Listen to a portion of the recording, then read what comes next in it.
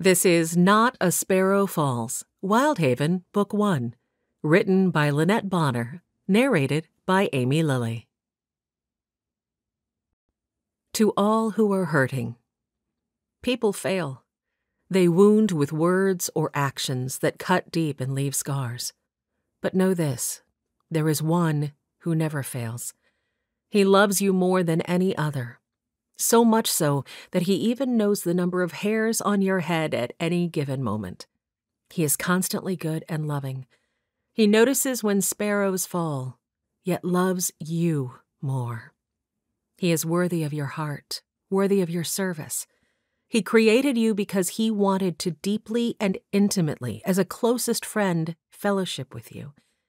Do you know him? If not, but you would like to know more, please visit www.peacewithgod.net. Matthew 10, verses 29 to 31. Are not 2 sparrows sold for a penny? Yet not one of them will fall to the ground outside your Father's care. And even the very hairs of your head are all numbered. So don't be afraid. You are worth more than many sparrows. Chapter 1. Early August, 1891, Boston, Massachusetts.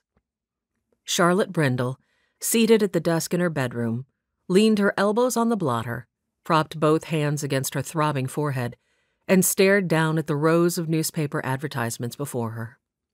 She scrunched her eyes shut against the memory of what she'd seen in town this nooning. Her stomach roiled at the images.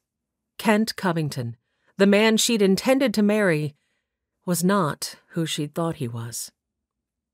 Why was she never enough? Be anxious for nothing, but in everything by prayer and supplication with thanksgiving, let your requests be made known to God. And the peace of God, which surpasses all understanding, will guard your hearts and minds through Christ Jesus. Had she really read those words from the book of Philippians only this morning? She huffed a breath. How did one go about being anxious for nothing in a situation like this? By prayer and supplication. She gritted her teeth. Fine.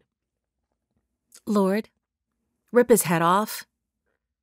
She could almost picture the Lord's disapproving frown. It looked a lot like Pastor Sorensen's would, had he heard her say those words. She sighed. Right. That probably wasn't the kind of prayer and supplication the verses referred to. Another set of verses, one's pastor had spoken on just this past week, came to mind. But I say to you who hear, love your enemies, do good to those who hate you, bless those who curse you, and pray for those who spitefully use you. Her focus angled toward the ceiling. I just want someone to love me. To really love me. Is that too much to ask? She waited, but no peace that surpassed understanding crept in to soften the blow her heart had taken today. Instead, a restlessness churned inside her, a burning desire to get as far from Boston as possible. Was that the Lord speaking? Why did it have to be so hard to determine the Lord's will for one's life? She'd thought she knew. And now this. She sighed and forced her eyes open. Her agitated fingers had loosed several of her dark curls, and she went to work repairing the damage. She thrust the hairpins in with deft fingers, and then used her silver hand mirror to assess her hair in the larger mirror across the room. Satisfied the job was done well enough to keep Mother from fussing about her appearance, Charlotte returned to the task at hand. She'd snuck the newspaper from Father's study and needed to put it back before he discovered it was missing and asked Mother where it was. The last thing Charlotte wanted right now was to answer a bevy of Mother's questions over why she'd needed the paper, for Mother surely wouldn't understand, nor be amenable to, her desire to escape the stuffy confines of Boston. Well, if the truth were told, it was more an escape from the perfidious Kent Covington than it was from Boston. How far was far enough that he wouldn't come looking for her? Any place would suffice, she supposed, so long as she could convince Mother not to give him her forwarding address. The headache flared with a vengeance. How likely was she to be able to keep her destination a secret? Not very. For Mr. Covington had Mother firmly in his corner. His reputation was so stellar, Charlotte wondered if Mother would even believe her if she told what she'd seen. On second thought, of course Mother would.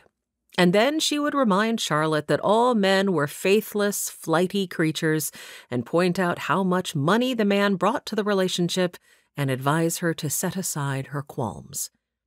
Then Charlotte would spend the autumn declining proposals from the man and facing down Mother's ire afterward. She shuddered. If she thought speaking of what she'd seen this morning would change Mother's mind, she would go to her post-haste and tell all.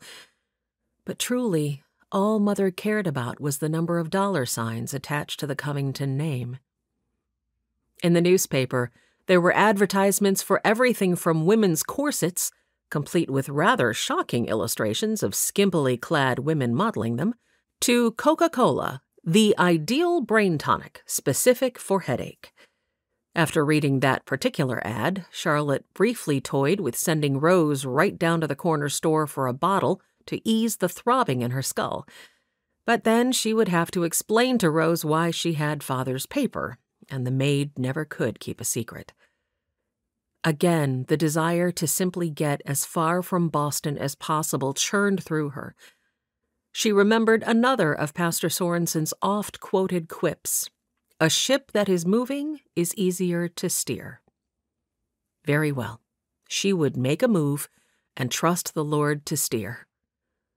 "Lord, I only want your will, so please guide my steps." There! A small printed piece without any imagery caught her eye, and Charlotte straightened, lifting the paper for a closer look. A town out west in the new state of Washington was looking for a schoolteacher, but the address to respond to was right here in Boston.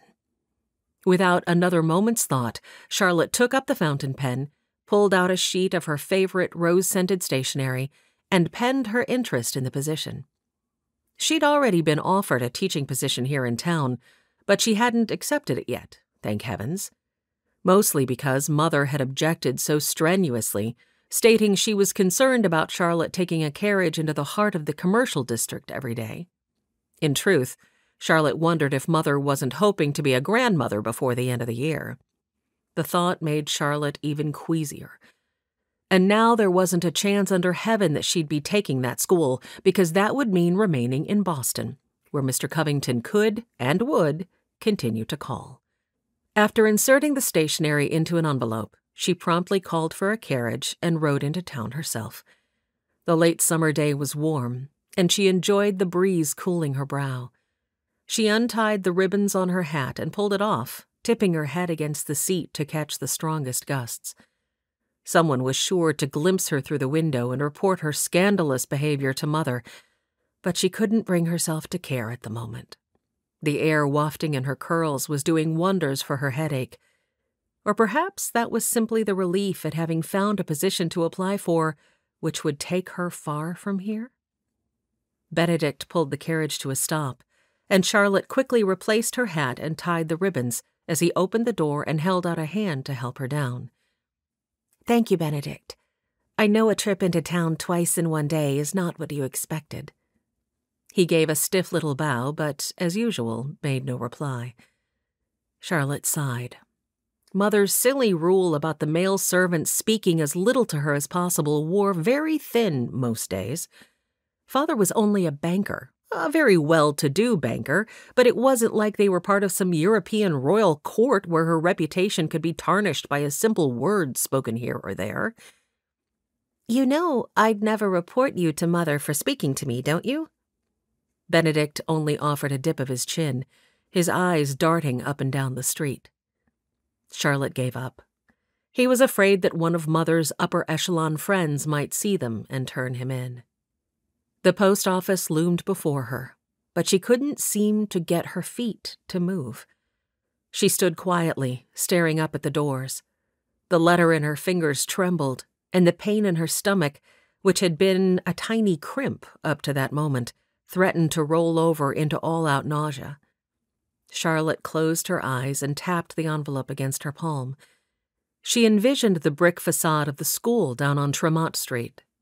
It was a good school that would allow her to stay home and at the same time give her some independence.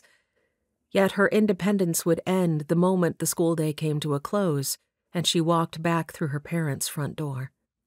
It would especially end the moment Mother wore her down and talked her into letting Mr. Covington come calling again, for well she knew Mother's powers of persistence and persuasion. Behind her, Benedict shuffled his feet and cleared his throat softly. A moving ship. Lifting her chin, Charlotte took the stairs up to the double doors and strode inside. She was a grown woman, after all, independent and in full possession of her faculties. And this was almost the 20th century. Surely a woman ought to be able to make up her own mind about whom she ought to marry. She slapped the letter on the counter so firmly that the attendant startled. Charlotte felt her face heat. "My apologies. I'd like to buy a postage stamp for this, please." Early August, 1891. Seattle, Washington. Patrick Waddell sat at a window table of the O'Shanagan's Pub and Eatery. A middle-aged woman with mouse-colored hair and rolls around her midsection set a plate of greasy chicken and potatoes before him and topped off his mug of ale. She plunked one hand on an ample hip. "You a stranger to these parts?" Waddell kept his expression bland. He was wise enough to recognize a gossip when he saw one. "Just passing through." She gave him a nod. "Best food in the city. We'd be obliged if you'd spread the word." She scurried to the next table before he could reply, but as he glanced down at the puddle of oil forming beneath the soggy gray chicken, he strongly doubted any word he might spread about the place would be the kind O'Shanagan wanted getting about. He grimaced. He used to be able to tolerate grease when he was younger, but now that his years had rolled past 60, it caused him no end of chest pains whenever he ate too much of it. But just this once, he'd let a complaint remain silent. He wasn't here for the food. No, sir. Not the food at all. He glanced out the window. Across the street stood the Pacific Federal Bank, and just visible in the side alley he could make out the wagon that was unloading all the cash that should tomorrow, on payday, be doled out to various city workers. A satisfied smile nudged his lips. Should. Because tomorrow a lot of city workers were going to be severely disappointed by their lack. He sipped his ale, pretended to eat, waited. His patience was rewarded when 30 minutes later the wagon pulled out of the side alley. All the cash had been delivered. Waddell pulled his pocket watch from his vest and consulted it. 15 minutes till the schedule started.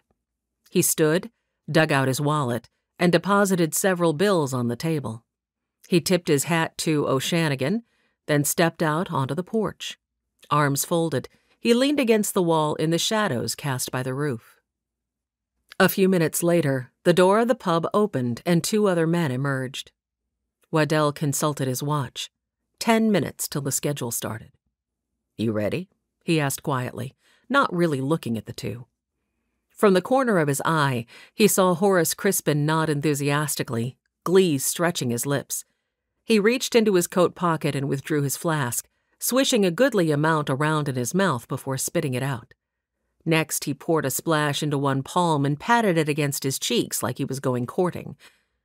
Lenny Smith's smile was less enthusiastic, but he too indicated the affirmative. "Right then, to your places."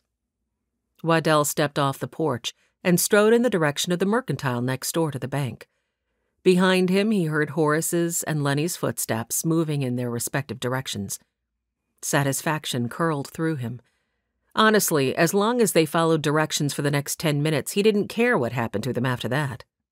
He bit down on a grin. He sure would like to be a fly on the wall when those two and the others woke up and realized they'd done all this for naught. It was no trick at all to slip into the back room of the mercantile when, right on schedule, Lenny dropped the glass chimney of an oil lamp in the front aisle, and Chalmers, the mercantile owner, hurried forward with a broom and dustpan to clean it up. Waddell's first worry was that Chalmers' wife might be working on inventory in the back, but Providence must be smiling down on him today, because she was nowhere to be seen. It took him a full 20 seconds to pick the lock on the door that linked the mercantile's back room to the bank's back room. He was getting slow. His hands weren't as steady as they used to be.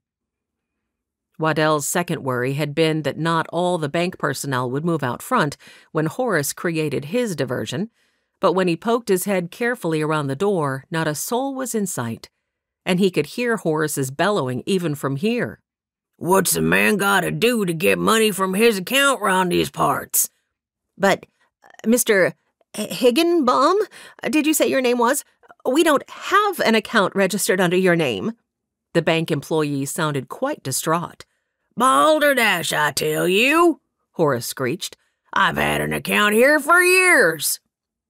Waddell grinned as he soft-footed his way farther into the room. Here was where the entire plan could go awry.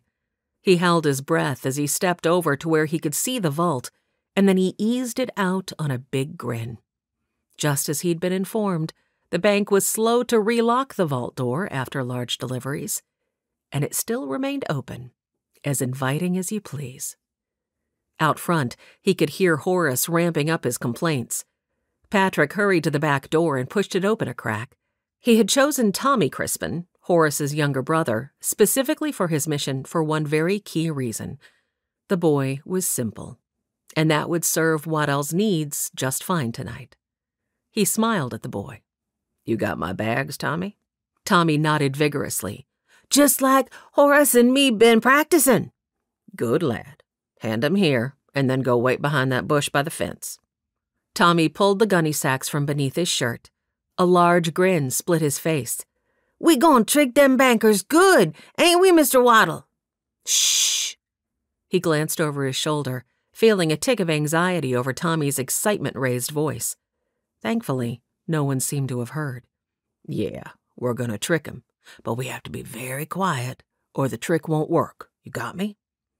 Tommy's eyes widened. "Got you!" He pressed one finger to his lips, lowering his voice. "Be quiet, or the trick won't work. Got you!" He nodded. "Good lad. Now, go wait behind the bush. I'll call you when I'm ready for you to come back." "Behind the bush. Call when you ready for me."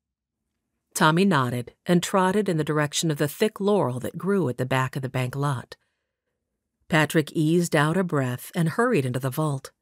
He glanced at the stack of bills that the bank employees had already started to divide into payroll for individuals.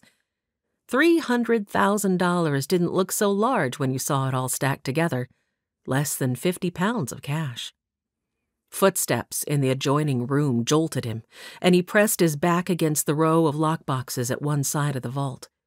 His skin prickled, and he reached inside his jacket and wrapped his palm around the handle of his Colt, holding his breath. But whoever had come into the back room kept on going out the back door. Patrick eased out a sigh. They were likely going for the sheriff. That meant he only had a couple more minutes of distraction from Horace. With a snap, he shook open one of the gunny sacks and started stuffing cash inside. 30 seconds and the first bag was half filled. Another 30 put the rest of the cash into the other bag. He darted a longing glance at the lockboxes. If only he had a little more time, he could pick a few locks, but getting greedy might cost him his life. Besides, deposit box locks were a mite trickier than a door's. It might take him longer than was prudent to get the boxes open. So, with a fortifying breath, he poked his head out to give the back room a quick glance. Empty. Good. He hurried to the back door and repeated the scan. The back of the building was also empty. Here again was a critical moment where the plan might skew off course. The blasted train couldn't seem to stick to a set schedule. It might be coming through at any minute, or it might be 30 minutes from now. First, he had to get rid of Tommy.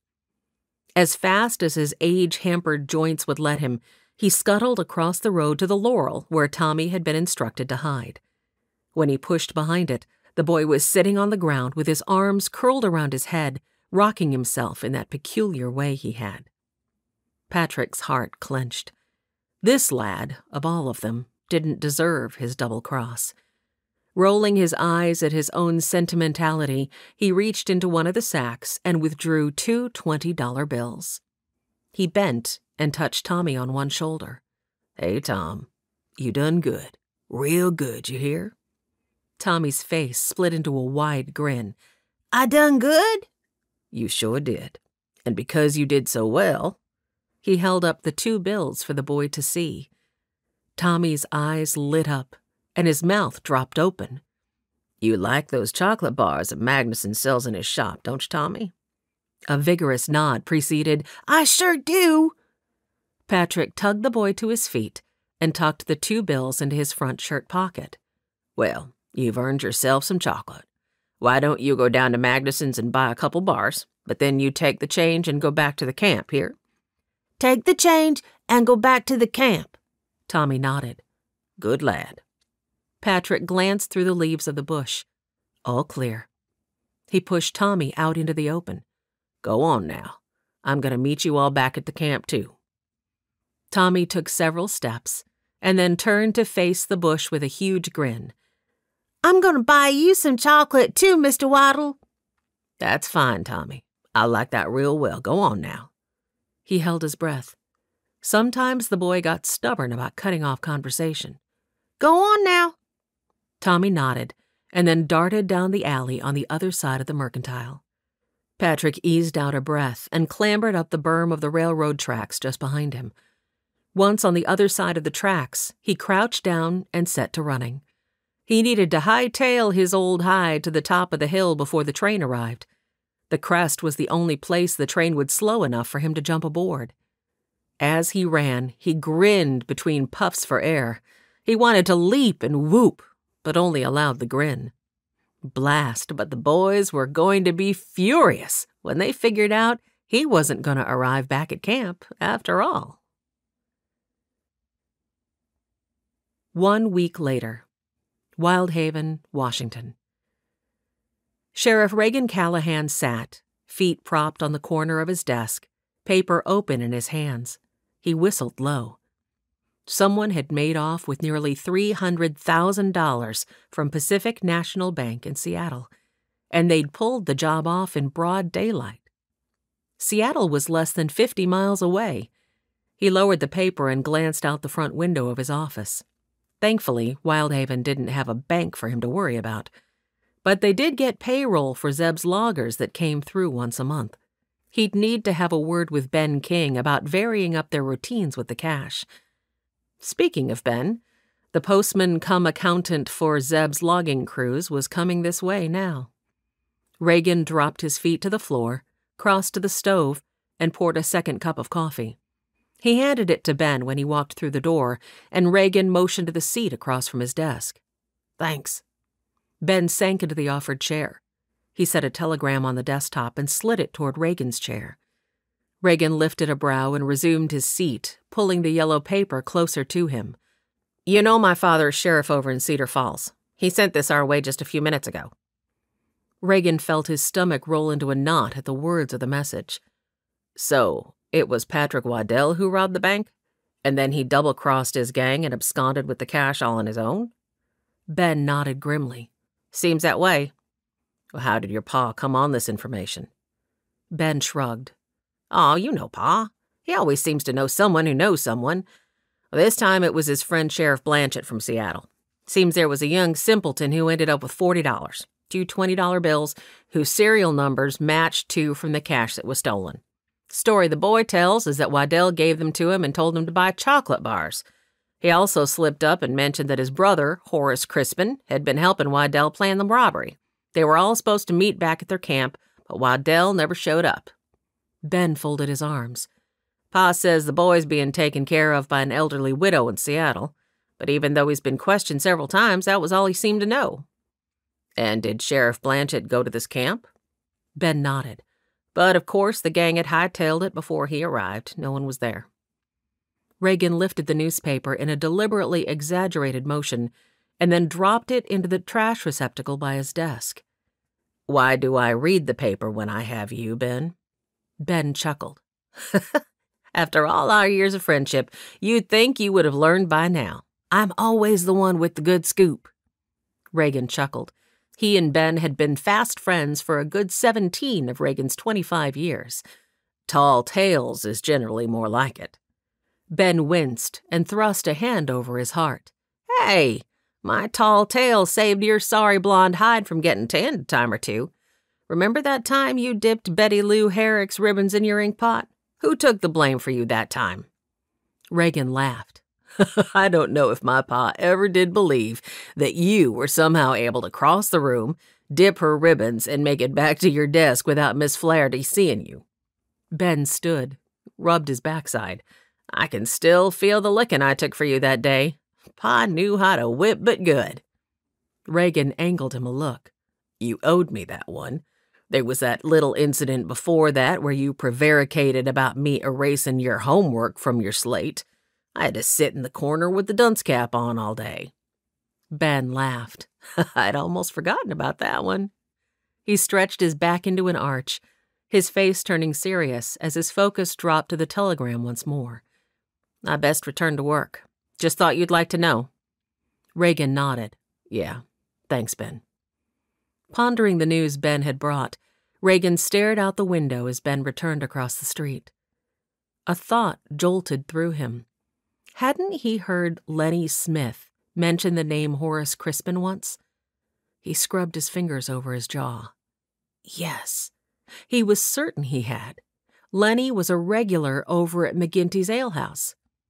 This could mean nothing good for his town in the months to come. Nothing good. But if he could catch the gang, and if he could get more proof than just the word of a simpleton, well, that would go a long way to getting this gang locked up for a good long time. He stood and lifted his hat from the hook by the door. Maybe it was time to mosey on down to McGinty's and hang out for a while. Chapter 2. All week long, each time the front bell rang, each time the postman arrived with the day's mail, each time she saw a flutter of movement on the front walk, Charlotte felt her stomach clench. She was doing a terrible job at trusting the Lord to steer, she knew, but what would she do if she didn't sense any sort of direction after some time? It was rather unnerving not knowing what method Mr. Heath, the man she'd written to about the job, would use in responding to her letter. Surely the Lord wouldn't ask her to remain with an unfaithful man. No, he wouldn't. So that would mean leaving Boston. It would take time, but she would figure out what to do next. On the 2 occasions that Kent had come to call, she had pleaded ill, which was rather close to the truth when she'd contemplated having to speak to him, and remained in her room. Charlotte had just about given up on hearing back from Mr. Heath. But a week later, at dinner, Mother had just rung the bell to indicate the staff could clear away the china, when James stepped into the room. Always formal, James clapped his hands to his side and stared at the far wall as he spoke. There is a gentleman at the door to see Miss Brindle. Shall I show him in? Charlotte suddenly wished she hadn't indulged in the gravy for her potatoes. Her hands trembled, but she forced her excitement into the fingers she wove into her serviette below the table, keeping her face stoic. Mother blinked and pinned Charlotte with a curious look. Who is it, James? A Mr. Zebulon Heath, madam. Zebulon Heath? We don't know. I'll see him, Charlotte blurted out, her eagerness momentarily getting the best of her.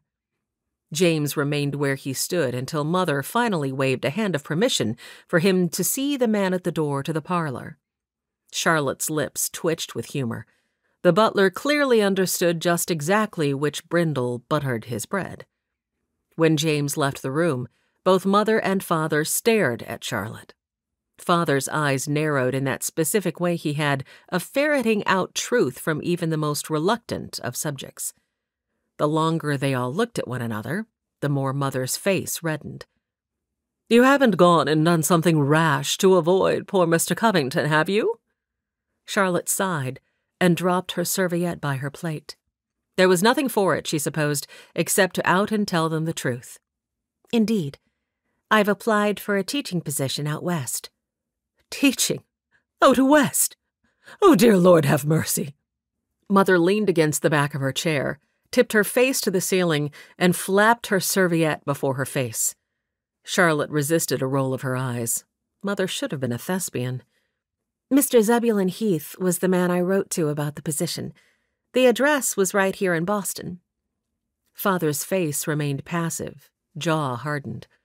The only sign that some emotion coursed through him was that he kept flipping his silver table knife end over end, a gesture unlike him. Is this really wise, do you think, Charlie? Oh, Bert!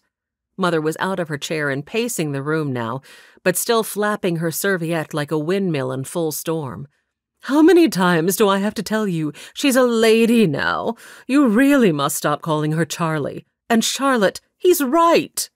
Mother threw up her hands. This is most unwise. Most unwise. She paused and plopped her hands onto her hips. You are going to throw away a perfectly good match, and with not even a sniff of a good reason lingering in the air, just like you did with poor Senator Sherman. Come, Etta. We all know that Charlotte declined Senator Sherman's suit only after I found him with my secretary in his private quarters. Charlotte felt her face blanch at the reminder, and quite literally bit her tongue to keep from blurting the truth about Kent. Perhaps because she wasn't quite ready to hear it herself, and she'd been the one to see him. She gritted her teeth. She had more than a sniff of a good reason. She'd gotten an eyeful that wouldn't soon be banished from her memory. Mother spun away and resumed her pacing. Nevertheless, he would have made a fine match, just as Mr. Covington would. Oh, for the day when children were good and obedient, and listened to the wise counsel of their elders. Mother pinned her with a glower. As ever, you're acting on impulse. What's happened? You're running from something. Willing away the quaking at her center, Charlotte ignored Mother and answered Father's question. You've always told me I'm only young once, and talking to the man won't create a sealed contract. Can't I at least hear what this Mr. Heath has to say? According to his advertisement, he's the town's founder. She tipped her head and gave Father the look that was half pout, half pleading, the same look that had gotten her just about everything she'd ever wanted from him since she was 6 years old. Father sighed and set down his knife. You may speak to him, but only if I'm present. Bertrand Brindle! You can't seriously be thinking of letting our only child run off to the West where she might— Mother's face, which had until that moment been quite rosy, turned a shade of white that could have rivaled the bone china on the table. Oh, Lord have mercy. She could be killed by wild Indians. Father's lips thinned, and he leveled Mother with a glower. This is 1891, Etta. We're almost to the 20th century. I hardly think wild savages are still roaming about. And when they were acting savage, it was mostly because we were taking their land and impinging on their way of life, Charlotte added, and then wished she hadn't, because that brought Father's ire into focus on her. Well, what about her lung condition? Mother's voice might have been mistaken for a squeaking hinge. Charlotte dare not let Father think too long on that question. I only have trouble with my lungs on the rarest of occasions, Mother. I'll be fine. She transformed her features into her pout plead and waited for him to confirm his answer. With a sigh, he stood and ran one hand over his thinning gray hair. As I said, you may speak to this man, but not without me present. Oh, Bertrand! Mother collapsed into her chair, looking rather like a damp dust rag someone had forgotten to take to the laundry. But Charlotte had lived with her long enough to know that by tomorrow Mother would be planning some women's luncheon or plotting over which latest dress pattern to have her dressmaker try, so Charlotte bounced out of her seat and threw her arms around her father's neck. Thank you. It was the first good news she'd had all week. Father patted her shoulders and smiled thinly. Let's not get too excited until we hear what he has to say. Etta, ring for tea to be sent to the parlor. Mother grumbled and whimpered under her breath, but she did lift the bell and ring it. Father was doing his best to hide his humor when he turned back to Charlotte. Shall we? He motioned for her to precede him from the dining room. The man waiting for them in the parlor was not like she had expected him to be at all. She had imagined a town founder to be a robust man, likely in his late 30s or early 40s, and since he was from the West, maybe a touch unkempt. But the man seated on the settee was 65 if he was a day. His beard was long and pure white, but neatly trimmed. And he was so frail, it seemed a good stiff Boston breeze would knock him right off his feet. A silver-headed walking cane rested against the settee beside his leg, and a top hat with a pair of black gloves lay on the side table next to him. Father strode over and extended his hand. Bertrand Brindle. The man stood briskly. Heath, Zebulon Heath. It's a pleasure to meet you. He pumped Father's hand with gusto, and Charlotte's image of him being able to be blown over by a breeze dissipated. He actually seemed quite spry. Father swept a hand toward Charlotte. This is my daughter, Charlotte. Charlotte curtsied and dipped her head. Mr. Heath. Mr. Heath bowed. So, you are interested in the teaching position I advertised? Charlotte blinked at the rapidity of his get-down-to-business approach, but she supposed it wasn't a bad thing to cut right to the chase. I am, but I have a few questions first. Suddenly nervous, she pressed her hands together and resisted the urge to fiddle with her skirt, for Miss Giddon, her finishing school mistress, would surely chastise her for such a display of nerves. Mr. Heath smiled, and when Charlotte sank into the wing-back chair across from him, resumed his seat. Please, ask me anything. Charlotte twisted her fingers together in her lap. Before she could form any words, Father injected, I presume you know that this will be Charlotte's first teaching position? A kind smile lit the man's roomy blue eyes. He didn't look at Father, but instead addressed his answer directly to Charlotte. Everyone has to start somewhere, Miss Brindle. Charlotte nodded her thanks for his thoughtfulness and rushed ahead before Father could jump in again. How many students will I have? Mr. Heath steepled his fingers together and leaned forward.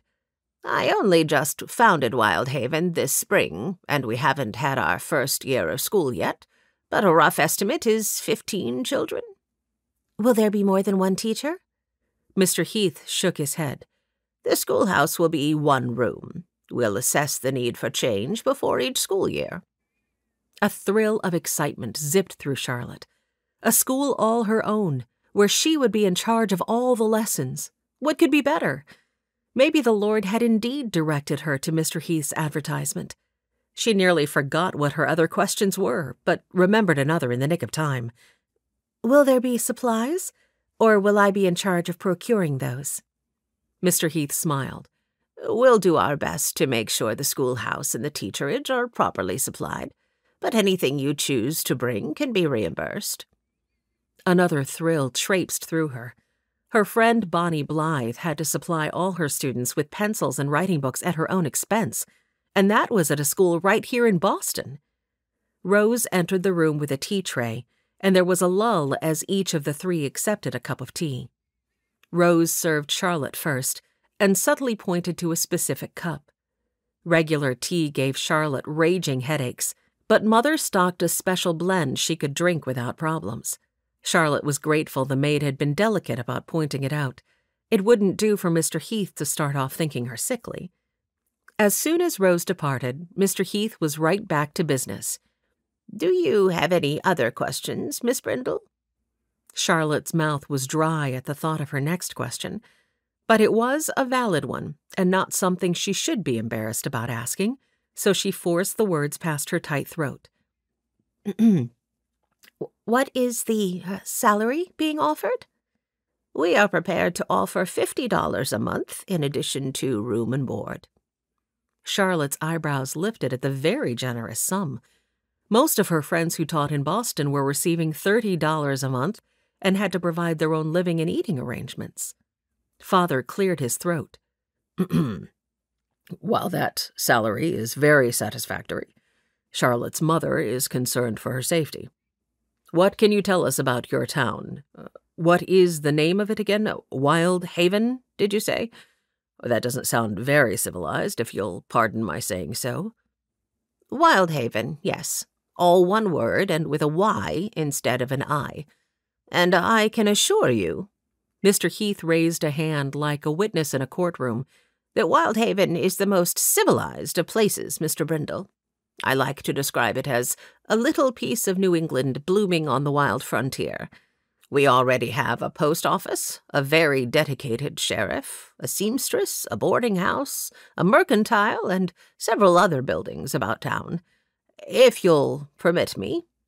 The man cleared his throat, reached into the inner pocket of his black coat, and pulled out a pamphlet, which he held out to Charlotte triumphantly. "This will tell you a little about the Wyldhaven I have dreamed of building for quite a goodly sum of years." Charlotte studied the drawings on the little brochure, and her excitement grew. The streets of the little town were cobbled, and there was even an arched cobblestone bridge over a pretty little creek.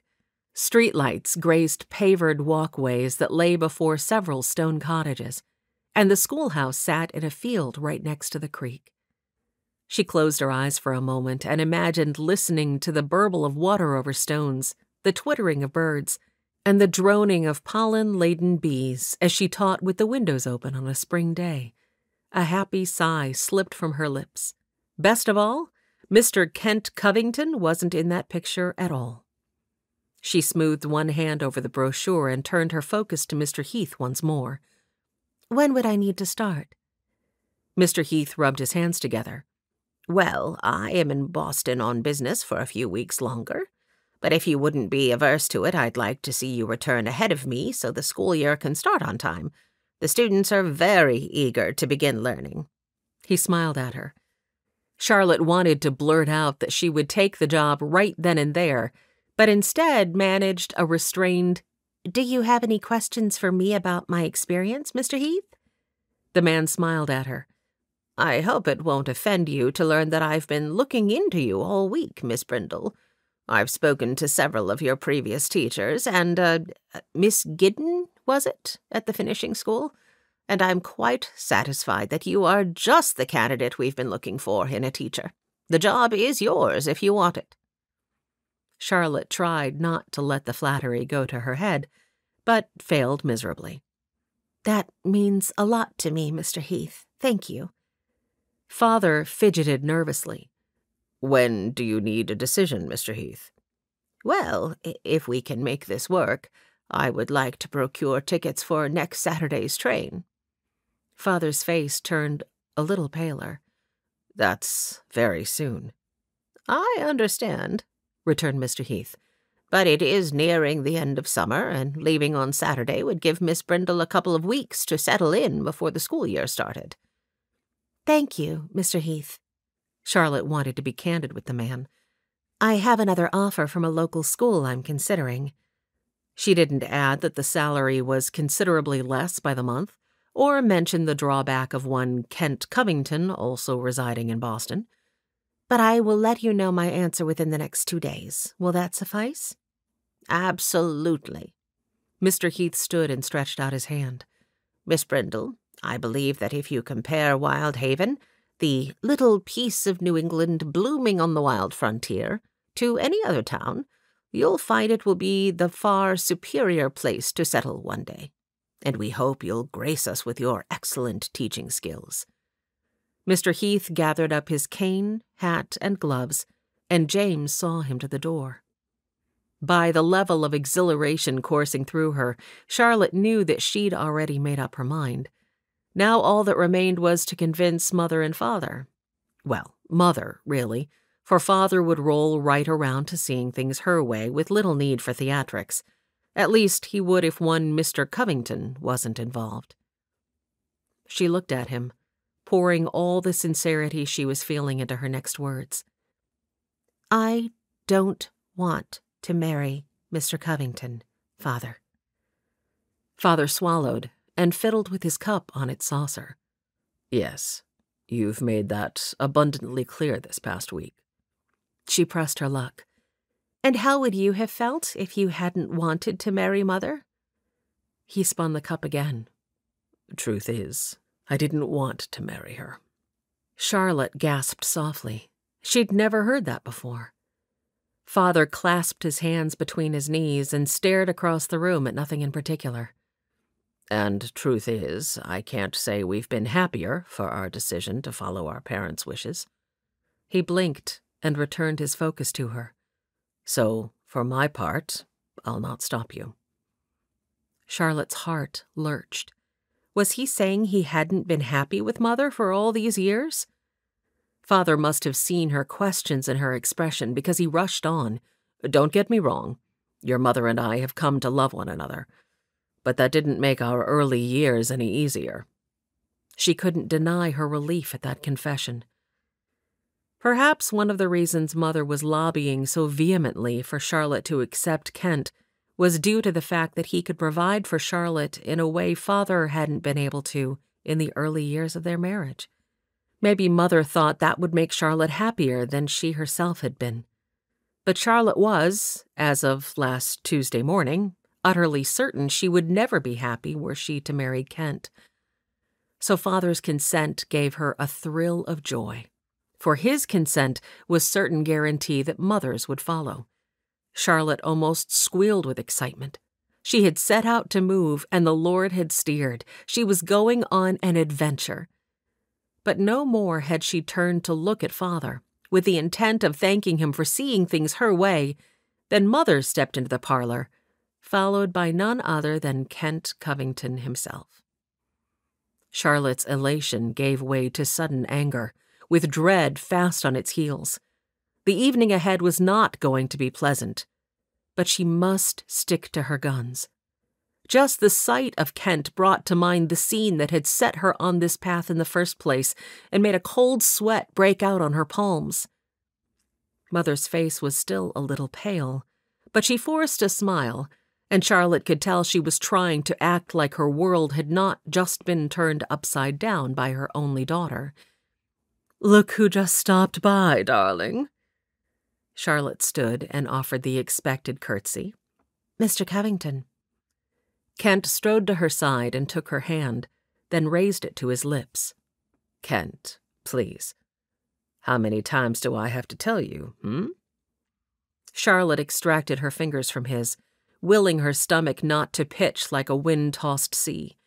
It was the intimate look in Kent's eyes that firmed her decision in mortar. "Of all the deceitful—" She resumed her seat and indicated that he should do the same. "Actually, I'm glad you're here. I've something to tell you." Across the room, Mother gasped and then whimpered a little, but busied herself taking up her crocheting. Kent bounced a frown between Mother and her, but then returned his gaze to Mother. "Are you well, Mrs. Brindle?" Mother pegged her with a dark look. "I have been better. However, I thank you for asking." Charlotte sighed and looked to her father for help, but he was standing with one elbow resting on the mantel, staring across the room while he absently stroked one finger across his mustache. Not for it, but to press on then. Charlotte took a breath and willed Kent to hear the truth in her next words. "Kent, Mr. Covington, I've decided to take a teaching position out west." He lurched to his feet. "You've what?" "Bertrand, you really have to do something." Mother reached for the green bottle of smelling salt she kept on the table next to her chair. Kent set to pacing before the settee, but Father was still in his own world somewhere. Charlotte pressed on. "Yes, I was just speaking to the town's founder. I leave on Saturday's train." Kent tapped one finger to his lips as he paced. "Mr. and Mrs. Brindle, I wonder if I might have a word alone with Charlotte?" Charlotte clenched her hands in trepidation, but she would get no rescue from her distraught parents, so she resigned herself to the coming confrontation. Perhaps it was best this way. She would tell him what she knew, and then he'd be forced to acknowledge the inevitability of her choice. Mother thrust her crocheting back into her basket and stood. "Yes, please do." She swept to Father's side and took his arm. "Come, dear." Mother and Father had no sooner closed the door to the parlor than Kent was down before her on one knee. "Charlie, I'm begging you, don't do this. Marry me?" Charlotte eased a breath between her lips, working up her nerve. I saw you. Kent blinked. Saw me? Whatever you speaking of? A week ago this morning. A week ago? His face paled, and he lurched to his feet. Charlotte nodded. Yes. You had asked me to meet you for lunch, you'll remember, and I had turned you down. But then I decided, why not? Mother and Father have been set on our union, and I had prayed and prayed. They kept urging me to accept you, and I was tired of fighting that battle, I suppose. So I came to meet you. She relished the way he swiped one hand down his face in distress. And I was going to tell you, yes, that I would marry you. She swallowed and made a concerted effort to slow her breathing as her emotions ramped up. However, I arrived a little late because on my way into town we found Mrs. Douglas tottering along the middle of the street. Benedict stopped, and we gave her a lift to her daughter's brownstone over on Dearborn. Charlotte looked down, plucking at a small thread on one sleeve. Her mouth was so dry she could barely force the next words past her lips. When I arrived, you were just getting into your carriage, so I had Benedict follow you. Charlotte, please. Kent's face was almost a perfect match for Mother's lace curtains now. But she couldn't stop. She pressed ahead, needing to hear herself say the words, needing Kent to hear her say the words. She gave a dry laugh. Do you know, when you went down that alley, I was actually naive enough to think there must be a little diner tucked back in there that you hadn't taken me to before? Despite the fact that he's not supposed to speak to me, Benedict tried to warn me. But not even he could find the words to tell me the only thing at the end of that alley was a whorehouse. Her voice rose as her anger increased. Charlie, please keep your voice down. Kent cast a furtive glance toward the parlor door as he breathed the request. But Charlotte's fury was in full roil now, and she wasn't going to let him off so easily. Madame Dubois was all the sign said, so I followed you inside. You what? Kent took a stumbling little step to one side. And I'm astonished to confess that before I walked in the door, despite the lowly surroundings, I was still sure it must be an eating establishment I'd simply not heard of. I trusted you that much. Her whole body trembled. Kent sank into one of the wing-back chairs and cradled his face in his palms. Charlotte nodded. Good. Let him feel the horror of being caught. I'm not surprised you didn't notice me, considering you are already trailing that girl in the red... Well, I suppose I could be generous and call it a dress. Anyhow, you were already following her up the stairs when I stepped inside. Considering where your eyes were focused, where your hands... Her voice warbled to near uselessness, and she found she could no longer remain seated. She lurched to her feet and set to pacing. Do you want to know the image that won't leave me? She didn't wait for him to reply. I keep remembering that woman's eyes. She looked back as you were nearing the top of the stairs, and the only emotion I saw on her face was dread. Her hands fisted at her sides.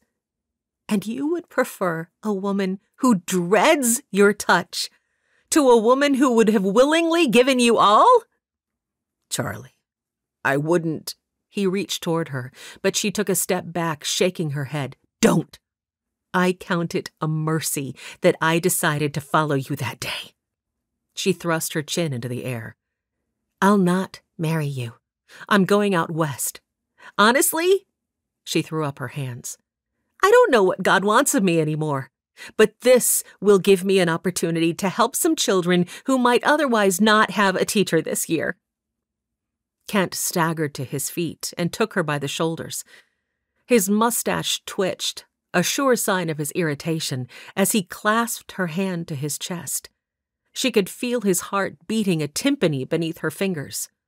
"Charlie, there's not a man alive who doesn't have his needs met by such a woman once in a while." Charlotte's irritation flared. She yanked her hand from his grasp and slapped him hard. "Then there's not a man alive who I will ever consider marrying!" She stomped away, then spun to face him from across the room. Her palm had left a red mark across his cheek. That felt good. Oh, that she'd had the opportunity to do the same to Senator Sherman. Shoulders slumped, Kent put his hands on his hips. "Setting that aside, you know what I'm offering you here. Just because you saw what you saw doesn't mean it's not God's will. And I hope you know that money is not an obstacle to anything you might want to accomplish. Marry me, and then you can help all the poor Western waifs that you want to. Just, please, don't throw away all that we've worked to build because you think you're going to find a man who will never stray a bit, because it's simply not going to happen." Charlotte pivoted on one heel and thrust a finger toward the door. "Get out." She willed him to just accept the situation and excuse himself. She was done with this conversation. He started toward her, but she lifted one hand, and he stopped. "Don't make this more difficult. I may not know exactly where God is taking me from here, but one thing I do know. God would not have me marry a man who does not have a relationship with him." "Charlie, you would accuse me of being a heathen?" She lifted her chin. She would.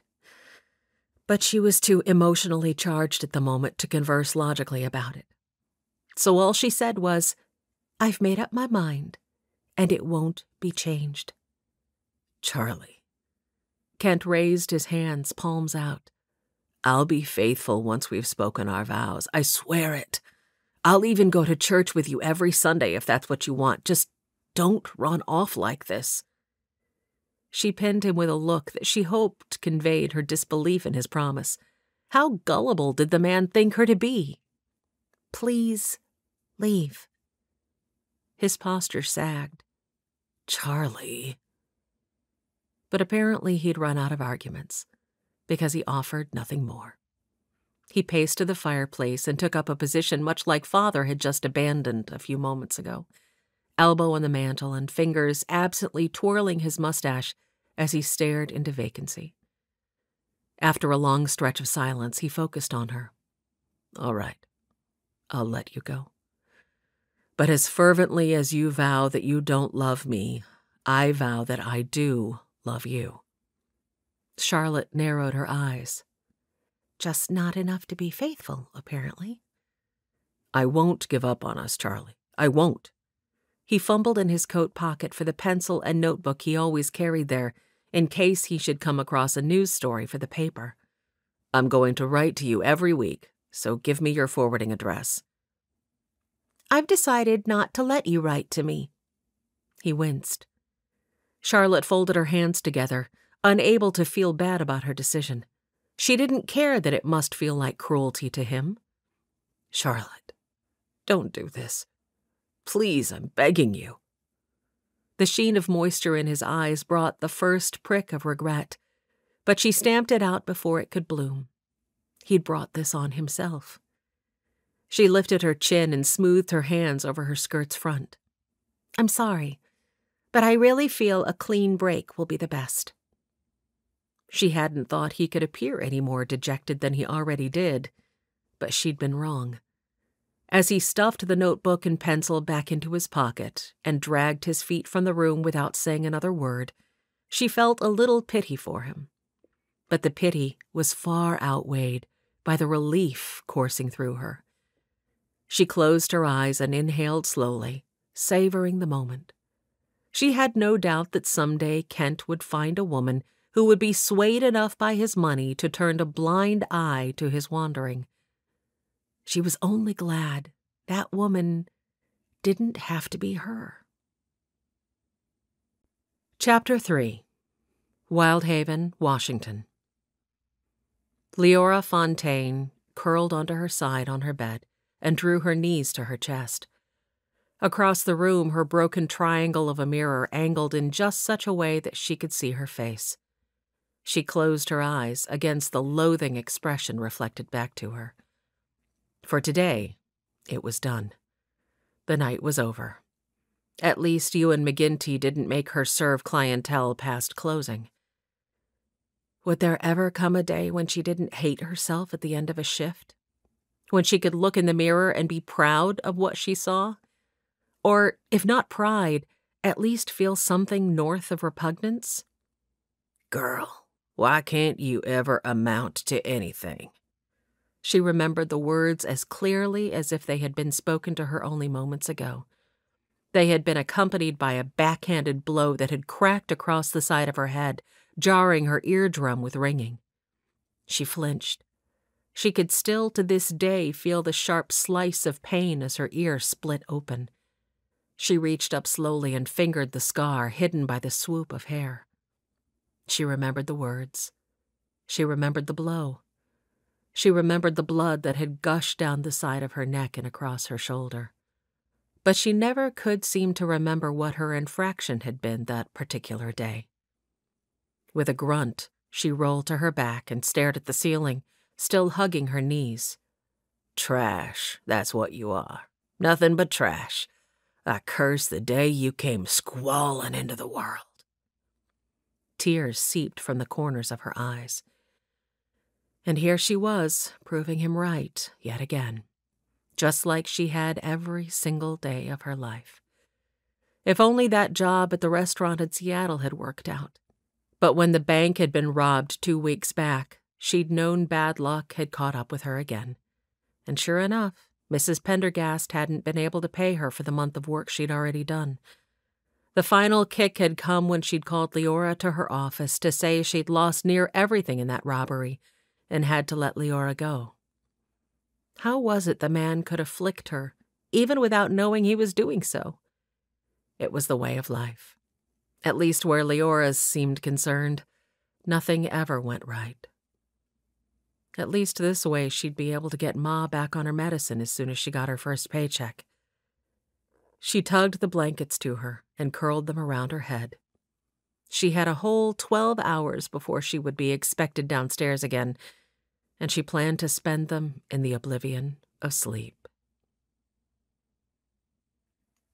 Charlotte had forced herself to wait a full day before penning her acceptance letter to Mr. Heath. Her hand had trembled to the point of near uselessness as she'd written it, but written it she had.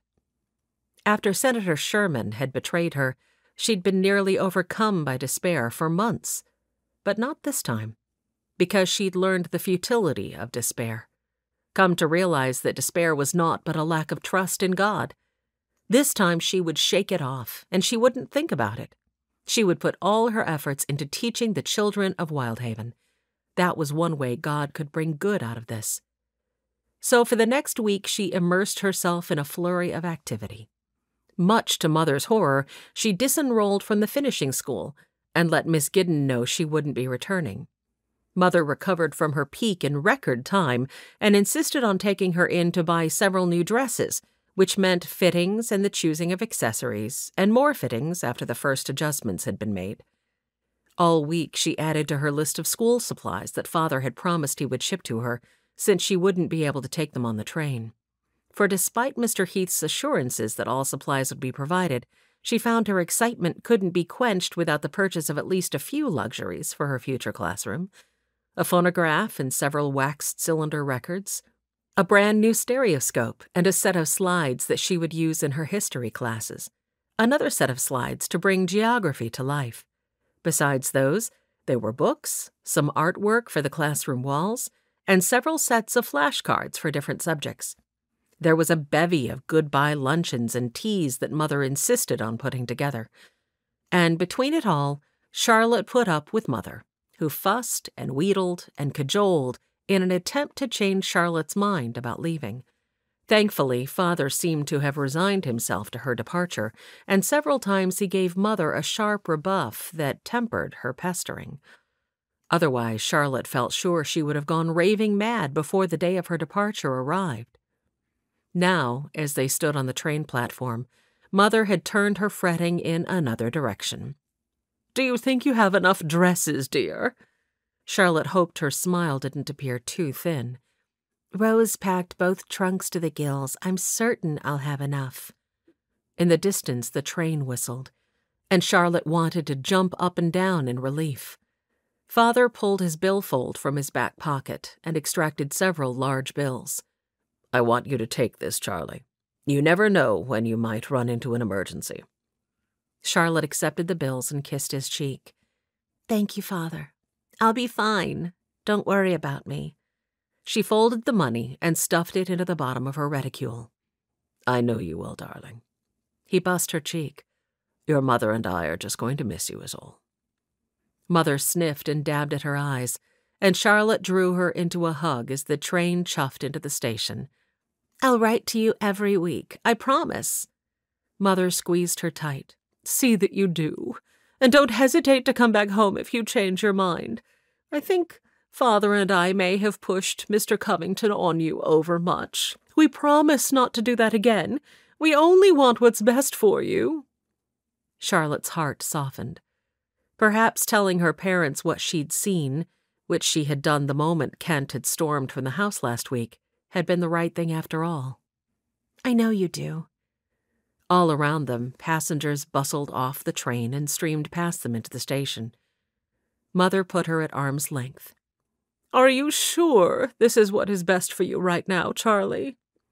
Charlotte almost smiled at her mother's use of the childhood nickname she'd insisted Charlotte was too old for now. "I'm very certain, Mother, and I promise to come home if things get to be too much for me." It's the Wild West." Charlotte swallowed and wished Mother would quit talking like this might be the last time this side of heaven that they saw one another. She squeezed Mother's hand.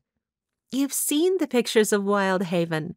It's a most civilized place with lots of amenities. I'm going to be just fine." Mother sniffed and dabbed her eyes, giving a nod. "I'm sure you will. The Lord will watch over you." Her face crumpled, and her words pitched into the high squeal she got when she was doing her best not to cry. "He'll have to, because your father and I won't be there to do it." Father folded his arms and scuffed one toe against the platform, blinking hard. "All aboard!" the conductor called in a loud voice. Charlotte glanced around to see where the entry to the car was, and that was when her gaze collided with Kent's. He stood just down the way, his hands thrust into the pockets of his slacks. He looked like a little boy who had just lost a puppy. Charlotte's lips pressed into a thin line, but she couldn't be so rude as to ignore him altogether. She lifted a hand of farewell toward him. He returned the gesture, and she was thankful to see that it didn't look like he planned to come any closer. She would pray for him. The thought surprised her. Only a week ago, she might have gladly confronted him with a knife if one had been available to her. But she eased out a breath. He was obviously a man in need of true repentance. She returned her focus to her parents and reassured, "Yes, the Lord will watch over me." Charlotte pulled first her father and then her mother into another hug. Mother clung to her tightly, and Charlotte had just begun to fear she would never be released when Father took Mother's elbow and gave it a tug. "Come, Etta. Let's get Charlie aboard before she's left without a window seat. I know she's going to want to watch the countryside pass by." As Mother reluctantly let her go, Charlotte gave him a grateful smile. He knew her so well. She blew a final kiss to Mother, tightly squeezed Father one last time, and then she was inside the car and settling into a window seat about midway down. Relief at being free of Kent Covington coursed through her. The relief was quickly followed by the emotion she'd been keeping carefully tucked away for the past 2 weeks since she'd caught him in the bawdy house. What was so wrong with her that both men who had shown an interest in marrying her couldn't seem to stay away from other women? The train started forward, and her hands trembled as she waved goodbye to Mother and Father who still stood on the platform. When they were out of sight, she curled her fingers into fists to stop the trembling. Deep breath in, ease it out. If she wasn't careful, she was going to work herself into a full-blown breathing attack. And wouldn't that be something, were she to die before the train even crossed the state line? Forcing herself to relax, she pulled out the brochure for Wyldhaven and smoothed it open on her lap, carefully studying the pictures of the little town. A little piece of New England blooming on the wild frontier. There was absolutely nothing to be anxious about. What a grand adventure this was going to be. Reagan Callahan strode down the street toward Dixie's boarding house. His day had started out with a trip to the logging camp to collect statements about a fight that had taken place between two crewmen the evening before. He had yet to put a morsel of food into his stomach, and just the thought of a hot bowl of Dixie's beef stew had his mouth watering. Behind him and across the street, a door banged open. "Sheriff?" He squelched a groan, giving Dixie's a longing look before turning to see what Ben King wanted this time. "Yeah?" Ben held up a telegram. "Got something you'll want to see." "Can it wait till after I eat lunch?" Ben's head tilted. "It's a telegram from Lionel Shantz, sheriff down in Ellensburg." Reagan grunted. Ellensburg was a city a few days southeast of Wyldhaven, and what with all the doings last week, reluctantly he changed direction and crossed the road to meet Ben. He took the telegram from his fingers with a sigh that didn't do much to disguise the grumbling of his stomach. Ben's gaze dropped to his midsection, and his lips quirked. "Sorry, man." Reported to me, P. Waddell may be on Wyldhaven stage. Reagan's pulse spiked. He pinned Ben with a look. "You get anything other than this?" Ben shook his head. "Nothing." Reagan scrubbed a hand over his jaw. Ellensburg was 2 days from here. The stage would stop for the night in Clay Ellum. But Clay Ellum didn't currently have a lawman, so that left only Shantz and himself. "Wonder if that sheriff would go after him? You know anything about Shantz?" Again, a shake of Ben's head. "Not much. Never met him. Only hearsay here and there. But from what I've heard, as long as the trouble is leaving his city, he's not going to stir the pot. Especially in this case, where it sounds like someone came to him afterward and reported they saw a man who might be Waddell getting on the stage. It could be anyone." Reagan rubbed his jaw. That was likely true enough. Still, he glanced toward McGinty's alehouse. This could be an opportunity to round up the rest of the Waddell gang, if they played their cards right. If it really was Patrick Waddell on that stage, then so much the better. They would get the whole gang. But if it wasn't him, a trail of honey could still be squeezed out to attract the rest of the crew. With a sigh of resignation, Reagan tucked the telegram into his shirt pocket and clapped Ben on one shoulder. "I guess today I'm giving up a bowl of Dixie's stew in favor of a plate of Ewan's greasy chili." Ben's face scrunched into a sympathetic twist. "Sorry." Reagan grinned. "Comes with the job, Ben. Sacrifices." Ben chuckled and headed back into the post office, while Reagan went in search of his deputy, Joseph Rodante. A plan was coming into place, but he'd need some help to pull it off. Most of Wyldhaven's residents were honest, upstanding citizens, and Reagan Callahan couldn't complain any about the many quiet days he had on his job. But for the entire week, he hadn't been able to shake the feeling that Lenny Smith might have ties to Waddell's gang. And so it was that 20 minutes later, after a brief powwow with Joe, Reagan found himself in McGinty's alehouse, settling onto the bar stool next to Lenny. "Evenin'," he said. "Sheriff?" Lenny gave him a nod before shifting his gaze away and lifting his glass with an unsteady hand. Reagan tapped the bar with 2 fingers as though drumming the bass line to the Bawdy House song Leora Fontaine was banging out on the tinny piano in the corner. Leora pursed her ruby-red lips at him and raised her blonde brows seductively. He looked away as though he hadn't noticed. Nothing but trouble there. He'd been careful to maintain a strictly polite but distant relationship with her since she'd come to work for Ewan 2 weeks ago, but Leora was nothing if not persistent. Ewan stepped over and wiped the counter in front of him. "Sheriff, what can I get you?" "I'll take a bowl of your chili." Ewan's mustache lifted into a near straight line. That was as much of a smile as anyone ever saw on Ewan. "Good and fresh this time. I only made it 3 days ago. Coming right up." Reagan thanked the Lord Almighty that he hadn't gotten that telegram a day later. He'd always thought if he died in the line of duty, it would be from a bullet, not from a meal in a questionable eating establishment. A moment later, when Ewan placed the steaming bowl in front of him, he offered what he hoped passed as a smile of thanks and not a grimace of dread. Beside him, Lenny studied him with a curious furrow in his brow. "Don't you normally eat down to Dixie's, Sheriff?" Reagan picked up the spoon Ewan had dropped on the bar by his bowl and chipped off some crusted remnants. He slanted Lenny a look. "Always good to mix things up once in a while, don't you think?" Lenny's brows nudged toward his hairline. "There's mixing things up, and then there's suicide." Reagan chuckled and wished Lenny's attempt at a joke didn't cut so close to his own feelings on the matter. He gingerly sampled a bite of the red beans and coughed. "Well, Ewan puts enough red pepper in his chili to kill anything that might make a man sick, I suppose." Lenny slurped his beer. "True enough." "And you seem to have survived." Lenny smirked. "I never eat here, only drink." He lifted his mug in a sloppy salute. At that moment, Deputy Joseph Rodante burst through the bat-wing doors, calling, Boss, you gotta come quick, it's Patrick Waddell."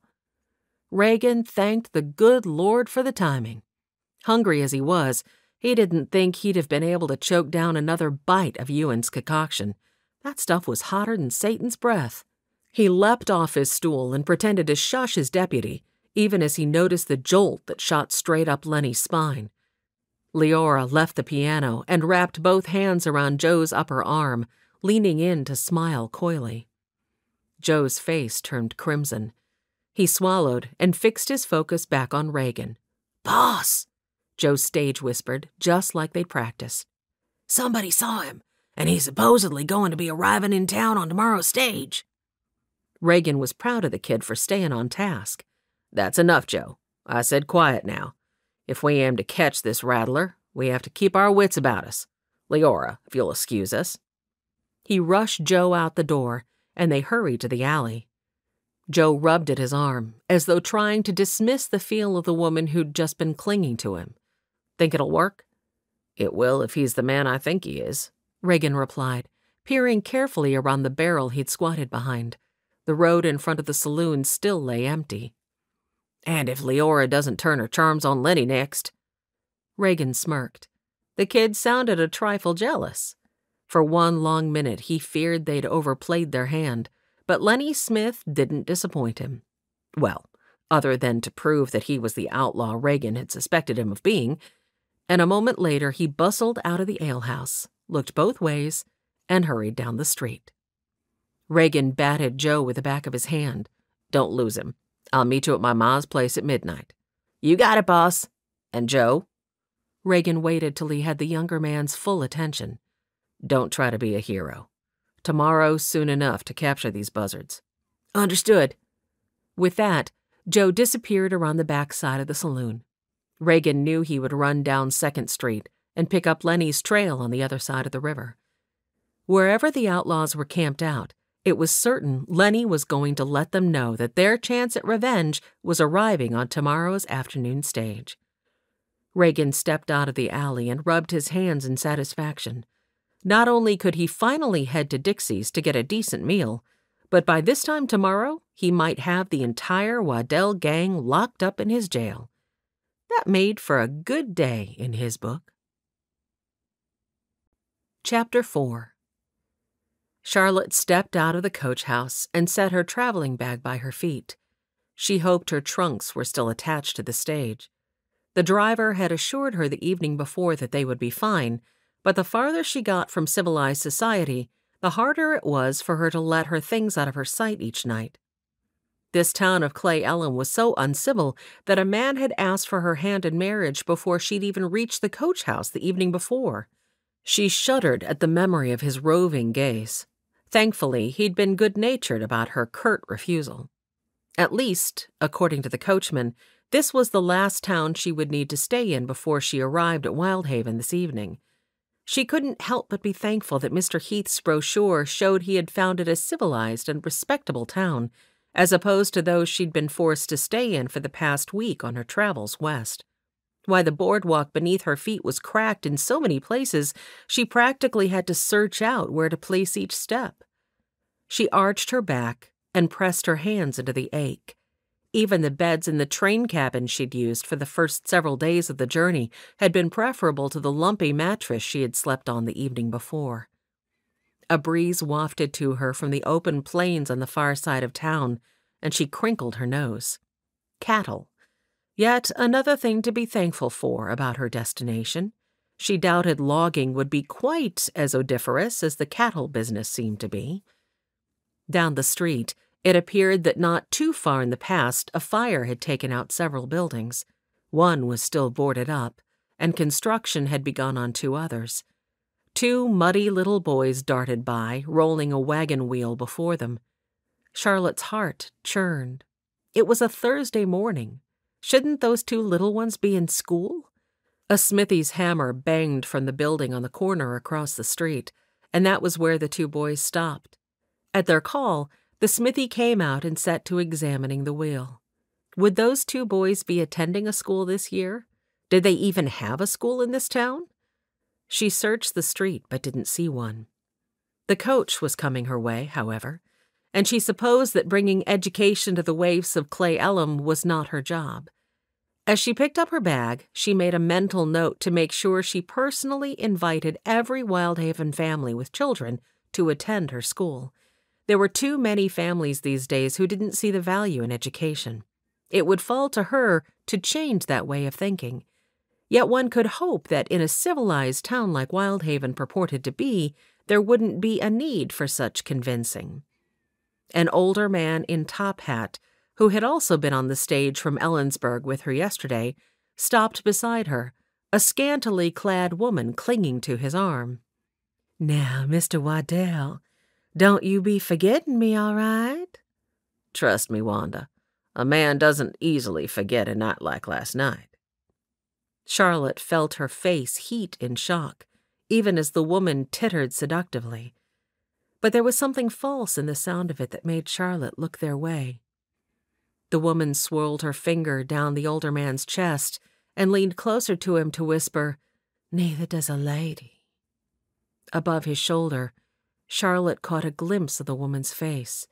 It was flat and expressionless, until she pulled away from him far enough that he could see her, and then a pretentious smile bloomed.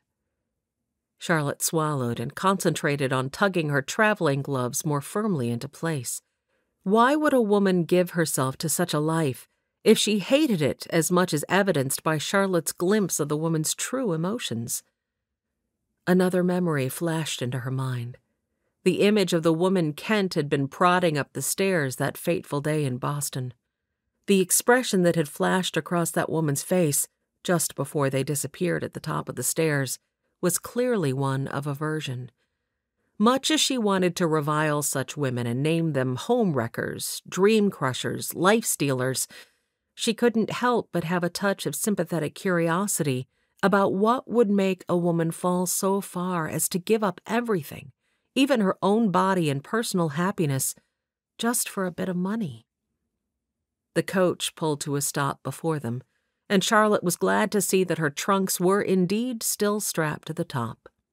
The older man left his companion behind and held out a hand to help Charlotte climb the coach steps. Reluctantly, Charlotte accepted his assistance, but she withdrew her hand from his the first moment she possibly could, for his touch sent a shiver of revulsion through her. The man probably had an unsuspecting, faithful wife waiting for him back home. Would that have been how her life turned out, if she hadn't followed Kent into the city that day? If she had gone ahead and married him? Would it have been her destiny to sit at home and wait for him to return? Her lot to ignore the scent of another woman on his clothes when he arrived? Her portion to make excuses for him to her children? How had she allowed herself to be so severely deceived by the man? Mr. Waddell settled onto the seat across from her and laid his hat and gloves on the bench beside him. His gaze slipped over her. Charlotte felt her eyes widen in outrage. The man was 3 times her age if he was a day, and he'd just left a woman of the night standing at the stage stop. Charlotte gritted her teeth. She was to be stuck with him in the stage for how long? Chuckling, the man tilted his head into the corner of the coach and closed his eyes, seemingly unaffected by her disdain. Charlotte eased out a tremulous breath. Oh, the fiend! Was immorality taken so lightly in the West? Why, even Kent, when she'd confronted him, had asked her to keep her voice down. But this man, it seemed, didn't care a whit that his indiscretions had been noted. Oh, she needed a distraction. She dug through her reticule for her book. The day was long, and the roads grew rougher the farther they went. When they stopped for lunch, Charlotte's eyes widened at the sight of the road they'd been traveling. The path couldn't really be called a road at all. It was more like a stretch of ruts that had been cleared of timber. The stage driver plunked a basket down on the ground and laid out a soiled cloth. "Have a seat." He handed each of his 2 passengers a hard-boiled egg and a tomato. There was some sort of meat in the basket, but Charlotte doubted she would have the courage to try it. She frowned at the scanty meal cupped in each palm. There didn't seem to be a place to sit that wouldn't muddy her dress, so she chose to remain standing. She bit into her tomato and scanned the forest around them. Other than the sounds of the 2 men rather noisily consuming their own provisions, everything was silent. Would there really be a lovely little piece of New England at the end of this journey? A town with cobblestone streets and stone cottages? One with street lamps and flower pots abloom with color on each corner? She had to admit that if she hadn't seen the depictions on the brochure with her own eyes, she would be in serious doubt about her destination right now. Everything out in these parts seemed so rough and rugged and unattractive. All too soon, the coachman urged them back to the carriage. Thankfully, Mr. Waddell seemed to have finally registered her pique and taken it to heart, for he'd hardly given her a second glance all day. Charlotte's other consolation was that this was her last day of the trip.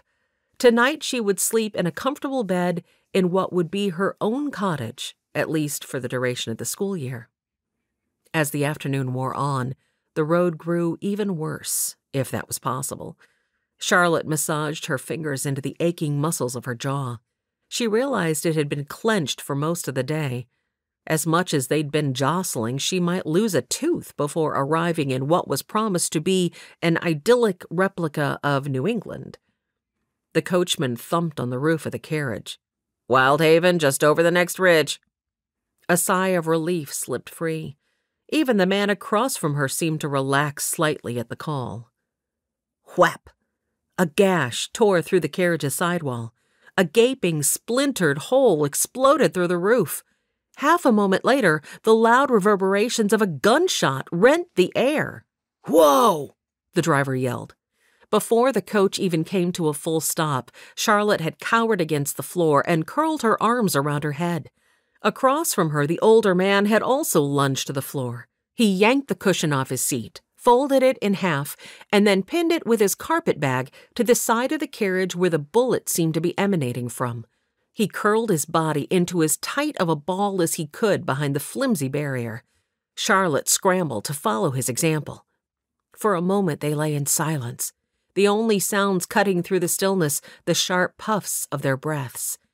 Then the zing of another bullet shot above the coach.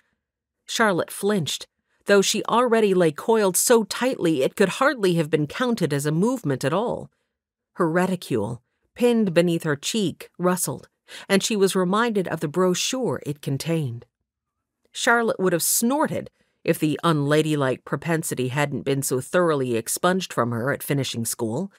If this welcoming committee was standard fare for Mr. Heath's town, she would be on the first wagon bound in an eastward direction this very afternoon. Except disappointment curled through her. Was she to be a failure not only at finding a man who could remain faithful, but at making her own way in the world also? Retreat might sound heavenly right about now, but it would prove true mother and father's concern that she might not be cut out for life in the Wild West. Going back would also mean dealing with Kent, and she'd almost rather face this hail of bullets than face him. Still, if this was what life in the West was like on a daily basis, she just might have to swallow her pride and crawl back home with her tail between her legs. Providing she lived that long. The report of another shot made her stomach pitch. The coach jostled, and she heard a soft thud on the back side of the carriage, then footsteps darting away and the crash of underbrush. Perfect. The coachman had just abandoned them. Hadn't one of the positions Mr. Heath so proudly proclaimed he'd already filled in Wyldhaven been that of sheriff? "Where's your sheriff now, Mr. Heath?" She was certainly going to have a few complaints to lodge with the sheriff about the way citizens were welcomed to the town he was employed to keep safe. If he was like any of the men in her life lately, he was probably entertaining himself with some bawdy house woman right about now. Charlotte pressed her lips together. The bitter thought didn't make her like herself all that much. That wasn't the kind of person she wanted to be, always suspicious and suspecting people of doing wrong. After all, there were good men in the world. Father was a prime example of that. Still, she couldn't deny that having just one of those good men show up right about now wouldn't hurt her feelings any. She angled her gaze up to the bullet hole torn in the sidewall of the stagecoach just above her head. Wouldn't Miss Giddon be aghast to see her now, sprawled on the floor of the stagecoach in such an unladylike fashion, and with her skirts all a mess from dust and dirt and her hat likely askew. Yet somehow acting the lady had been the furthest thing from her mind when the bullets had started flying. From outside, a deep, gravelly voice called, "We know you're in there, Waddell. Why don't you come on down and face us like a real man would?" Charlotte's gaze darted across the interior of the coach to her fellow passenger. The older man's top hat had fallen between them. One of his gloves remained on the bench behind him. The other had somehow become draped over his shoulder, as though a malnourished ghoul clutched at him from beyond the grave. And his shock of white hair stood from the peak of his rather pointy head like the comb of a rooster. He met her look and pressed one finger to his thickly whiskered lips. Charlotte nearly rolled her eyes, as if she planned on calling out. He inched closer to the side of the carriage, lifting his head above his makeshift barrier for the first time since the ordeal had begun. He pressed one bloodshot eye to a bullet hole, peering into the field next to the road. He looked first in one direction, then craned around to study a different angle. Charlotte couldn't help but contemplate that the man had to be slightly crazy, because she felt certain that any movement the men outside might witness would draw another hail of bullets. Unless, surely they wouldn't shoot at a woman. And it was obvious their disgruntlement wasn't with her because they were calling Mr. Waddell's name. Another bullet whined overhead. Charlotte cringed and thought fondly of the litter-laden streets of the commercial district back home, where she could be, even now, preparing her lessons without so much as a whiff of gunpowder in the air. Well, this was certainly a fine mess she'd found herself in. But it was no more than Mother had direly warned her about in the last days before her departure. For when Mother had noted that her warnings about wild Indians had taken no effect, she'd changed tactics and started talking about all the outlaw gangs she'd heard about over the years. Charlotte had dismissed the stories out of hand. Those were the types of things that happened in uncivilized towns, not towns like the one Mr. Heath had promised his to be. Charlotte gritted her teeth. She hated the thought of admitting that Mother had been right. But she hated even more the thought that she'd traveled all this way only to die on the threshold of her destination. She was thirsty and tired, and she hadn't traveled thousands of miles squashed between ill-groomed and ill-mannered men to be killed in a volley of lead only moments before she might experience the joy of a hot bath once more. Wyldhaven was just over the next rise, and she meant to get there. She needed to set her mind to coming up with a plan. She had students to teach and hot baths to take, and drat if her temper wasn't starting to get the best of her. Her mind went once more to Mr. Heath's promises. Stone cottages and picket-fenced yards, a new millinery shop, and students eager to learn. All these things he had averred. Not one word had been said about the potential drawbacks of Wyldhaven's welcoming committee. What should she do? She couldn't think with her mouth so parched. What she wouldn't give for a good cup of tea right about now. That did it. "Don't shoot!" she called. Across the coach, Mr. Waddell jolted so high off the floor one might have thought she'd jabbed him with a hatpin. Charlotte ignored him and fought her skirts until she could gain her feet. "I'm coming out.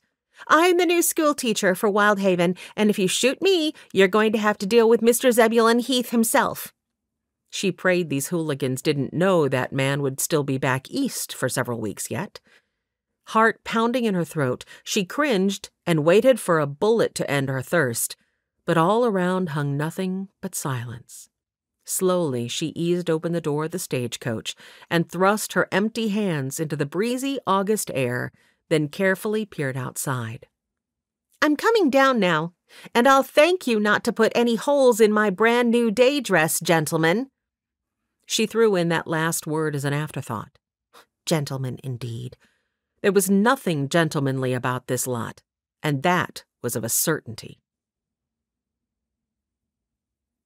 From his prone position behind the log just inside the forest, Reagan Callahan almost cursed. This was a complication he hadn't seen coming. He could hear the brush all around him rustling and knew the men of his posse were all probably wondering what to do now as well. Oh, blast it! Why hadn't Zeb wired ahead that the teacher was coming?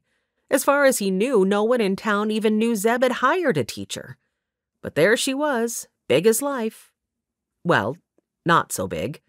A tiny little thing with the craziest feather contraption atop her head that he'd ever seen. And she was standing right smack in the center of a feud betwixt members of the most dangerous outlaw gang in this area. Everything they'd planned had been rolling along just as smooth as butter until that schoolmarm had stepped off the stage a second ago. She was bound to be taken hostage by one side or the other if she didn't get herself out of there and right quick. As though the very thought had conjured the action, Waddell leapt from the coach and wrapped one arm around the schoolmarm's neck. So he had been aboard. The lady squeaked rather loudly, but Reagan would give her points for not falling all to pieces, like he'd halfway suspected a woman of her obvious station and privilege might have. Reagan clenched his fist. Using her as a shield, Waddell pressed the muzzle of his six-shooter to her temple. "You all just listen up real good now." Waddell's eyes darted around wildly. "I'm going to climb on the back of one of the stage horses, and I'm going to ride on out of here, nice and peaceful-like.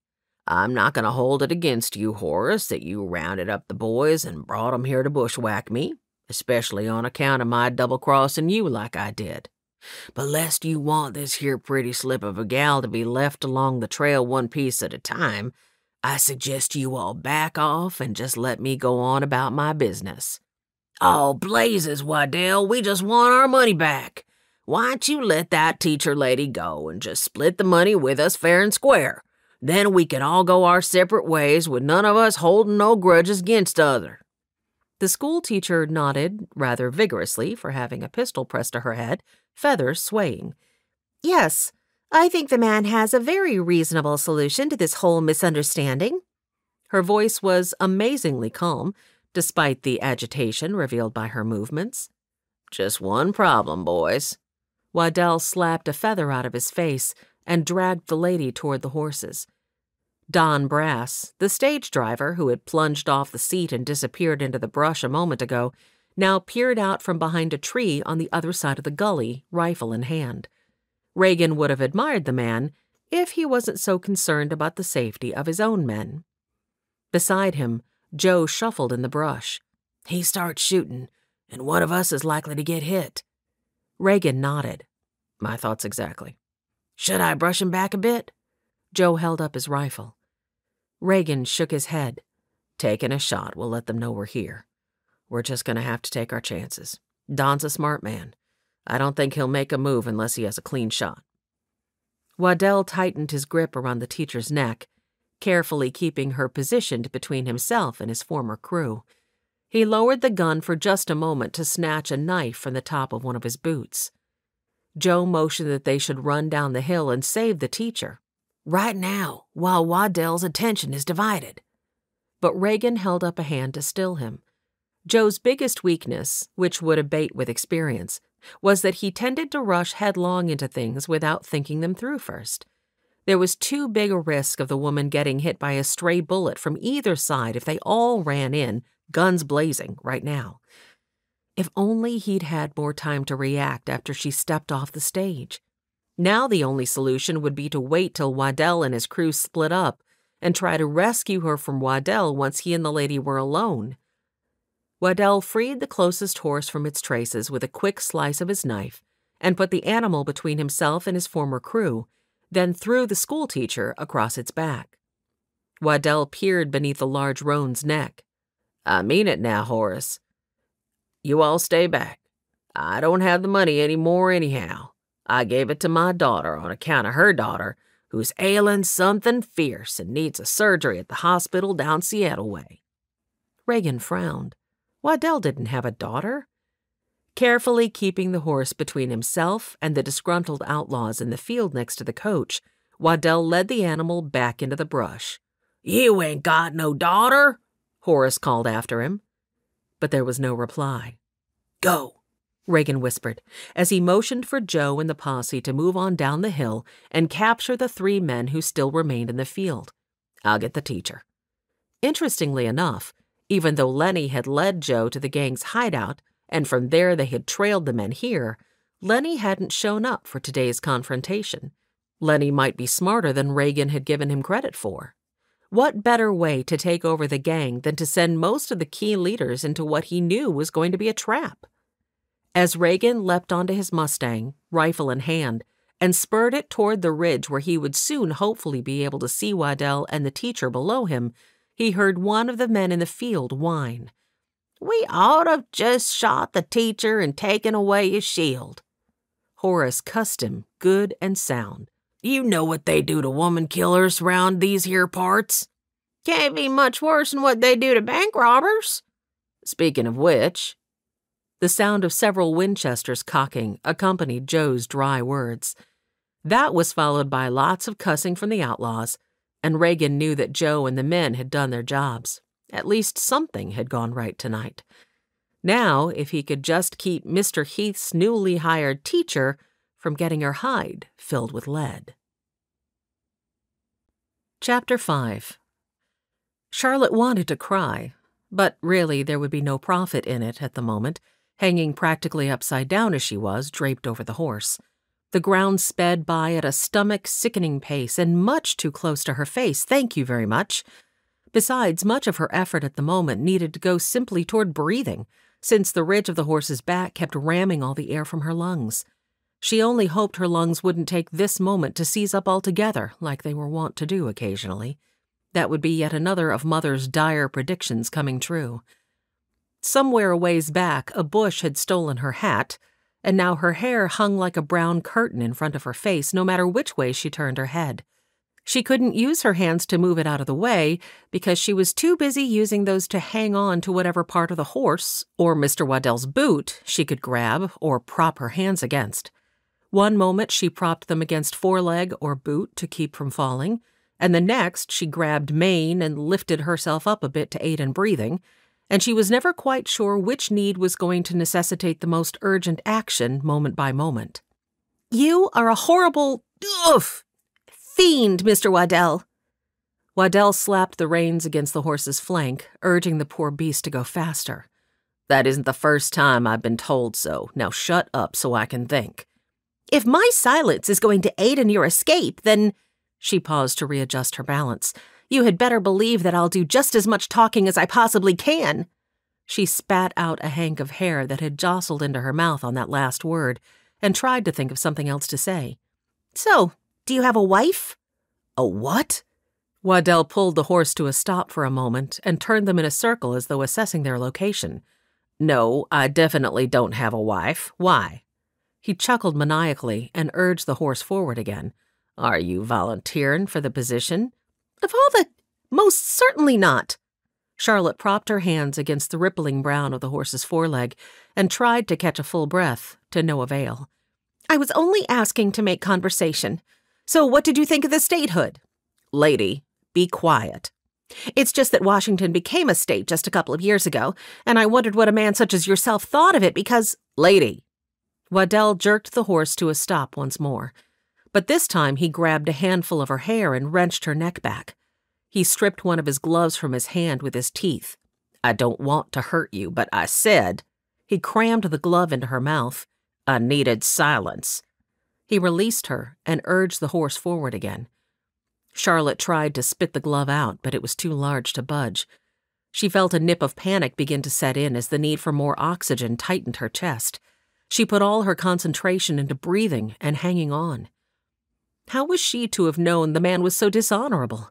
Despite what she'd seen of him in Clay Elm, and despite the lingering look he'd given her when he climbed aboard, he'd seemed at least close to a gentleman when they'd been in the coach together. He with his top hat and coat tails, and she attempting to read the perfectly tragic tale from Mr. James Fenimore Cooper about the last of the Mohicans between jars and jostles. And then he'd held a gun on her, a real gun, and stuffed her mouth full of sweaty leather. She probably should have been quiet when he asked her to. The edges of her world started to turn black, and Charlotte wasn't at all certain it had to do with lack of oxygen this time. "Ma, did you hear?" 12-year-old Zoe Castaigne slammed open the door and practically stumbled across the kitchen threshold of their cabin in her excitement to share the news she'd just heard in town. At the sideboard where she stood chopping potatoes, Ma jolted at the loud interruption. She turned a look of exasperation on Zoe. "Child, I do declare, how many times have I told you that ladies do not go about yelling and bumbling? One of these days I'm going to end up chopping my finger off when you bound in here like that. Walk properly, speak quietly, and only then will I hear what you have to say. Now go on." She motioned with her knife toward the door. "Go out and then come back in and try again." From her place at the table where she was shucking peas, Belle grinned and crossed her eyes. Zoe squinted back at her, but that was as far as she let herself go. She dare not reveal her irritation with her sister's propensity to needle her every imperfection, for then she'd only receive another lecture from Ma about her temper. Instead, with slow, purposeful steps, she retreated out the door, closed it behind her, counted to 5, and then quietly opened it and stepped back into the kitchen. She carefully folded her hands before herself, lifted her chin in an elegant air, and spoke ever so quietly. "It seems that Mr. Heath has gone and hired a teacher." "What?" Belle practically screeched in her excitement and almost spilled all the peas on the floor when she lurched out of her seat. Even Ma dropped her knife and spun toward her, enthusiasm sparkling in her forget-me-not blue eyes. Belle rounded the corner of the table. "We get to go to school? How did you hear? When will the teacher get here? Is it a man teacher or a woman?" Fully confident that all the power now lay in her hands, Zoe sealed her lips and purposefully smoothed imaginary wrinkles from the apron of her pinafore. She let the silence stretch, pressing her lips even more tightly together, lest in her excitement the words should spill from her before she'd eked out every satisfaction at making her family wait for the news. "Ma, make her tell," Belle pleaded. Ma only smiled, took up her knife, and set to chopping once more, but she did lift one brow at Zoe. Zoe had to admit to a little relief at the silent command. For much as she was enjoying torturing her older sister with her knowledge, it was also self-torture to withhold it. She burst out, "Deputy Rodante just done—" "I don't know why you call him Deputy Rodante, as though we haven't known him almost all our lives, Zoe. Just call him Joe. It's not as though we aren't going to know who you're talking about." Belle ended her interruption with a huff. And for some reason, Ma looked like she was trying real hard not to bust up laughing. Zoe frowned. She was missing something, but couldn't quite figure out what it might be. At any rate, she was not to be put off sharing her juicy news. She brushed Belle's concern away. "Well, anyhow, Joe come into town not more'n 15 minutes ago. He said the sheriff was trying to arrest the Waddell gang when, to everyone's surprise, a woman stepped off the stage and said Mr. Heath done hired her as teacher." Belle squealed and clasped her hands over her chest in rapture. "'Course, that was right afore Patrick Waddell took the lady hostage." Even Ma gave a satisfactory gasp at that information. Zoe nodded firmly. "Joe done said she was a real lady, too, all frills and lace. Sheriff Callahan is after finding her right now, her and Waddell." "All frills and lace?" Belle's voice sounded a little like someone had her throat in a tight grip. "Did he say anything else about her looks?" Zoe's nose wrinkled. "Belle, if you don't beat all. Why would Joe say anything else about her looks? He was just telling that she'd been taken captive." Belle seemed satisfied with that information. She nodded primly and paced to the window. "Probably has to dress in frills and lace to enhance her appearance. And she's probably about as helpless and useful as a newborn mouse, too." Belle continued talking, but the rest of the words were muttered beneath her breath so that Zoe couldn't hear what she was saying. A glance at Ma revealed she was fighting laughter again, but even through her humor, she managed to ask, "Did they catch any of the outlaws?" "Sure enough. Joe and the posse had them down to the jail just a bit ago. They captured 3 of that no-good gang, just not Waddell himself, leastways not yet." Belle's hands were still clasped over her heart as she stared out the window into nothingness. "Reagan'll save the teacher. I know he will." Ma gave Belle a sharp look. "You may be 15, young woman, but he is still your elder and the sheriff. It's Sheriff Callahan to you, and don't you be forgetting it." Belle's cheeks turned a bright pink. "Yes, ma'am."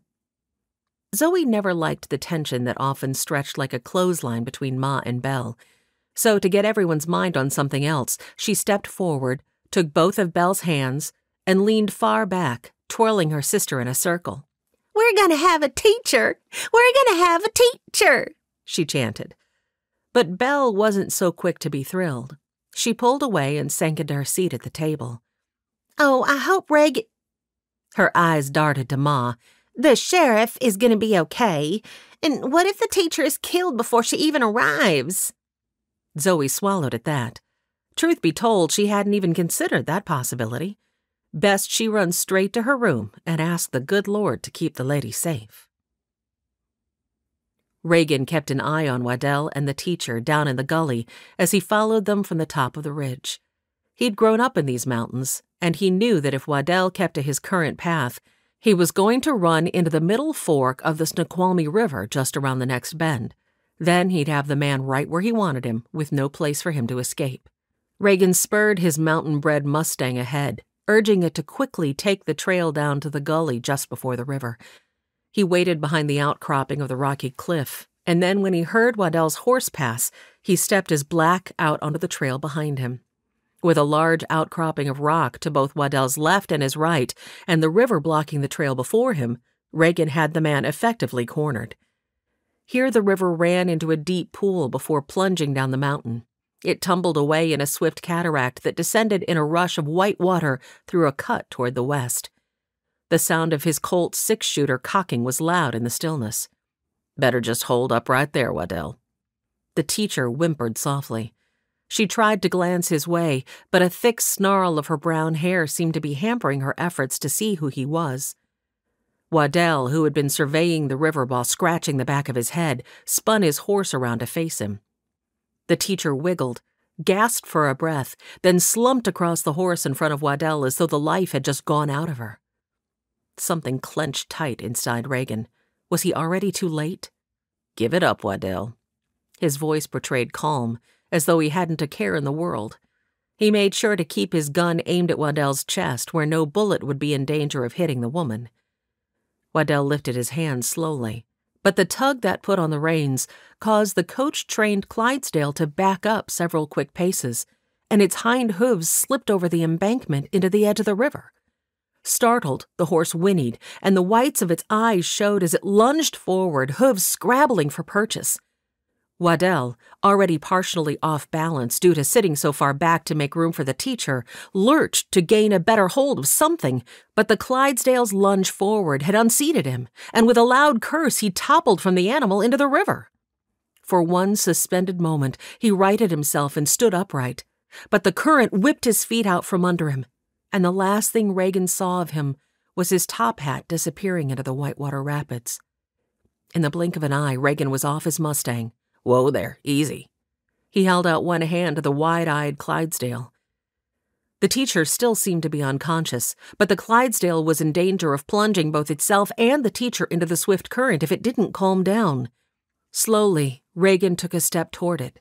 "Easy now. Come on, that's it." After a woof of his hand, the horse snorted and bobbed its brown head, hooves prancing in agitation. A moan emanated from the teacher, who squirmed slightly. The horse's ears twitched back, and the muscles along its haunches bunched as it prepared to buck the unfamiliar dead weight from its back. Reagan leapt forward, and at that very moment the horse raised up to paw the air. He lunged farther to grab the woman and caught nothing but a handful of green skirts.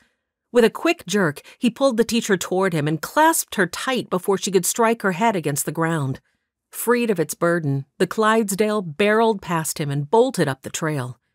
Reagan glanced down, realized he had a hold of the teacher's legs and had clutched her to himself quite upside down, and scrambled to right her into a prone position in his arms. Now what was he to do with her? He gazed down into a face that was slack and much too pale. Noting the gag stuffed in her mouth, he pulled it out and tossed it aside.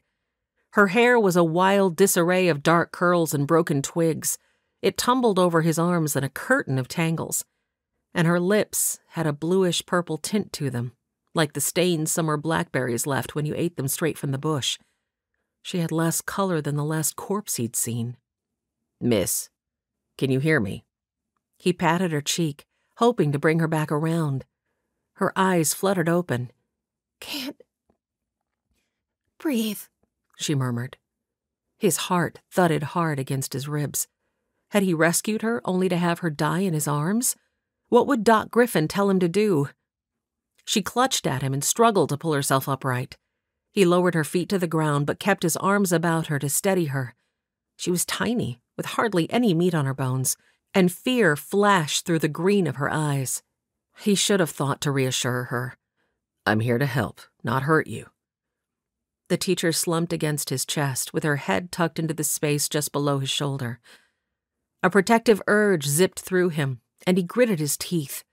It was a good thing for Waddell that he'd been swept away by the river. Being upright seemed to help her breathe, and he could feel the warmth of her little breaths puffing against his neck as he soothed one hand up and down her spine and gently brushed her wild hair back from her face. "You're all right now, miss. I've got you. Just breathe easy." He really ought to be going after Waddell, but he couldn't very well leave the lady here in the woods on her own, especially when she was having trouble breathing. Tracking down Waddell would have to wait till tomorrow. The first thing Charlotte noticed was the blessed stillness. No more jarring, no more getting the breaths knocked out of her. The next thing she noticed was the warmth of the cotton twill and the thump of a steady heartbeat beneath her cheek. The third was the tight band cinched around her lungs. "Oh no, not now." She struggled to stand straighter and was thankful that whoever had her seemed to be helping and not hindering her attempts.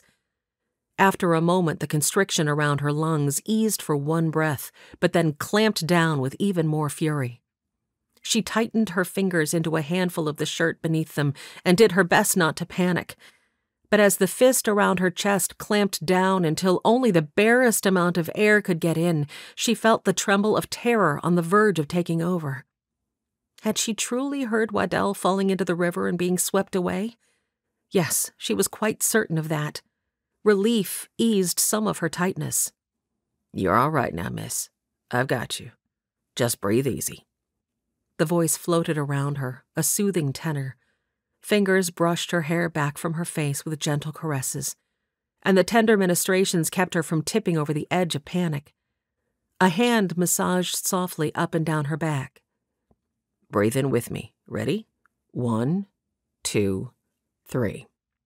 The chest beneath her cheek lifted in a deep inhale. She tried to follow the example. That's right. Good. Now out. 1, 2, 3. Charlotte pursed her lips and forced herself to breathe out. Beautiful. Again, with me now. Breathe in. 1, 2, 3. And out. 1, 2, 3. And just as quickly as the attack had come upon her, the band around her lungs released, and blessed oxygen streamed in. She took several more breaths, afraid to move for fear of reinstigating the attack. "Are you okay now, miss?" The tenor voice was less ethereal, the muscled chest beneath her cheek and the sense of leather and spice more tangible, the gentle hand sweeping over her spine more concrete and comforting. She could contentedly remain exactly where she was for the rest of the afternoon. Her thoughts flitted to home and settled on Kent. At this very moment, she could be back in Boston declining yet another call from that man. She could be safely ensconced in the parlor near a warm fire while sending James to the door with her regrets. Why, oh why, had she given all that up? And yet, she was honest enough to admit that what brought Mr. Covington to mind at this precise moment wasn't regret. It was comparison.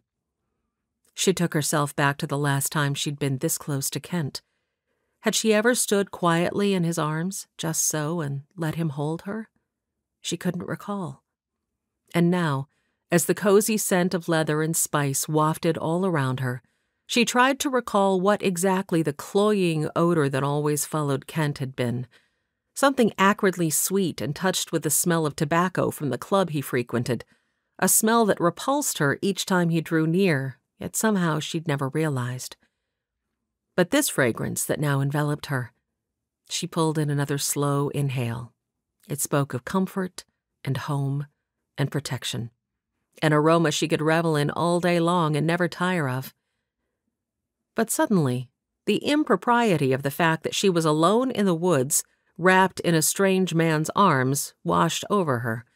Alluring scent or not, asthma attack or not, neither Mother nor Miss Giddon would allow for such a contravention of the rules. Forcing herself to step back, Charlotte smoothed her hands down her skirt and then lifted her focus to take in her rescuer. Her breath threatened to stop again, but not because of her asthma this time. The man's eyes were the bluest of blues, and a scruffy stubble along his jaw that should have made him look unkempt did no such thing. The scruff only added to his attractiveness, heightening the pleasant angles of a handsome face and drawing her attention to full lips that made her fingertip itch to trace them. At this very moment, those lips quirked up at the corners in curiosity and humor. Charlotte felt the burn of humiliation that she'd been caught staring. She spun away from him and did her best to straighten her appearance. She gathered her tresses into one hand at the back of her head and lifted her chin as she worked as much debris as possible from her hair and knotted it into a quick bun with the few remaining hairpins left to her. All the while, her rescuer stood off to one side, his Stetson pushed back on his head and his arms folded across a broad chest. Finally put together the best she could be under such circumstances, Charlotte looked to the man and offered a slight curtsy. "Miss Charlotte Brindle, sir. And might I have your name also? For I'm sure Mr. Zebulon Heath will want to be thanking you in a monetary way for coming to my rescue and facing such danger to your person." The man snorted. "Zeb would have had my hide if I didn't come to your rescue, ma'am." He stretched out one hand. "Name's Reagan Callahan. I'm the sheriff in Wyldhaven." Charlotte placed her hand in his, and was dismayed to note that her hand was practically engulfed by his broad, muscular one. She glanced around, but there was not a building or another living being in sight. How could she have been so negligent? What if the man whose arms she'd been reveling in had been one of the outlaws who had attacked their coach? She could have been in rampant danger, and all she'd been able to think about was the alluring scent of him. Her pique with herself spilled over onto the man. Sheriff of Wyldhaven, you say? So it's likely your fault that I find myself in this situation at all, isn't it?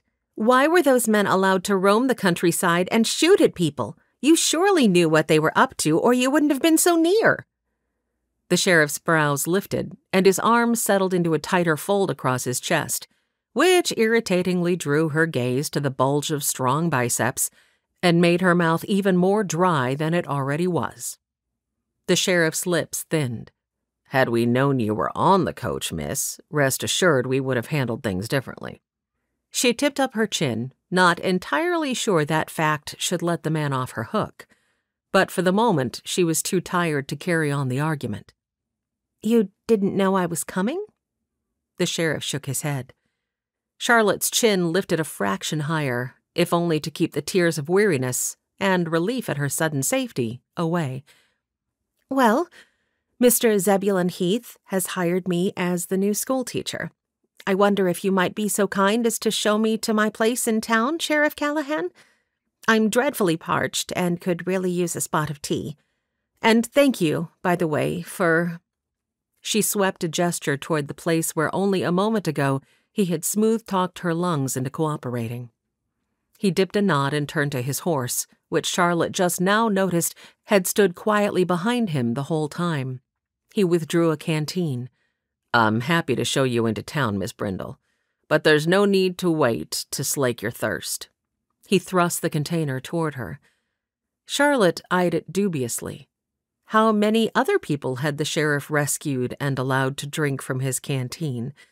She studied it for so long that the man finally withdrew it, uncorked it, and then offered it back to her, giving it a little tantalizing shake before her face. The water sloshed temptingly inside. The water's perfectly safe, I assure you. Charlotte's thirst finally outweighed her worry over cleanliness, and she took the canteen. The first drops of water to cross her tongue were like the first breaths of air she always felt the moment her lungs released a clench. Heavenly. She tipped the canteen higher and guzzled so thirstily she was embarrassed when some drizzled out the corner of her mouth and cascaded off her chin. She caught the drips and swiped them away as she held the canteen back toward him. Many thanks, Sheriff. There was a hint of humor in his gaze when he banged the cork back into place. He only dipped a nod of acknowledgement to her appreciation, but he did stretch one hand toward his horse. Shall we head into town, then? She eyed the regular saddle with a twist of her lips. Were she to try and ride the horse, her humiliation would be complete. Just the thought of how she would look astride the large black sent her cheeks to blazing. I'll just walk back to the stagecoach, Sheriff. I'm afraid the stagecoach won't be going anywhere until they're able to bring in another harness and track down the loose horse. And it's a fair piece on into town, 5 miles or better. 5 miles? But the stage driver said Wyldhaven was just over the next ridge. The sheriff tilted his head and rubbed a hand over the stubble of one cheek. That's true, I suppose. You'd have been in town in less than 30 minutes traveling by coach as you were. Something inside her tightened up in dread. And on foot? The sheriff propped his hands on his hips, a gesture that said he was doing his best not to lose his patience. Depends on how fast you walk. But with you riding and me walking, a little over an hour or so. Charlotte considered her options. Her shoes were highly inappropriate for a long walk such as that. She'd wanted to arrive in the height of fashion to give the best impression possible. As it was, she would already be arriving in town with her head most improperly bare, her hair likely far short of passable, and her skirts as dusty as a maid's apron. So what was one more black mark on her good name? She gave a huff. Fine, I'll climb aboard. But I'll need to ride sideways. Will your mount tolerate that? The sheriff's lips twitched in a most ungentlemanly way. He won't throw you if that's what you're asking. Very well. I'll need a stump or a hillside or... Her sentence cut off in a squeak as the sheriff's hand settled around her waist, and he practically tossed her up into his saddle. His horse shied to one side, and she felt herself starting to slide off the far side. Oh! She was saved from a tumble by the sheriff's hand wrapping around her ankle. Her face heated at the shocking feel of it. Impropriety seemed to be the order of her day. She grasped the saddle horn with both hands and scooted herself into a position that offered the best balance available to her without the aid of the leg hook that a side saddle would have. Sheriff Callahan kept hold of her ankle and maneuvered her foot into the stirrup before he stepped back. "All set?" She lifted her chin. "I will be lucky not to tumble off and break my neck." He offered not the slightest hint of sympathy. "Yes. Well, let's wait to do that till we're closer to town and our Dr. Griffin. Out here, you're likely to die before I can return with help." She gasped her outrage. He gave her a startled look. "It was meant for humor, Miss Brindle. I apologize if I offended." "How about we just get me to my cottage, Sheriff, where I can have a nice hot cup of tea?" And a bath. But she wouldn't mention such a thing out loud to the man, even if faux pas did seem to be on today's menu. He blinked at her, opened his mouth, and then must have changed his mind about whatever he'd planned to say, because after that he merely bent and retrieved his horse's reins and started at a good clip down the trail. Chapter 6. For nearly the whole hour into town, Reagan considered, and then tossed aside, all matter of explanations to prepare the teacher for the fact that she would have no cottage, but blamed if he knew where Zeb planned to house the woman, and none of his conceived explanations seemed as if they would adequately satisfy the elegant and obviously entitled woman riding so primly and with such careful balance on his mountain-bred Mustang. About halfway back along the trail he found her hat, but it appeared that the Clydesdale had stepped on it. Whether that was when it was coming or when it had fled after bucking Waddell, he couldn't tell.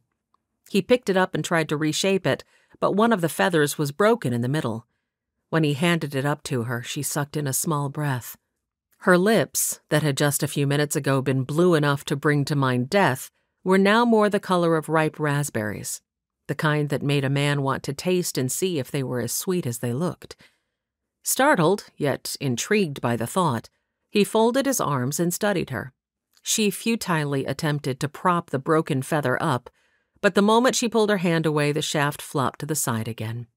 A shimmer crept into the vibrant green of her eyes, and when she blinked, one tear caught in her long, dark lashes.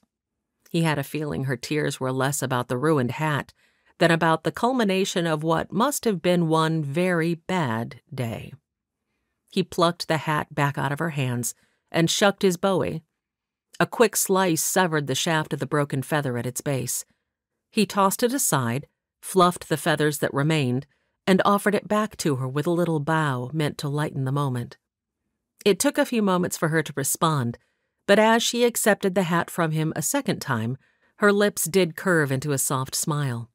Their hands brushed against each other, and her skin was smooth and soft beneath his fingers. He swallowed and pulled away, lest he be tempted to linger. Her eyes shimmered again, but she bit that pretty bottom lip of hers and lifted her chin, and this time no tears spilled over. He was glad at least for that fact, because he'd been trying to comfort her, not make her cry again. Guilt pressed in. Maybe tears in a woman of her breeding were inevitable after a day such as this. The trouble was her near future held more bad news. He turned and started off toward town again, unable to voice something that would only bring her more disappointment. So it was that the outskirts of the livery yard had come into view before he'd so much as said 2 further words to the lady. But when he led her into full view of the main street, which stretched off to their left, he heard her give a sound that was half gasp, half grunt. He tried to put as much enthusiasm as he could muster into his next words. "Welcome to Wyldhaven, Miss Brindle." Her horror was evident in the widening of her eyes and the gape of her jaw. "There must be some mistake, sir." He almost chuckled at her propensity for sounding so arrogant, when he had a feeling that was the furthest thing from what she actually was. "No mistake, miss." He turned to look up at her. Face pale, she had one hand pressed to her collar and wore a look of such stricken shock he feared she might at any moment lack the strength to maintain her balance. He reached up and plucked her from the back of his steed, feeling his concern mount. "Are you well?" She blinked, rubbed the hollow at the base of her throat, and glanced at him as if to acknowledge that in some nether region of her mind she'd heard him speak, but her focus returned immediately to the town. He followed her gaze, scrubbed the back of his neck, and tried to see the place as she might be seeing it. He supposed Wyldhaven did fall a little closer to the side of wild than haven. Zeb had only decided he had need of a town for his logging crews this past spring. Reagan had arrived when both the post office and the mercantile were still nothing more than floor joists on foundation, and each building had gone up in record time. Other than those two buildings, the only other three in town besides the livery were his jail, McGinty's alehouse, and the boarding house, each of which had also been quickly erected with an eye for service rather than aesthetics. The town was not without its softer touches, however. Why, Dixie Pottinger even had curtains at the windows of the boarding house, and Ben King had hung a flag outside the post office. Though, now that Reagan looked at it closely, the flag had seen better days. He probably ought to recommend Ben replace it with a new one. "I fear there has been some mistake, Sheriff." The woman's voice was barely audible. He frowned down at her, wondering whatever she could mean. "This can't possibly be the right place. You see, I was to be the teacher for a town called Wyldhaven, in the newly formed state of Washington." She said the word slowly, as though speaking to a simple-minded child. Reagan's frown deepened. Had the woman gone addle-brained? He stretched out a hand to indicate the buildings on either side of the street. "Yes, ma'am, as you see before you." "Oh, mercy." She made a funny little whimpering sound. "There's not possibly another town called Wyldhaven around these parts, is there?" Reagan propped his hands on his hips. "Miss, I assure you this is the town founded by the very man you mentioned earlier, Mr. Zebulon Heath." "But—" Words seemed to have failed her, and the starch seeped out of her spine. His dread of leading her to the boarding house grew stronger, but there was nothing for it but to do so. He had already been out of contact with Joe for too long, and he needed to send a wire reporting the possibility of Waddell's death or escape to the towns downriver. He also needed to round up a group of men to ride downriver with him to see if they could find the outlaw, whether dead or alive. So, dread or not, he forced himself to action. He placed a hand gently on Miss Brindle's back and nudged her forward, gesturing down the street to the boarding house. "I'll escort you down to the boarding house now. That's where you'll be staying until Zeb gets back to town and can determine a more permanent residence for you." The woman muttered something under her breath, snatched up 2 fistfuls of skirts, and stepped out ahead of him in the most graceful fit of anger he'd ever had the privilege to witness. Reagan resisted the humor that begged to lift his lips. He was just glad to see that the starch hadn't gone out of her for too long. Charlotte didn't care if Miss Giddon would call her footfalls less than delicate right at the moment. She didn't care that the sheriff had said something about a boarding house and not her cottage. She could settle into her cottage tomorrow. All she cared about was putting an end to this never-ending nightmare of a day. Halfway down the street, she realized she didn't know where she was going.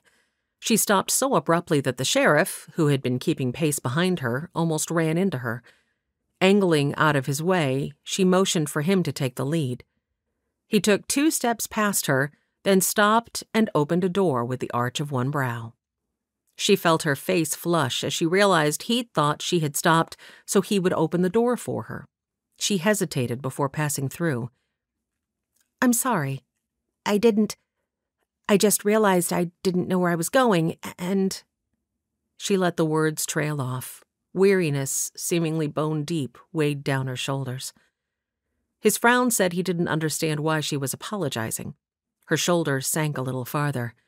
So maybe he hadn't been thinking anything close to what she'd assumed. In how many ways could she continue to make this day worse? "I thought you thought—" She sighed. "Never mind. I'd really just like to go to my room." When she would have started forward, he touched her elbow and she stalled once more. My granddad used to say, every sunrise comes with a new perspective. She nodded. Yes, some rest will definitely do me some good, Sheriff. Thank you. She stepped inside. A dark-haired woman stood behind the counter. She smiled prettily. Good evening, Sheriff. Dixie. He swiped his hat from his head and swept it in a gesture toward Charlotte. This here's the new schoolteacher, Miss Charlotte Brindle. Miss Brindle? The hat swung back the other way. Miss Dixie Pottinger. Surprisingly, the woman's smile grew when it transferred from the sheriff to her. Normally, in the presence of a handsome man, eligible women grew all muddle-headed and flirtatious. But apparently not Dixie. Charlotte liked her immediately. You must be exhausted. I've a room all prepared for you. She lifted a key from the back wall and held it out. Charlotte took it, and a wave of gratefulness washed through her. Would you like a plate of dinner before you go up? Charlotte shook her head. I'll be fine, thank you. The sheriff plunked several coins and a few bills onto the counter. He replaced his hat and tugged the brim in her direction. Good evening to you, Miss Brindle. Dixie. With that, he exited, leaving the bell above the door clanging the news of his absence. Dixie tucked the money away in a box before she stepped from behind the counter. Lifting her skirts, she nodded toward a set of stairs along the back wall. If you'll follow me, I'll show you to your room. It wasn't until Charlotte was standing in the middle of her room with the door finally shut on all other human interaction that she realized she didn't have even one of her bags. Even her traveling case had been abandoned aboard the coach when Mr. Waddell had kidnapped her. The reminder brought a fresh wave of tears, and this time she didn't suppress them. She flounced to the bed and collapsed atop it, hugging the pillow like it was a long-lost friend. She used it to at least partially muffle her anguish. Oh, whatever in the world had made her think she could survive, much less make a difference in the wide, wild West? This certainly couldn't have been the leading of the Lord, could it? Lord, when will I ever learn to truly hear your direction? This had obviously been a big mistake. She would just go back home. Mother and father would forgive her for running off half-cocked, and they'd already promised not to push a suit with Kent further. Decision made, she relaxed a little. I'll be home by this time next week. They were the last words she snuffled before the oblivion of sleep claimed her. Either the cold or the pain woke him, and Patrick Waddell couldn't tell which. The ground beneath him felt stony, and from the way he was shivering, it had likely been sucking the heat from him for several hours. His clothes, still soaked from his encounter with the river, weren't doing anything to help him stay warm. Something dug painfully into his cheek that was pressed to the ground. He brought his hands toward his chest and tried to push himself up, but his right arm screamed pain from every quadrant. He cried out and let it go limp. He waited for the waves of agony to subside a little. When he felt like he might be able to move without blacking out, he gingerly used his left hand to push himself upright. So this was what misery felt like. He winced and gasped and groaned his way to a sitting position. Then he sat as still as he could with his eyes closed, concentrating on banishing the pain roiling seemingly through every pore of his body.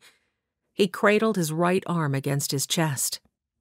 He was a blamed fool. That arm was broken, certain sure.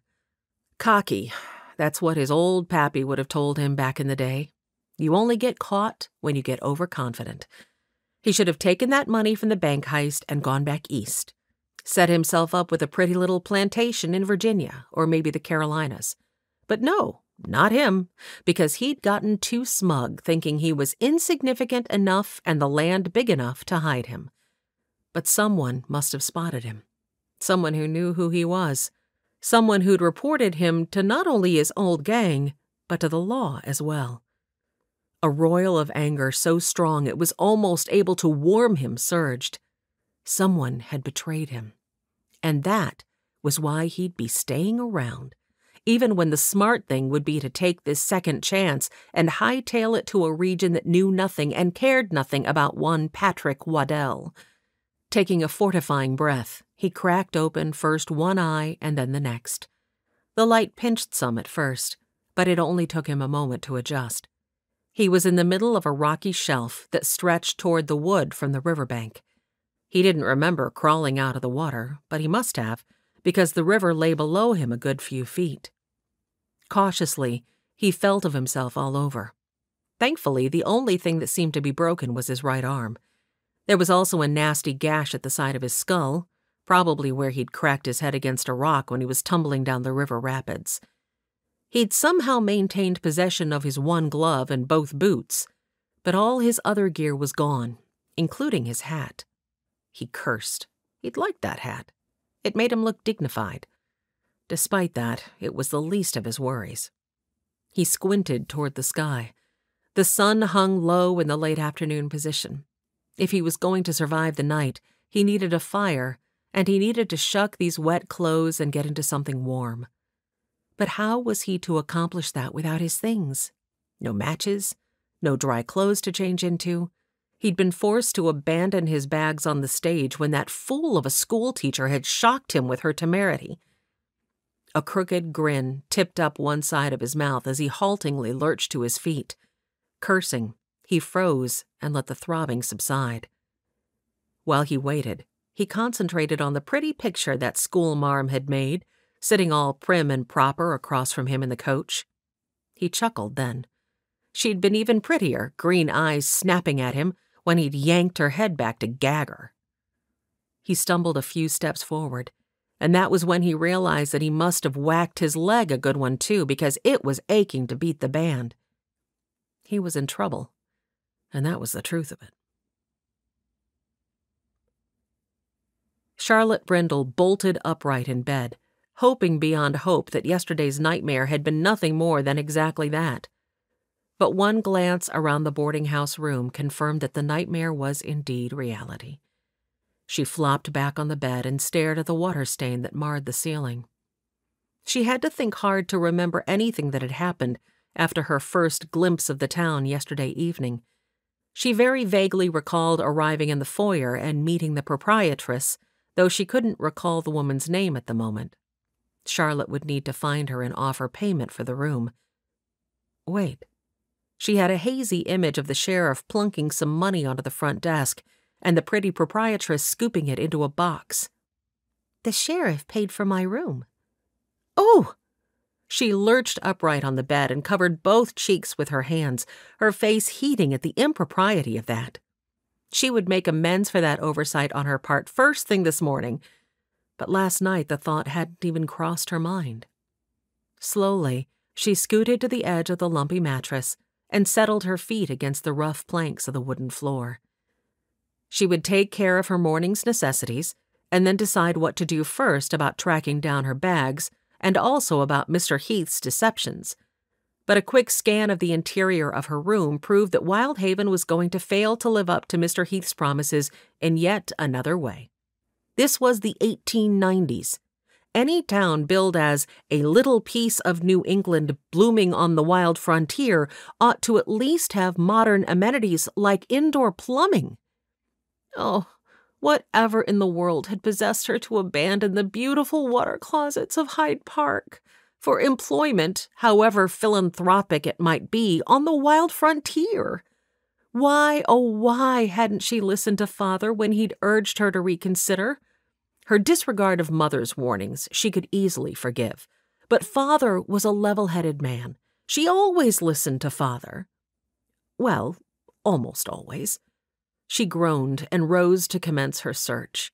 She found the water closet, a shared one, down the hall, and after finishing her ablutions, she stepped out onto what should have been the boardwalk in front of the hotel.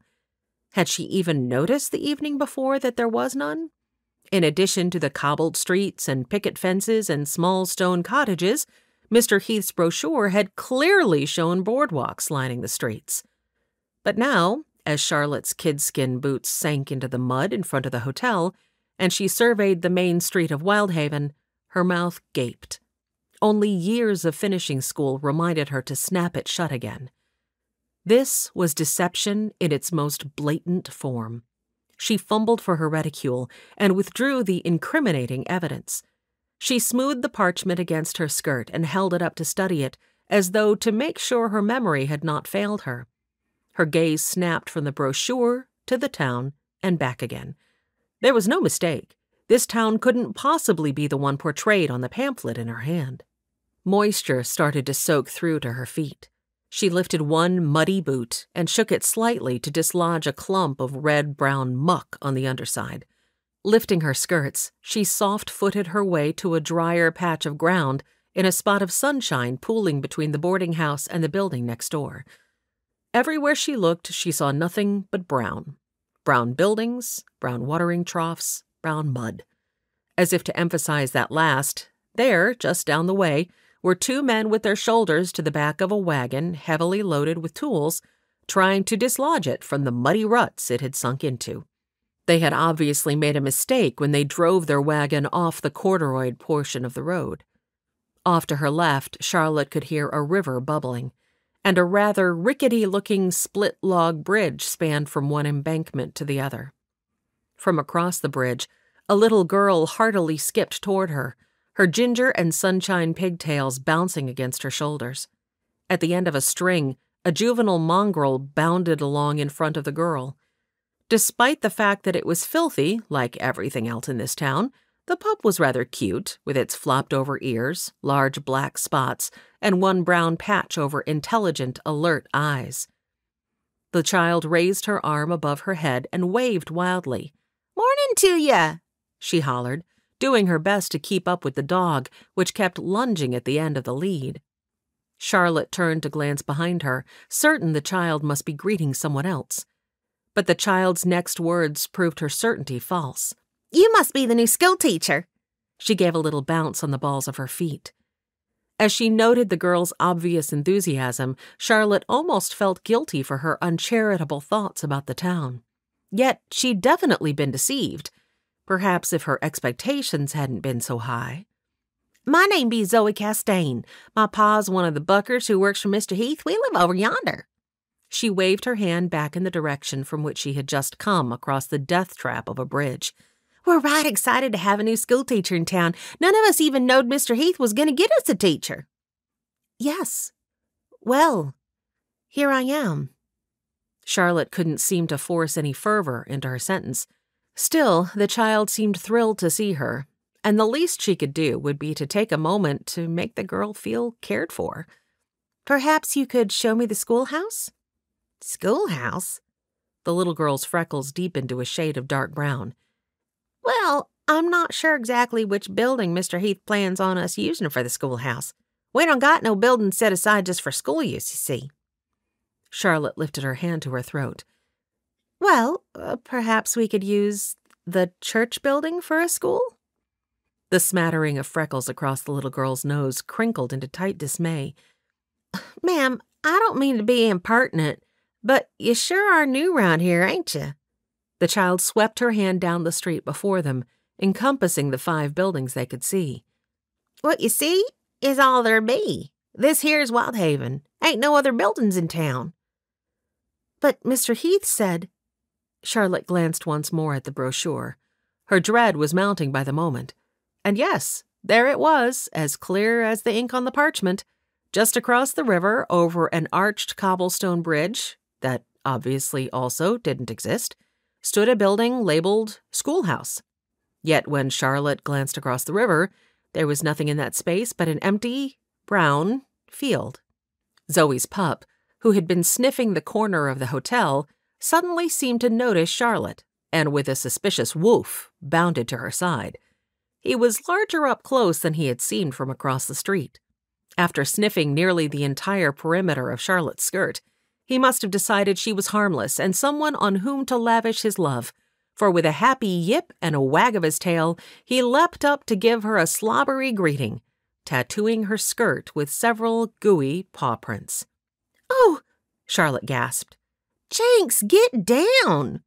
Zoe yanked on the rope, tugging the exuberant puppy back from Charlotte. Her face turned watermelon pink as she set her heels and held the high-spirited dog in check with all her strength. "I'm right sorry about that," Zoe puffed. Her nose crinkled at the muddy splotches on Charlotte's green-watered silk. I guess Pa done named Jinx here rightly. He done said that pump is nothing but hijinks waiting to happen, and it sorta just stuck. Yes, hijinks indeed. Charlotte tried not to let her irritation come through in her tone, but feared she'd failed miserably. She plucked a handkerchief from her reticule and swiped it at the mud, which only succeeded in smearing it further. Her skirt was positively ruined, and she without even one clean outfit to change into. Whatever was she to do? But before she could decide how to proceed, a sharp whistle and the crack of a whip drew her gaze down the street. Several steers pulling a triangular-shaped stack of logs, taller than Charlotte would have ever imagined possible, came around the far building and onto the street. Midway up the stack of logs, one protruded slightly farther out than the rest, and upon this stood the driver, a burly man holding the longest whip Charlotte had ever seen. The leather strap cracked loudly over the back of one of the bulls, and the man yelled, "Get on now!" A cat that had been sunning itself in a splotch of golden warmth in the middle of the street yowled in terror at the sound of the whip, shot straight up into the air, and dashed for safety down one of the alleys. Jinx, as if to prove his owner correct about his name, darted around Zoe, wrapping the rope securely around her ankles, and then lunged after the cat.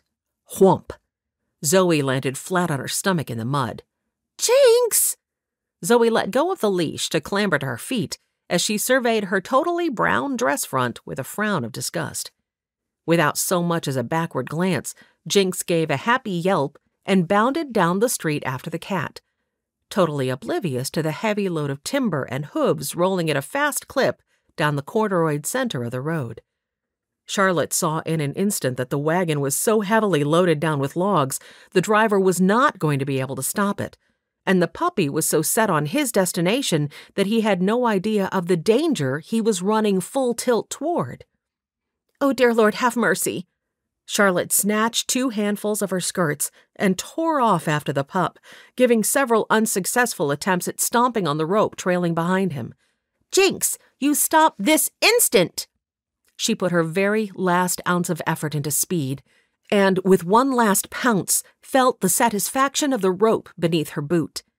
Jinx hit the end of the rope with a yelp and came to a rather undignified halt, and not a moment too soon. The wagon trundled past while Charlotte still stood, panting to catch her breath. Jinx gave a little yippy whine and settled onto his haunches, his gaze still fastened on the alleyway where the cat had disappeared a moment earlier. "Thanks ever so much for saving Jinx's life, Miss Teacher." Zoe appeared at her side, tears making murky tracks down her face. "I don't rightly know what I'd have done had I lost him." Charlotte sighed, extracted the rope from beneath her foot, and handed it back to Zoe. "It's Miss Brindle, and you're welcome. Anyone would have done the same." Zoe's blue eyes grew wide in her mud-splotched face. "No, ma'am. I don't think you'd be right on that account." "Well, you're welcome then. Now, if you'll excuse me, I need to find the sheriff." She folded the muddy side of her hanky in and stuffed it back into her reticule. She would have to wash everything later. "Right, and I need to run back home and change before I go to Mrs. Callahan's to work." Mrs. Callahan? Charlotte felt the words like a bucket of cold water to the face. Sheriff Reagan Callahan was married. Chapter 7. Charlotte gritted her teeth as she watched Zoe dash back across the bridge. Of course he was married. Why shouldn't he be?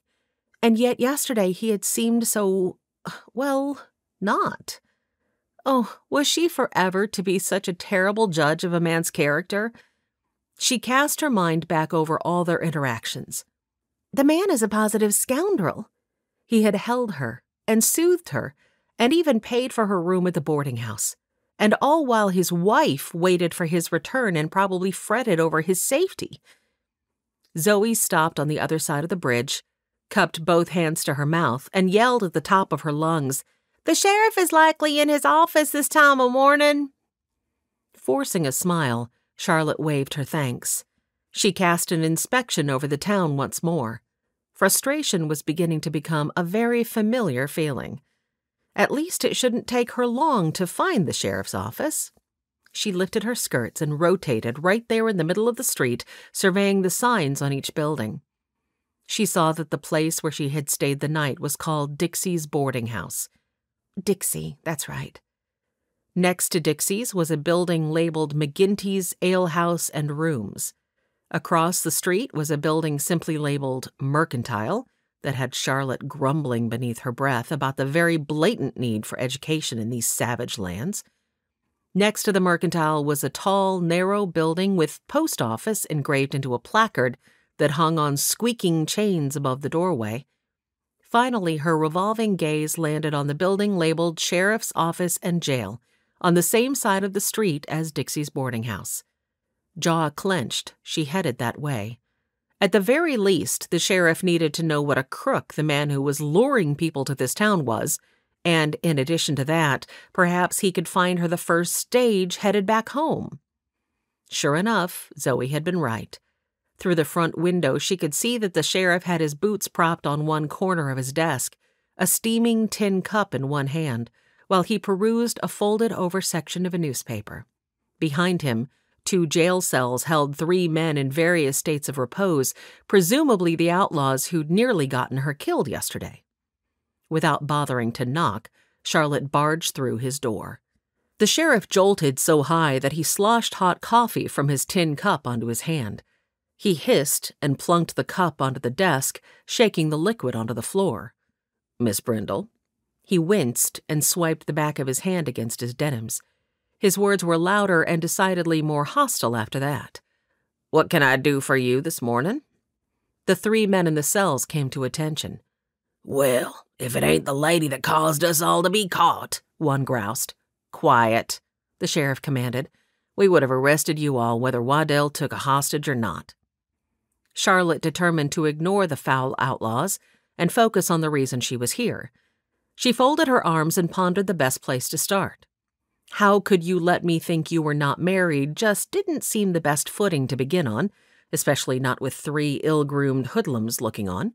Besides, in reality the man had done nothing terribly improper. It was the strange circumstances that had dictated yesterday's improprieties. She decided to start with the boarding house fee. "I would like to reimburse you for the expense of my stay last night." "Oh, where'd she stay, Sheriff?" There was more than a little innuendo in that question, but then the outlaw pushed it further. "Ain't it generally the other way around? You paying her?" The men guffawed heartily. Charlotte felt her face pale. "I would like to reimburse you for the expense of my stay last night," one of the outlaws mimicked. The sheriff was on his feet in a heartbeat, and before she could even blink, a gun appeared in his hand. He stalked a few steps toward the cells. "Would be a shame if my gun accidentally discharged and took a few pieces of flesh out of your sorry hides, now wouldn't it, boys?" All 3 men lifted their hands to indicate they wanted no part of that and sank onto their respective cots. The sheriff holstered his pistol and returned to his desk. He waved his hand and picked up their conversation as though there had been no interruption. "Think nothing of it. Once Zib returns, the fee will likely be part of your salary. I'll get reimbursed." If he could ignore those men, then she could too. Charlotte reached for her reticule. "But I can reimburse you now." The sheriff picked up his coffee. "I said, don't worry about it." He lifted the cup to his lips. Charlotte suppressed the pucker that wanted to perch on her brow. "Your wife likely won't appreciate you spending money on me." Once more, hot coffee sloshed out of the sheriff's cup. This time it drizzled down his chin and onto the front of his shirt. "My wife?" The sheriff sputtered and swiped at the liquid before plunking the cup back down on his desk. "Who told you I had a wife?" Another round of guffaws emanated from the cells. Charlotte darted them a look of irritation, feeling a little lightheaded. Her gaze turned to the street where she'd just been talking with Zoe, and the pucker did settle into place this time. She looked back at the sheriff. "You don't?" "No, I don't." The sheriff's tone indicated his thankfulness to the Almighty over the fact. How did she get herself into these predicaments? "It's just that I met Zoe Castaigne just now, and she said she worked for Mrs. Callahan." A glint of humor started in the sheriff's eyes, spread to his lips, and then burst forth in a full volley of laughter. Charlotte didn't see what was so hilarious. She folded her arms and gave the man her best glower, which only made him and the outlaws laugh harder. Charlotte lifted her chin. Did I misunderstand her? Sheriff Callahan finally managed to contain his amusement. The Mrs. Callahan Zoe referred to is my mother, not my wife. He leaned back in his chair and folded his arms, a definite twinkle in the blue eyes he leveled on her. An unaccountable relief washed through her. Oh, I see. The relief was immediately followed by pique. Why should she care whether the man was married or not? She wouldn't even be here for but a few more hours. Was there anything else I could help you with this morning, Miss Brindle? His back-to-business tone of dismissal raised her temper a few notches. Yes, as a matter of fact, there is. She slapped the brochure onto the desk in front of him, propped one hand at the side of it, and then gave it an extra stab for good measure. Tapping the picture of the town with eyebrows raised, she indicated he should give it a good look himself. Did you know, Sheriff, that this is what Mr. Heath is using to lure unsuspecting patrons to this... She gave up on an apt word and settled for a sweep of her hand in the general direction of the street and the buildings to the south of the sheriff's office, and then to the prisoners behind him. The sheriff picked up the brochure and gave it a once-over, one golden eyebrow arching upward. After a moment, he dropped the brochure back onto his desk, lifted his hands in a what-do-you-want-me-to-do gesture, and then folded them on the desk before him. And if she wasn't mistaken, a twitch of humor still quirked one corner of his lips. That did it. The anger that had been on slow simmer roiled up and spilled out of her mouth. You think this is funny, do you? Your town founder is out there lying to people, deceiving them into coming here. And all I get from the same sheriff who'd set a trap for those ruffians that nearly got me killed yesterday as I was arriving, is a smirk and silence? She felt quite proud that she'd managed to speak the words through unclenched teeth. I believe she called us ruffians, one of the outlaws said in faint hurt. The sheriff rubbed one hand over a jaw that had seen the use of a razor sometime between when she'd left him last evening and now, and studied her with those blue eyes that brought to mind the waters of the Neponset River back home. I'm not sure what you expect me to do, miss. I'm not saying that I believe Heath is doing the right thing with this. He tapped the deceptive drawing of the main street on the pamphlet before him. But I don't doubt that he fully expects the town to look just like that one of these days, and I also don't see that there's much that I can do about it. Well, forgive me. Charlotte adjusted her lace day gloves. Her irritation mounted as she noticed the fingers on her right hand were a ruin of mud, likely from the dog's lead. She gave the sheriff the best cowing look she could muster. Forgive me for thinking that you, a man of the law, would want to do something about his deceit. Deceit that pertains to your town nonetheless. But I can see that I was wrong. Well, never mind that. She snatched up the brochure and stuffed it back into her reticule, then folded her hands before her and lifted her chin primly. I would like my cases. They were on the coach yesterday. And I would like the first ticket on a coach out of town this morning, please. The sheriff rubbed the back of his neck and eyed her with lowered brows. I'm afraid there's no coach coming through here until next week this time, miss. Despite herself, Charlotte's jaw dropped for the second time that morning. No more coaches for a whole week? And your bags haven't been retrieved just yet. Though Don, he's the stage driver, is working on it. He found his missing horse, and the stage should arrive by mid-morning to drop off the bags. Her hopes momentarily soared, but the sheriff must have seen it in her expression, for he held up one hand. But from here, the stage travels farther west to Seattle. Then it comes back through here on its way east again next week. Dejection slumping her shoulders, Charlotte strode to the window overlooking the street and stared at the dilapidated little buildings across the way. She had had such high hopes for her time in Wyldhaven. She had anticipated school lessons and Christmas plays and an Easter pageant. She had envisioned the children at the front of a theater. She had planned out a cotillion to raise funds for school books and perhaps even some historical reenactments to teach the children history. But all of that envisioning had now been shattered, because any group of people who would allow themselves to live in such a run-down, dilapidated, degraded place obviously would not be the type who would enjoy cotillions and theater. Charlotte fiddled with the brooch at her throat as she stared out the window and pondered her next move.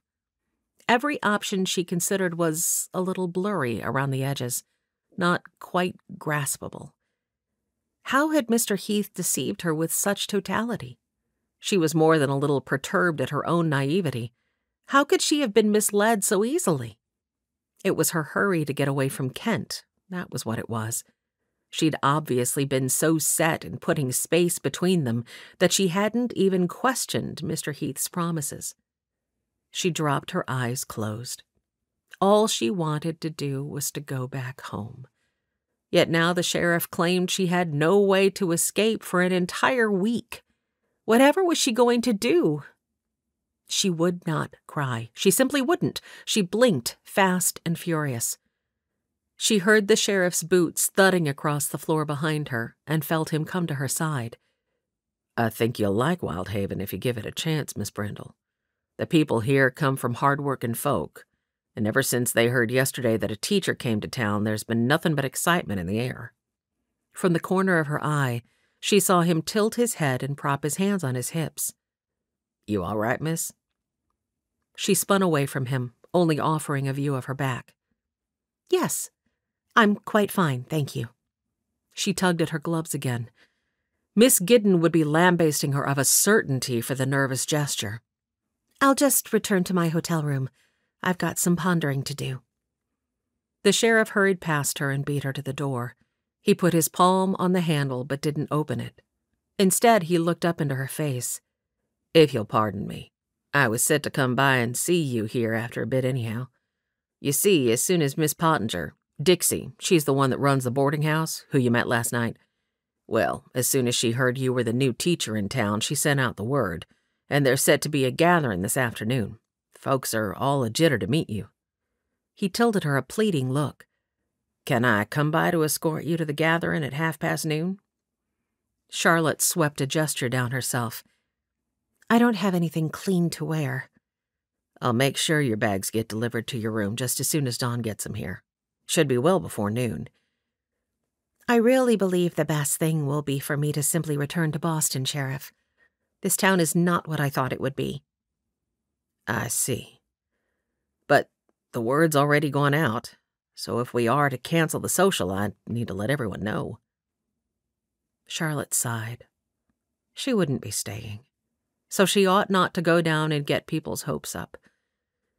Yet, what better place to tell them all at once what a crook their town founder was, and let them know she wouldn't be staying. Yes, she would go. She could even use the opportunity to offer them her apologies for leaving them high and dry in need of a teacher once more. noon will be fine, Sheriff." "Very good, Miss Brindle. See you then." The man swung the door open and offered her a parting smile. Charlotte pulled in a little breath. The man's smile was positively dazzling. It crinkled the corners of his eyes and etched dimples into each tan cheek. He had even, white teeth and a solid jawline that led to a thickly muscled neck and broad shoulders. The sheriff cleared his throat. "Will there be anything else, Miss Brindle?" She forced her eyes to the street outside. "No, Sheriff. Nothing else. Thank you." She swept through the door with as much dignity as the step down to the muddy street would allow. Behind her, she heard an outlaw cackle. "I do believe she's sweet on you, Sheriff." Were her cheeks as red as they felt? How did she manage to entrench herself in these awkward situations with such regularity? Sweet on him, indeed. Only 3 weeks ago, she'd been set to marry a different man. She wasn't about to dive into that pool again, much less so soon. Patrick Waddell woke with a groan. Wretched misery, he cursed. He tucked his left hand into his armpit and scooted farther into the patch of sunshine that thankfully was warming the morning. He'd spent the night shivering and gasping in pain each time he'd moved. He'd tried to get a fire going, but with his right hand out of commission, he simply hadn't been able to rub the sticks together fast enough to make it work, even though he'd routinely lit fires that way in the past. After a time, he'd given up and concentrated on splinting his arm. But the ties he'd needed to hold the splint in place had cost him part of his shirt. After that, he'd been too exhausted to do much but shiver and try to sleep. It had been a torturous night. Then this morning, the sun had thankfully been out. Now that he'd caught a few hours of shut-eye, he needed to do something about finding food. His stomach growled at just the thought of it. He hadn't eaten since that measly meal the coachman had provided yesterday at noon. Just a few more minutes here in the sun to rest and dry out a little more, and then he'd be on his way. On his way to where, he wasn't quite sure. Maybe he'd be able to find a patch of blackberries. They ought to still be in season round these parts. He must have drifted off, because the next thing he became cognizant of was voices. Female voices. He kept his eyes closed and stayed real still. "Is he dead, Ma?" "Hush, Zoe, of course he's not dead. When was the last time you saw a dead man's chest rise and fall like that?" There was a pause. "I ain't never seen a dead man." "You have never seen a dead man." Another pause. "Ain't that what I just said?" "Isn't... Never mind. Here, let's see if we can wake him." Since he was already awake anyhow, he opened his eyes. They were leaning over him, a pretty middle-aged woman with hair the color of the frost-dusted pumpkins that used to grow in his mother's garden of an autumn, and a younger version of herself still in pigtails. The older woman was reaching out to touch his shoulder. She leapt back when he opened his eyes. "Oh, land sakes a mercy." She pressed one slender hand to her chest with a startled laugh. "You 'bout scared the stuffing right out of me, mister." She rubbed her hands in worry. "You look like you've seen the wrong side of luck lately. What's your name?" Patrick scrambled to think what he ought to do. The stupor of sleep still fogged his thinking. He blinked his eyes and gave his head a little shake, but that produced a moan when shards of fire shot through him from the gash. He didn't want to move. He didn't want to talk. He just wanted to lay here and die. When he didn't answer, the woman's eyes widened. "Oh, I'm sorry. Maybe we should introduce ourselves first. I'm Susan Castaigne, and this," she swept a gesture to the little girl by her side, "is my daughter, Zoe."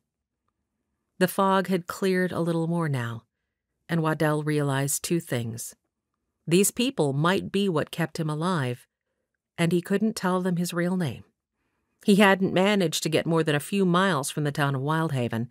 At least, that would be his guess.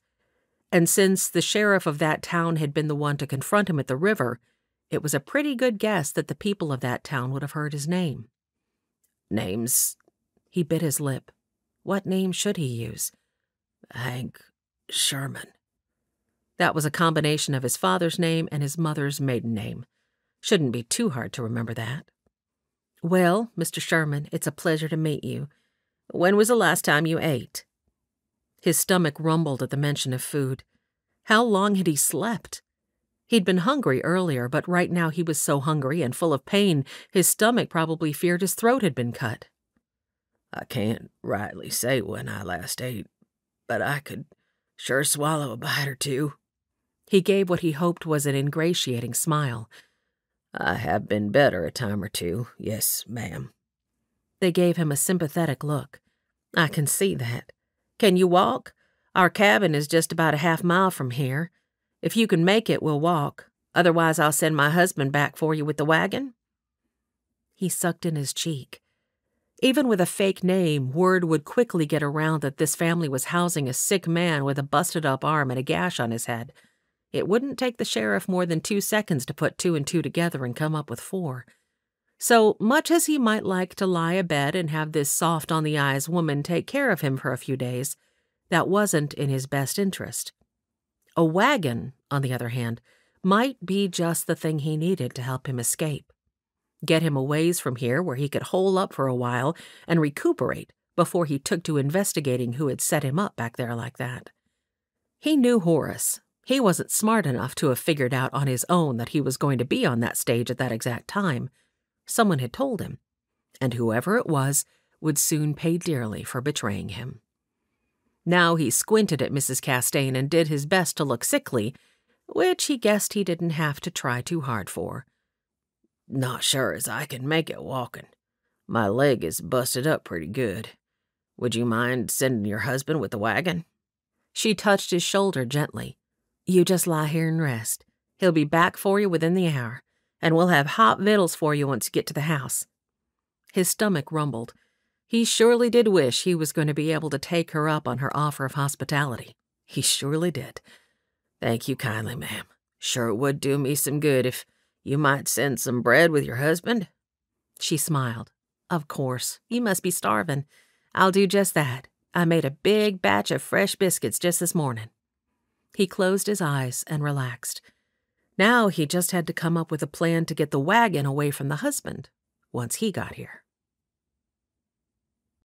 Chapter 8. Reagan Callahan escorted Miss Charlotte Brindle from his office back to the boarding house. She gave him a frosty curtsy, holding her muddied skirt as though it were the cleanest of royal silks. "Good day, Sheriff." He tipped his hat and offered a slight bow. "Good day, Miss Brindle. I'll be back at noon to escort you to the gathering."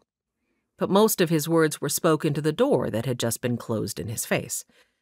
He put one hand to the back of his neck and surveyed the street with an amused sigh. The woman was positively one contradiction after another. Miss Brindle was clearly accustomed to having her way, and yet there were moments when he glimpsed a softer side to her. This moment had not been one of those.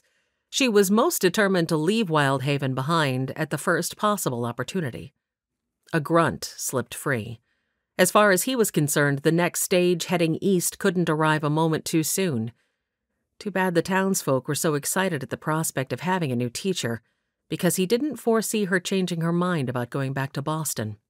And when it came down to brass tacks, that was probably for the better.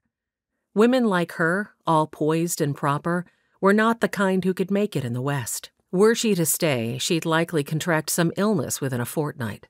Not to mention, how would a little bit of a thing like her handle the older male students, such as the Nolan boys? No, Miss Charlotte Brindle was definitely not the kind of teacher Wyldhaven needed. What Wyldhaven required was either a man who could handle himself, or a sturdy spinster with some grit and stiffness in her spine. What had Zeb been thinking, soliciting a woman like Charlotte Brindle to be Wyldhaven's teacher? With such a slip of a gal, anything could happen. And with the capture of several key members of the Waddell gang, and the news that Waddell himself might be dead, the town was liable to soon be overrun with every manner of journalist and riff-raff outlaw hopeful the West had to offer, not to mention warring factions within the remaining contingent of the Waddell gang who still remained at large.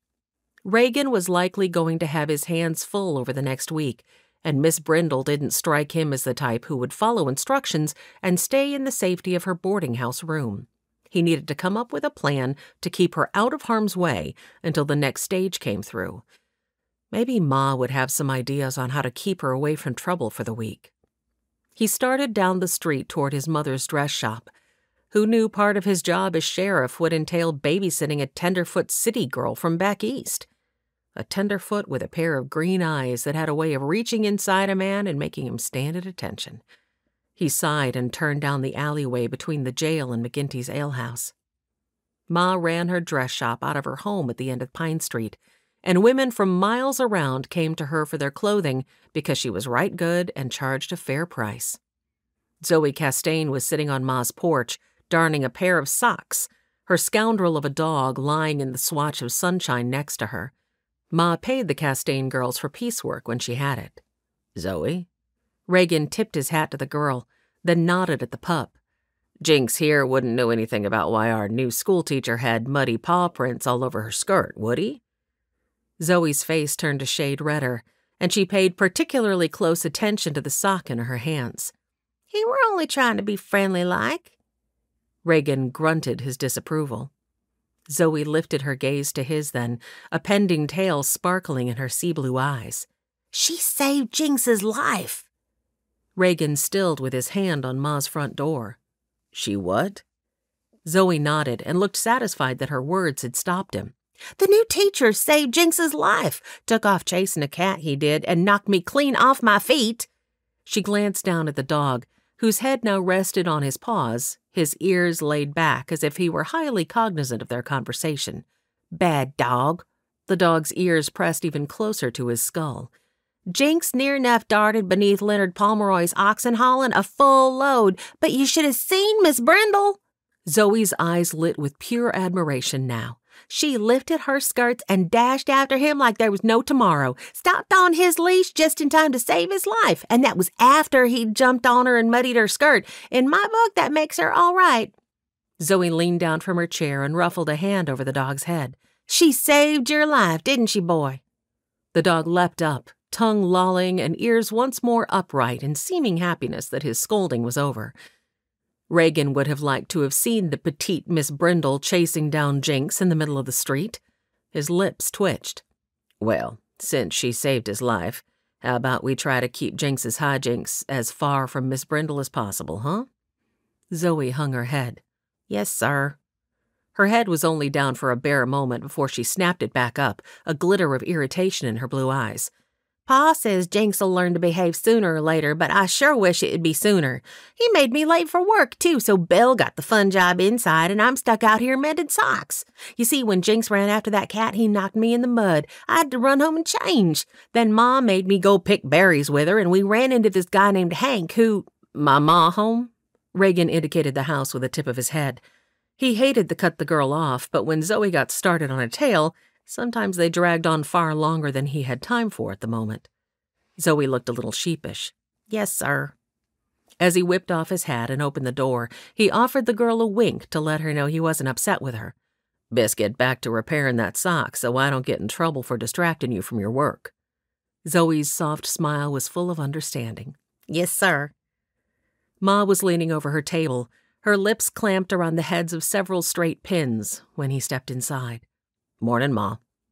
She lifted her brows and gave him a nod as she laid a pattern piece over her material and smoothed it with practiced fingers.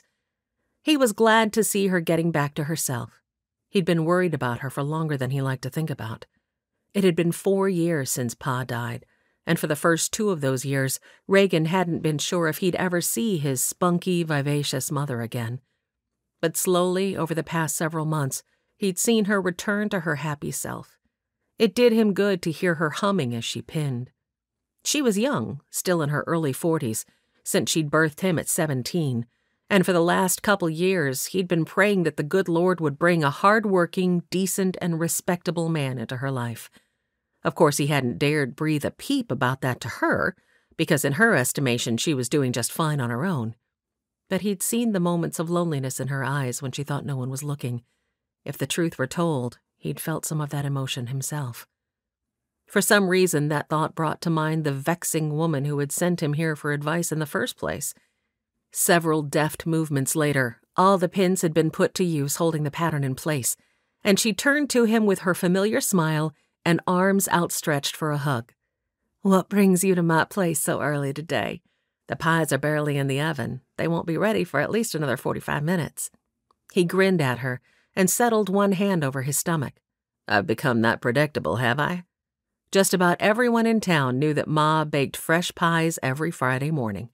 And who could blame him for taking his bachelor self to his Ma's place regular as clockwork on such days? She reached up and pinched his chin. You are a good son. Don't let my teasing get you down. Now what can I do for you? Reagan tapped his Stetson against his leg.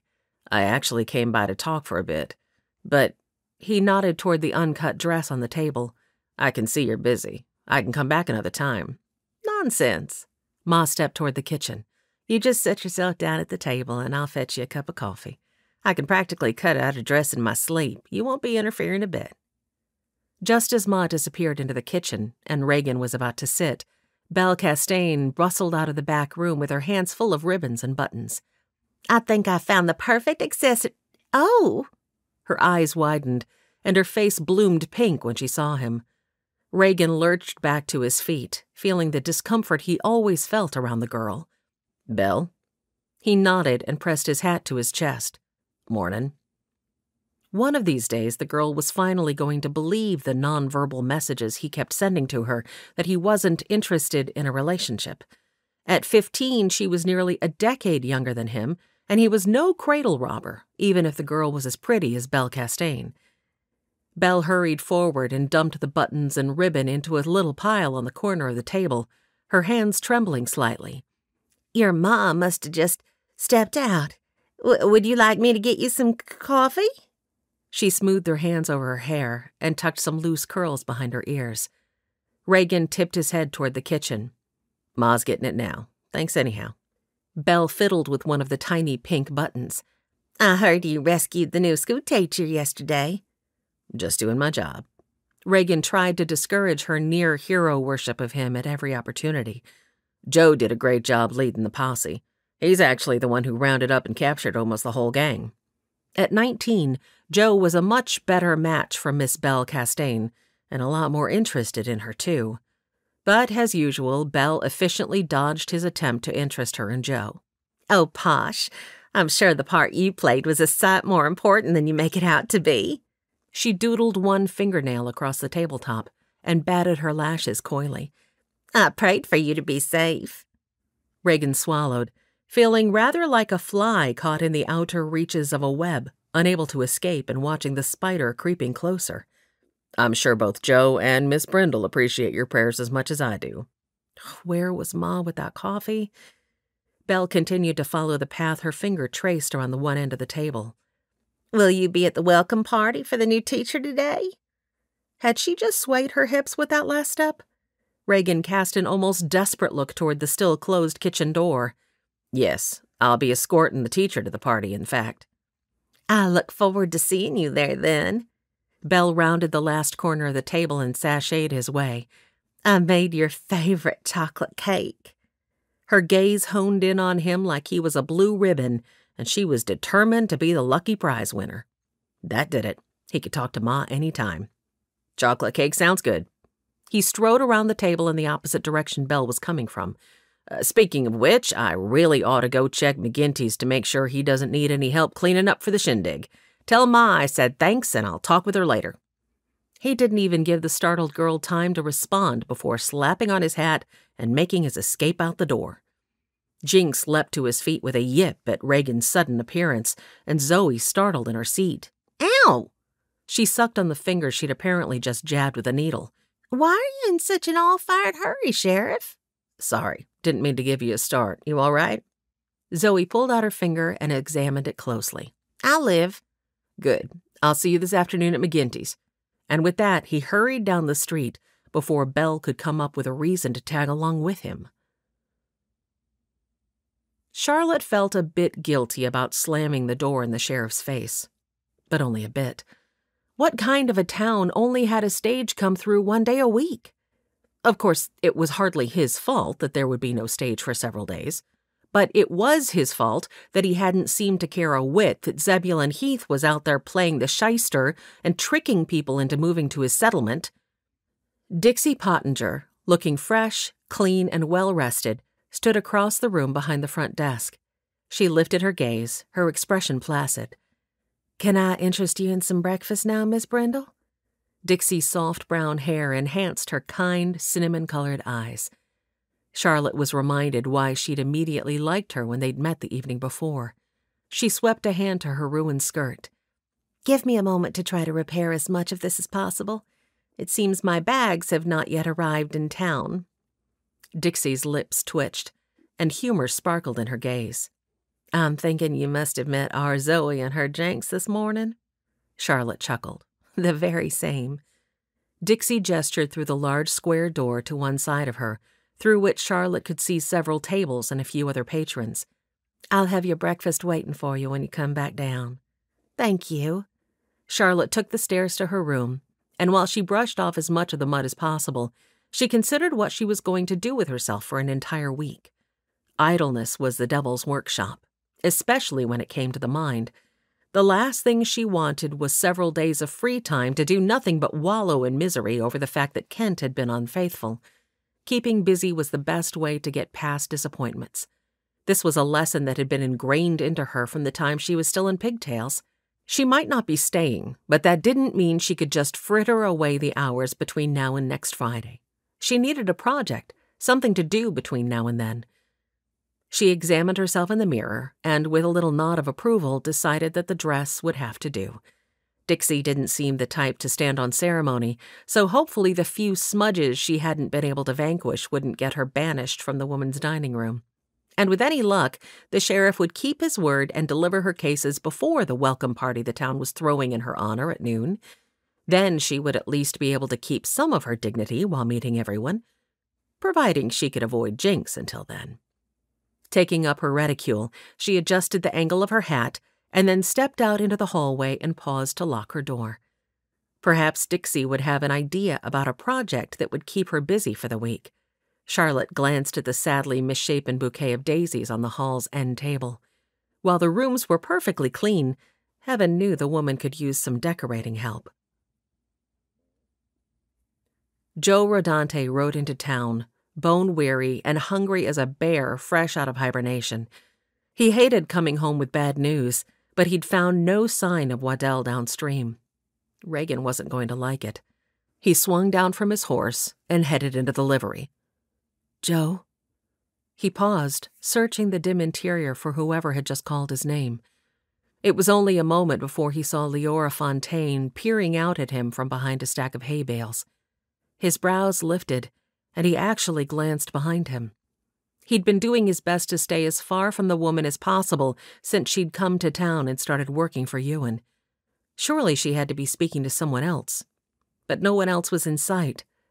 Cautiously, he led his mount farther into the barn. "What can I do for you, Leora?"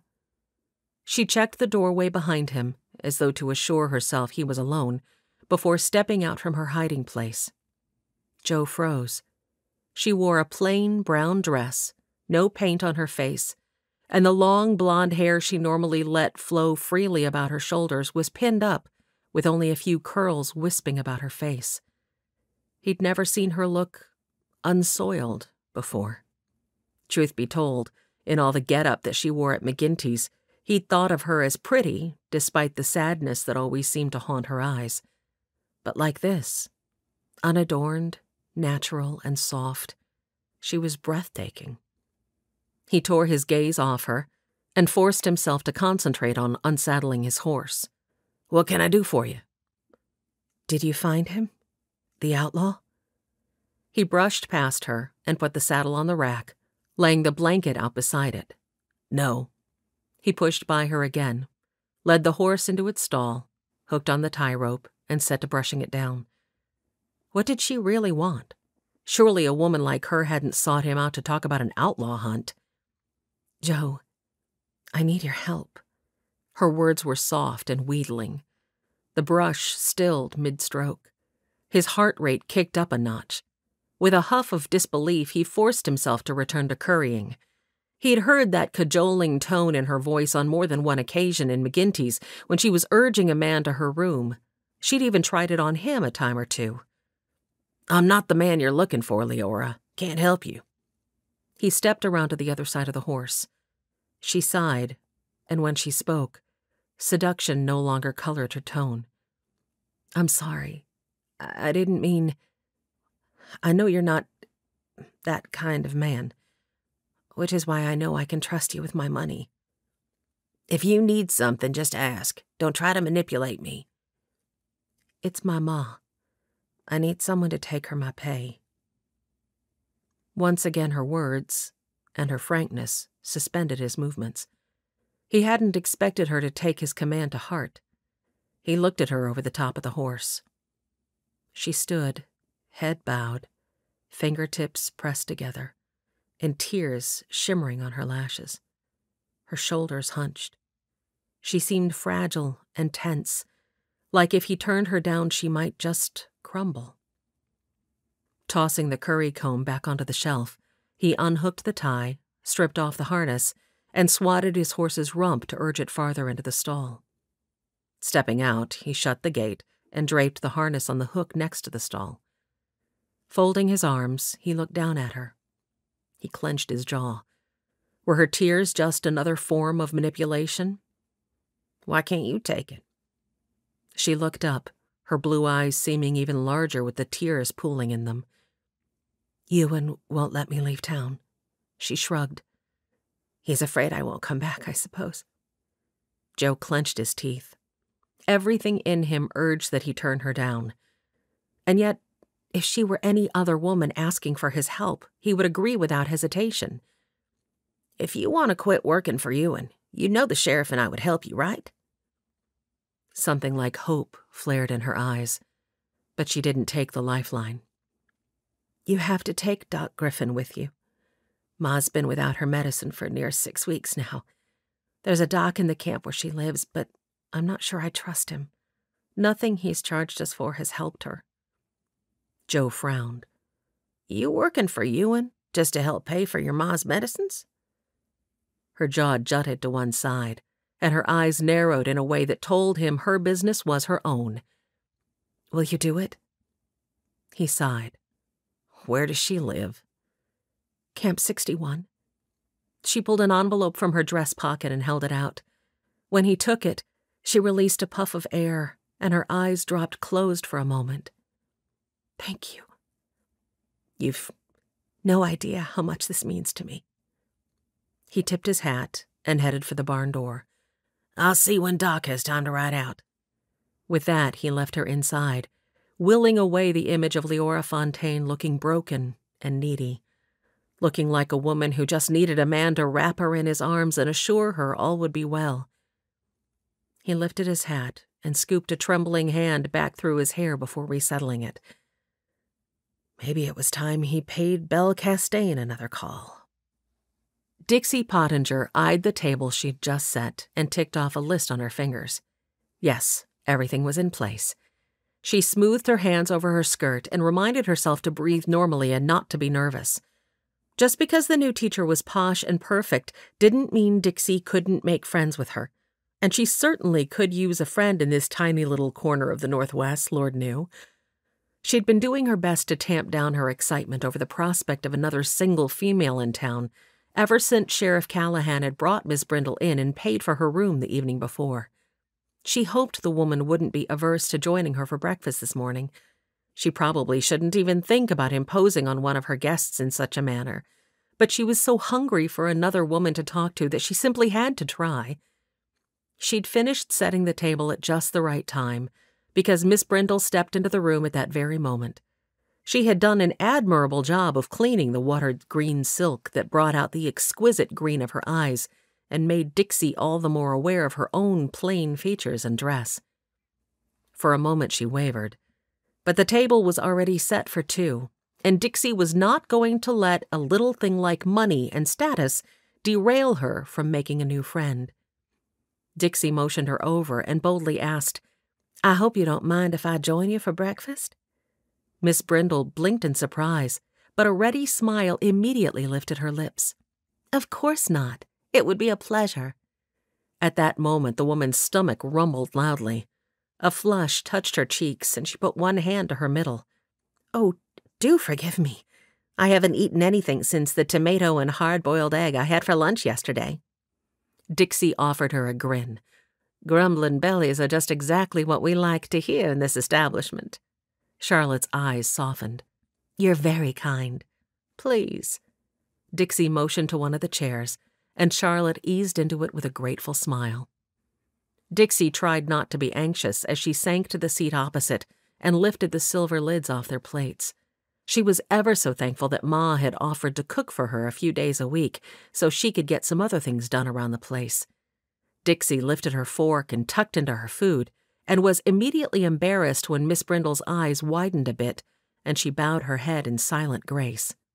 But despite Dixie's obvious embarrassment, Miss Brindle offered nothing but a gracious smile a moment later when she lifted her head and picked up her own fork.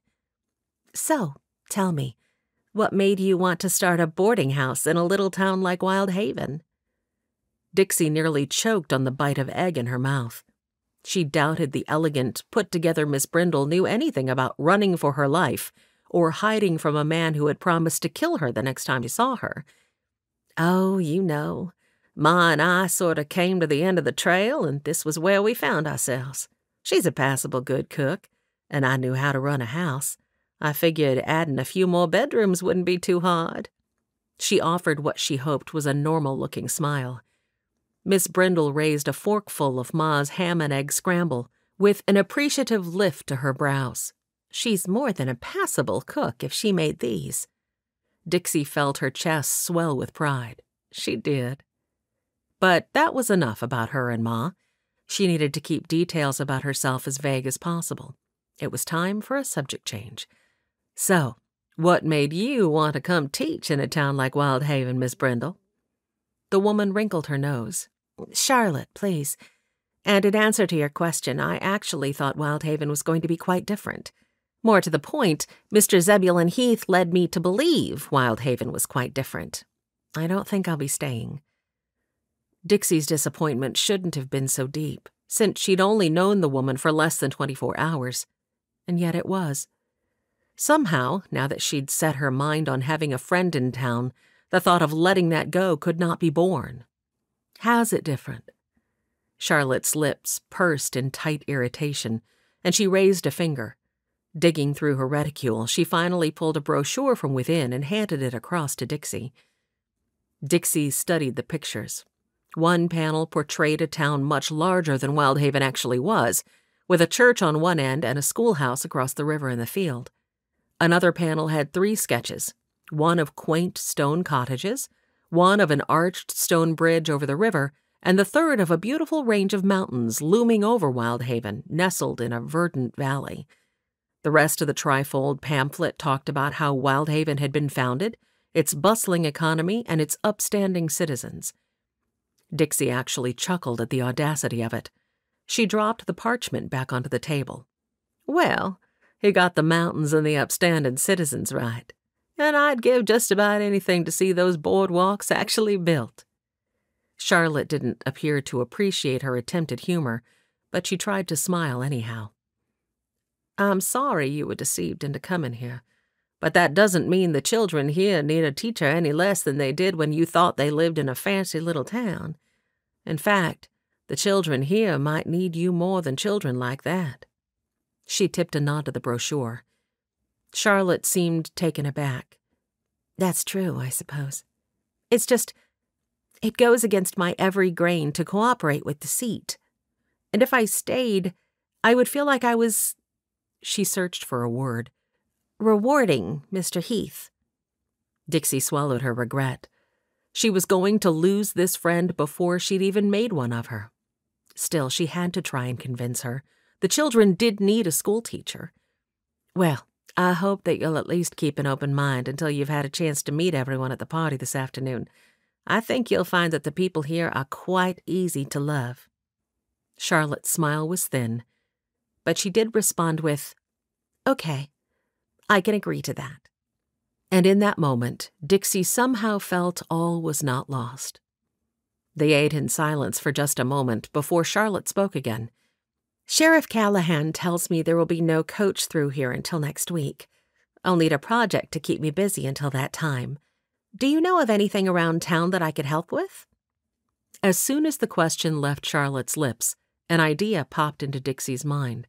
Until that moment, she hadn't even considered trying to raise money to go toward the building of a church or school, yet, "As a matter of fact, I know just the thing.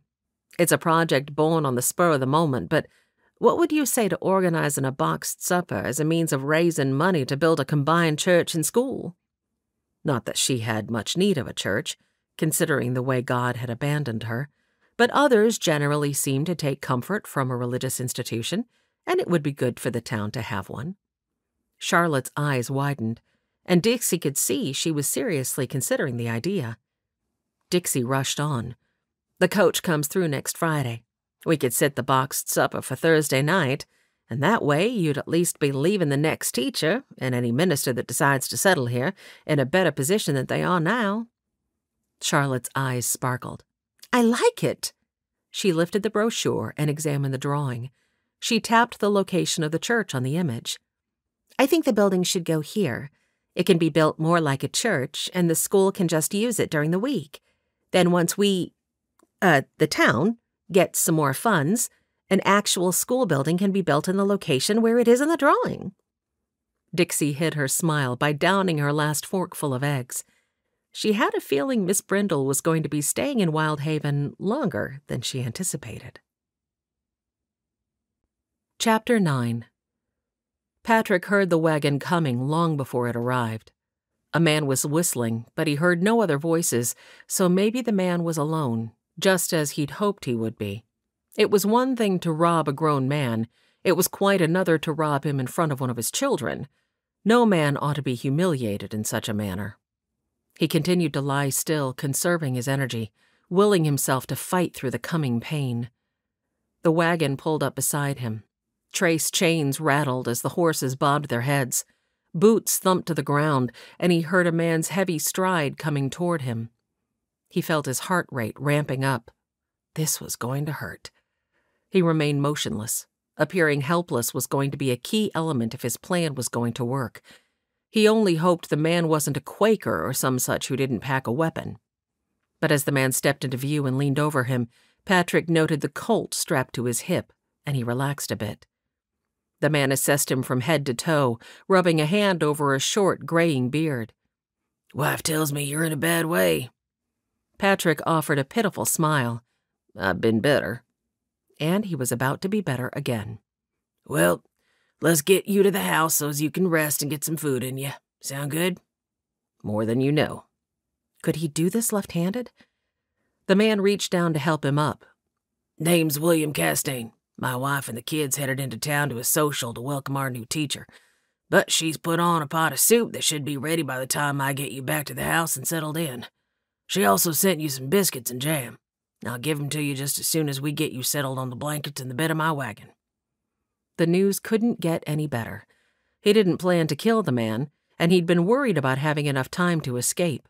Waddell had pictured the man running back to his house for a fresh saddle horse and sending one of his family to town for the law while he backtracked to chase him down. But with his family off to town, that would be that much farther the man had to go before being able to get word to the law about the incident and come after him. Patrick accepted Castaigne's hand and let him pull him to his feet. Then he clung to the man as though he needed a moment to steady himself. Truth was, he did need that moment, because another wave of agony swept over him. But he couldn't take too long. Gritting his teeth, he reached with his left hand and snagged Castaigne's gun from its holster before the man could pull away and start them toward the wagon. "What in the—" Castaigne thrust his hands into the air. Patrick tipped his head. "Sorry, I just need the wagon and the horses." Castaigne's face paled, and Patrick realized he thought he was going to shoot him. He took a step back. Pain knifed through his leg, and he almost lost his balance when it threatened to give out from under him. He gritted his teeth and forced his body into submission. "Just stay back, and you won't get hurt." Castaigne tilted his head. His eyes hardened as he swept a glance over him. Patrick could tell the man was trying to assess just how injured he really was. Castaigne stepped toward him. "I can't let you take my wagon and my horses. My family depends on those." He inched a little closer. Patrick shook his head. "Don't do it. I don't want to hurt—" Even before he could finish the sentence, Castaigne lunged toward him. Patrick gasped. White bursts of light exploded across his vision as Castaigne crashed into his right arm. "Give me my gun!" Castaigne grappled to yank the piece from his grasp. Patrick knew he only had a moment before he was overpowered. He pulled the trigger. Castaigne froze. His mouth slacked open, and his face turned pale. He stumbled a couple steps back. Blood bloomed across the man's shirt on his right side. Patrick's face scrunched into regret. "I'm sorry, man. I didn't want to shoot you. I really didn't. It was you or me." Castaigne looked from the wound in his side to Patrick's face and then back again. Shock still coated his features. "I came here to help you." Waddell's conscience pricked him. That was true enough. But he needed to get out of here. Anyone could have heard the shot and be heading this way to see if someone needed help. "Listen to me. Listen careful now. Take off that shirt and press it as hard as you can against the wound." Castaigne just stared at him, still in shock. "You want to live? Do it." Castaigne started fumbling with his buttons. Waddell nodded. "Good man. Turn around and let me see your back." He didn't dare get close enough to the man for him to try for the gun a second time. They might both end up gunshot. Castaigne groaned as he stripped off his shirt and turned so Waddell could see his back. Waddell felt all the blood drained from his face, and he swallowed hard. The bullet had gone clean through, and a stream of blood already soaked Castaigne's pants nearly to his knees. A scene he hadn't envisioned for years flashed into his memory. His mother gasping for breath on the rug before their hearth, blood spurting with each beat of her heart from the wound in her chest. His father waving his gun, cursing her, spittle catching glimmers of firelight as he disparaged her from near the doorway to the cabin, screaming that it was all her own fault. And Patrick's own small hands slick and sticky with blood as he knelt on the rug by his mother's side and uselessly pressed against the wound in an attempt to stem the flow. His father had walked out that day, and Patrick had never seen him again. His mother had died only moments later. Now, he scrunched his eyes shut and shook the memory away. No matter how badly he wanted to escape, he couldn't leave the man to die in such a manner. All right, listen. See that red fur right there? I'm going to help you. But if you so much as move, I'm going to walk away and let you bleed out, you understand? So put your hands on the tree and stay still. Castaigne followed orders. Waddell tucked the pistol into his waistband and took the shirt from Castaigne's hand. He stripped off his own shirt and wadded it into a ball. Pressing that firmly against the hole at Castaigne's back, he tucked the body of Castaigne's shirt against the smaller hole in his stomach, and then used the sleeves of the shirts to tie the compress into place. He stepped back and palmed the gun once more. All right now. You walk home, and your wife will find you when she gets there. But don't move any more than you have to once you get there. You just lie yourself down and rest a mite, else you'll bleed out. Castaigne turned to look at him, disbelief in his eyes. Waddell tilted his head. I didn't want to shoot you. You should have just let me walk away. A huff of disbelief slipped from the man's lips. Waddell sighed. This was the thanks he got for helping the man? Best get going. Castaigne's shoulders slumped, but he did start to walk. Patrick nodded. The man would be fine. He'd done the best he could. He swung aboard the wagon and gingerly loosed the reins from the brake handle with his left hand. Driving one-handed was going to be a trick, but if the horses were trained well enough, they ought to stay on the main path without too much need for guidance. He slapped the reins across the horses' rumps and clucked them. Go on. Get up now. The matched pair started out, and the last thing he saw of Castaigne was him leaning a palm to a tree as he maneuvered his way past it. Patrick shook off a prick of conscience. The man would be fine. Charlotte spent a leisurely morning in her room finishing up the last of the Mohicans, and just as she had feared, the story was as tragic as the book's title implied. She always hated sad stories. Tales from the author Jane Austen were much more to her liking because they didn't leave her feeling dull and gloomy. Deputy Rodante delivered her cases around 10:30, and Charlotte had never been so thankful in her life to see a trunk full of clothes. Dixie had surprised her with a portable tub and plenty of hot water, and she almost felt like a new woman when she emerged. She exchanged her soiled, green-watered silk for a light blue bombazine and brushed her hair dry in front of the pot-bellied wood stove in the corner before pinning it up. There was still time before the sheriff was set to pick her up, so she spent the next few minutes doodling morose thoughts about Wyldhaven in her journal and thinking through how she was going to tell the townspeople their town founder was a crook of magnificent proportions.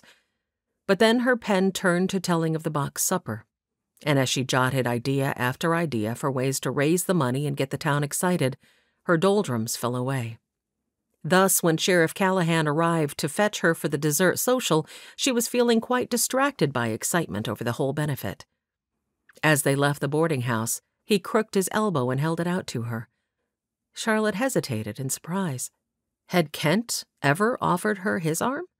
He'd certainly escorted her plenty of places, but he'd always strode along beside her with his hands tucked behind his back. He'd taken her hand on rare occasions to assist her in and out of a coach, but even that he'd mostly left to the footman.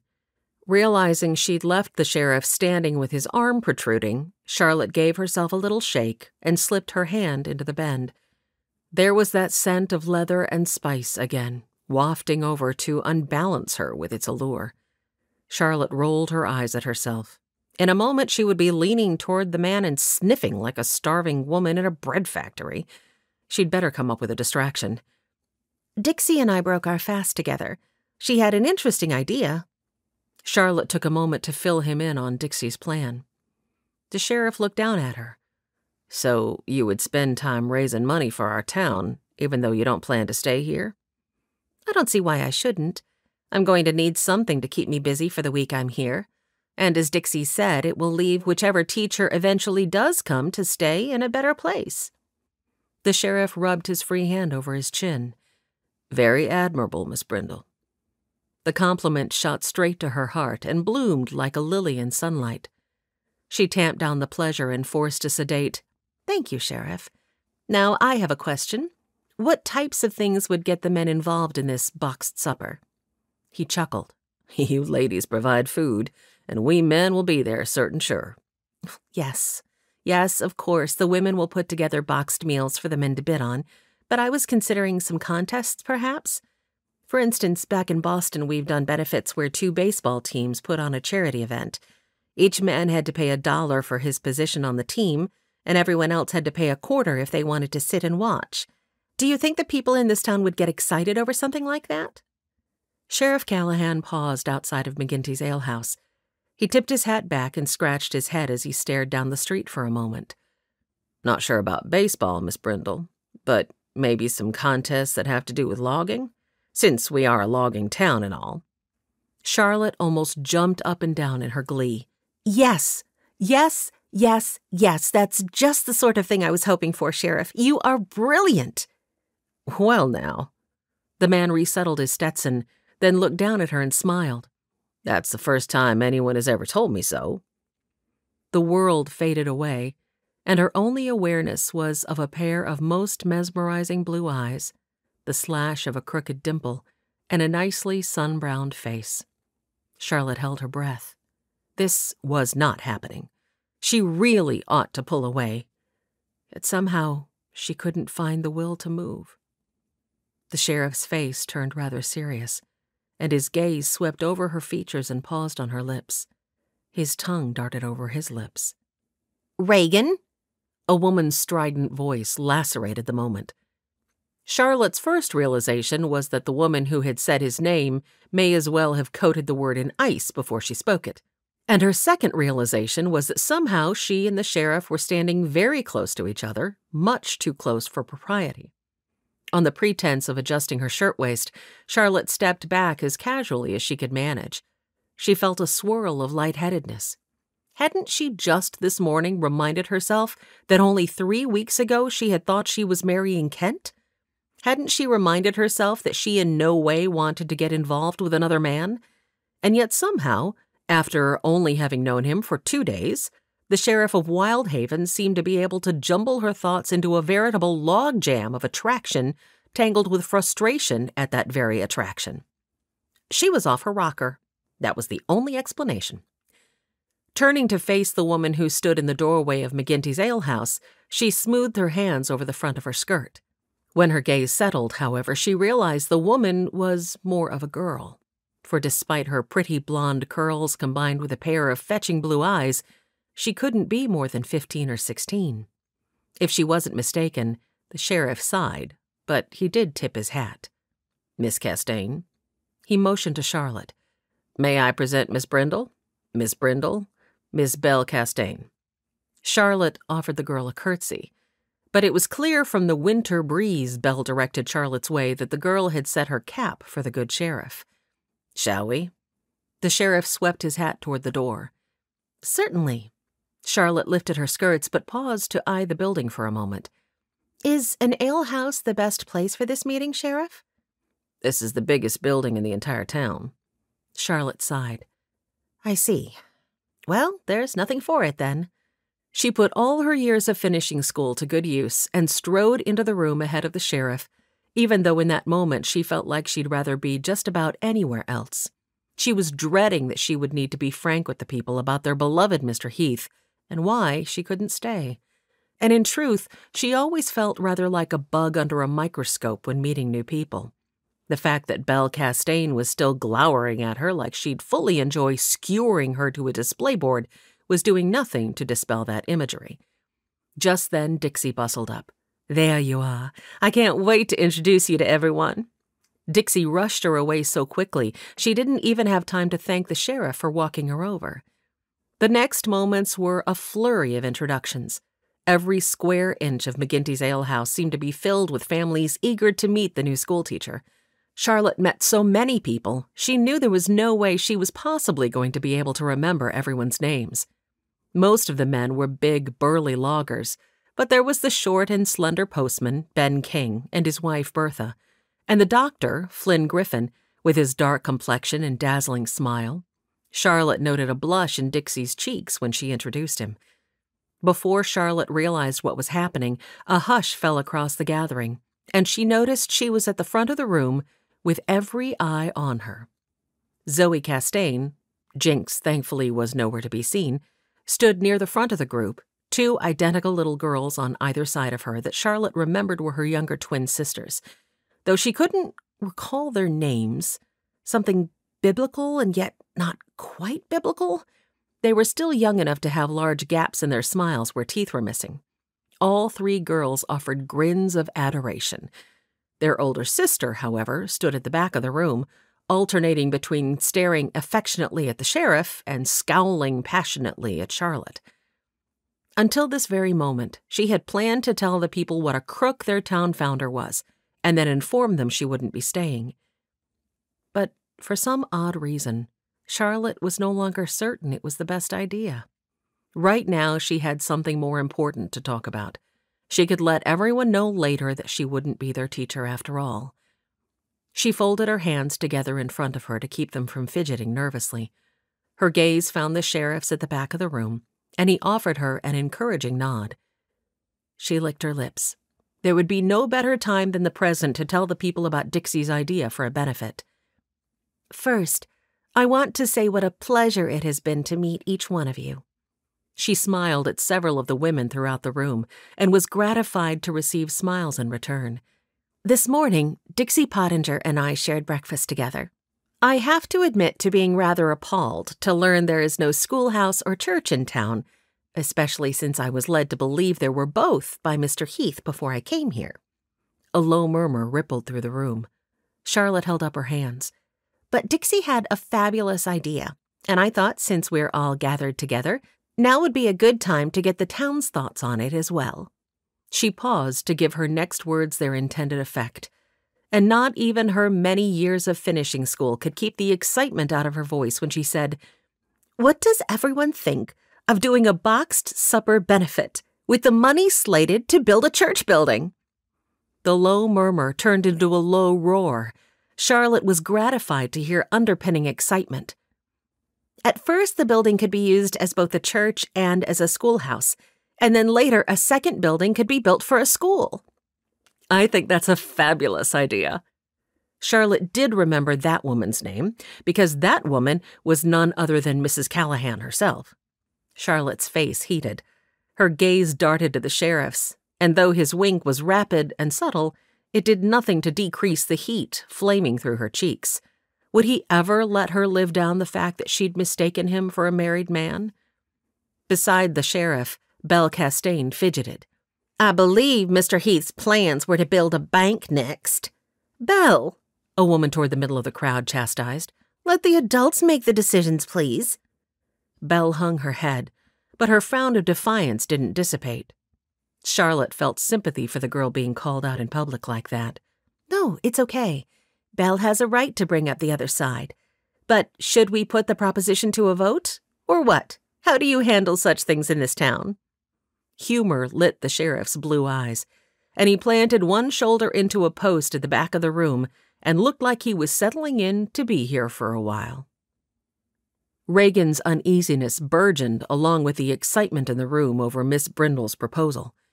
As he watched her enthusiasm grow with each passing moment, he had an unsettling feeling about the week ahead. Was it possible the lady might change her mind about returning to Boston?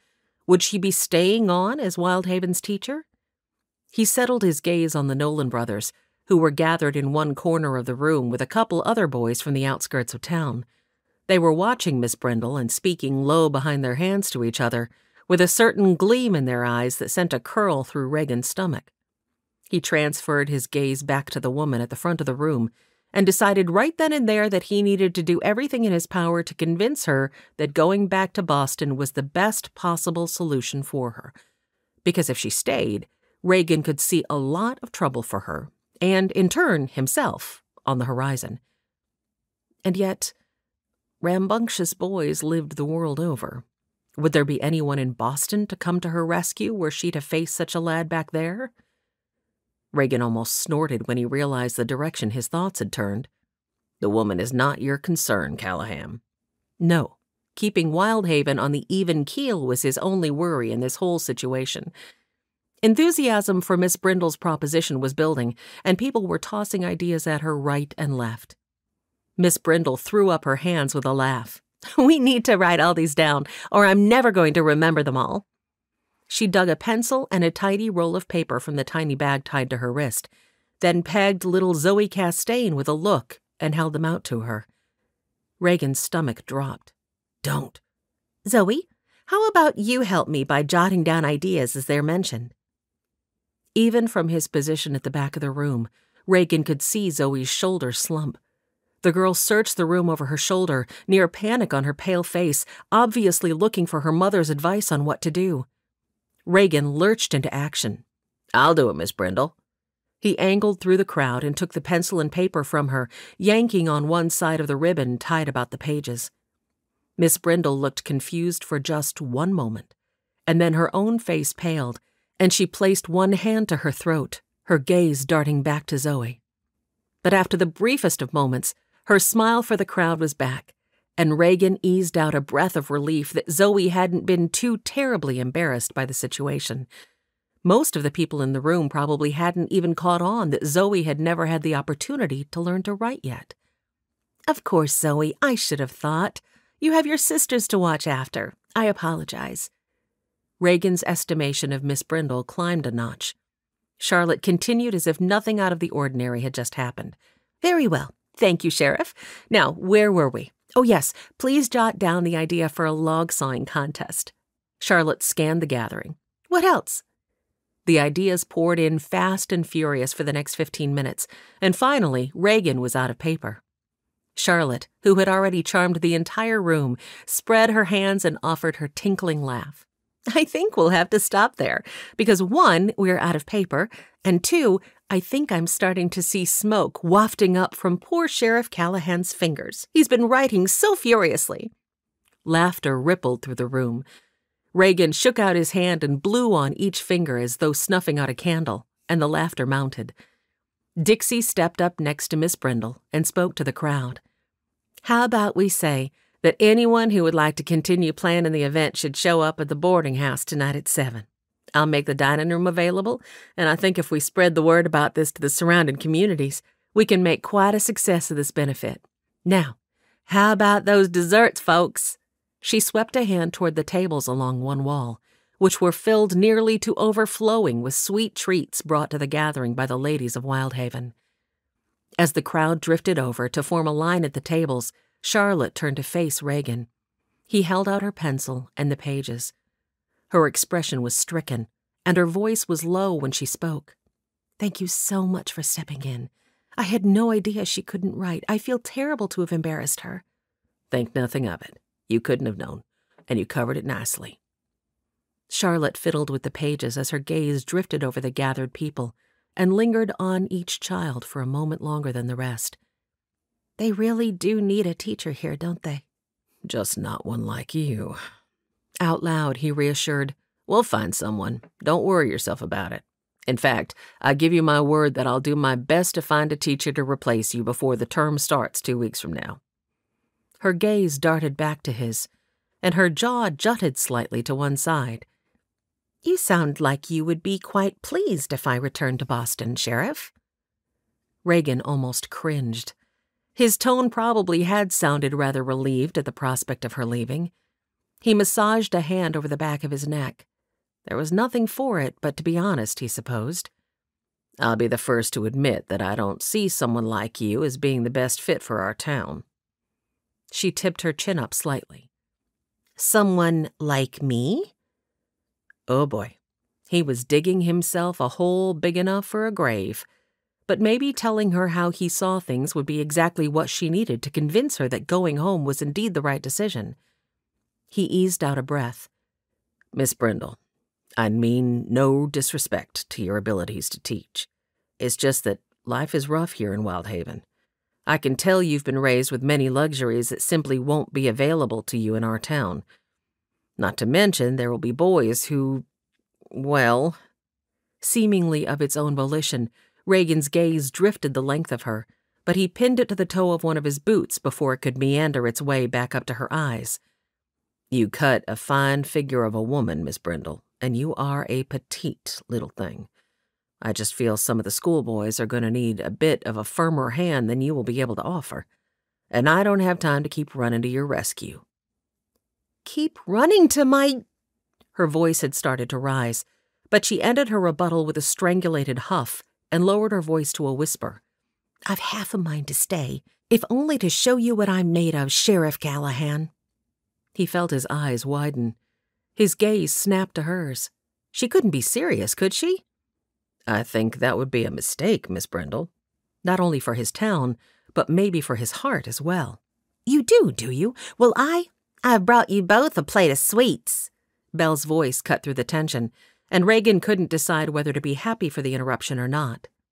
He accepted the plate Belle held out to him with what he hoped didn't appear to be too stiff of a smile. "Thanks." Behind them, the front door opened with the tinkle of the bell Ewan had hung above it. Reagan tossed a look over his shoulder. "King, what is he doing here?" Reagan stepped back and offered a slight bow in both Belle's and Charlotte's directions. "I see Sheriff Timothy King just walked in." For Charlotte's sake, he added, "He's from Cedar Falls, a town a couple hours from here, but his son, Ben, runs our post office. I need to see why he's in town. Please excuse me." If he wasn't mistaken, both women were drilling holes in his back as he walked away, because he could feel the heat of twin glares all the way across the room. Each for a different reason, he felt sure. Chapter 10. Charlotte glanced at the plate of desserts Belle had placed in her hands and felt her stomach do a slow curl. The thought of eating anything with her stomach already churning the way it was made her feel a little green around the gills. But worse yet was the piece of chocolate cake smack dab in the middle of the plate. She always got a pounding headache whenever she ate anything with chocolate in it. Most kinds of tea and coffee caused the same thing. Still, it would be rude to refuse the refreshments the town had worked hard to prepare in her honor. She met Belle's look with a smile and lifted the plate slightly. "Thank you." "Ma and Zoe went berry picking this morning. Ma made the fruit salad you see there." She pointed. "But I made the chocolate cake." Belle's chin lifted in pride, and she gave Charlotte's plate a pointed look that communicated a clear message. Charlotte wanted to groan. Of course, the chocolate cake would have been made by the one girl in the town who already disliked her. Forcing a smile, Charlotte lifted the fork and took a small bite of the large piece of chocolate cake at the plate's center. She would pay for her desire not to offend the girl later with a mountain-sized headache. Belle folded her hands in front of her and tipped her head to one side. "Well?" Charlotte felt a tingle of frustration at the girl's boldness. She dabbed at the corner of her mouth and swallowed. "It's quite delicious, thank you." Belle gave a satisfied nod. "Reagan likes my cake, too." A glitter of challenge flashed in her narrowed blue gaze. "I'm sure he does." "Belle, dear." Mrs. Callahan stepped close and took Charlotte by the arm. "Why don't we let Miss Brindle sit at one of the tables and enjoy her refreshments? How about you fetch her a drink?" The woman looked at Charlotte. "Tea? Coffee?" Charlotte darted her tongue across her lips. At this rate, the town just might be the death of her. "Just water is fine, thank you." Mrs. Callahan transferred an instructive gaze to Belle, who sighed and headed off, presumably to bring back a cup of water. Charlotte had never felt more relief in her life. She'd been afraid the girl had planned to stand there and watch her down every last morsel of her piece of cake. Charlotte's desperation that the girl would be back at any moment drove her to clutch at the older woman's sleeve. Mrs. Callahan, who had started to escort her to one of the tables, gave her a startled look and stopped. Charlotte cast a desperate glance back toward Belle. She kept her voice low. "Mrs. Callahan, I wonder if I could impose on you to help me with something?" The sheriff's mother quizzically offered.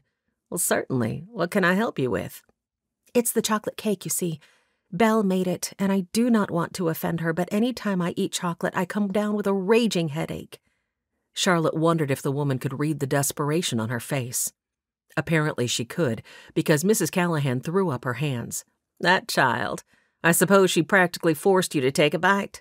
Charlotte didn't want to get the girl into any more trouble, so she held her tongue. "Belle and her stubbornness, I do declare. We'll fix this. Wait here." The woman lifted her skirts and hustled straight to Dixie's side. She said something low to her, with a nod to where Belle was filling a glass with water from a pitcher.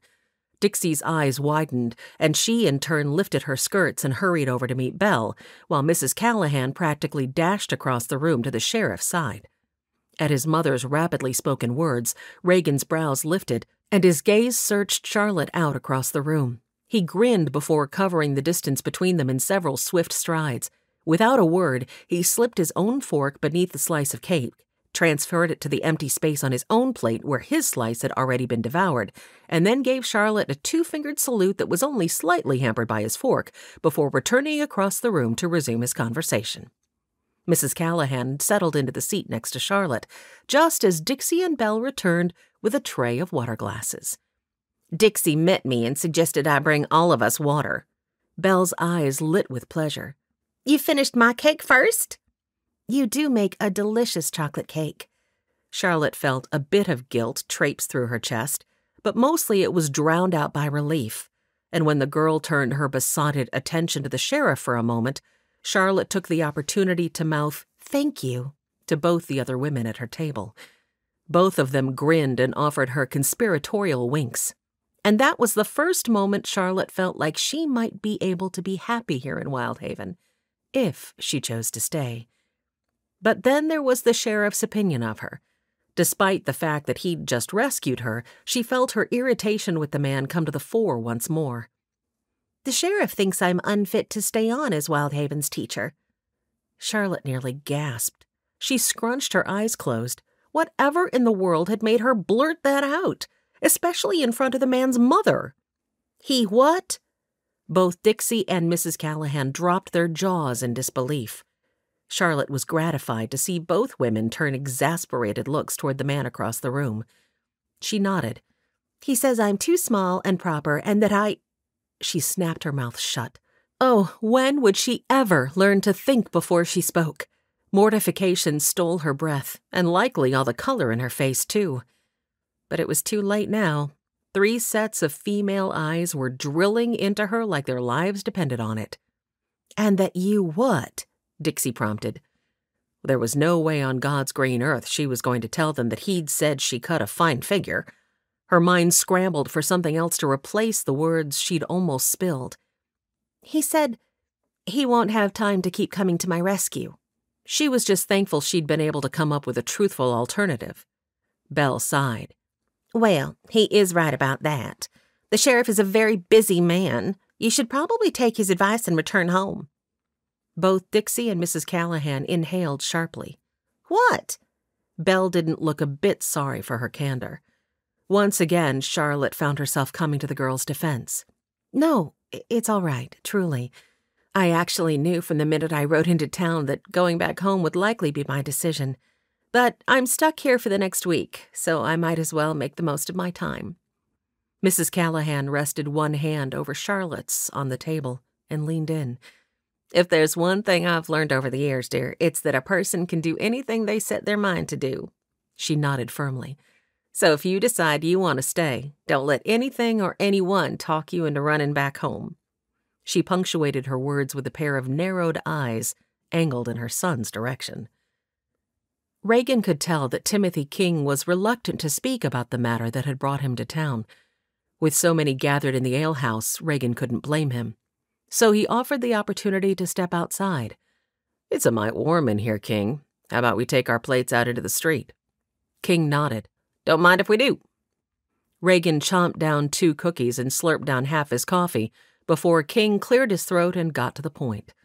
Wanted to let you know about something that might make your job a bit difficult. Reagan shoveled in a big mouthful of Charlotte's piece of cake and held his silence. Word about Cedar Falls is that the Waddell gang is holding your new teacher responsible for Waddell's death.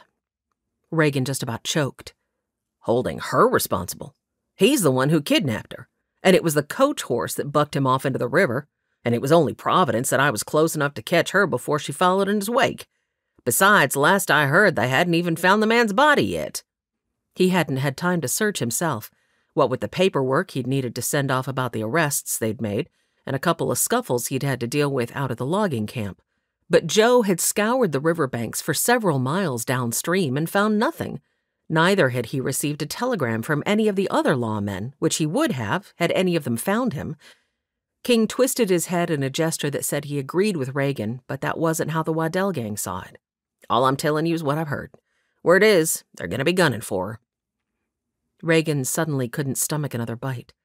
He set his plate onto the top step and hung his hands from his hips.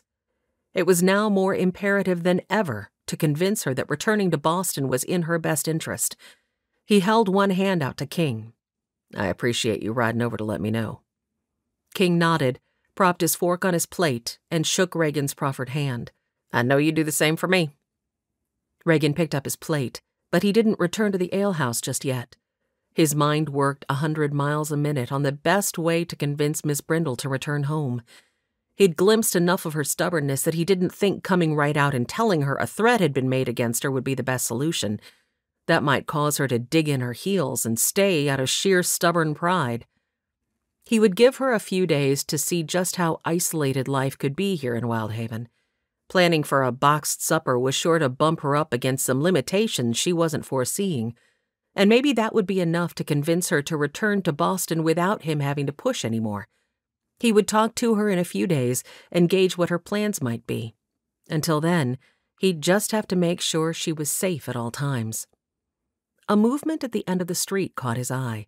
He squinted against the bright sunlight and put one hand to his eyes. A horse was walking into town.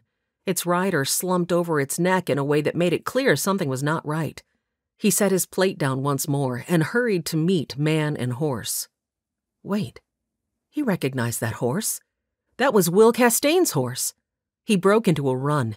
When he got close enough to see a slick of blood had oozed from Will's side, over the saddle and across his horse's side too, his heart lodged in his throat.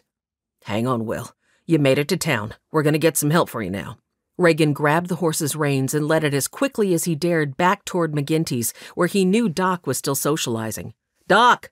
He was yelling even before he got to the door. He left Castaigne astride and burst into the room. Doc, come quick. Flynn lurched to his feet and pushed his way through the crowd as quickly as he could. What is it? Reagan felt his insides turn. Gunshot. He tilted his head to where Castaigne waited. Clear a table!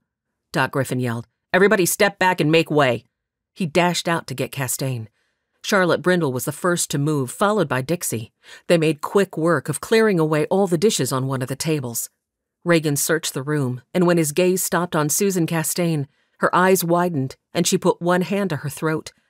He heard Zoe give a little gasp, and when he darted a look at Belle, she had both hands pressed to her mouth. He returned his focus to Susan, his fists curling around the brim of his Stetson clutched before him. It's William, I'm afraid. Oh, dear Lord, have mercy. Did that man hurt my Will? Reagan had started to turn back to the door, but he froze at that. The room had grown so quiet he could hear the pounding of his own heartbeat in his ears. What man? Come to think of it, Zoe had started to tell him about a man this morning, but he'd cut her off. Doc muscled his way back through the doorway, his arms wrapped around the chest of Castaigne. Joe followed, carrying the man's feet. Pa! Zoe cried out and lurched forward. But Dixie, who was the closest to the child, reached out and wrapped her arms around her, holding her back. Let Dr. Griffin do what he needs to do, Zoe. Flynn and Joe laid Castaigne out across the table.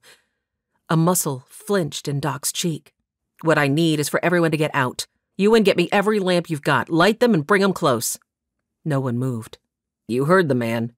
Reagan slapped his hat back on and clapped his hands. Everyone out. He gently pushed Ben and Timothy King toward the door, knowing they would help him by leading the way. When Dixie went by, she squeezed his arm. "I'll take the Castains over to Mother's in my place. Come get 'em when you have news?" He nodded.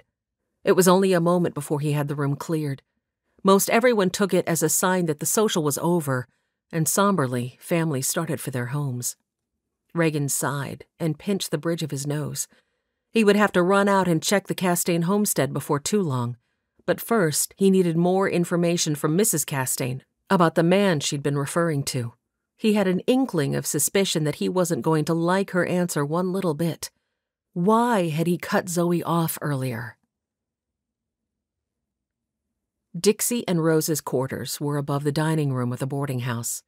Charlotte sat in the front parlor with one of the twins, Sharon, on her lap, and the littlest Castain boy, Aiden, plastered to her side.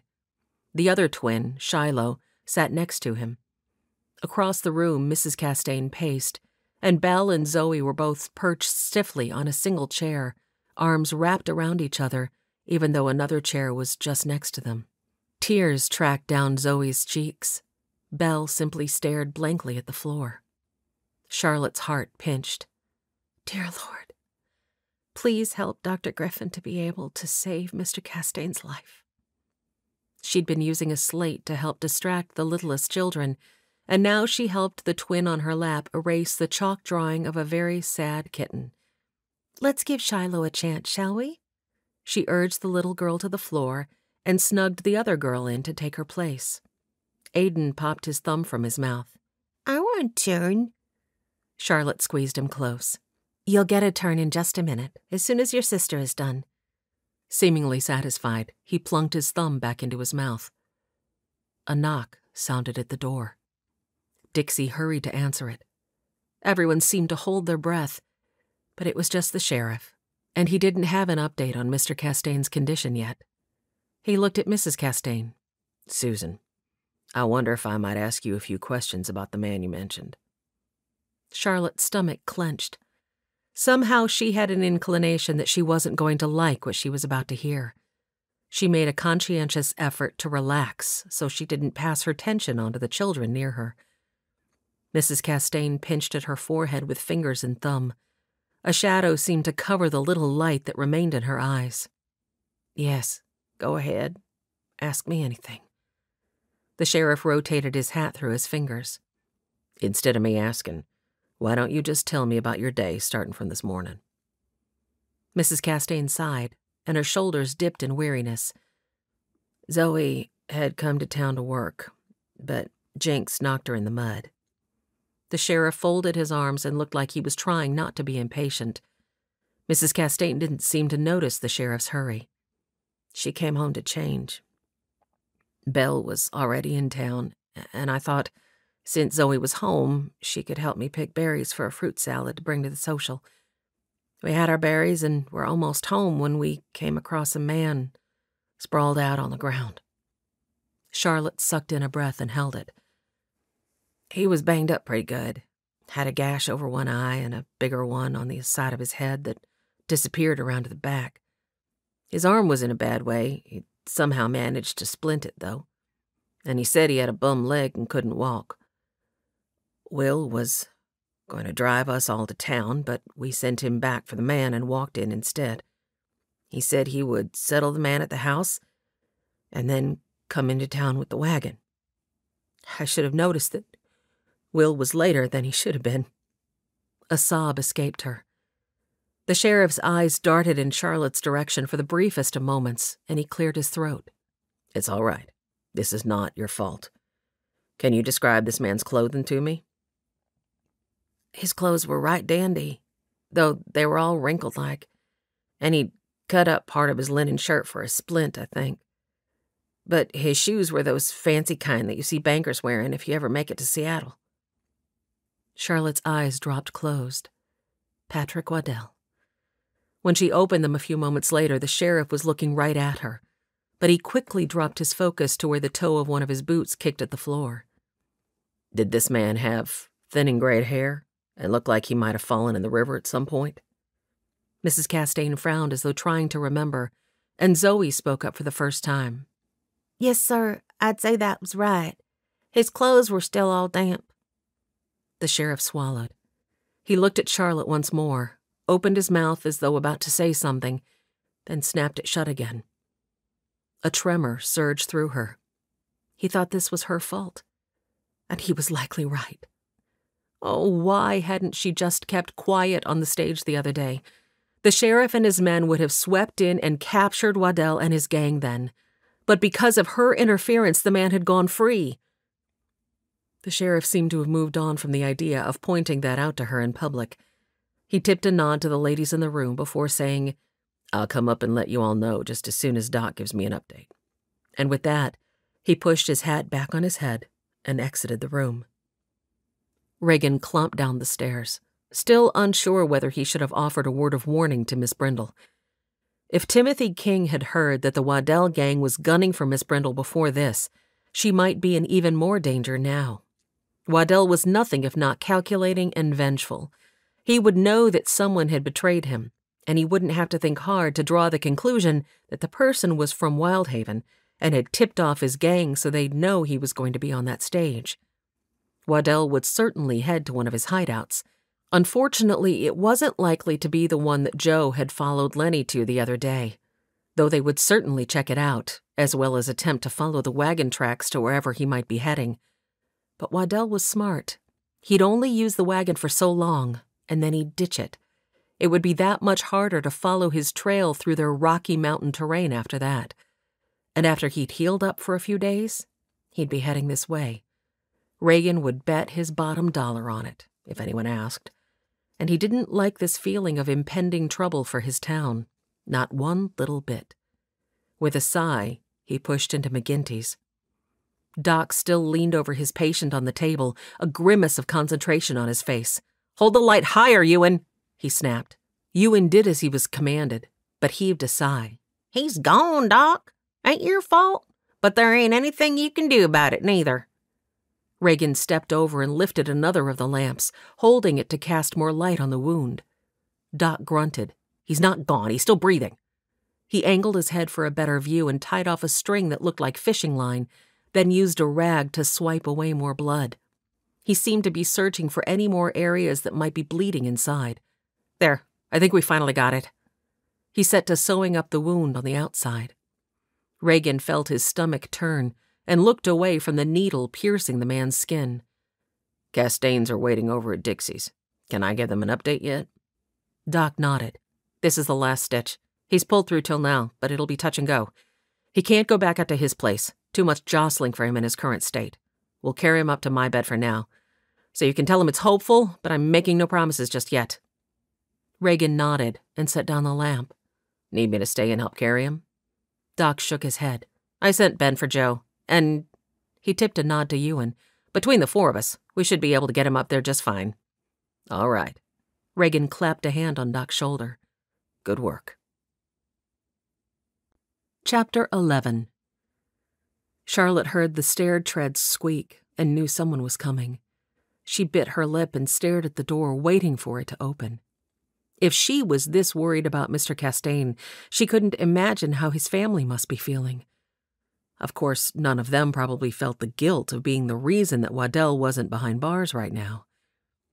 A flash of light and a sharp pain in her head let her know she didn't have long before she would need to lie down. The pain ebbed to a tolerable level as the door opened and the sheriff stepped in. He swept his hat off and smiled. A collective release of breath brought a bubble of joy. "Doc says to tell you he's made it this far. Surgery's over, and he feels he's gotten the bleeding stopped. He doesn't want him traveling back to your place right away, however. The jostling might start the bleeding again. They've taken him up to Doc's room, and he'll stay here in town for a few days." Mrs. Castaigne strode to the sheriff's side and clasped his hand between both of her own. Tears of happiness streamed down her cheeks. "Thank you, Sheriff. Thank you ever so much." He nodded. "Will's a fighter. I pray he'll pull through just fine." Charlotte's mind caught and clung to his word, pray. Was the sheriff a believer? Had she ever asked herself that question about Kent? He'd attended church with her, so she'd always simply assumed he was. Now she had to wonder. Another flash of light and a pain deeper than the first pulsed through her. She needed to get to her room before someone had to carry her there. Gritting her teeth, Charlotte urged a sleepy Aiden to lie against one of the twins' laps. They'd both moved around so much now that she'd lost track of which twin was which. She stood and crossed to Mrs. Castaigne and pulled her into a hug. "I'm so glad your husband is battling on. If you'll pardon me, I'm going to head to my room now." She turned to Dixie. "Please let me know if you need my help with anything." She hoped that wouldn't be necessary, because she knew that for the next several hours she wouldn't be good for much except to lie on her bed with a cold cloth over her eyes. Hopefully this headache would be a short one and wouldn't go on for days, as they sometimes did. She lifted her skirts, nodded to the sheriff, and started for the door. He stepped back and opened it for her. But then, instead of staying in the room as she'd hoped he would, he followed her out onto the landing. "Miss Brindle." He frowned and assessed her with a little worry in his eyes. "Are you all right?" She brushed a lock of hair off her forehead and tried to smile, but feared it came out a bit wan. "I'll be fine. And I want to apologize. I know you think this is my fault." She tipped her head to the room they'd just left. His frown deepened. "I feel no such thing. Why would you think that?" "Oh." She was at a loss.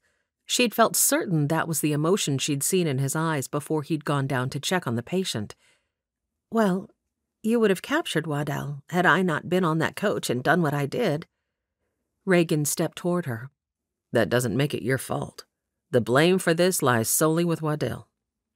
Unaccountably, she felt tears well in her eyes. She blinked them away in frustration. "Well, I wish I could share your feelings on the matter. I can't help but feel that had I not interfered, Waddell would have been safely behind bars and—" Reagan held up a hand. "You're forgetting to consider that we didn't know you were in the coach with Waddell when we laid our plan for his capture. I think he would have taken you hostage no matter what you did." She felt a bit lightheaded at that thought, but it did give her pause. And the more she thought on it, the more she felt he was probably right. "I hadn't thought of that." Another flash of light crossed her vision, and this time it was accompanied by such a flame of agony that she gasped and pressed her hands to her temples. "Hey, what is it?" She felt the sheriff draw a step nearer, even though her eyes were closed to abate as much of the pain as possible. A moment later, when she could once more open her eyes, she waved a hand to dismiss his concern. "It's only a headache. I just need to lay down." He took her by the elbow. "I'll walk you to your room." "That won't be necessary, Sheriff." She gave her arm a yank meant to loose it from his grasp, but he held on. A soft smile barely curved the corners of his mouth. "Nevertheless, humor me?" She gave in, because fighting him would take too much time and energy. "Very well." He walked her to her room and took the key from her and unlocked the door. Pushing the door wide, he held out the key and swept a gesture into the room with a gallant little bow. When she reached to take the key, he withheld it from her. Her gaze darted to his. He searched her face as though to assure himself she really was going to be all right. She sighed and held her hand out once more for the key. "I'll be fine, Sheriff." Slowly, he deposited the key into her palm, then closed his hands around her fingers. The gesture was somehow much more intimate than he likely intended it to be. Her heart hammered, and for some reason she couldn't seem to pull in a full breath. All thoughts of the encroaching headache were momentarily banished. He squeezed her hands gently. "I hope you know that if you need anything, you only need to send someone for me." A warm wave of appreciation swept over her, and she couldn't seem to get even half a breath in that moment, so all she did was nod. He stepped back, gave the brim of his hat a tug, and then spun on one heel and strode away without so much as a backward glance. Charlotte couldn't help but notice how cold her hands felt. As Reagan banged his way back into his office, he tried to banish the memory of the soft feel of Charlotte's small hands beneath his own. It was late, but he needed to head out to the Castaigne place if he wanted to get a jump on tracking Waddell first thing in the morning. It wouldn't be the first time he'd slept in someone's barn to aid in the speed of a case. "Sheriff, what's all the ruckus about out there?" He ignored Horace Crispin and concentrated on the note he was writing to Joe. Joe had insisted Doc accompany him out to Camp 61 to take a look at a sick woman he'd learned of, but they were due back this evening. Joe was a fine deputy and could cover things for him here while he went scouting. Next, he loaded up extra ammunition and pulled his warm jacket from the hook behind the door. Without so much as a word, he left the prisoners and stepped back out into the night. No sense in giving them the information that Waddell was still alive. Let them keep wondering. It took him an hour to get his horse and get out to the Castaigns, and then another hour to complete the evening chores that had gone undone due to the circumstances. The Castaigns would have gladly invited him into their home, were they here, but since they weren't, he laid out a horse blanket on some hay in the loft and curled into his jacket. He slept fitfully, and every time he woke it was to the memory of a pair of pretty green eyes, or pouty lips that could make a man forget which way was up, or soft, tiny hands that enticed a man's fingers to linger longer than was proper. He gritted his teeth in frustration and punched the straw into a more comfortable pillow beneath the horse blanket. There was no sense in going all loony over a woman who wouldn't be staying around for long. When the rooster finally crowed, he lurched from his makeshift bed with relief. He milked the cow and then set a saucer down for the Castaigns' tabby cat and gave a bigger bowl to Jinx, who was tied to the clothesline. Then he set the bucket of milk on the back porch and covered it with a towel, took up his rifle, and led his horse in the direction of the river. By the time he arrived, the sun should be up high enough that he could start tracking. The morning after Will Castaigne arrived in town, gut-shot, Leora stood behind the bar, willing herself to hold it together. She knew all too well just exactly which sorry excuse for a human being had pulled that trigger. And Castaigne a good family man with little kids not even school-aged yet. But what could she say? There was no information she could give that could help them catch him. The law likely knew more about his movements and activities than she had for the past several years. Until 2 weeks back, she hadn't heard his name in months. She wrung out a rag and set to wiping down the counter, again. The bell above the door tinkled. She didn't even look up. "We aren't open yet." "I know." She stilled, lifted her face. Her heart stuttered. Joe had stopped just inside the door and shoved his hands into his back pockets. For a long moment he stood there simply looking at her, with an ocean of sympathy reflected in his gaze. Was it the little clapboard hovel that Ma lived in that had him looking at her like that? Or the fact that Ma was an entertainer of men just like she'd become? She tilted her head, studying his expression. The pain and sorrow reflected in his deep brown eyes. The compassion evident in the angle of his head as he met her, gaze for gaze. Maybe it was both, and maybe something else, deeper, too. Her fingers knotted into the rag. "Did you find her?" He nodded, a small furrow ticking his brow for just a moment. "Did Doc look at her?" Again, only a nod. Something was wrong. She could feel it. She turned her back on him and dropped the rag into the bucket of soapy water Ewan kept on the back counter. A strange, swishing sound rushed through her ears.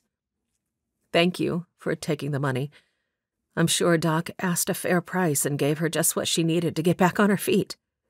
She lifted the coffee and poured him a cup. Pot clattered against a rim.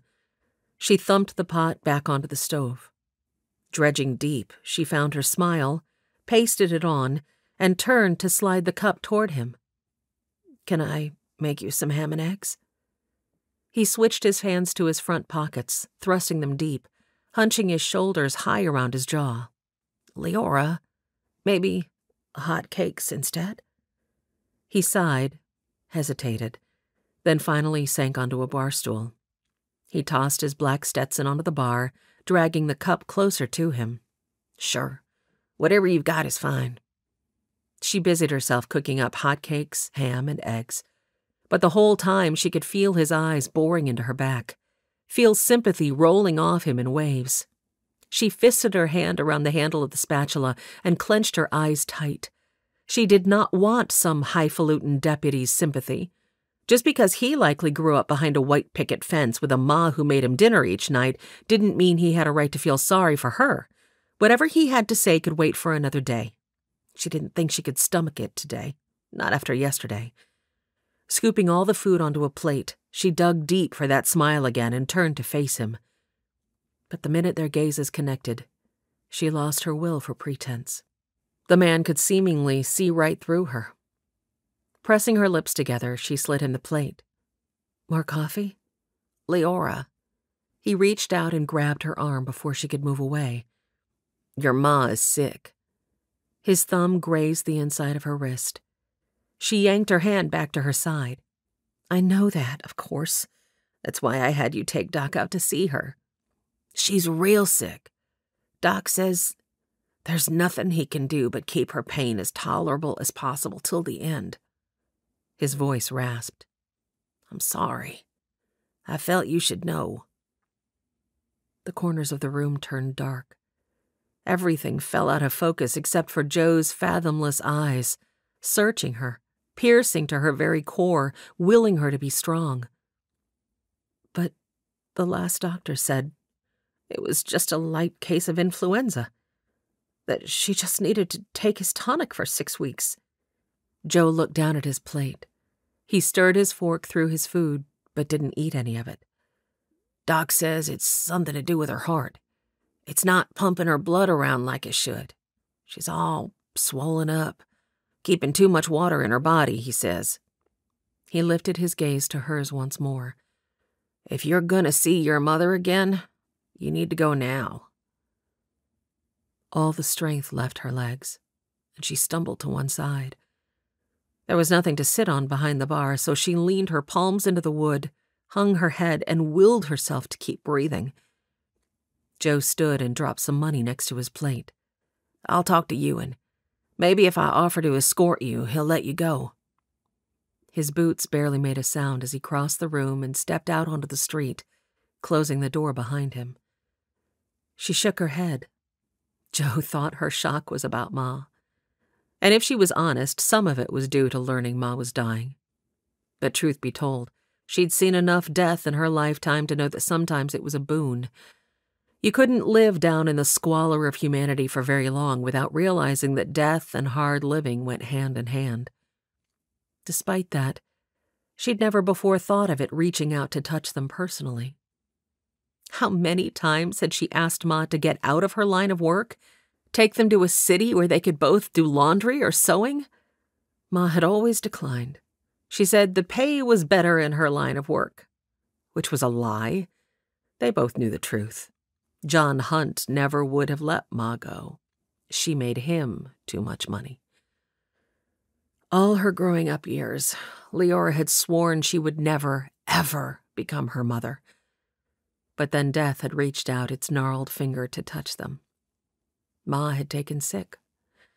Yet hope bloomed when the first doctor had said they just needed his tonic.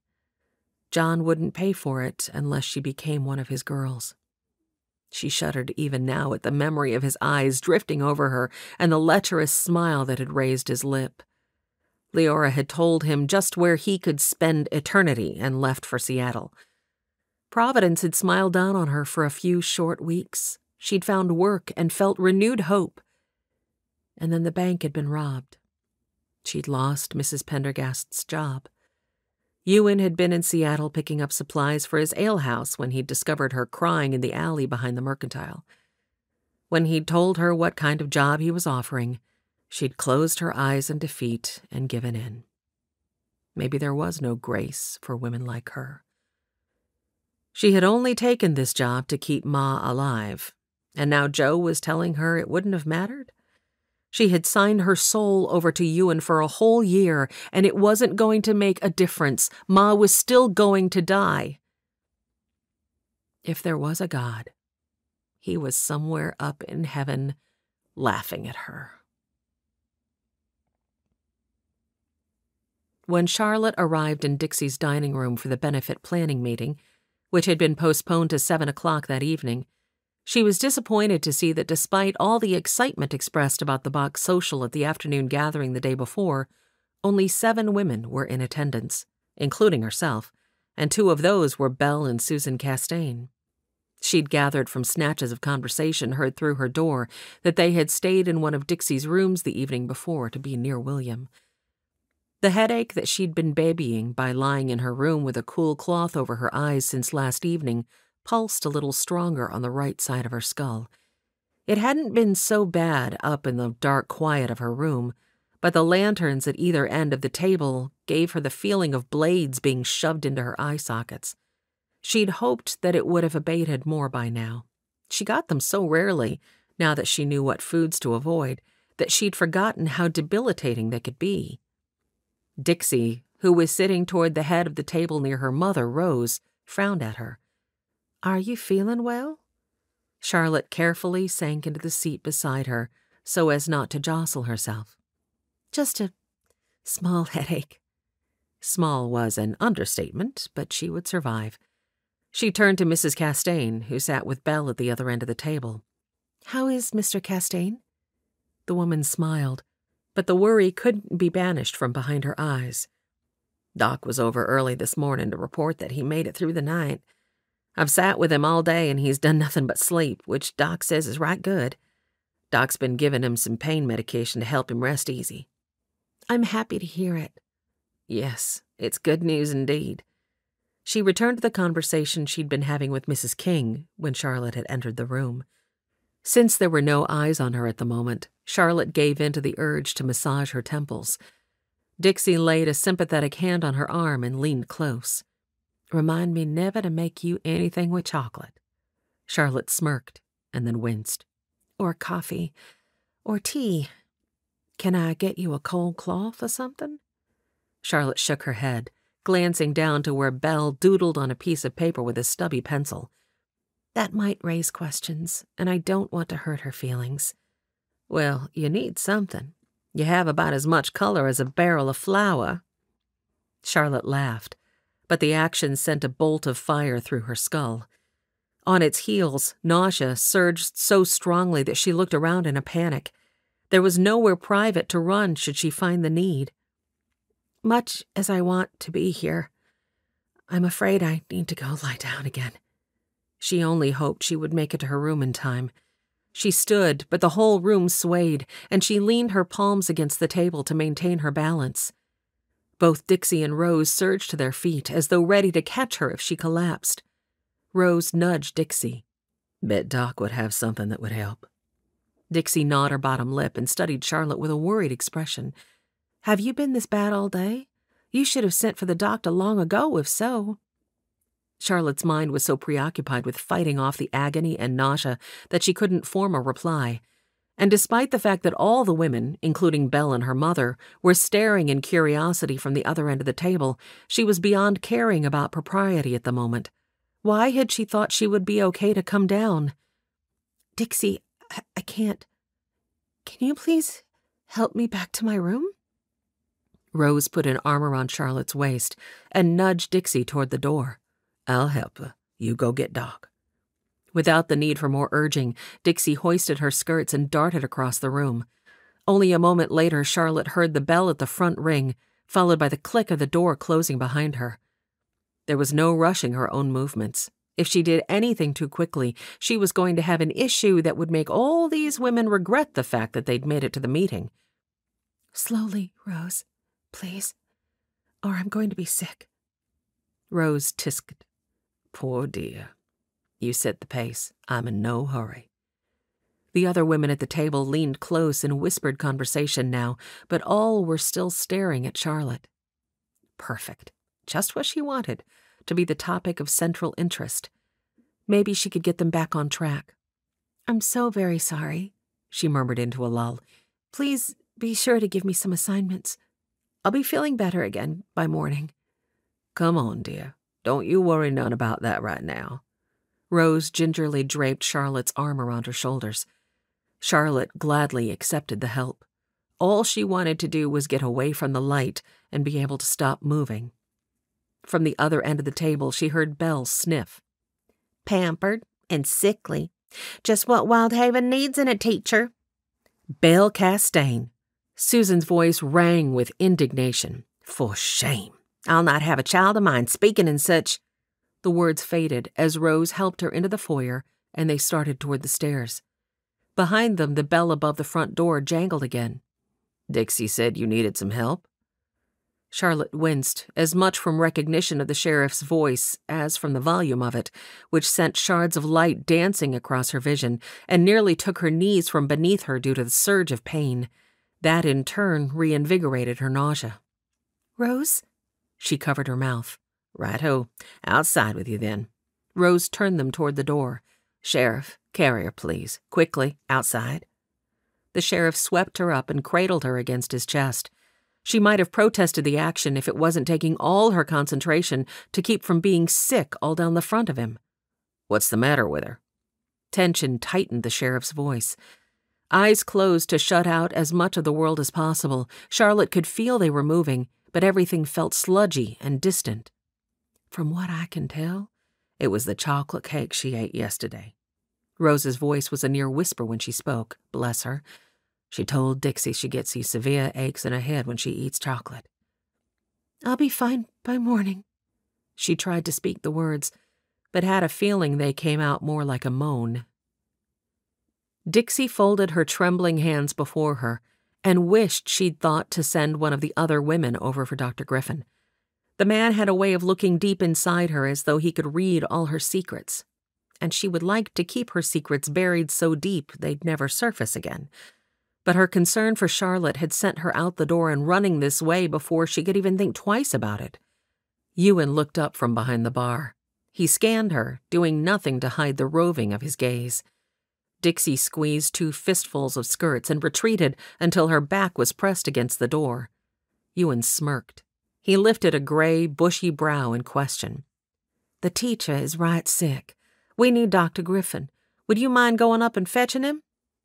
Ewan tipped his head back and angled it toward the stairs. "Doc!" His yell could have lifted the roof off the place. Dixie's heart jolted. She winced and covered her chest with one hand. Ewan grinned unrepentantly at her, shook a long shank of gray hair out of his eyes, and then spat a stream of tobacco toward the spittoon he kept behind the bar. It was only a moment before Flynn appeared at the top of the stairs. He leaned over the rail. "What is it?" His dark curls were disheveled, his eyes bleary. Had he already been asleep? She felt her heart constrict in concern, but immediately armored herself against it. What with taking care of Mr. Castaigne, he likely hadn't slept much the night before. Flynn would be fine. Ewan gestured to where she had maintained her position by the front door. "She needs you." Dixie felt her face pale at the way Ewan had worded that, or maybe it was because of the way Flynn's blue eyes lit up when he noticed her. Nothing good could come of the attraction. Flynn did nothing to hide from her. She gritted her teeth. "And best you remember that." She forced her gaze away from his face and focused instead on the middle button of his shirt. "It's the teacher. Something is wrong." He started down the stairs, lifting his black bag that she just now noticed he'd already had in hand. "Knew it would be a patient. Only time Ewan yells for me like that is when I'm needed." "Yes, well, I'll see you over there." Dixie made her escape.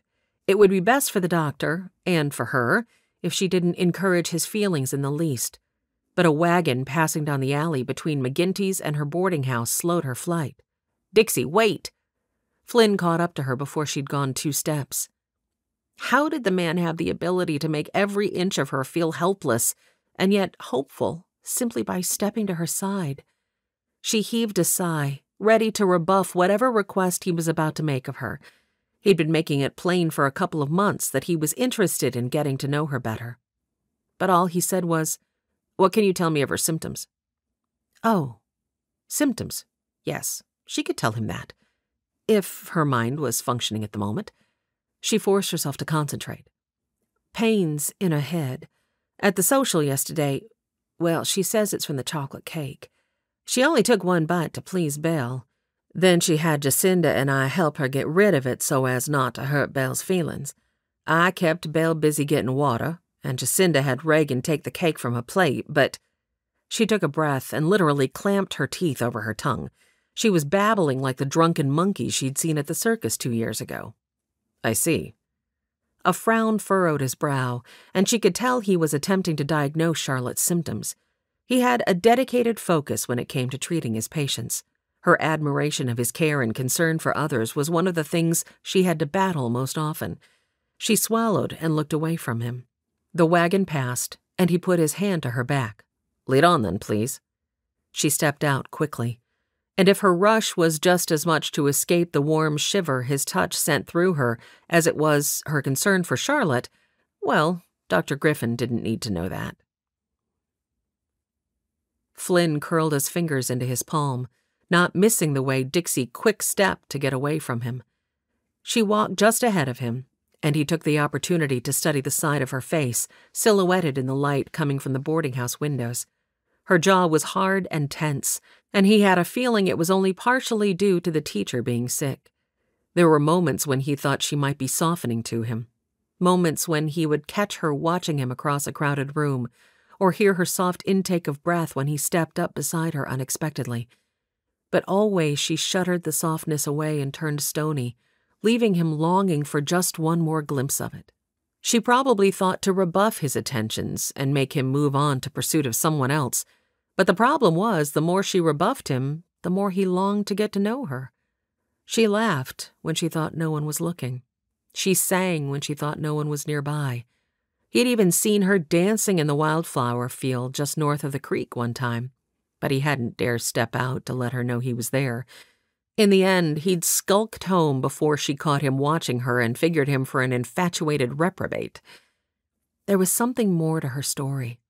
He only wished she would trust him enough to tell him about it. Instead, he had to content himself with the rare and few glimpses she allowed him of her real self. He wasn't going to give up, though, not by a long shot. In fact, he figured it just might be time to ramp up his efforts at getting the fair Dixie to trust him. But for now, he had a patient to deal with.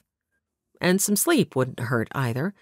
If he tried to talk to Dixie now, he was liable to yawn right in the middle of his speech, and that would certainly send her the wrong signal. Chapter 12. Charlotte's humiliation was complete. The sheriff carried her back into Dixie's and helped her sit on the bench in the foyer. Rose pressed a glass of water and a piece of toweling into her hands. "Thank you." She wiped her face and then took several sips of the water. Already the pain in her head had decreased quite a bit. She didn't know why, but emptying her stomach often relieved the pain somewhat. She opened her eyes. The sheriff was squatting on his haunches before her, his hat pushed back on his head and a grave concern etching his angular features. It was in that moment that she realized she hadn't had her eyes open for several minutes, and the sheriff had guided her each step of the way. Of course he would find her in this state. It would only add fuel to his argument that she ought not to stay. And was that such a bad thing since she was determined to go back home anyhow? She was determined, wasn't she? The water was cool and soothing. She took a few more swallows, looking away from him. He was not to be put off, however, and leaned into her line of vision. "Are you doing better now?" "Yes, much, thank you. Were you able to find Waddell's trail?" A muscle ticked in his jaw. "Lost it after he let the Castaigns team and wagon go. We'll keep looking." The front door opened, and Dixie entered with Flynn Griffin. The doctor strode to Charlotte's side and sank down beside her on the bench. Dixie went to stand beside Rose, wrapping her arm through her mother's, a pinched expression of worry clinging to her. Charlotte squirmed under the collective scrutiny of so many pairs of eyes.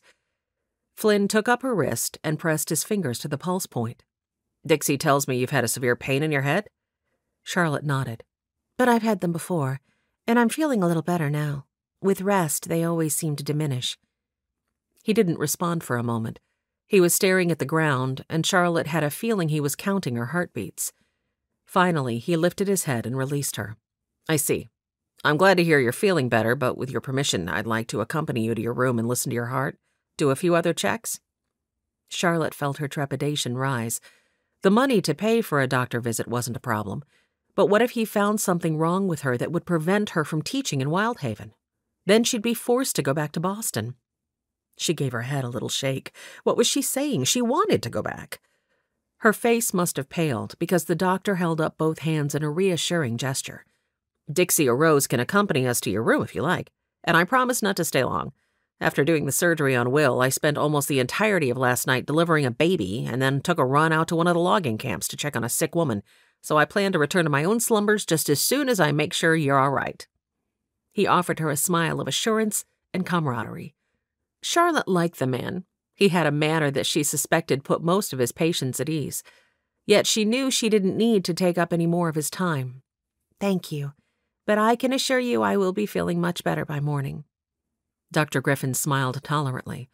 "Why wait to start feeling better till morning when I can likely give you something to ease the pain and you can get a good night's rest tonight?" The sheriff stood. "Right, I'll carry her up. You and Dixie follow." Before she could object, he'd once again scooped her up into his arms and started for the stairs. "Sheriff, I must protest." He looked down at her and offered a wink. "Sure, have at it." There hadn't even been a hitch in his step. She rolled her eyes, somehow knowing that he would simply ignore anything she might have to say, and she was still in too much pain to argue with him, so she chose, instead, to simply drop her head onto his shoulder. Reagan's heart constricted in his chest, his concern mounting. He may not have known the woman for long, but he'd known her long enough to discern that giving in was not like her.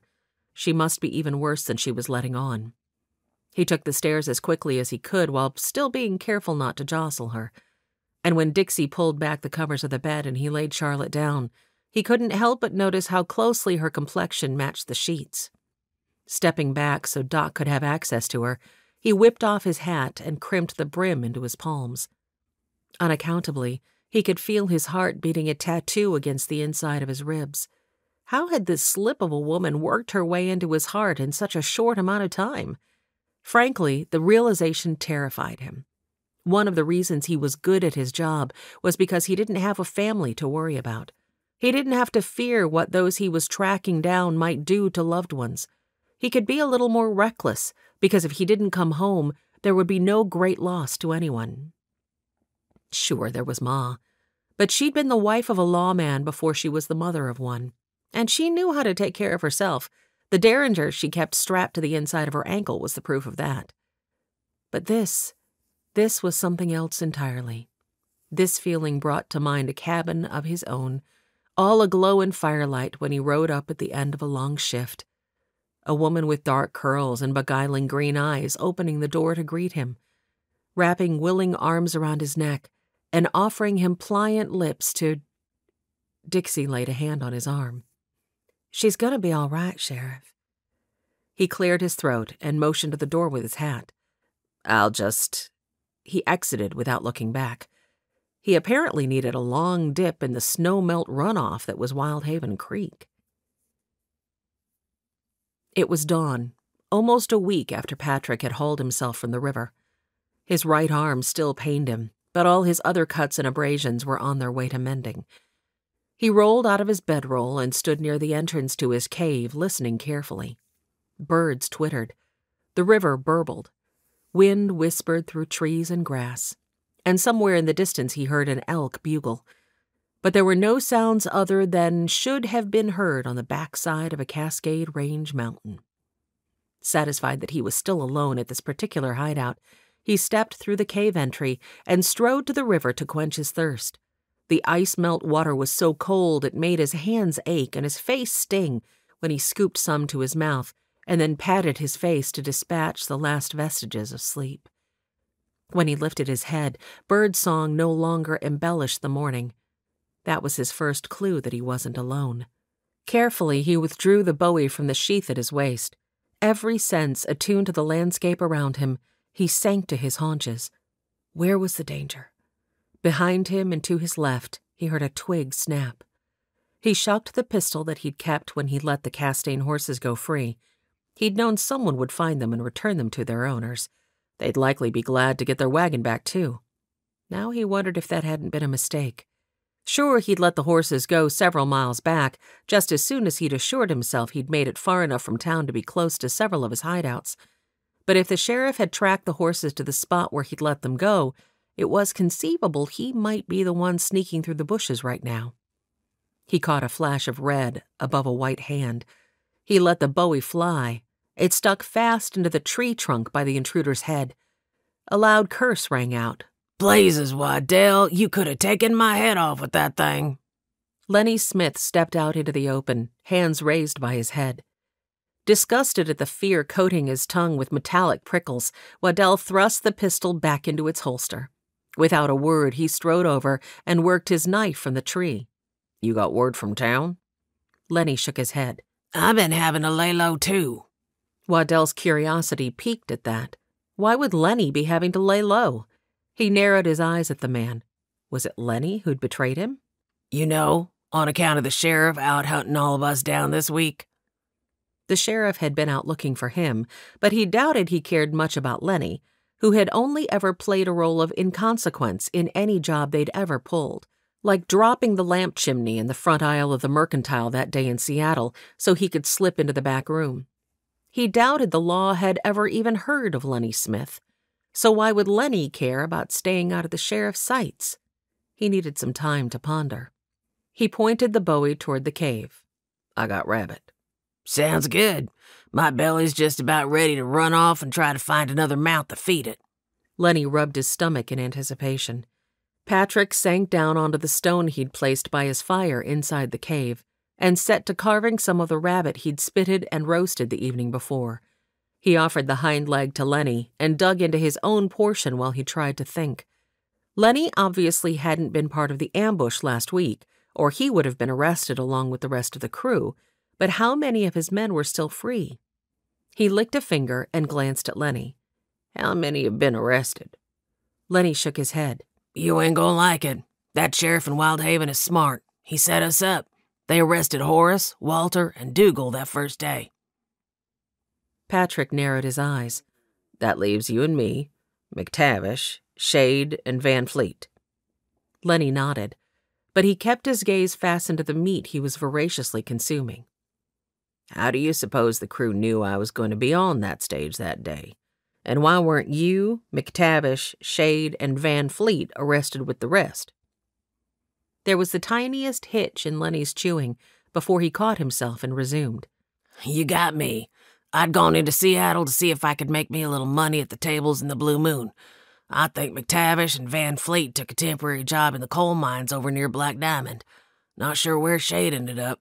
Next thing I'd heard was the guys was rounded up, and I've been lying low ever since." Lenny never had been a very good liar. Patrick moved swiftly. Before Lenny even knew what hit him, Patrick knocked the meat from his hands and pinned him to the wall of the cave. He tickled Lenny's jugular with the bowie and leaned in, speaking real soft-like. "I don't believe you." Lenny licked grease from his lips, eyes so wide they bulged. "All right," he cursed. "I'll tell you what happened, but you gotta believe me that I tried to talk the guys out of the ambush idea." Patrick eased up the pressure just enough to let Lenny know he had permission to speak. He gulped visibly. "I was in the alehouse down to Wyldhaven. The sheriff came in to eat dinner. A few minutes later, his deputy busted in to say he'd heard you were going to be on the next day's stage. I swear I had no idea it was a setup. I waited till they left, and then I went up to the Turkey Gulch hideout to tell Horace what I'd heard. I was thinking something must have happened to you down in Seattle, and you were coming back to split the profits with us like you promised. But Horace, you know Horace, he was having nothing to do with that." Lenny stretched his neck like he might already be able to feel the slice of Patrick's blade. "He's the one who said we ought to ambush you before you ever reach town. But I wanted no part of that. Mick, nor Van either. They said they wasn't going to be part of it and took off for Black Diamond just like I said. Bobby, well, he didn't say a word, just up and walked out, and I ain't seen him since. You gotta believe me. None of the four of us were there. I swear. I stood up for you and said you was coming back just like you'd said. But like you know, the sheriff and his men were waiting. I still don't know how they knew for sure the guys was going to be at that exact spot." Patrick cuffed him upside the head. "He had you followed, you idiot." Lenny's expression scrunched into one of confusion. "But if he did that, why wouldn't he have just arrested the crew and me at the hideout?" Patrick rolled his eyes. "Because he also wanted me, dolt. and he needed proof, more proof than just poor innocent Tommy Crispin's story, that it was us who robbed the bank. Proof that Horace freely gave to him when he showed up and set to shouting at me about splitting the bank money fair and square that day. Oh, I see. Lenny truly looked befuddled that he hadn't thought of that before. Patrick let the bowie slide over Lenny's throat as he considered. Was Lenny actually naive enough to believe he would have come back to split the profits? Or, he worked his teeth over his upper lip, was he shrewd enough to set the crew and him up and think he could come back now and have this territory all to himself? Lenny trembled, and by the gray pallor of his face and the dots of moisture on his brow, it looked like he could pass out at any moment. You gotta believe me. I never meant to set you up. Patrick didn't have to believe him, but in either scenario he had to admire the man. In the one, Lenny'd stood up for him, and in the other, he'd try to take over. And besides, he needed him right now. Because whether Lenny had wittingly or unwittingly set him up, the lawman had definitely been the one to lay the trap. And that meant he had some retribution coming. He'd decide what to do with Lenny later. He loosed the man and stalked back to his rock. I've got a job for you. Lenny's legs must have given out from beneath him, because he sank to the cave floor with his back still to the wall and scrubbed his quavering hands across his face. You got it, boss, whatever you need. Tell me about this Wyldhaven lawman. I don't know much about him, except that his mother's a looker that lives in town.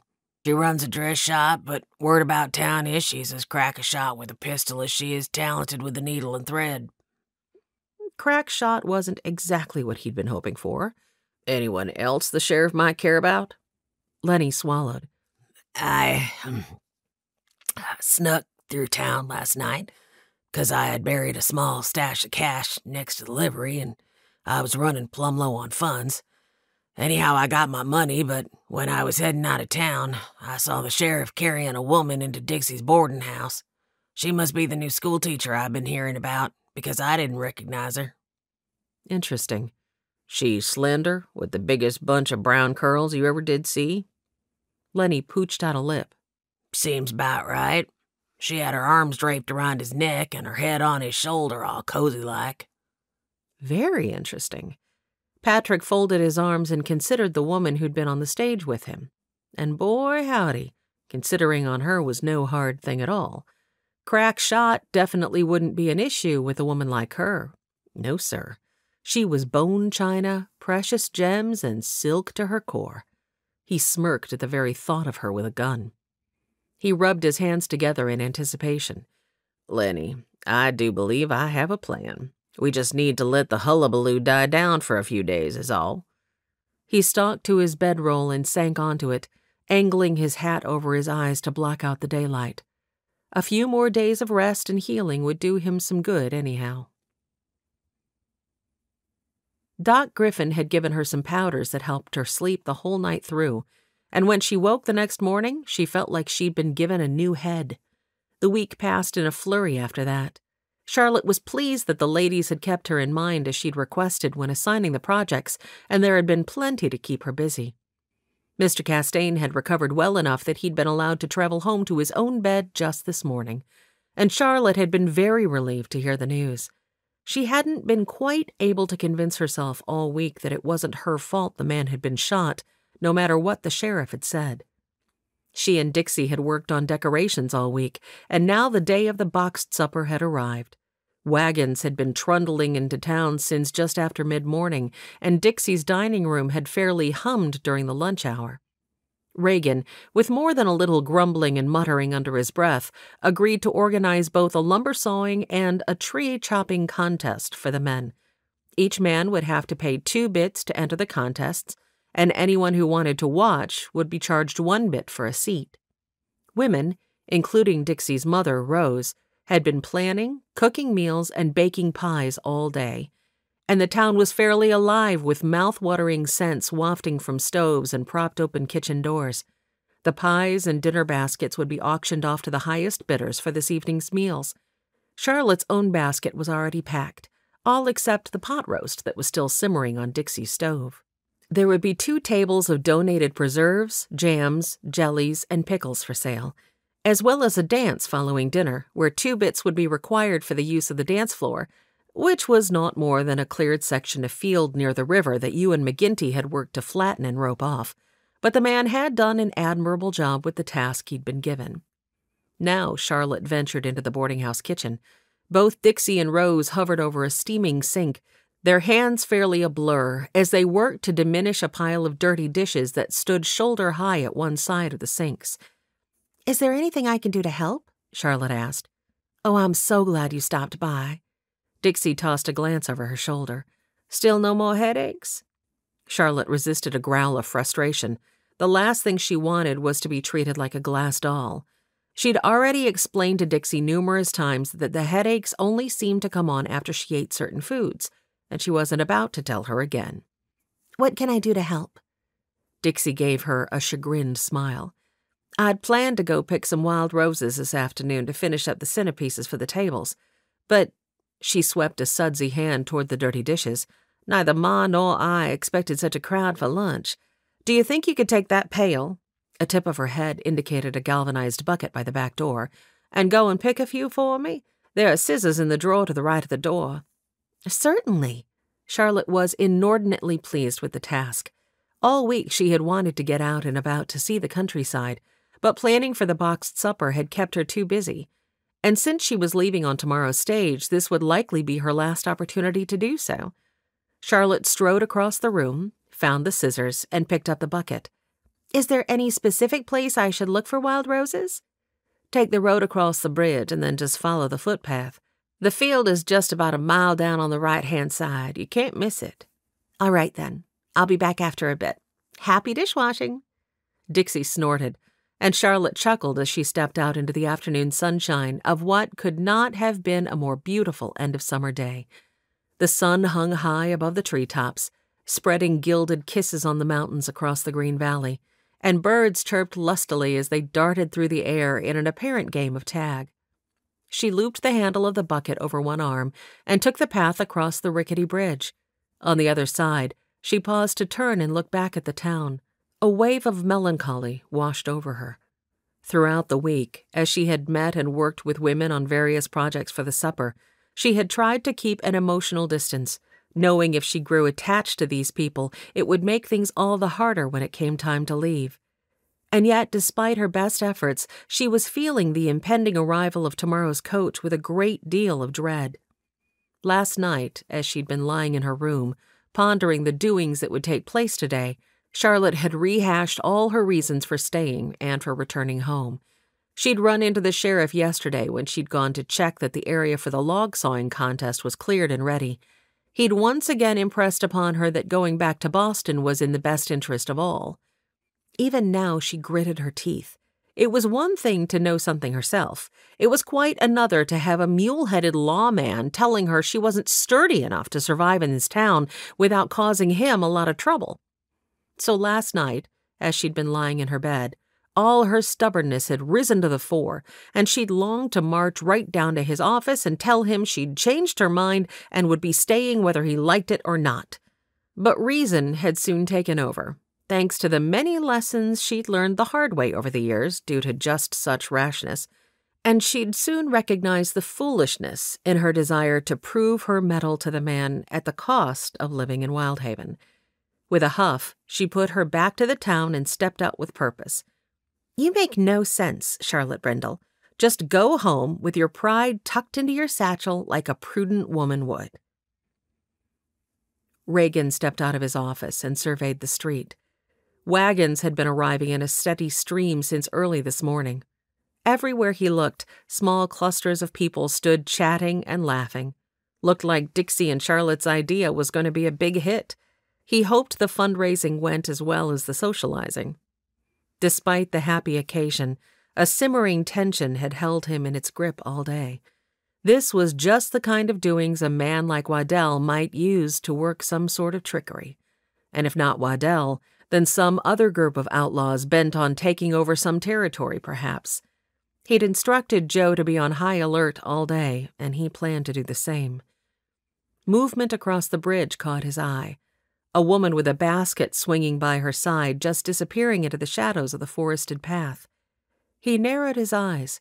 It was a yellow dress he hadn't seen her wear before, but he'd recognized that pert little stride anywhere. What was Miss Brindle doing, heading off alone into the forest on a day like today? He growled low and set off after her. There was no time to fetch his horse from the livery, which lay in the opposite direction.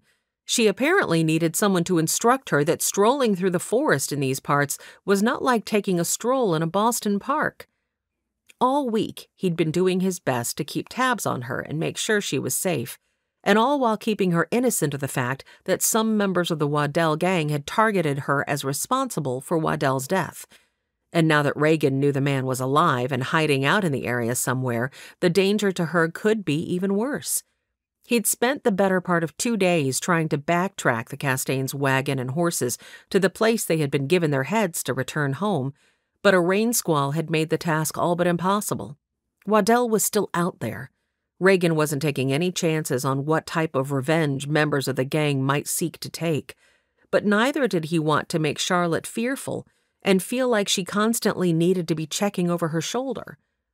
He'd learned rather quickly this week just how zealously the woman could flit from one project to the next, and it had taken more of his time and innovation than he'd thought possible to keep tabs on her, all while keeping her from realizing it. He still had a little paperwork to do because of the arrests they'd made last week, even though he'd been at it all morning. But he was certainly glad he'd stepped outside to take this quick break. It looked like the paperwork would have to wait. She'd disappeared completely from sight now, and a premonition of impending trouble curled a fist in his gut. He picked up his pace. Chapter 13. The path led Charlotte into a thickly treed wood, and as she stepped into the welcome cool of the shade, she continued her self-lecture. Whatever in the world would make you want to stay in a town like Wyldhaven, especially after the way Mr. Heath deceived you into coming? Well, she'd certainly like to show Sheriff Callahan that she was made of sterner stuff than he obviously thought she was. Charlotte groaned aloud as she navigated a fairly steep incline in the trail. She rolled her eyes and mumbled to herself, "Surely this melancholy arises from more than the desire to prove yourself to that man." That was when she thought of little Zoe Castaigne and her twin sisters, who had never lived in a town where they'd had access to an education. Sure, Sheriff Callahan had promised that he would try to find another teacher to take her place, but what if she left and they could not find a replacement? The children would go another year or more without learning. And then there were the people themselves. When she'd first arrived, she couldn't imagine what would make anyone want to live in a dirty, uncivilized town like Wyldhaven. But as she'd gotten to know several of the women this past week, she'd come to realize that each family was just trying to scrape out a living for themselves. They worked dawn to dusk, and not many of them had time to spend on building boardwalks or cobbling streets. They rose with the roosters and worked straight through at laborious work until they fell into bed in exhaustion at night, then woke up and repeated the process the next day. Special occasions like tonight's boxed supper gave them something to look forward to, something to break up the monotony of their days. And yet, despite the grueling nature of their lives, Charlotte couldn't help but admire their work ethic and the commitment of women who stuck by their husbands, even when it meant living in a backwoods place such as Wyldhaven. Relieved to know that her dilemma did have some substance to it, other than a man with broad shoulders and alluring blue eyes, she rounded a bend in the road, and to her right a field opened up. A soft breeze whispered over the meadow, and Charlotte gasped at the beauty stretched before her. As far as her eye could see, there were wild roses bursting with magenta blooms, and here and there a splash of cobalt lavender, where a butterfly bush broke through the monotony of pink. With the sun cascading through windswept leaves to create mottled patches of shadow and light, the sight quite literally took her breath away. Her gasp must have revealed her presence, for suddenly a woman stood from behind a rose bush not too far away. She quickly swiped at her cheeks and started to hurry past Charlotte. Concern immediately filled Charlotte. The woman had obviously been seeking some solitude, and she'd disturbed her. She held out a hand to stop her. "I'm terribly sorry to have intruded on you." She lifted the basket. "Dixie Pottinger asked me to come pick some roses for the centerpieces on the tables." The woman stilled, a look of surprise on her face. Charlotte frowned. It was almost as if she hadn't expected Charlotte to speak to her. She had blonde hair braided into a delicate halo, and though her dress was a plain muslin, she had a very pretty face with large eyes and delicate brows. She was holding something in her hands, but Charlotte couldn't quite make out what the brown clump might be. Charlotte stepped forward and held out one hand. "I'm Charlotte Brindle, the new schoolteacher in town. Though, truth be told, I don't know how long I'll be staying." The woman stared for a long moment before transferring the object she was holding to her left hand and reaching out to grip Charlotte's fingers. Leora Fontaine." Charlotte smiled. "It's a pleasure to meet you, Leora. If you don't mind my asking, what do you have there?" She tipped a nod to the object. A hesitant smile transformed Leora's face from pretty to beautiful. She glanced down and then held the item out for Charlotte to see. "It's a sparrow's nest." She looked to the trees above. "Likely this is an old one, and they're up in the branches weaving a new nest even as we speak." There was something about Leora's expression that took Charlotte back to the year she was 10, when Father had moved them from New York to Boston. Charlotte's first day to school had been miserable, uncertain, and lonely, until Bonnie Blythe had approached her and offered to share her apple. Just that one simple act had been like the first ray of morning sunshine after an all-night storm. She and Bonnie had been fast friends ever since. And now, as Charlotte studied the uncertain expression on Leora's face, she wanted to offer that same ray of friendship. She reached out one finger and touched the edge of the perfectly woven nest. Amazing, isn't it? How the Lord gave the birds the ability to create something so intricate? Leora tilted her head. "If you believe in that sort of thing." Charlotte felt a jolt of surprise. It never ceased to amaze her when someone claimed not to believe in a God whose fingerprints were so obviously visible in all his creation. "I do believe it. The Bible says not a sparrow falls that he doesn't see and care about. It goes on to say that if he cares that much about small sparrows, we can be sure to know he cares for us even more." She studied the girl's face, hoping her words might be an encouragement, since she'd been so obviously distressed moments ago. Leora studied the bowl of intertwined grass and twigs, one edge of her lower lip tucked between her teeth. Charlotte assessed that she'd likely said enough on the subject for now. She glanced around. "It almost seems a sacrilege to pull out the scissors and start cutting, but I need to hurry back with the flowers if we're to get them arranged and on the tables in time for the supper. Would you like to help me? I only have one pair of scissors, but with one of us choosing blooms and the other cutting, it might go faster." Leora tilted her head. She darted a glance to the path leading to town and continued to work the one edge of her lower lip between her teeth. "I'd really like to, but I have to get back into town myself. I'll be late for work if I don't get on." Charlotte frowned. She didn't recall seeing Leora about town. "You work in Wyldhaven?" Leora hung her head toward the ground. "Yes, and I've already been gone too long, so I need to scuttle. Nice to meet you." She dipped a curtsy and then turned and hurried down the path. Charlotte debated whether to call after her, but decided to let her go. Wherever did the woman work?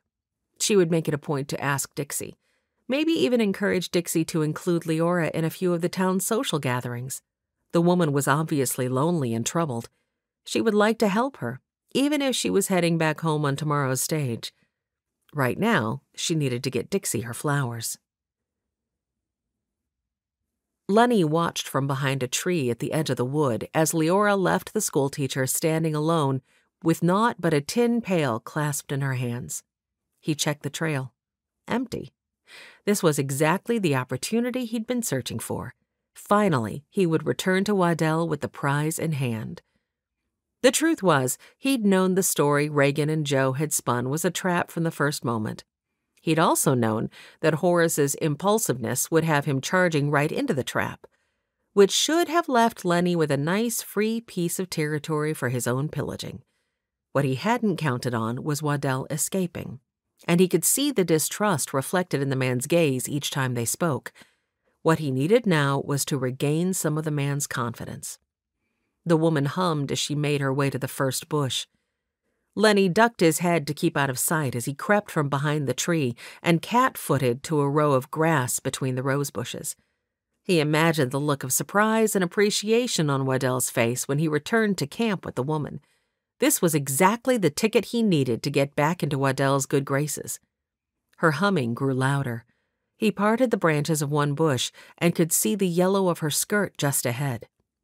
But just as he reached for the knife in his belt and decided now was his chance, she muttered something about butterflies, of all things, and sprang away to cut flowers from a blue bush several paces ahead, too far to make a quick grab for her.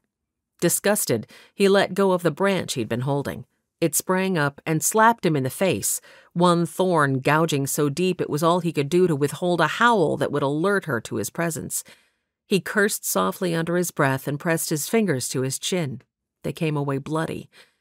He cursed again and was just about to start forward for the second time when he heard boots crunching through the grass a few feet away, boots that supported too much weight to be the slip of a teacher.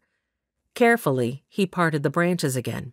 He could no longer see the schoolmarm, who must have moved deeper into the field, but above a bush several feet away he could see the broad shoulders of a man making his way through the field.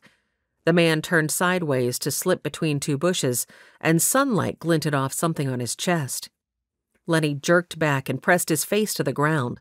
The sheriff? He wanted no part in that fight. He'd once witnessed the man bring down a jackrabbit at 75 yards. Slowly, he slithered backward toward the relative safety of the dark woods.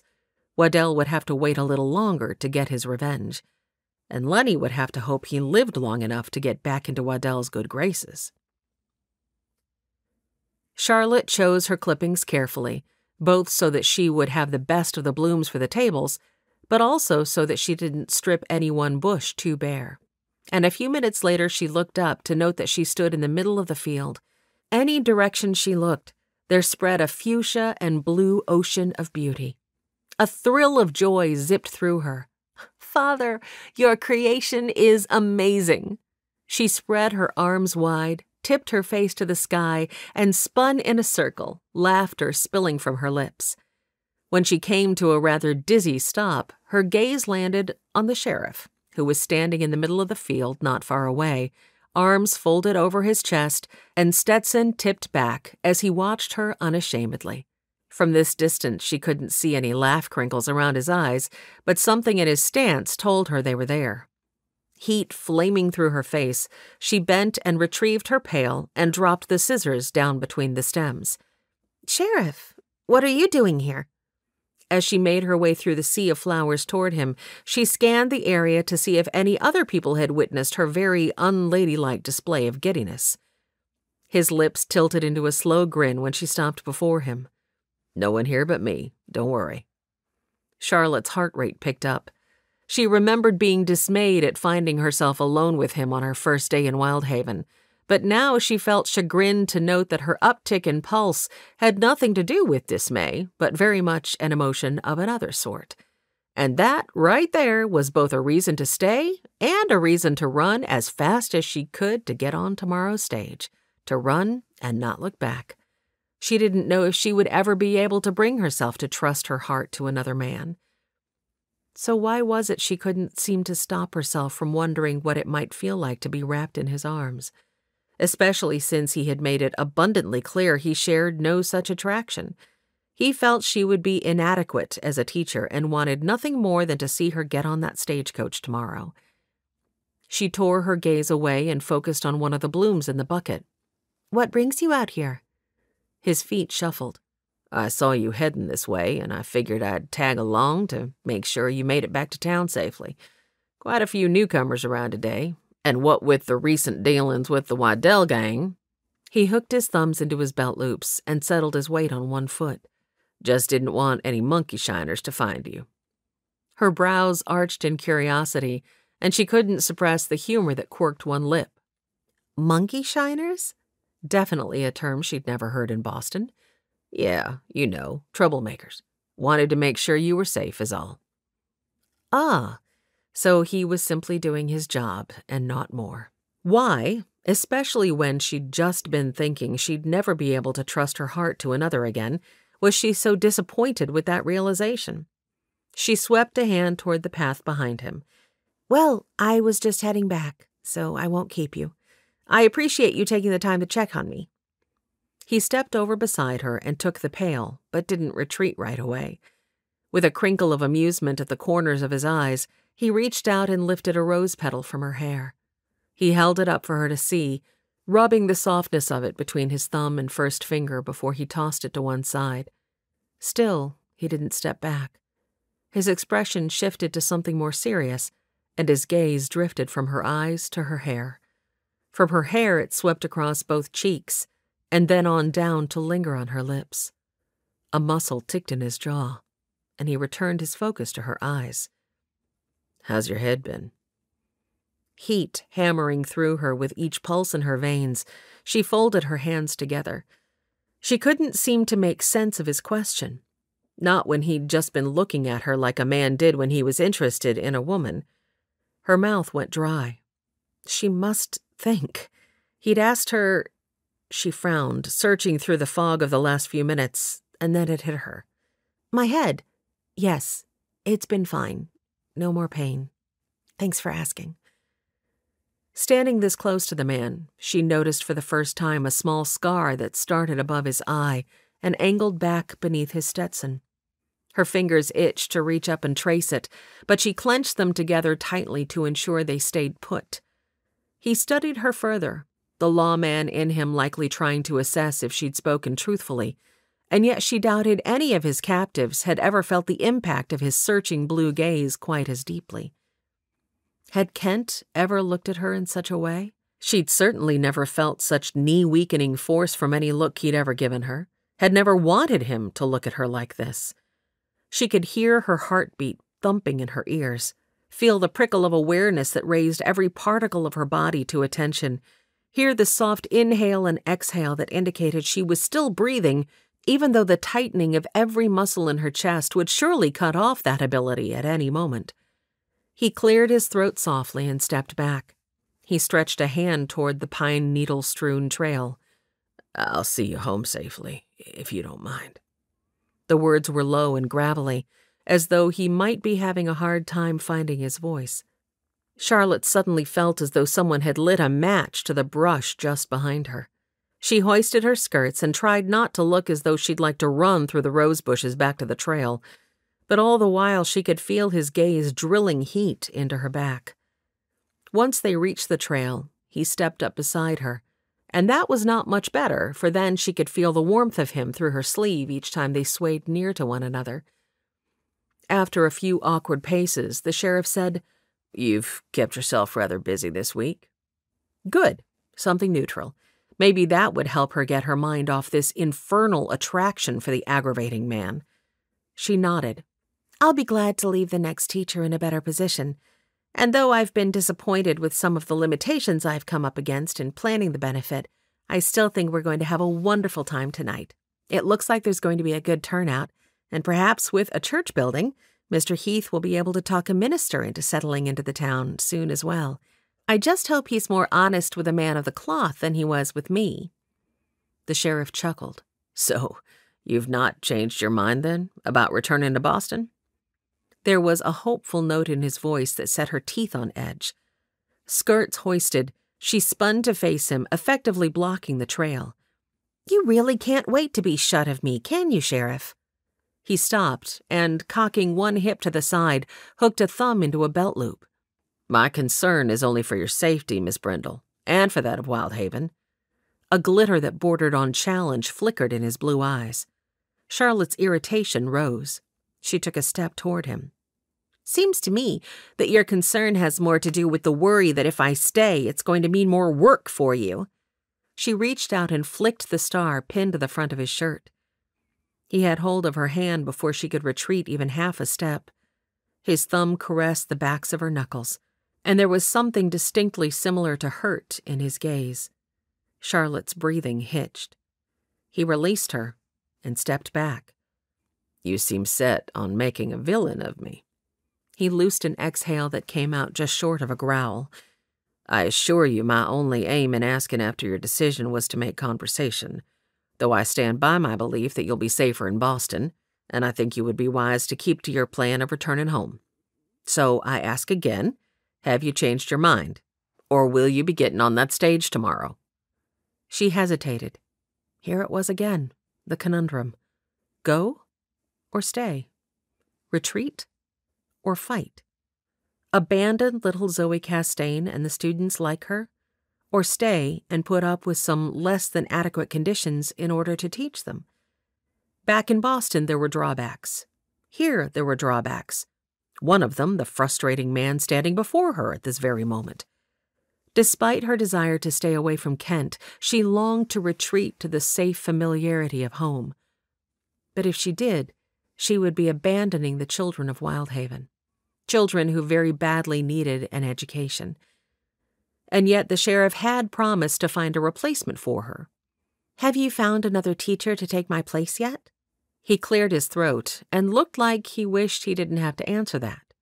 "These things take time, but I can assure you that I will make it my highest priority to find a new teacher just as soon as I can."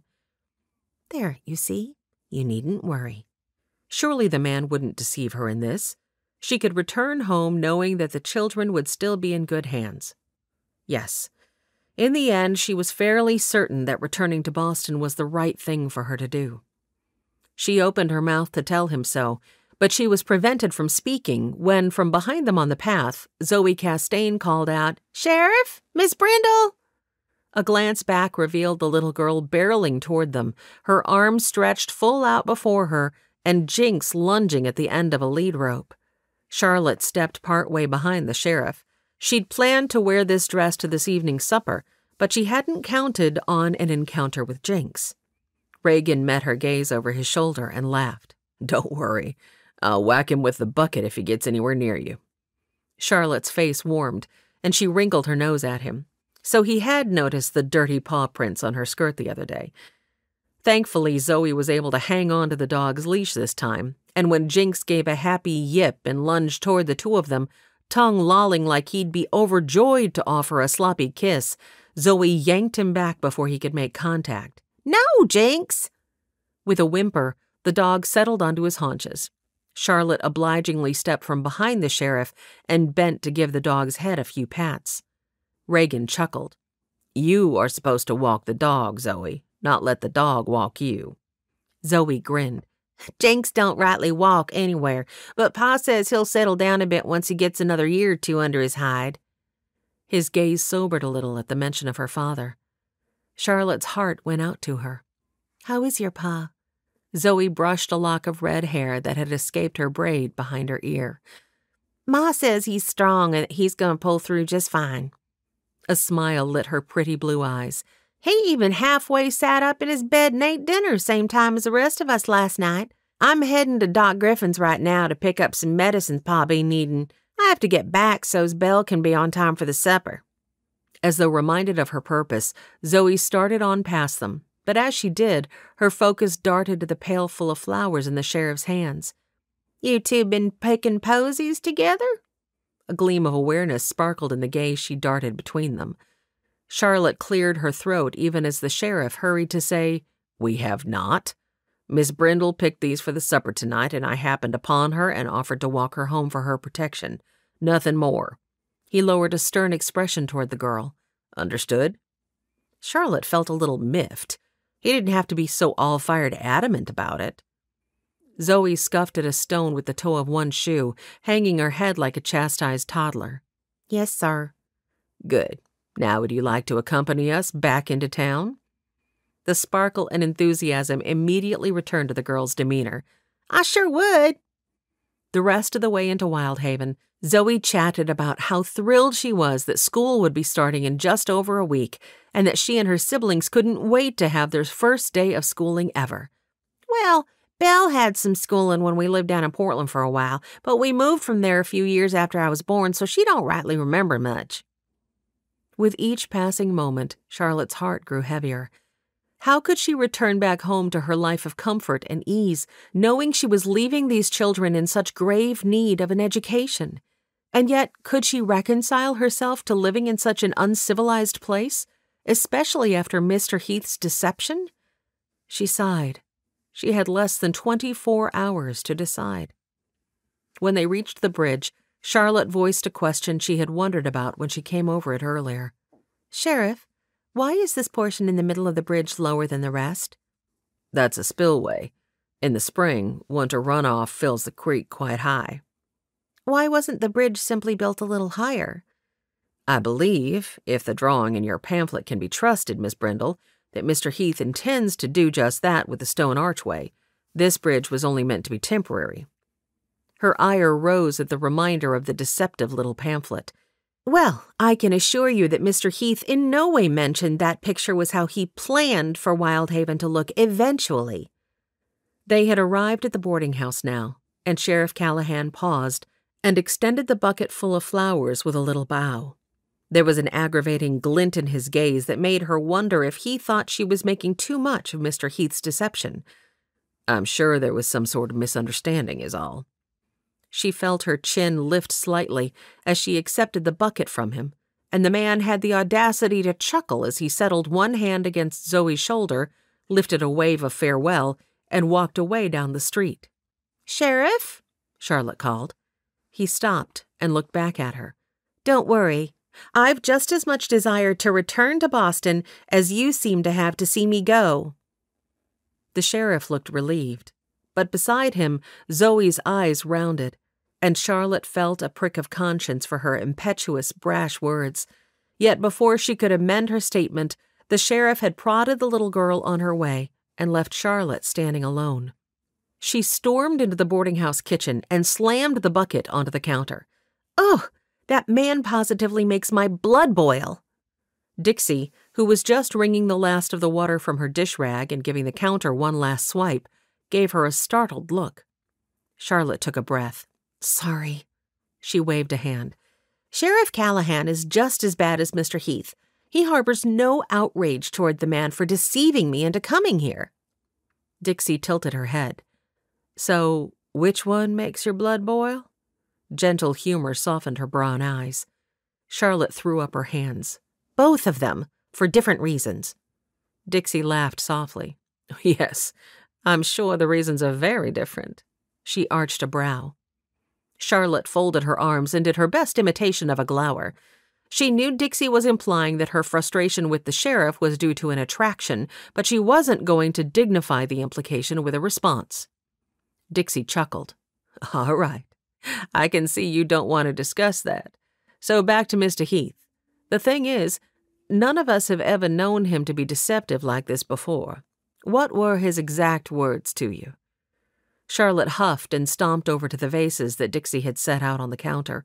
Roses she had earlier so carefully and gently snipped, she now thrust into the vases with venom.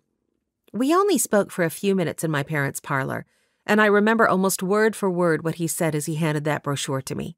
First he said, 'This will tell you a little about the Wyldhaven I have dreamed of building for quite a goodly sum of years.'" Dixie's brows lifted. "Have dreamed of building?" Charlotte stilled, a rose held frozen above the mouth of a vase. She felt a little lightheaded.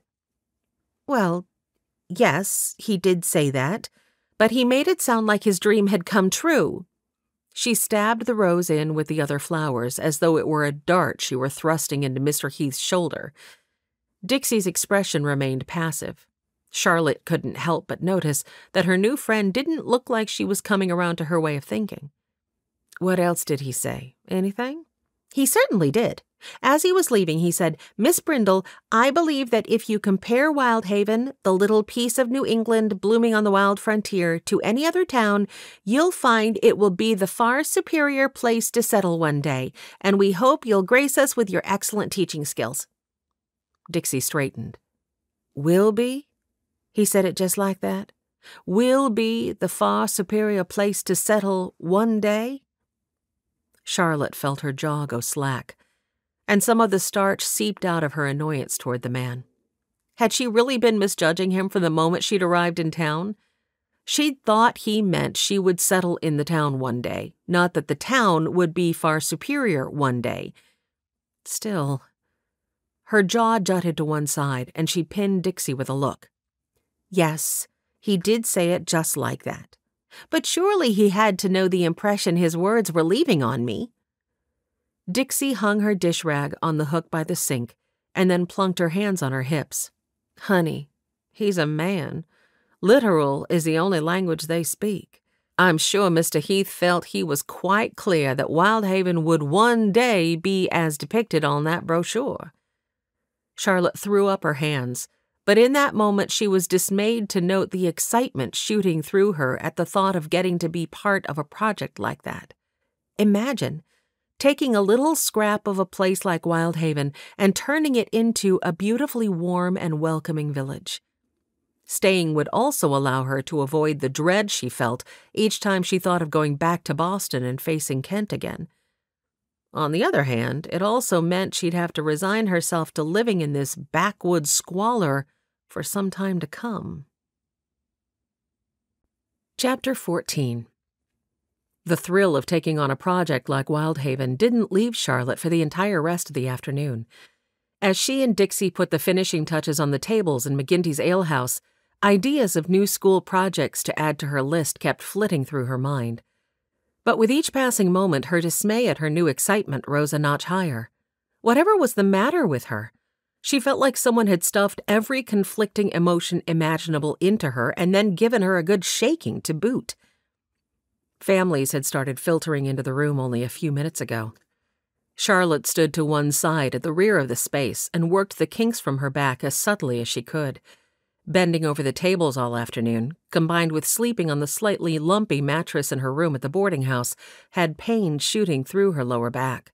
Within a fortnight, she could be in Boston, sleeping on her own comfortable feather tick, and yet here she was, seriously considering not getting onto the stagecoach in the morning. I have a liniment that'll make that feel better. Charlotte startled at the male voice that spoke quietly from just behind her. She turned to find Dr. Flynn Griffin standing at the bottom of the steps that led to the upper floor of McGinty's. Sorry, I didn't mean to sneak up on you. Flynn swept his hat to indicate the staircase. I rent a room from you in. He pinned her with a searching look. No more headaches this week? No. Charlotte shook her head and offered a reassuring smile. And as for my back, I think I'll be right as rain given a few moments. I've just been bent over the tables for quite some time. The doctor turned to scan the room. Everything looks lovely, Miss Brindle. But Charlotte noticed that the good doctor's gaze was not on the table decorations, but instead rested on Dixie Pottinger, who was welcoming people near the door. Charlotte leaned a bit closer to the man and lowered her voice. Would you care for a little inside information as to the appearance of Miss Pottinger's basket, Dr. Griffin? His gaze darted to hers, and he blinked. Why ever would you think? But at Charlotte's lifted brows and wagging finger, his stance relaxed, and a slow smile turned up the corners of his lips. He dipped his head and scuffed at a mark on the floor with the toe of his boot, like a schoolboy caught spying on his teacher. That was the moment Charlotte realized what a nice-looking man the doctor was, with his dark wavy hair, hazel blue eyes, and closely shaven jaw. His gaze skittered over Dixie once more before he angled it toward Charlotte. Unfortunately for me, Miss Brindle, Miss Pottinger is quite set on remaining single. But if you care to share the appearance of your basket, I'd be happy to bid on the chance at spending an evening with you. Charlotte chuckled. The purple basket, Dr. Griffin. I think you'll find the contents rather delicious, and the company more than tolerably pleasant. The doctor tipped her a nod and stepped past her. And now, if you'll excuse me, Miss Brindle, I think I will mosey on my way before I get arrested. Arrested? But the word was spoken to his disappearing back. Evening, Miss Brindle. Sheriff Callahan was suddenly beside her. She dipped a curtsy, but her thoughts were still on the doctor's perplexing statement. She turned back to watch him slip out the door and onto the street. Sheriff, are you trying to arrest the doctor for some infraction? Sheriff Callahan pulled his head back and puckered his brow. As far as I know, Doc is among the most upstanding of citizens, Miss Brindle. What brings such a question to mind? It was Charlotte's turn to frown as she puzzled over the doctor's parting words. Oh, nothing. Just something the doctor said as he was leaving just now. The sheriff stood quietly by her side for a moment, his hands clasped behind his back as he scanned the room. He looked rather nice this evening in a black suit. His coat was cut with tails, and his vest of blue silk brought out the striking blue of his eyes. He wore no hat, and his blonde hair curled in rebellion to the pomade he'd used in an apparent attempt to control it, but instead of making him look unkempt, it gave him a roguish air that made her mouth dry. Realizing she was staring, Charlotte felt her face heat. Before he could catch her, she followed his example and turned back to studying those gathered. Across the room, Dixie met her gaze, her brows lifted in humor. Charlotte wrinkled her nose at her, but then offered a smile and a small shrug. Dixie laughed, then turned to greet someone who'd spoken to her. Thankful for another segment of quiet, Charlotte took a moment to pray that the benefit would be a smashing success. All across the room, families conversed with one another, most of them laughing, a few of them oohing and aahing over babies they hadn't seen for a few weeks, or a child who'd lost a tooth since the families had last visited. To their left, two men talked about the latest saw one had purchased from the Sears Roebuck catalog. To their right, Belle Castaigne stood chatting with a group of girls close to her age, but her gaze kept traveling to the sheriff. Charlotte tried to offer the girl a smile, but received only an icy squint in return. At her side, the sheriff cleared his throat. "I wonder, Miss Brindle, since you will be leaving on the morning stage, would you consider breaking with propriety and giving a man a clue as to the color of your basket?" She could see a hint of entreaty pinching the corners of his lips, even though he hadn't faced her, but kept his attention focused steadily on the goings-on before them. First, in the wildflower field, the man had stared at her like he might want to kiss her. Then he'd taken her hand on the trail and she'd felt certain he was going to kiss her. But he'd once again told her it would be best for her to go back home. And now he was asking to eat dinner with her? Charlotte felt her jaw go slack, but she managed to keep her lips sealed just in the nick of time to avoid the unladylike propensity. He'd been standing next to her for several minutes now. Had he been working up the courage to ask her about her basket all that time? Instead of being irritated, it warmed her through rather much more than it ought to learn that the sheriff wanted to bid on her basket. Still, she wasn't about to reward the man, especially considering the way he kept pointing out that she wasn't suited to work in Wyldhaven. She suppressed a smile, feeling a little giddy wave of power. "I'm afraid a lady never reveals her secrets, Sheriff Callahan." "Indeed." Frivolity touched the edges of the word, though he still wasn't looking at her, but fastidiously perusing the gathering. "More's the pity for the likes of me, then." Just then a thought came to Charlotte that almost had her laughing out loud. "Purple is a beautiful color, don't you think, Sheriff Callahan?" His gaze snapped to hers. "Purple is indeed a beautiful color, Miss Brindle." Charlotte gave him a parting curtsy, for if she stayed, she was sure to burst out laughing and give her ruse away. "I bid you good evening, then, Sheriff." He offered the sketch of a bow. "And I, you." His attention had already turned to the table full of picnic baskets before she'd even taken 2 steps, and she imagined him searching out Dixie's purple one. Oh, but this was going to be a fun evening. If only the decision over tomorrow's departure still wasn't weighing so heavily on her. There was something about Miss Brindle's little chuckle as she left him that raised Reagan's awareness of her subtle deception. She hadn't actually said her basket was the purple one. She only pointed out that purple was a lovely color. Reagan grinned and scrubbed a hand over his jaw. He studied the baskets. The purple one was likely one of the single ladies. Perhaps Dixie's? Or, he shuddered, maybe Belle's? He darted a glance at Miss Brindle's back. Surely the woman wasn't so callous as all that, was she?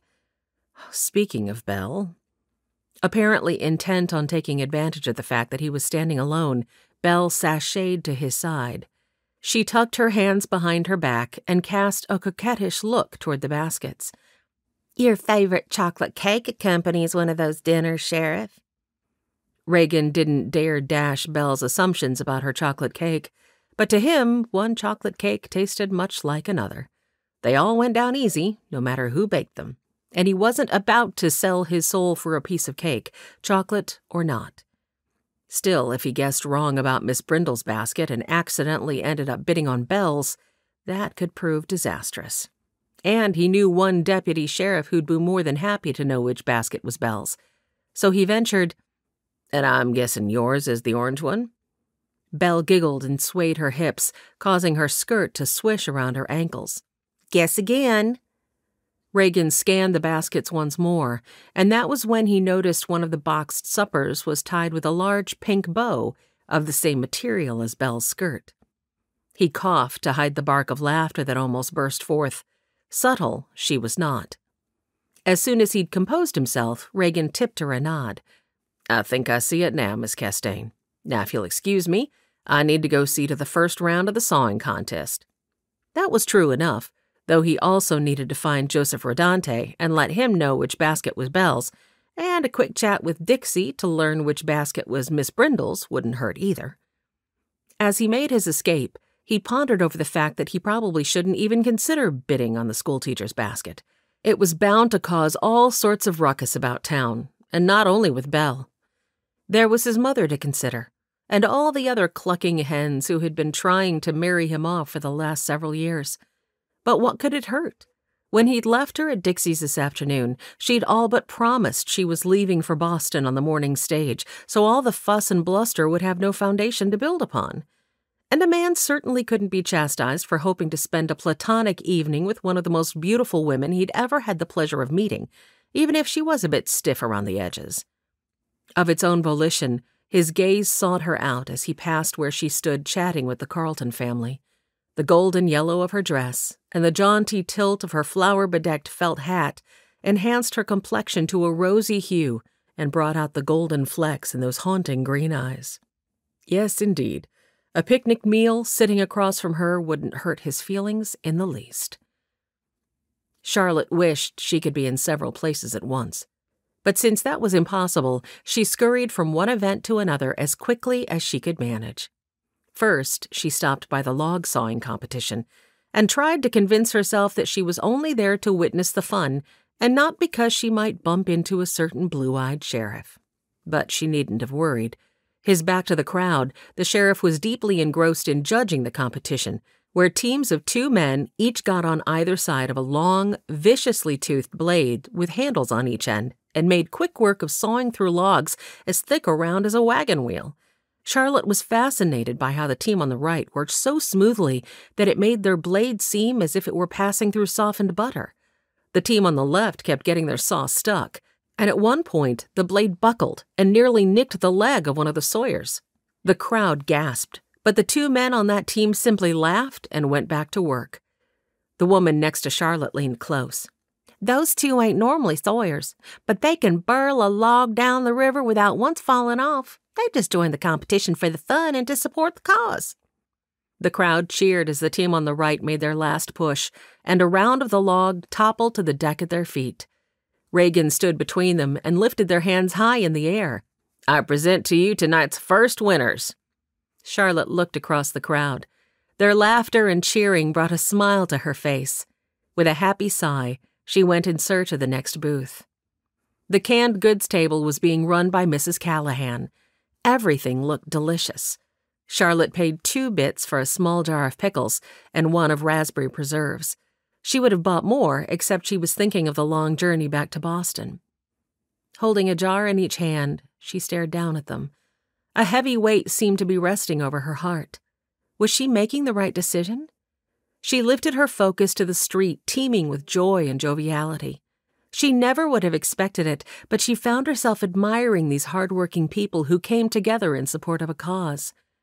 She glanced back down at the jars. Would they make it home without breaking if she tucked them carefully into her luggage in the morning? The thought dropped a rock into her stomach. She took the time to run the jars up to her room in the boarding house and stood at her window for a moment, looking down on the flurry of activity on Main Street. The sawing contest was down near the livery, and the canned goods table was just across the street in the open lot, and more people than Charlotte would have guessed possible milled on the street between the 2. But now the people started moseying back toward McGinty's. It must be time for bidding on the suppers. A beautiful blonde in a bright red dress caught her eye. Not necessarily because of the color of her ensemble, but because of the way she sauntered up to the sheriff's side and threaded her arm through his. He pulled away from her in surprise, but when he took note of the woman's face, he seemed to relax slightly, and even tipped his hat in her direction, though he didn't offer her his arm again. As they walked closer, Charlotte squinted and leaned nearer to the glass. The woman was Leora, the girl who'd been crying in the wildflower field just this afternoon. Charlotte had forgotten to ask Dixie about her. Charlotte's gaze skimmed the low cut of Leora's dress and the paint that heightened her features, and realization over why she hadn't known Leora worked in Wyldhaven washed over her. She felt a wave of revulsion, immediately followed by self-chastising guilt. Still, her ire reared its head as it always did when she thought about women like that. The ire was accompanied by an ugly feeling at the sight of Leora next to the sheriff, and the realization that the sheriff hadn't acted like she was a stranger. Charlie, there's not a man alive who doesn't have his needs met by such a woman once in a while. A sick sensation trembled through her, and her first instinct was to dash down and give the woman a solid and unquestionable piece of her mind. But then, as if on a soft whisper, the image of Leora as she'd been earlier came to mind. She'd been crying, cowering behind a bush, and dressed in conservative brown. And she'd touched a place inside Charlotte that made her want to be her friend. Charlotte swallowed. Why would a woman such as that be crying? She certainly seemed happy enough right now. Charlotte's stomach twisted. She closed her eyes, willing away the familiar, bitter enemy of her soul, the pride that didn't want to love the sinner. She remembered the day that she'd discovered Kent had been visiting women behind her back. She'd told the Lord that she simply wanted someone to truly love her. Could it be that a woman like Leora only wanted the same? And yet, Charlotte's face heated. Perhaps love meant something entirely different to a woman like her? A visage of Pastor Sorensen's frown popped into her mind. She released a short puff of breath. Yes, even if the woman didn't understand what true love was, she deserved to have it offered to her. Lord, I have so far to go before I'll be like you, offering true love to sinners one and all. Help me to be your love extended to her in any way I can. Don't let my bitterness, disgust, or critical attitude stand in the way of your love reaching out to her. Determining that she would try to offer friendship to Leora if the opportunity presented itself, Charlotte quickly locked her door and placed one hand to her stomach as she hurried down the stairs to join everyone next door. Leora disguised her dread over the evening behind a bright smile that she knew would deceive everyone. She knew it because it worked every other day of her life, so why wouldn't it work tonight also? The smile might be a little more difficult to maintain on this evening, however. Joe had stopped by just this morning to let her know Ewan had declined to grant her leave to see her mother. Ewan's refusal terrified her, maybe because it was something so much like John Hunt would have done to her mother. In danger of falling into melancholy, she hurried forward and looped her arm through the sheriff's again. But the moment they stepped through the door, he tipped his hat in a goodbye and pushed through the crowd. He hadn't said where he was going, and if she was honest, he likely only had one destination in mind, somewhere away from her. Evening. The familiar voice, speaking from so close to her side, sent a jolt of awareness through her. She kept her working girl mask firmly in place when she turned to him. "Good evening, Deputy." She trailed one finger over his chest. He grabbed her finger. "Don't." He released her and propped his hands on his hips. A hard light in his brown eyes matched the clenching of his jaw. Her mask slipped just a little. "I'm glad I bumped into you." She pulled in a breath, wishing she didn't need to impinge on his helpfulness again. "I have some more money to send to my ma. Would you be willing to take it to her?" He studied her without reply for a long moment, something like disappointment in his eyes. Finally, he said, "If you quit working for Ewan, you could take it to her yourself." A tremor of wistfulness swept through her. If only she could. "I've contracted myself to Ewan for a year. I'd buy it out for you." "You'd—" Her jaw dropped. No one had ever offered to do something like that for her. Ever. How much would Ewan even require to buy out her contract? It would be an astounding amount, she felt sure. But then she would be left still needing work. Even if Ma was dying, she would still need medicine for weeks, maybe months to come, wouldn't she? Leora shook her head. And where would a woman the likes of me get a job besides... She swept a hand around McGinty's alehouse. This. He seemed unfazed. I'd help you find something. You could do laundry for the crewmen, or start a cook shack. His lips tilted up at the corners. You could certainly give Ewan a run for his money there. She was too shocked to laugh at his dry wit. He was serious. And where do you think I'd come up with the money to start such a venture? He glanced down and kicked at something on the floor, then lifted his gaze to hers once more. I'd front you the capital to get started. The man was crazy. That was all there was to it. How much money did he have, anyway? Why would you offer to do something like that? You barely know me. A soft breath slipped from him. Because I believe in second chances.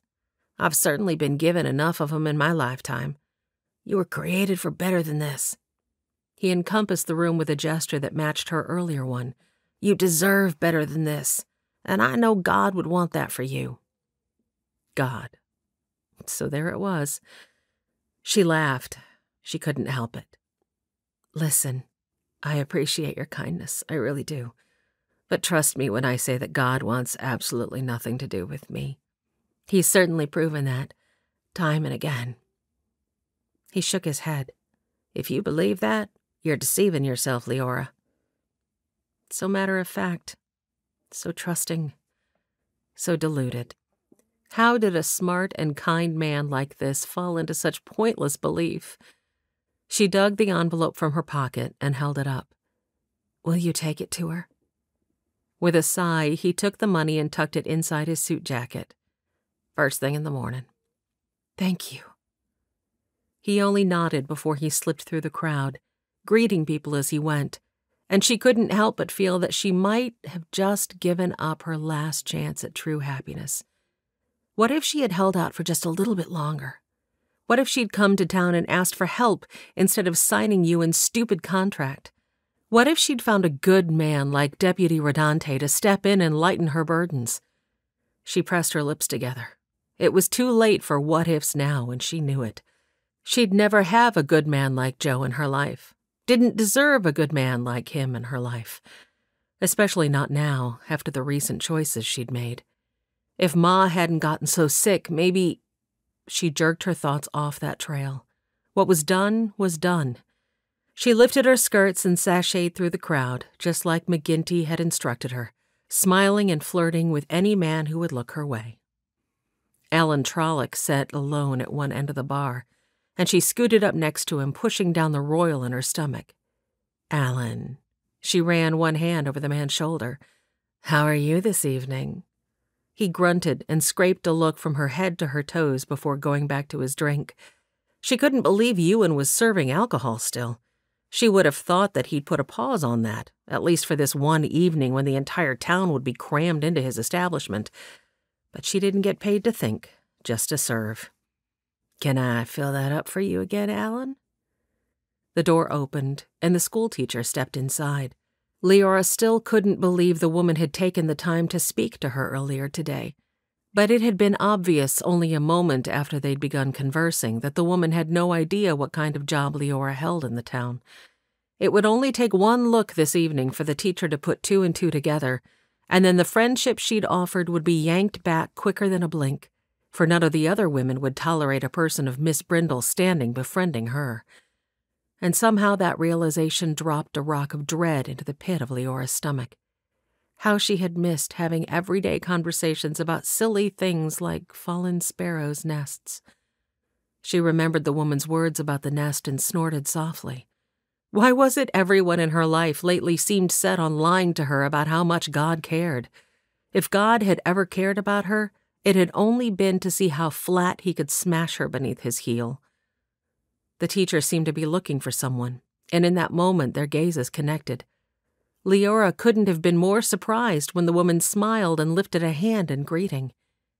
She offered a nod in return, but looked away before anyone noticed and she got the woman in trouble. Let her live in her dreamland of fallen sparrows that were noticed by a caring creator a little longer. She would soon enough be jolted back to the reality that the rest of the world lived in. Chapter 15. Charlotte braced herself for whatever sight might greet her with regard to the sheriff and Leora when she stepped into McGinty's. She halfway expected that she might see them just disappearing from sight at the top of the stairs when she entered the room. But to her relief and surprise, Leora was standing near the bar, talking to an older man, and the sheriff was nowhere to be seen. In her relief, she even managed to dredge up a smile for Leora, who gave her a brief nod before turning away. Charlotte's relief over the fact that the sheriff had parted company with Leora had her trembling. She clenched her teeth, wished she could summon as much indifference toward the man as he seemed to feel toward her, and reminded herself that she never would have suspected Kent of consorting with such a woman had she not seen the proof with her very own eyes. Just because the sheriff had walked away from Leora's obvious invitation this time didn't mean he would the next. Something in her throat cinched up hard and tight at that thought. It was best that she just put the man from her mind. Ewan was preparing to begin the auction and urging people to gather around, and Charlotte's thoughts turned to the evening ahead. She wished she hadn't let Dixie talk her into making a basket of her own, but what was done, and now she would have to face partaking of her meal with whichever man won the bid on her basket. Now, more than ever, she hoped the sheriff had fallen for her ruse about Dixie's basket, because now that she'd seen him conversing rather cordially with a woman of the night, affable dinner conversation might be more than she was capable of. The married women's baskets went up for auction first, and without fail each husband bid until he won his wife's, with some good-natured raising of bids from other members of the community. And then the first of the single women's baskets was placed on the podium. Ewan McGinty, who was serving as the auctioneer, grinned like a mule in an alfalfa field. "Gather round, gents. Never has there been such amazing opportunity to spend the evening in the company of a pretty lady and the delicious food she prepared." Charlotte swallowed as several burly loggers, who smelled like they hadn't seen the inside of a bathhouse since last month, brushed past her to get a better look at the baskets. Could she be stuck sharing her dinner with a man such as that? One hand went to her throat. Perhaps stilted dinner conversation with the sheriff wouldn't be so bad after all. She searched the room. She hadn't seen him since she'd walked in. Was he even in here? She spotted Leora across the room, laughing with a man Charlotte didn't recognize, but she still didn't see the sheriff. Her disappointment was unaccountable. "The flowers on the tables are right fetchin', Miss Brindle." The sheriff's voice came from behind her, and her relief was such that her eyes dropped closed for a moment. Sheriff Callahan stepped up beside her, close enough in the crowded room that she could detect his faint scent of leather and spice. Leora laughed in a way meant to draw attention, and then smiled seductively at the sheriff, but he didn't seem to be paying a bit of attention to her. And for some reason that added even more impact to Charlotte's relief. Though he kept his gaze fixed on the baskets up front, he leaned close. "You did say purple was a lovely color, correct?" Her fingers fiddled with the lace of her high collar, and she swallowed again. My, how she wished propriety would allow her to just out and tell the sheriff that her basket was the green one. Dixie had claimed the evergreens, ferns, and tight green buds of the not-quite-budded holly bush blooms matched her eyes to perfection, but that would be too forward. So all she allowed herself to say was, "I did say that, Sheriff, yes." Her gaze skittered across the room. "Do you think Leora might have made a basket?" The sheriff was so startled by her question that he actually jolted. "How do you know Leora?" Charlotte studied him. Was it guilt that had made him start, or simply the fact that she was bringing up a woman of the night like Leora? "I met her earlier when I was up in the rose field. She was crying. I got the feeling she might need a friend." She frowned. What had made her confide in the sheriff in such a manner? Leora might not appreciate her spilling out the truth about the state she'd been in, but the words were out now. He folded his arms and darted a glance toward Leora. She needs more than a friend. She needs a savior, Miss Brindle. Charlotte's surprise at his statement must have been evident on her face. He cocked an eyebrow. Wouldn't you agree? Yes, I would. She was just astonished to hear a man saying as much. She'd never heard Father or Kent speak of spiritual things in such open terms. She looked back across the room to the woman. Her smile had dropped away, and she was staring into space. A deep sorrow seemed to cloak her entire frame. I have a confession to make, Sheriff. He turned to look at her, waiting. Charlotte pursed her lips and eased out a tremulous stream of air. Here she went again, blurting things she didn't mean to. She moistened her lips, darting a glance toward Leora. Do you ever find it difficult to do what you know is right? Never. She spun toward him, only to find him grinning. He spread his hands. I believe that's the nature of fallen man. Yet failure is partly what reminds me I need a savior. Charlotte put one hand to her throat. Indeed. How was she, with all her carefully concealed pride and conceit, any better than a woman like Leora, simply because her sin was less blatant? Father, forgive me. Her gaze settled on Leora again. Yes, she agreed that the woman needed a savior. And what better way to introduce her to the savior than by offering friendship? But how? She would be walking on very thin ice. Sheriff, I want to be Leora's friend, but I'm not sure I know the best way to go about it.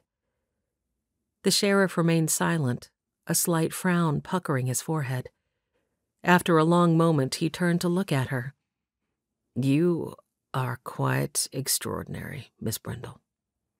Charlotte's pulse quickened, but before she had a chance to question exactly what he meant by that statement, Ewan called out that the auction had begun.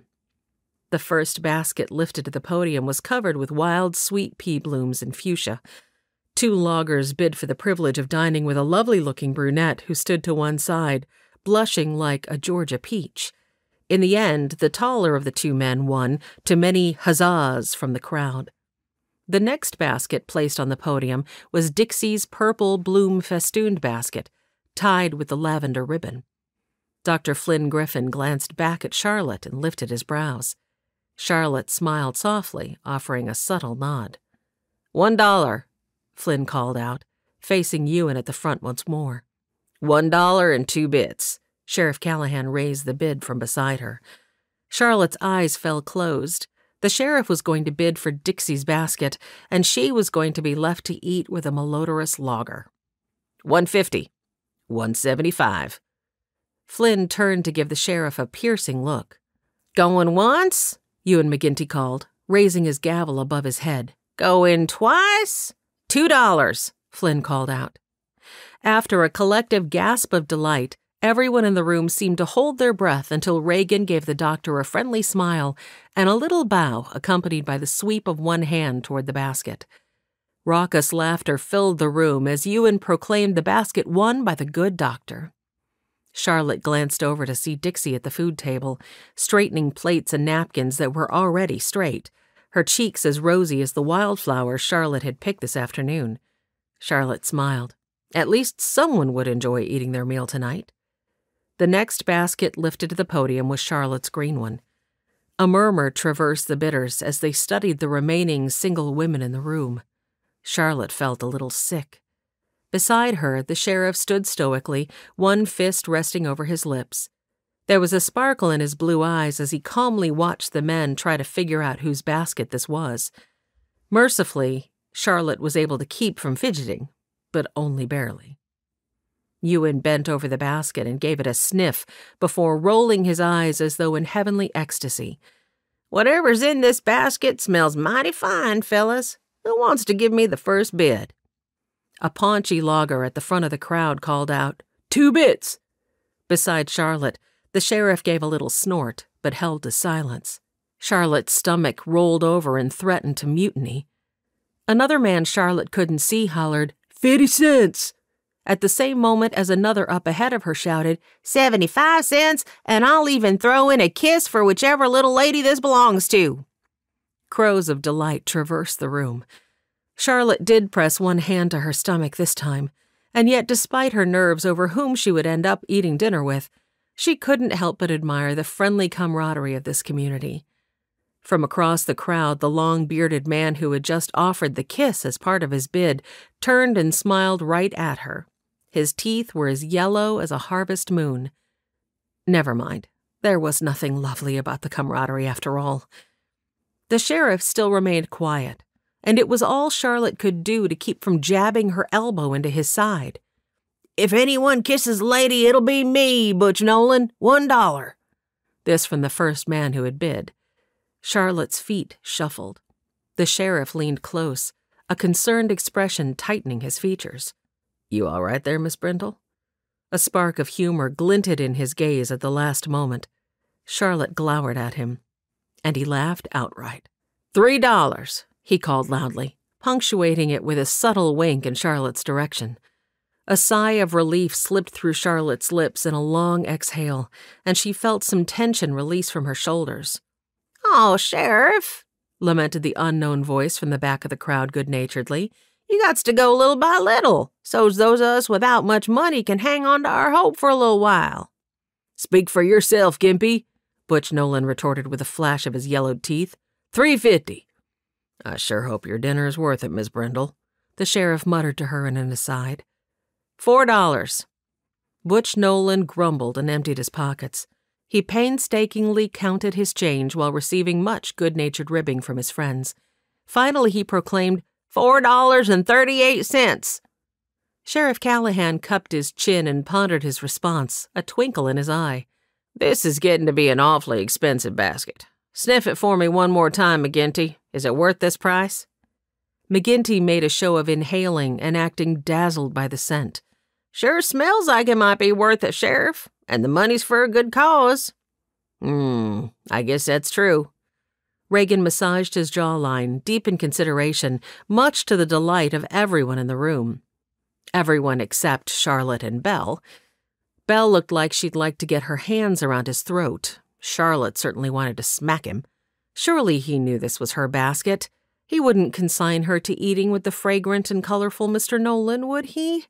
And she certainly hoped that whoever won would enjoy her pot roast with potatoes and cabbage. It had been the meal she made that was most raved about by her classmates at the finishing school. Not even Miss Giddon had been able to find any fault with it. Though she normally liked to add some basil, and Dixie hadn't had any in her kitchen, she hoped it would suffice just this once until she could order in some herbs. Charlotte blinked. Until she could order in some herbs? What was she thinking? This once would be the only time she'd have to cook in this town, wouldn't it? She scanned the room, her attention lingering on each child she could see. Children she would never get to know. Children who might never have another teacher if she tucked her tail between her legs and ran back east. Leora, who might never have a friend. Across from Charlotte, Zoe Castaigne and her twin sisters were jumping up and down and clapping in delight as the sheriff paced through several antics as though tormented over whether he was going to place another bid. And next to the girls, Belle stood, glaring at her passionately. Perhaps Charlotte had earlier been mistaken about just exactly which throat Belle would like to squeeze. "Going once?" Ewan prodded. "Going twice?" Charlotte closed her eyes and prayed she wouldn't get sick right here in front of God and everyone. $5, the sheriff finally called out. Butch Nolan groaned audibly, and those nearest him offered pats of consolation to his shoulders as Ewan McGinty proclaimed the sheriff the winner. Charlotte's legs nearly melted out from beneath her skirts, so great was the relief coursing through her. The next basket lifted to the stand was the last one, and Sheriff Callahan's deputy, Joseph Rodante, started the bidding high and didn't relent until he had won. With whoops and much applause, the crowd dispersed to find places to eat their dinners. The men who had won paid what was due, and each woman stepped up to acknowledge her ownership of the basket. Charlotte was painfully aware that Leora had not made a basket, and was performing quite an act to keep up her smiles. The sheriff grinned at Charlotte when she stopped before him. He tipped his chin toward the greenery on her basket. I'm kinda partial to green over purple. Charlotte felt her face warm and was about to respond when Dixie practically plastered herself to Charlotte's side. Perhaps you two would like to join the doctor and me for the meal? Charlotte's gaze drifted to Leora across the room. She'd planned to ask the sheriff if he'd mind if Leora joined them, but now, that would be fine with me if it is fine with the sheriff? Reagan gave Dixie a slight bow. We'd be pleased to have you two join us. Would anyone object if I invited Leora, too? The words blurted out of Charlotte's mouth before she could think twice. Everyone sputtered for a moment, and none of them seemed to know where to look. Charlotte felt a little foolish. She hadn't realized the idea would be so repugnant to them. It's just that she seems so lonely, and I only thought— Sure, ask her. The sheriff looked a little surprised at his own words. Dixie stepped to her side and squeezed her arm. I think it's a lovely idea. Do ask her. Dr. Griffin cleared his throat, exchanged looks with the sheriff, and then said, We're not likely to have many more warm nights like this one. How about if I fetch a blanket and we eat outside? When Dixie only studied the floor near her feet and Reagan deferred to Charlotte with a lift of his brows, Charlotte agreed. That would be lovely. Thank you, Dr. Griffin. Good. I'll be right back. While the doctor retreated above stairs, Charlotte hurried across the room to where Leora stood wiping down the bar. She tilted a nod to where the sheriff and Dixie stood waiting. We wondered if you would like to join us outside for dinner. Leora blinked. It only took her half a second to shake her head and turn away. I don't know how they do things where you come from, but round these parts, you start associating with the likes of me and you'll discover right quick how easy it is to lose your standing, not to mention your job. Deep in her heart, Charlotte felt the pain contained in those words. None of us are worried about our standings or our jobs. Please join us. Leora strode purposefully to the other side of the bar. Can't. Charlotte cast a look back to where the others waited for her. Doc Griffin had returned with a good-sized quilt over his arm. She couldn't leave them standing for much longer. She turned back to Leora. Very well, but please know that you are welcome to come join us if you change your mind. Thank you. Leora didn't meet her gaze, just picked up a glass and started polishing it. With a heavy heart, Charlotte returned to the others. They settled in a patch of soft green grass near the banks of Wyldhaven Creek, and Charlotte quickly realized that she and the sheriff were going to have to carry the conversation, for both Dixie and the doctor were staring in opposite directions with morose little frowns on their faces. But just as she was about to ask the doctor what had brought him to Wyldhaven, Belle and Joseph stopped by their blanket. Would it be all right if Joe and I joined your foursome? Belle blinked coyly at the sheriff, and Joseph, still holding the basket that Charlotte now noticed was decorated with the same material as Belle's skirt, shuffled his feet uncomfortably. Dixie was quick to respond to that. Certainly. She swept a hand toward a small space at one side of the blanket. Please join us. The sheriff scooted closer to Charlotte to make room for the new arrivals, but the doctor remained firmly seated a little distance away from Dixie. Charlotte frowned and bounced a look between Dixie, who was once more studying her skirt, smoothing at invisible wrinkles, and the doctor, who was still staring sullenly out over the field. Charlotte opened her mouth, but Sheriff Callahan cleared his throat softly and touched her hand, giving a little shake of his head.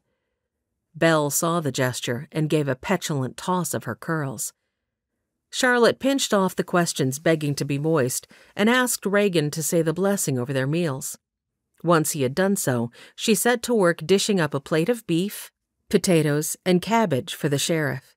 She balanced 2 corn muffins on the side and then handed over the plate and a quart jar of the sweet tea she'd made this morning with a bit of wild mint she'd found in Dixie's garden. Dixie and Belle both dished plates also, and everyone tucked into their food quietly. Charlotte tried to prod everyone to conversation several times, but with Belle only being interested in conversing with the sheriff, and Dixie's and the doctor's one-syllable responses, nothing she tried worked.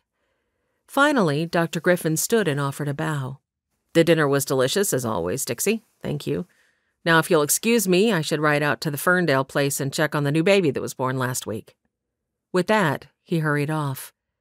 Dixie packed up her basket after that and made an excuse of needing to get back to the boarding house for a bit. "So, how do you like Wyldhaven so far, Miss Brindle?" Joseph Rodante offered her a genuine smile. God bless the boy for his thoughtfulness. I've actually grown quite fond of the place, if I'm honest. Charlotte cast her focus back to the town and was more than a little surprised to find that the statement was true. Somehow the people of the town had already entwined themselves into her affections. She felt warm-hearted at the realization. Belle daintily nibbled on a piece of chicken as she cast Charlotte a look. "But you're still returning to Boston on tomorrow's stage? After all, no one would actually come to a place like Wyldhaven unless the good Lord himself brought them here." She tinkled a forced laugh. But her words were like a slap in Charlotte's face. Hadn't she prayed for God to guide her? And she'd seen Mr. Heath's ad only moments later. Some people might call that coincidence, but she didn't believe in coincidence. And in that moment of decision, everything around her snapped into sharp focus.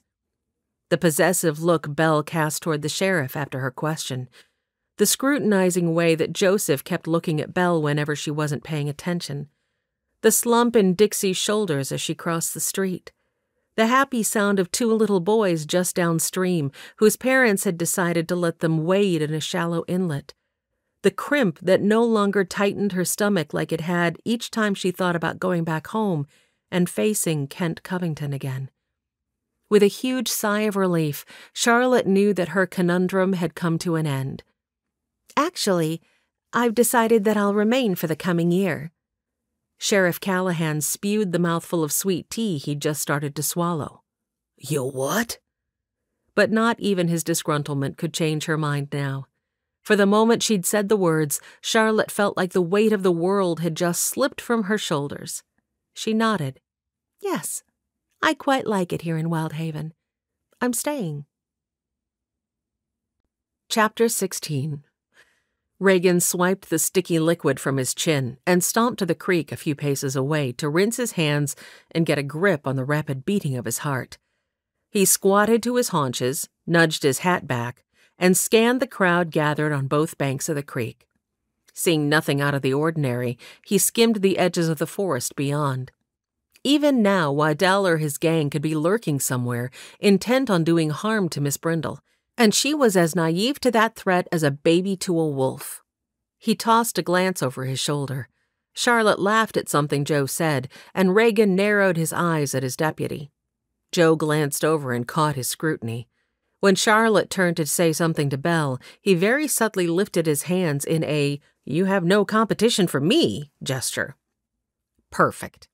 So he obviously hadn't done as good a job as he hoped disguising his growing feeling from others. Reagan snorted. If he was smart, he'd want no part of this. Miss Charlotte Brindle was just about as stubborn as any female he'd ever met.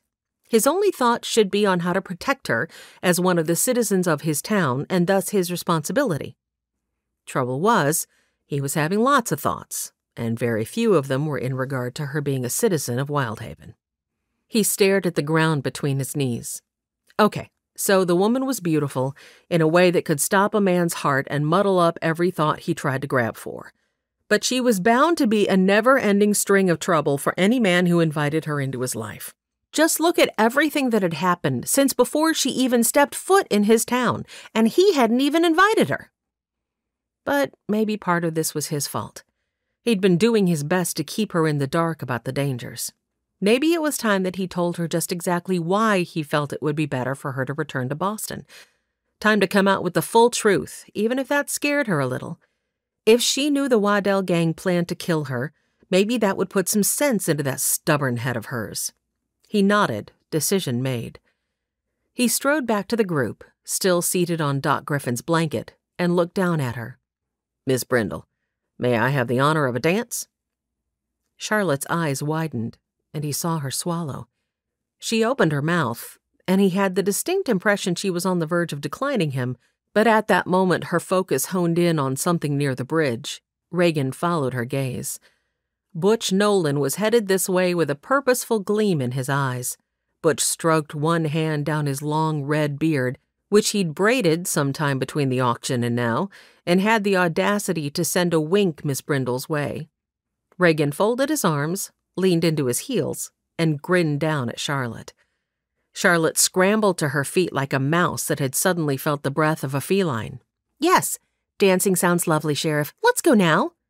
She clapped one hand to Reagan's arm and practically dragged him to the gate, where he barely had time to hand over the money for their dance tickets before she hauled him onto the floor. But when the music started, on Rose Pottinger's crackly phonograph, Charlotte held herself as far from him as possible. Perhaps because of the way she tackled every obstacle with such zest, Reagan had forgotten just how petite Miss Brindle was. Her forehead barely reached his chin as they swayed across the open field, and her waist beneath his hand was so slender he had a feeling that were he to wrap his other hand around her also, his fingers could touch front and back. Tonight her mass of dark hair was pulled into a tight twist at the back of her head, but her curls must be as stubborn as she, for several had made an escape and whisked fetchingly about her cheeks and forehead. Though he looked at her steadily, she fastidiously kept her face averted. He sighed. Here was more proof that maybe the way he'd chosen to handle the threats against her hadn't been the wisest course of action. He'd hurt her with all his urgings to return to Boston. She felt certain he wanted her to go home because he didn't think she could handle the job of teaching in Wyldhaven, and because he was a selfish boor who simply wanted to make his own job easier. But she was wrong. Truth was, swaying across this field with her in his arms, he'd have given just about anything to have her stay. But if she stayed, and something happened to her, he'd never be able to forgive himself.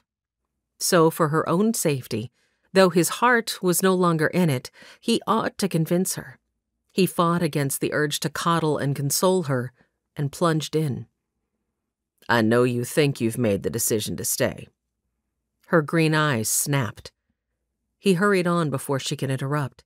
But there are dangers here. I really must urge you once more to reconsider and instead return to the safety of Boston. The words cost him. She still didn't meet his gaze, but her pert little nose tipped a fraction higher. I assure you, Sheriff, I have carefully considered your multiple requests for such, and have decided against your advice. His jaw ached, and he realized his teeth had clenched together very tightly. Miss Brindle, I assure you, you don't truly understand my reasons for requesting your leave. Don't I? She turned limpid green eyes, full of hurt, on him. The tone of her voice said she knew otherwise. He felt his throat tighten up. He'd had a string of words put together that he'd practiced several times, words that would softly bring her around to seeing it was only out of concern for her that he was asking her not to stay on. But with her looking at him all petulant and full of wounded pride as she was, his mouth turned dry, and he'd be hornswoggled if he could remember anything, much less string two words together. As I thought. She looked away again. He gave himself a mental shake, but before he could try to correct her misperception, she had somehow collected herself, thrown back her shoulders, schooled her features, and leveled him with another look. This time her expression held a hint of lava and smoke. How do you know Miss Fontaine? Who? It took him a moment to associate an image with Miss Fontaine. Charlotte huffed and jutted her chin to one side. Wait, Leora? His feet tangled together, and they nearly bumped into the couple dancing next to them. He almost laughed. No one called Leora Miss anything. But the hurt that suddenly weighed down Charlotte's features kept his face straight. Could this be part of the reason for her obvious peeve with him? But wouldn't that mean... The realization hit him like a plank to the side of the head.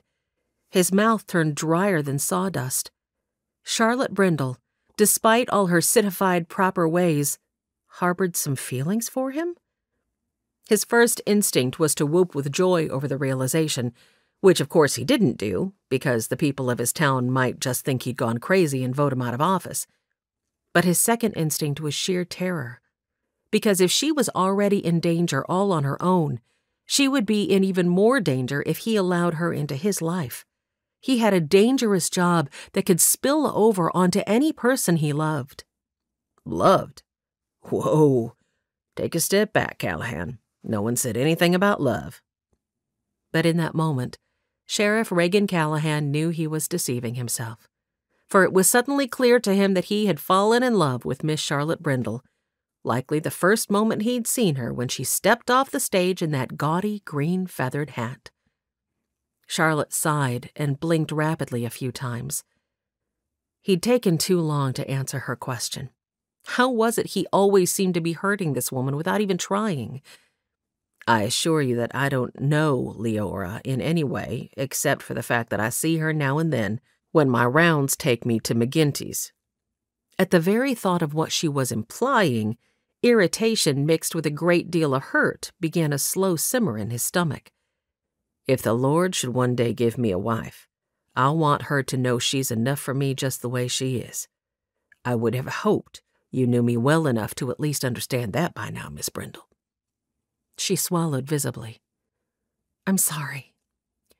Back in Boston, she started to pull away, but he firmed his grip just enough to let her know he didn't want her to flee. He gentled his tone. Back in Boston. She rolled her lips in and pressed them tight, but then must have decided to forge ahead because she said, There was a man who told me that not a man alive didn't at some point.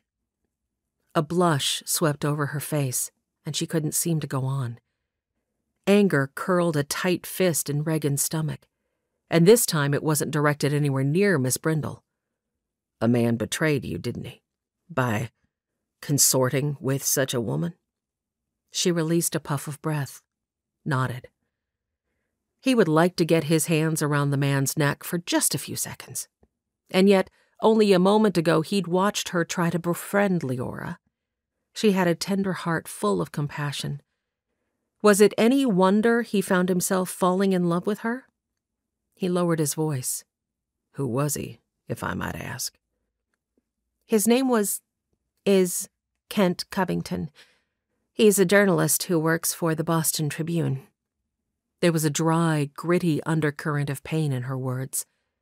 I'd thought he was a godly man. And still, after I caught him, he wanted me to marry him. He made it sound as though I had expected too much of him. And before Kent, there was Senator Sherman. Well, that time it was Father's secretary. Reagan suddenly wished they were in a much more private setting. He wanted to cup her face in his hands and make sure he had her full attention when he said the next words. He settled for leaning close to speak them right into her ear instead. Any man who would cheat on you is a fool. A woman like Leora never has, nor ever will, fit into my recreational plans. He leaned back slightly and tilted his head until he could capture her gaze. Not because I don't see her beauty. Charlotte flinched a little, and he hurried on, but because I value my relationship with my Savior too much to sully it with such idolatrous behavior. She blinked. He felt her relax. It is idolatrous, isn't it? Putting such desires above what is pure and right. I believe any desire that makes us long for it more than we long to please our Creator is an idol, yes. Her gaze flicked to his. For once we agree, Sheriff. A soft smile took any sting from her words. He cleared his throat, his earlier thought begging to be voiced. Even after a man betrayed you with such a woman, you still tried to befriend Leora? He felt Charlotte slump a little in his arms. She looked so lonely and discouraged when I met her up in the field earlier today. I get the feeling she's a very sad person who puts on a mask of happiness, and I keep feeling the urge to befriend her. She huffed a little. My finishing school mistress, Miss Giddon, would tell me I'm being very unwise with my reputation. And perhaps that's one reason that, as I mentioned, I find it difficult to do what I know is right. But I suppose it's similar to what you just said a moment ago. I value my relationship with my Savior too much to waste it on petty meanness toward a hurting woman who needs to feel his love so much. Also, what you said inside earlier reminded me my sins are no less egregious than hers. Reagan's admiration for the woman rose several more notches. I would just encourage you to proceed with caution. She angled him a look, one corner of her mouth tilting up into a small smile. Does that mean you're going to relinquish your attempts to get me to return to Boston, Sheriff? Reagan swallowed.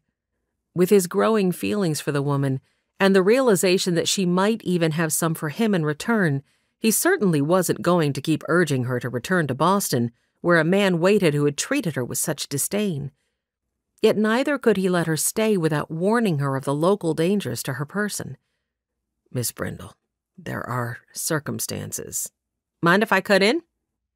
Reagan's eyes fell closed.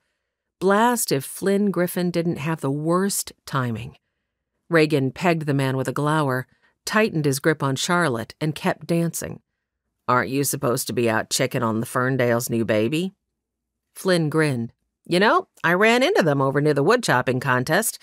Didn't think they'd come out, with the little guy being so new and all, but they had him wrapped up real good to keep any chill away, and he's put on at least half a pound this week. He's going to be a strong little fella. Anyhow, he shrugged and looked expectantly toward Charlotte. Saved me the trip. Reagan hesitated through several more beats. However, he couldn't seem to come up with a good excuse not to give the doctor a turn at dancing with the pretty new schoolteacher. So after only a moment more, he handed her off.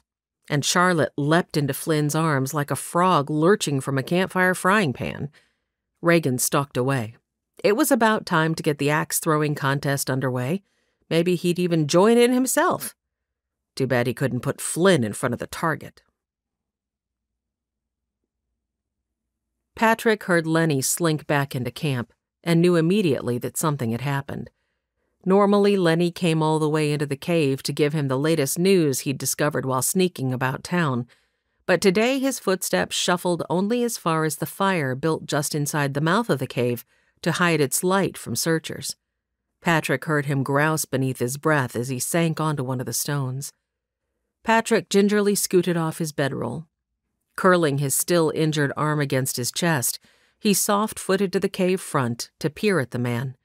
Firelight danced along his face, revealing the sharp red line of a scratch along his chin. Lenny morosely stabbed a long twig into the coals and watched the stick burn. Waddell cursed the man silently. He better not have done something to get himself noticed. What happened?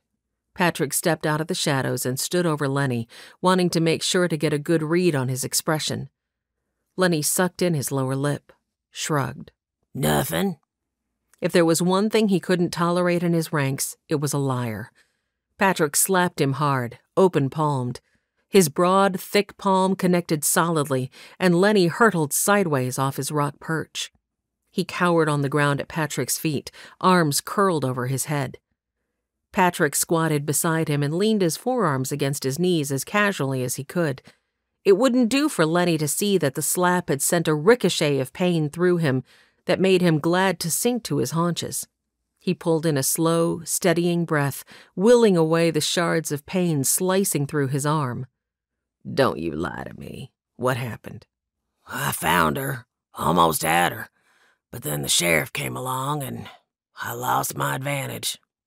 Lenny tried to scoot away from him along the ground. Patrick leaned forward and pinched the man's face between his fingers, angling it toward the firelight to get a better look at the scratch. How'd you get this? Were you seen? Followed? No, I swear I wasn't. It was a rose bush. Lenny whimpered. When the sheriff came up sudden-like, I let go of a branch and it smacked me in the face. But I wasn't detected. I was real careful-like. Patrick sighed audibly to reveal his disgust. Might have known you weren't competent enough to even bring in a slip of an Eastern woman, Smith. I might have known. He stood and stalked back to the warmth of his blankets. I'll get her next time, Lenny called after him. I will. I have a plan and everything. You mess up again, Lenny, and you better pray they lock you in a deep, dark hole, or else fill you with lead, because I won't be so understanding the next time you get me. I get you, boss. I do. Patrick heard him scrambling to his feet. Patrick stifled a moan and held his arm close to his chest as he eased down onto his bedroll. Some jobs were better done on your own, but this arm must have been busted up but good. He was still seeing white lights every time he moved it. He needed a little more time to heal. Just a little more time. And then the sheriff of Wyldhaven would rue the day he'd ever heard the name Patrick Waddell, much less tried to capture him. Chapter 17. Leora woke with a groan of pain. She covered her eyes with a trembling hand and inhaled slowly, trying not to wince. Exhaled equally slow. McGinty had assured her this would get easier. McGinty had been wrong. She'd loathed herself for many years, but never had Leora loathed herself as much as she did this morning. A knock sounded at her door, and she realized that must have been what had awakened her in the first place. She squinted at the window. The sun already streamed through and puddled on the floorboards. From the angle of the light, it must be close to 10. Gingerly, she rolled from the mattress and made her way to the door. The last person she'd expected to see when she opened it was Deputy Redante, but he stood on the other side nonetheless, hands crimping the brim of his black Stetson, staring down at the floor, an expression of sheer sympathy furrowing his brow. He had bad news then, and he'd gone to see Ma this morning. She clutched at the door, bracing herself for whatever bad news he'd come to tell.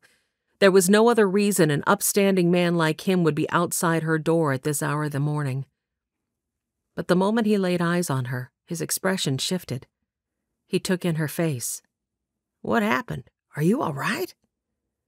She'd momentarily forgotten the beating she'd taken last night. Before she'd gone to bed, she'd sat at her dressing table and met her gaze in the chipped triangle of mirror. One eye had already been turning black, and she hadn't even been able to inhale without shards of pain from ribs that had likely been broken. She probably looked a sight worse this morning. Some men were rough, but McGinty's rules were that she had to simply grit her teeth and bear it unless she felt her life endangered. For those times, he'd strapped a derringer to the underside of her dressing table, but it had come with the dire warning that if she shot a man, she'd never work for him again, no matter the circumstances. She brushed aside Joe's concern. "There was a misunderstanding with a client. Ewan took care of him." The lie slipped free easily. She couldn't have the deputy tracking down Ewan's clients. Ewan would never stand for it, and she'd be the one to pay, yet again. Joe studied her for a minute, but then seemed to accept her story. He sighed, hung his head, and gripped the back of his neck with one hand. "Listen, I have bad news." She closed her eyes. "Please. It's your ma. She she was gone when I got there this morning." Leora's knees buckled, and though she clung to the door for support, it wasn't enough. She sank to the floor.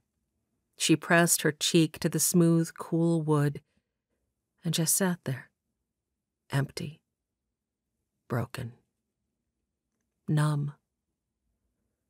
When she opened her eyes again, he was squatting before her, arms propped along his knees, hat dangling from one hand and an envelope in the other. "I used some of your money to pay her final expenses. This is what was left." He held her envelope out to her. She took it, crumpled it into one fist. What did she care about money? She'd only taken this job so she could help Ma. And now, she wasn't always a whore, you know. He just looked at her, holding his silence, but his expression invited her to tell him more. "When I was very young, my father worked the mines, but he was an..." She filtered through a list of several ready-to-mind curses and finally settled on intolerably cruel man. "He left us when I was 10. She huffed. "Best year of my life." She flicked at the corner of the envelope with one fingernail. I tried to make it as a laundress for a year, but it was hard. I remember always being hungry. Joe's hands clenched, and from the righteous indignation pouring off him, she got the feeling he would have liked to wring necks. Anyhow, after that first year, well, I suppose you've got a pretty good picture. She pressed her lips together. Why was she telling him this? She'd never talked to anyone about this before. She did it for me. He tilted his head, so much compassion in his eyes. And you did it for her. And look how much good it did. She forced herself to her feet. He stood with her, curling the brim of his hat as he rolled it through his fingers. I'm very sorry for your loss. Thank you, Joe. You've been more than kind. The door clicked softly when she shut it, and she heard his boot steps disappearing down the hall. She fell onto the stool before her dressing table, propped her forehead into one palm, stared at the envelope. She reached one hand under and fingered the cool wood of the Derringer's grip, unstrapped it, drew it out, and laid it on the dresser before her. Such a small tool of destruction, barely 5 inches from handle to barrel tip. She rubbed one finger along the cool metal and studied herself in the mirror once more. And after she pulled the trigger, what would death feel like? Was it really the end? Not a sparrow falls. The words arrowed through her, seemingly spoken straight to her heart. Aggravated, she shoved back from the dressing table and marched across the room. Pain stabbed through her, and she folded her arms around her ribs in an attempt to lessen the shooting darts of anguish each movement caused. Did God really see her fallen mother? Did he care what had happened to her?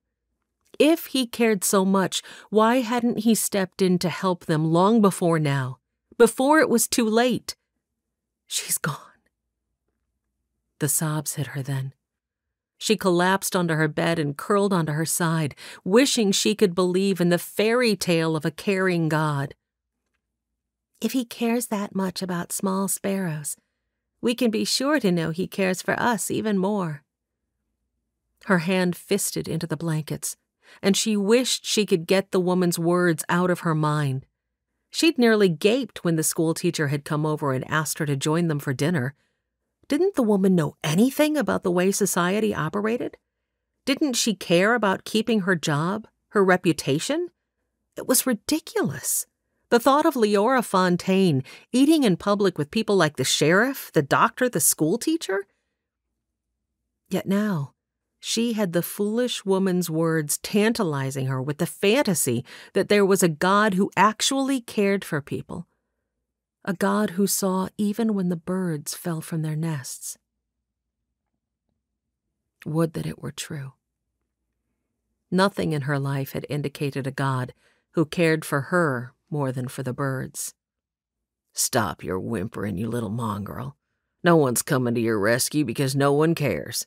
I'm leaving, and I want you to remember until the day you die that it's all your fault. Leora closed her eyes against the memory. Much more familiar words, much more truthful, much less comforting. Reagan Callahan, boots propped comfortably atop one corner of his desk, sighed and tossed the stack of wanted posters back onto the blotter. He massaged fingers and thumb against the headache pulsing just behind his eyes, feeling the weight of his responsibilities to the people of Wyldhaven hanging like a heavy burden squarely around his neck. The judge was due in next week for the trial of the Waddell gang. Reagan had hoped he'd have the rest of the gang rounded up by then, but he'd gone out hunting their trail for several hours each of the last 3 days and had come up empty. At least if he wasn't finding any tracks, that meant that the outlaws weren't lingering around the outskirts of town waiting for their chance to dispatch Charlotte. He still hadn't initiated a talk with her about the danger she was in. After Doc had interrupted their dance the other night, he hadn't gotten another chance to speak with her. He hadn't seen her again for the rest of the evening, and she'd been fastidiously avoiding him all week. He knew, because just yesterday she'd seen him coming down the street and had quickly ducked into the post office to avoid meeting him. The action had hurt more than he would have thought possible. Maybe he'd just been imagining her feelings at the dance. Reagan's feet slipped off his desk and thudded to the floor, effectively jolting him back to the present. He sighed and slurped another swallow of coffee. The coffee was stone cold, probably about the same temperature as Miss Brindle's leanings toward him. He grimaced at the sentimental thought. Great, now he was going addle-brained. Reagan snorted, wearily crossed the room, and poured himself another cup of the coal-black coffee that had been thickening on the office's wood stove since 5 o'clock this morning. From one of the cells at the back of the room, Horace Crispin chuckled. Feeling a mite discouraged that you ain't found Waddell yet, Sheriff? Don't you worry none. He always shows up when you least expect him. The man guffawed and slapped his leg. Reagan didn't even glance the man's way, but he couldn't help but realize Horace had just voiced his worst fear. Waddell or his gang could attack Charlotte just about anywhere, and what if he wasn't close enough to protect her? Feeling fatigued beyond belief, Reagan plunked the cup back onto his desk and fell into his chair. With school starting first thing Monday morning, Reagan needed to track Charlotte down and make sure she understood the gravity of the danger she was in. Once school started, there would be an infinite number of suppers she'd be invited to, and Reagan couldn't have her traipsing all over the place without a guard, at least not until all the hubbub from the Waddell gang died down. Either that or he captured them all, and the chances of that happening before Monday were looking less and less likely. Until a more permanent building could be erected, school was going to be held in Dixie Pottinger's boarding house dining room. School would start after the breakfast hour and end well before the dinner hour, so the only income Dixie would be losing was from her lunch crowd, and the school board had agreed to pay Dixie 2 bits per child per week to help offset the cost of the lunches she wouldn't be able to sell to her boarders. That was likely where he'd find Charlotte, and he'd put off the confrontation with the town's new schoolteacher long enough. Reagan locked up the sheriff's office and made straight for the boarding house, but when he arrived, Dixie told him that Charlotte had gone across the street to the Mercantile to pick up a few things for her classroom. Reagan tipped his hat in thanks and headed over there. The bell above the Mercantile door tinkled when he entered, but neither of the room's 2 occupants seemed to notice. Charlotte stood before the counter with both tiny hands plunked on her hips. No chalk? First you have plenty of pencils but no paper, and now you have a chalk board but no chalk? Mr. Heath assured me that all the supplies for the school would be taken care of. I can't teach without paper and chalk, Mr. Hines. Reagan did his best to suppress a grin. Jerry's freckles were almost an exact match to his curly red hair at that moment, and he rubbed the back of his flushed neck, looking very much like a schoolboy receiving his first switching. I'm not sure how the chalk got overlooked, Miss Brindle, and I'm out of paper because of the oldest Castaigne girl. She can draw a picture so pretty it could make your jaw drop. Reagan couldn't see the look Charlotte leveled on the man, but he saw the tilt of her head, and the look must have been a doozy, because Jerry got right back to business. But I can assure you I've placed the order now, and the chalk and paper should be here inside a month, 6 weeks at the most. 6 weeks? Charlotte threw up her hands and spun around in exasperation. Her gaze landed on him, and she seemed to freeze for just a moment before she resumed her task. She bent and hefted a rather large crate of various items onto the counter. Very well. I'll take these, and I presume it's okay if I charge them to the school's account? Jerry always kept a nub of a pencil behind his ear, and Reagan didn't think he'd ever seen the man move so fast as when he pulled the pencil down and set to tabulating. Oh, yes, of course, Miss Brindle. Charlotte spun toward Reagan, folding her arms and tilting her head. Sheriff? There was still the slight sting of hurt in her tone. Reagan hated that he'd been the one to put it there. He realized he was shifting his Stetson through his fingers, and squeezed the brim tight to put a stop to the nervous action. "Charlotte, I wondered if I might have a word with you." He swallowed. He hadn't meant to address her so informally. She hesitated for a fraction of a second, but must have decided to let his faux pas pass because she said, "Actually, I'm really rather busy." She swept a gesture to the box of supplies. "As you can see, I'm just about to head back to the boarding house to finish up my final preparations before school starts. Since tomorrow is the Lord's Day, I need to finish up tonight." It was a dismissal, but he couldn't let her get away with it. "Yes, and after school starts, you'll be even busier than you have been all week, which is why I really must insist you take a few moments to speak to me today."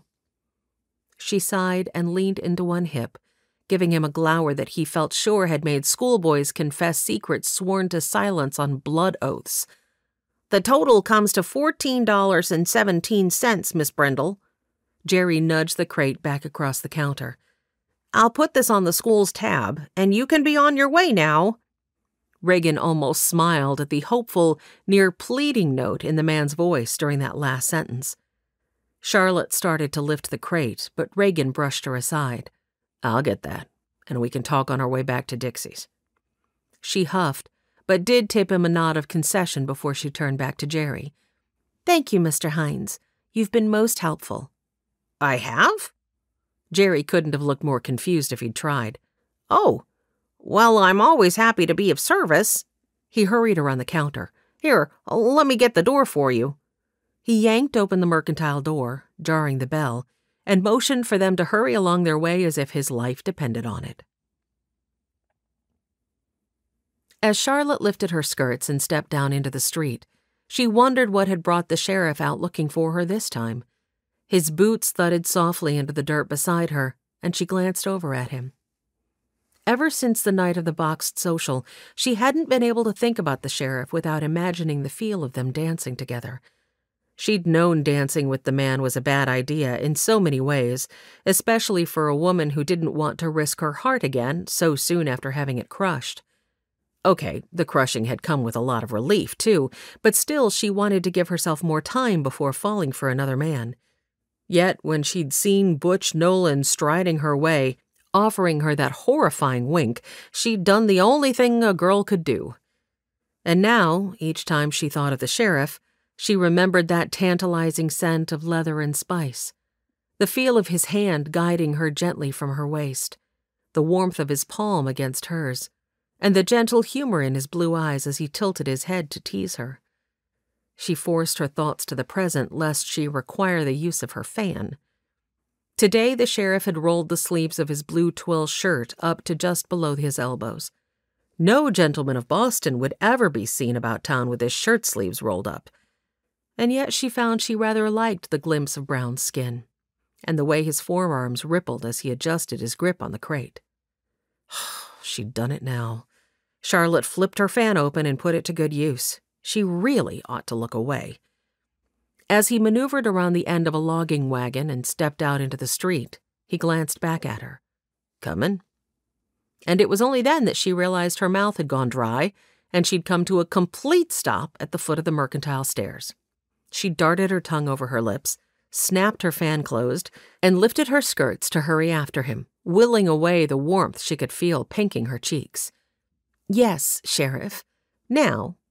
With the hopes of covering for her embarrassing scrutiny of the man, she dove right into the topic at hand. "What can I do for you today?" A muscle bunched in his jaw. "Reagan." His blue eyes pierced hers. Her heart thudded, and her mouth suddenly felt made of sandpaper. There was only one reason a man would want a woman to address him by his first name, and she just didn't feel ready for that. Uncertainty kept her silent. The sheriff's brow lowered in consternation. He must have chosen not to press the issue, because he changed the subject. "I fear I have some news that may prove a bit alarming." "Oh?" Charlotte's hands clenched her skirts more tightly. "Yes, it's regarding Patrick Waddell." At the mention of that man's name, Charlotte's feet refused to move an inch farther, no matter that they were right in the middle of the street. "What about him?" Fear lodged in the back of her throat. The sheriff paused for a moment, but then gestured with the crate for her to move out of the road. "Keep walking, if you would. A wagon is coming." Behind her, she heard the jangle of the trace chains and the grind of wagon wheels over the corduroyed logs of the road. Oh, for heaven's sake, she was apparently determined to make a fool of herself today. She lifted her skirts and hurried to the other side, pausing once more in front of Dixie's boarding house. Her heart thudded against her breastbone at the mere thought of Waddell. What would the man have done with her if Reagan hadn't come to her rescue? "What about Patrick Waddell, Sheriff?" Charlotte willed herself to breathe normally. The outlaw's violent actions had, quite frankly, terrified her. She really had no desire to ever see him again. The sheriff took in her features and must have read the fear in her eyes, because he hurried to reassure her. "Please, don't be concerned, Charlotte. Everything is going to be just fine, but can we—" He adjusted the carton of supplies in his arms and glanced around. "Head into Dixie's parlor before we continue this discussion."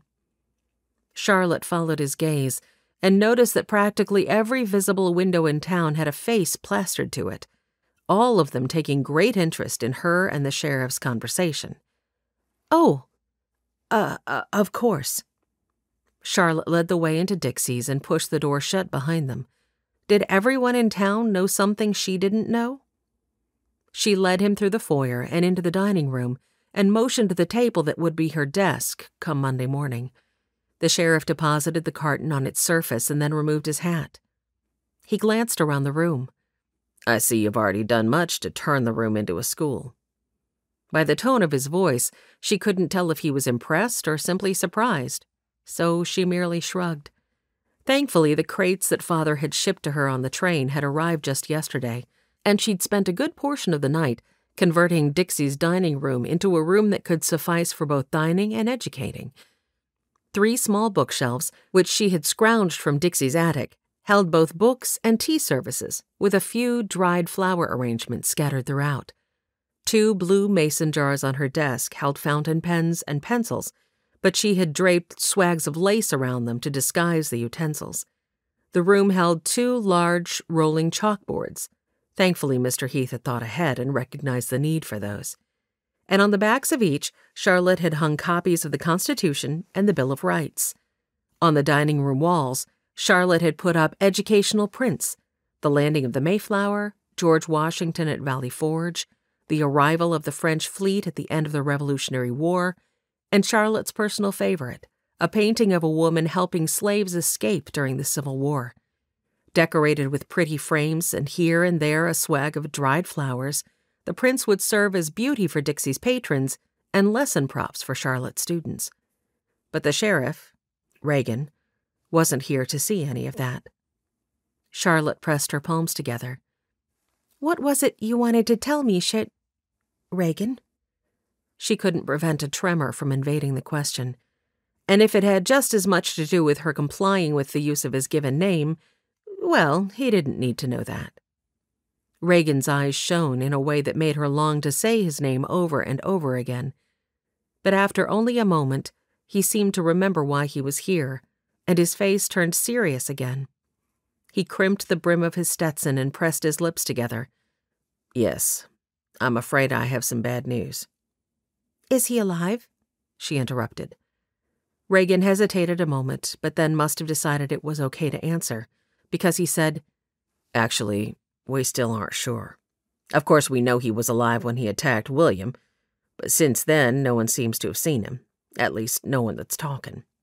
Charlotte swallowed.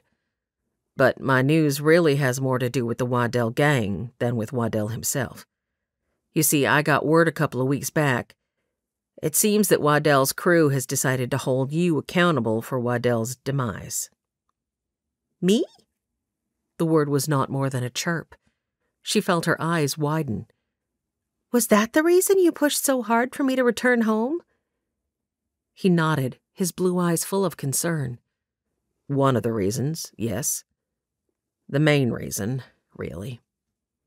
Charlotte pursed her lips, still not sure she was ready to let him off the hook for being so adamant about her returning home, but with the knowledge that she could be in danger came the first niggling doubts over whether staying in Wyldhaven really was the right decision.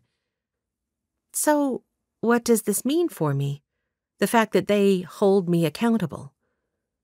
Well, for one, if you need to walk anywhere farther than the livery at the other end of town, I'd like to ask that you stop by the office for an escort. Either Joe or I will be happy to accompany you anywhere you need to go. What about field trips with my class? Reagan twisted his hat through his fingers. Again, Joe or I will be happy to accompany you. Charlotte lifted her hands in exasperation. So because I had the unlucky fortune to end up riding on a stagecoach with a criminal who kidnapped me, I'm basically to be held prisoner in my own town? Reagan tipped her a be-serious look. It's not going to be like that. Charlotte folded her arms. Her feelings about one Patrick Waddell had just recast themselves into all-out anger instead of fear. And how long must this go on? Rubbing one hand over the scruff on his jaw, Reagan seemed to consider his answer for a moment. Oh, all the hubbub should die down in a few weeks' time. Let's just take one day at a time, shall we? Bah! Charlotte set to rather forcefully unpacking the crate of the extra fountain pens, ink pots, blotters, a map, and several books she'd chosen at the mercantile. And Mother was worried I'd be killed by wild Indians. How little did she know? She glanced up in time to see Reagan covering a smile, and let the loud sound of the dictionary falling to her desk reveal her pique. He strode toward the door, tamping on his hat, and paused at the threshold to give the brim a tug in her direction. Should you need anything, you know where to find me. She only tipped him a nod and continued with her unpacking. But the longer she worked that afternoon, the more her agitation rose. Her anger was slowly seeping back around toward fear again. Should she pack it in and return to Boston? No, she couldn't do that. Hadn't she just decided the other night that the Lord really was the one to bring her here? She wasn't going to start doubting that now. But what if she was attacked while walking through town? Or what if one of the outlaws broke in during school hours and threatened one of the children? She tucked one fingernail between her front teeth and considered her options. And after only a moment, the truth hit her. I need to buy a gun. Yes, that was the perfect answer. Then even if Reagan or Deputy Joe were not around when the outlaws came for her, she would have something to protect herself with. She dropped the last pencil into the blue mason jar on her desk and looked around the room. Satisfied that the place was as ready as she could make it, she hefted the crate and made her way back out to the street. Charlotte eyed the mercantile sign as she marched toward it. Hanging crooked and misspelled as it was, it basically matched the rest of the town to perfection. Mr. Hines stood behind the counter when she pushed her way inside. At the jangle of the bell, he glanced up. Perhaps one of these days she'd find a way to tell him that his sign needed to be redone. But for now, she set the crate on the counter between them. I've brought back your crate. Charlotte tucked her hands behind herself and scanned the store, searching for the area where he might keep his guns. Mr. Hines smiled. Oh, that was right kind of you, Miss Brindle. But next time, don't put yourself out. I could have had my son David bring it home from school on Monday. He removed the crate from the counter and turned toward a stack of other empty crates behind him. And I need you to sell me a gun. Mr. Hines somehow lost his grip on the crate and it landed on his boot. Ow! Dad, blame! His face flamed as he hopped on one foot. Forgive me, Miss Brindle, I ought not to speak that way in front of you. Charlotte surprised herself by immediately waving away his concern. Mother would have been horrified at such a breach of propriety on Mr. Hines's part, and Miss Giddens certainly would have coached Charlotte to politely but succinctly put Mr. Hines in his place. Could she be adapting to the vulgarities of the country so quickly? She wasn't sure whether to be pleased or perturbed at that thought. Apparently, the pain in Mr. Hines's foot had subsided enough that he could walk on it again. He limped over to the stairway that led up to the second floor. David, come down here a minute, son. A sprightly little redhead, the spitting image of his father and about 10 years old, bounded down the stairs only a moment later. Yes, Father? Mr. Hines pressed the crate into his son's arms. Here, take this out back and put it with the other broken ones for me, would you? Then Mr. Hines bent forward and whispered a few words into David's ear that Charlotte couldn't hear. Whatever he said caused the boy's eyes to widen, and he dashed out the door with the crate so quickly that Charlotte didn't even have time to introduce herself as the lad's new teacher. She smiled at the cuteness of it, but a glance at the time on the clock above the counter told her she was going to miss dinner at Dixie's if she didn't get on with her purchase and get back to the boarding house. Now, about that gun, Mr. Hines? I'm thinking of something fairly small that could fit in a dress pocket, but it has to be a large enough bang to stop a grown man in his tracks. My, that sounds serious. Mr. Hines's hands fluttered over the front of his apron, and he seemed to be looking at something out the front window of his store.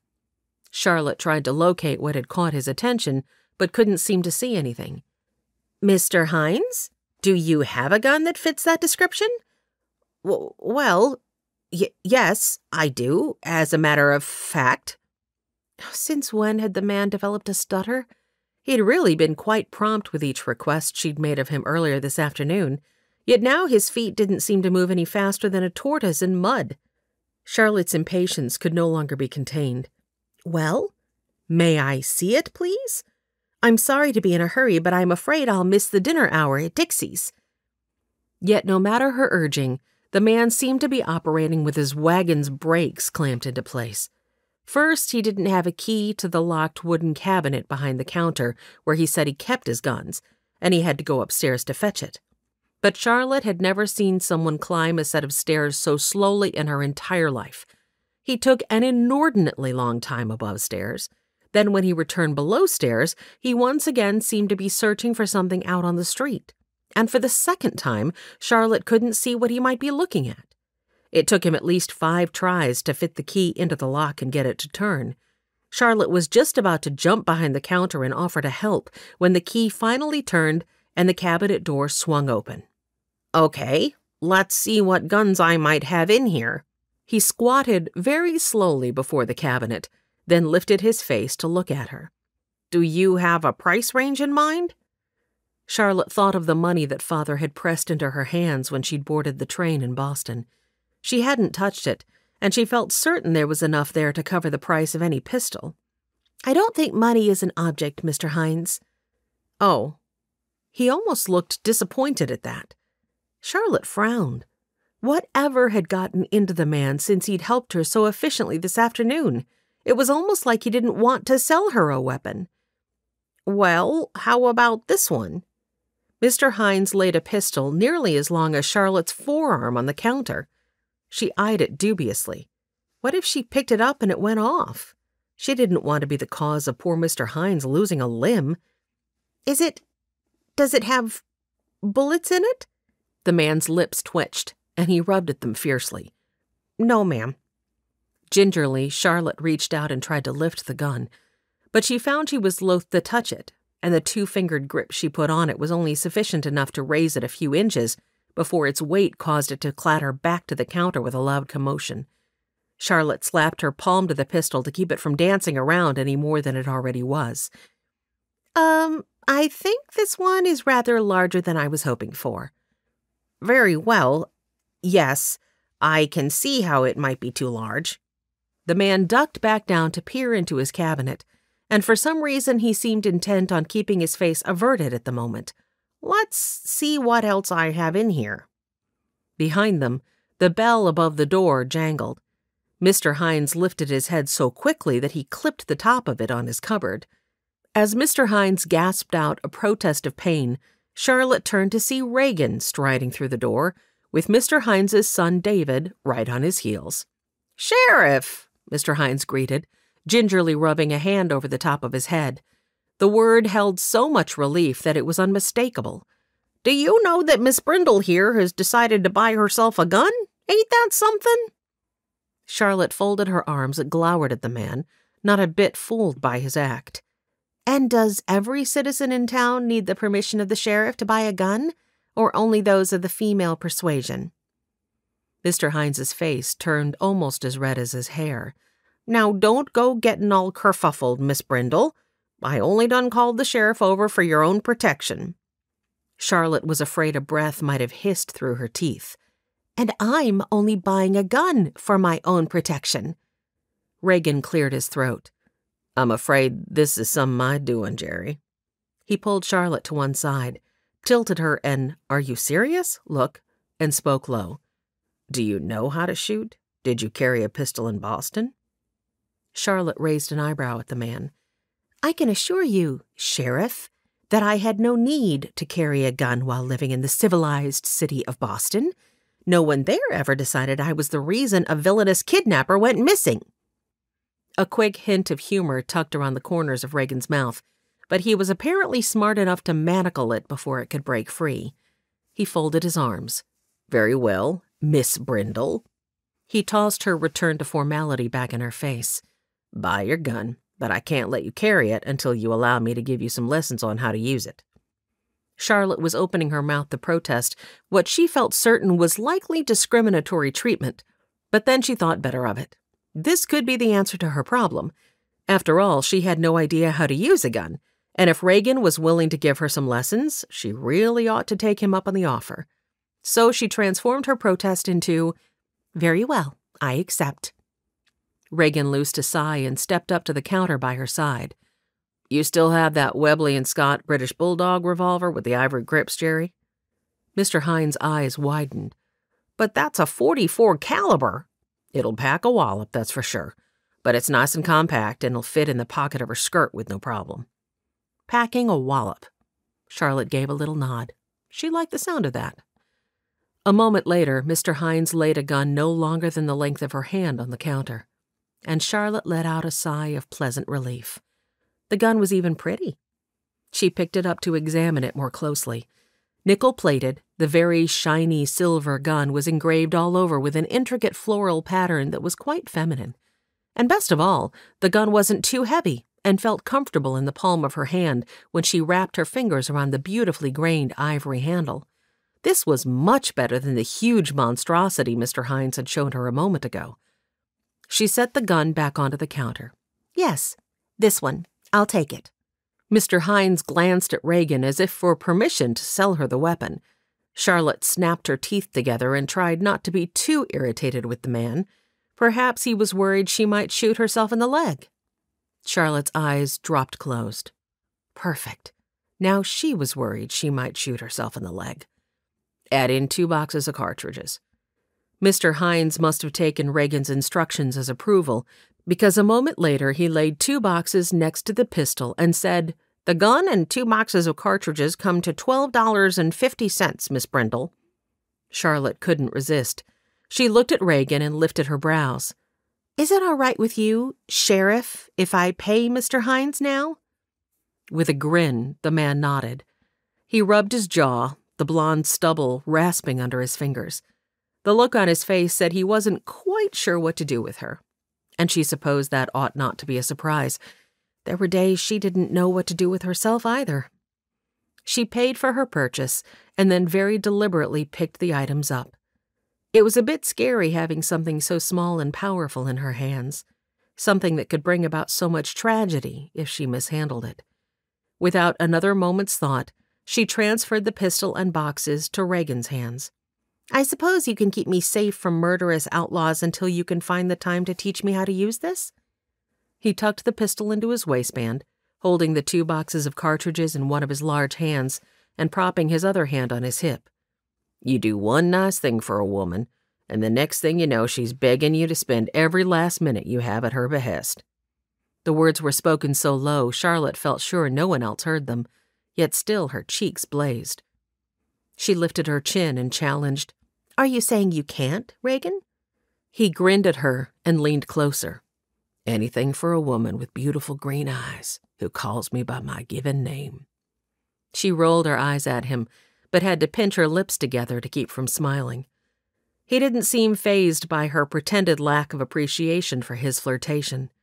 How about we have your first lesson Monday afternoon after classes? Charlotte swallowed. She hadn't expected him to be able to teach her so soon. Truth be told, she was already having second thoughts about the need to carry such a weapon with her everywhere she went. But her pride made her bite her tongue and tip up her chin. That should be fine, thank you.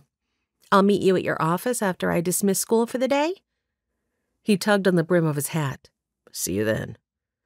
Oh, Lord, have mercy. What had she gotten herself into? Chapter 18. Leora stared at the Derringer all day. She'd put it back in its holster when Doc had come to look at her, but pulled it out again after he left. And since Ewan had given her the night off on account of her left eye being swollen near shut, and Doc confirming she had several broken ribs also, she'd stared at it a good portion of the night, too. Now the first rays of light streamed through her window. Her stomach rumbled, but she ignored it. She tucked her hands beneath the pillow and looked at the glint of gray metal across the room on her dresser. She longed to silence the questions, the pain. She longed for an end, oblivion, rest. She pushed back the covers, padded to the dresser, and lifted the cool metal of the gun into her hands. Back at the bed, she sat cross-legged and laid the gun onto the blankets before her. She folded her hands and rested her chin on them, looking, willing herself to courage. How was it I was cursed to have an impudent child such as you? You're just like your imbecile of a mother. Get out of my sight. Life would be better if you'd never been born. Leora trembled. She scooped her hands back into her hair and rocked. Better if you'd never been born. Better. She reached for the gun. Joe woke with a start. Sunday morning's light was just beginning to stream through the window of the room he rented from Ewan McGinty. For the past several nights, ever since Leora Fontaine had come to him for help, he'd slept fitfully, knowing she was just down the hall, what Ewan was paying her to do just down the hall. He gritted his teeth and rolled to his side, putting his back to the light from the window. She wasn't his responsibility. But her story yesterday had found its way deep into his heart. He huffed. He'd done more for her than he should have already, as evidenced by the fact that he was awake and thinking of her in the wee hours of the morning. Leora. He frowned, sat up. Had someone just called her name? He listened, but heard nothing. He swung his legs over the side of the bed and tugged his pants on. He reached for his boots and held them a moment, listening again. Still he heard no sound. But an uneasiness deep inside urged him to action. Something didn't feel right. He shoved his feet into his boots and slung his Colt around his hips. His fingers fumbled with the task that was so familiar he should have been able to do it in the dark. Finally, he got the holster buckled. He grabbed his shirt and thrust his arms through the sleeves but didn't bother with the buttons. Out in the hall, he paused to listen once more. Silence still permeated the building, but he couldn't shake the premonition that something was wrong. No light came from under Doc's door. Ewan's room seemed all quiet. He reached down and unsnapped the strap on his Colt, settling his palm against the grip. Leaning over the rail at the top of the stairs, he searched the room below. Empty. A breath eased from him. He was jumpier than a treed coon. Nothing was wrong, and he should try and catch some more shut-eye before his day began. Sundays were his day to take care of any complaints, feed the prisoners, and make the presence of the law visible about town. He was turning back to his room when he saw a shadow pass beneath Leora's door. His breath hitched. So she was up. 2 steps took him to her door. He stood there for several long minutes. She likely wasn't going to appreciate him knocking on her door at this hour of the morning. But she'd taken that beating the other night. What if something was wrong? His hands clenched into fists by his side. How had none of them heard her cry out that night? Surely she hadn't taken a beating like that in silence. Even the sound of the punches would have been loud. Of course, the night of the boxed suppers, he'd walked Belle home and gotten in late. Doc had also said he'd ridden out on a call late in the evening, so Ewan had been the only one who might have heard anything. Surely he would have gone in to help her, though. Joe's eyes fell closed. He hated knowing she'd suffered. And yet it was her choice that had put her in a dangerous situation. He'd been speaking truth when he'd offered to buy out her contract. She could have been long gone from this place. A muffled sound, something like a groan, came from beyond her door. And then the unmistakable sound of a gun's hammer ratcheting back. His pulse spiked. "Leora?" He knocked. From inside came a soft gasp. Shucking his gun, he leapt to one side of the door and crouched low. Was someone in there with a gun on her? "It's Joe, Leora. You all right in there?" "Go away, Joe." There was a note of hopelessness in her tone. "I can't do that." He flattened himself against the floor and peered through the crack under her door. He could see all the way to her bed, and there didn't seem to be another person standing in the room with her. His heart hammered in earnest then, because if no one was in the room with her, it could only mean one thing. "I'm coming in, you hear me? You decent?" Her laugh was dry. "Like it matters." "Matters to me." Down the hall, both Doc's and Ewan's doors opened. They both stepped out into the hall, scrutinizing him quizzically. "Goodbye, Joe." "No!" Her door shattered beneath his boot before he'd even realized he was taking action. She had finally worked up her courage to let go. The decision came with a great deal of relief. She wasn't sure what had brought Joe to her door at this time of the morning. Hearing his soft tenor voice had almost shaken her resolve, but she pushed past it. It would be one quick flash of pain, and then oblivion. Quiet. Peace. "Goodbye, Joe," she said. And then she put the pistol beneath her chin. "No!" The door shattered inward. She flinched, and the gun fired. "Leora!" Joe rushed toward her across the room. She stared at him wide-eyed, and then she felt the warm seep of blood trickling down her forehead. Her ears rang. She gave herself a little shake. The bed was still beneath her. The chipped triangle of mirrors still hung above her dresser. "Leora, no!" Joe was at her side now, knocking the derringer out of her hand and kicking it across the floor. He grabbed her head, tilted it toward the light from the window. "How bad is it? I can't see. Doc, give me a light!" He pressed her down against the pillow. "Leora, you stay with me, you hear? You stay!" So much pain. Her eyes fell closed, but she could hear footsteps slapping across the floorboards. Only a moment later, light flooded the room. "Move out of the way, Joe. Let me have a look at her." Doc Griffin's voice. From somewhere near the door, Ewan cussed her. "What were you thinking?" Familiar shame settled around her heart. She swallowed, trembled. How was she still here? Doc pressed something to her forehead and then lifted one of her hands to keep it in place. "Hold that there." Ewan kept cussing. "Ewan, shut up!" Joe snapped. He heard a scuffle and then the door shut, blocking some of the sound of Ewan's disapproval. "Is there anything I can do, Doc?" She'd never heard that tremor in Joe's voice before. "She's gonna be fine, Joe." Doc's voice was as calm as you please. She heard him digging through his doctor bag. "She must have pulled back at the last moment. The bullet only grazed her cheek and cut a little deeper across her forehead. I'm gonna put in some stitches." "No." Leora tried to shake her head, tried to push Doc's hands away. She didn't want to be all right. She wanted to be gone. A sickly, sweet scent filled her nostrils. She twisted her head, tried to get away from the smell, but it stayed with her. Doc was still talking, but it seemed like he was getting farther and farther away, and she couldn't make out his exact words. Her head felt heavy. Her arms and legs felt even heavier. Maybe the shot had done more damage than Doc thought after all. Maybe this was what death felt like. Regret gripped her. And then the world went black. Leora's arm flopped out to one side, and Joe's heart nearly stopped. Doc looked at him, his lips set in a grim line. "Don't worry, she's just asleep. I used some chloroform on her. It often helps to distance patients from a trauma such as this. Gives them a little better perspective when they wake up." Joe sank to his haunches, ran his hands back through his hair, willed himself to breathe. Doc gave him a sympathetic look. "What made you get up to check on her?" Joe shook his head. "I don't know. I thought I heard someone call her name, but—" Doc bent and set to stitching her up. "Providence, likely."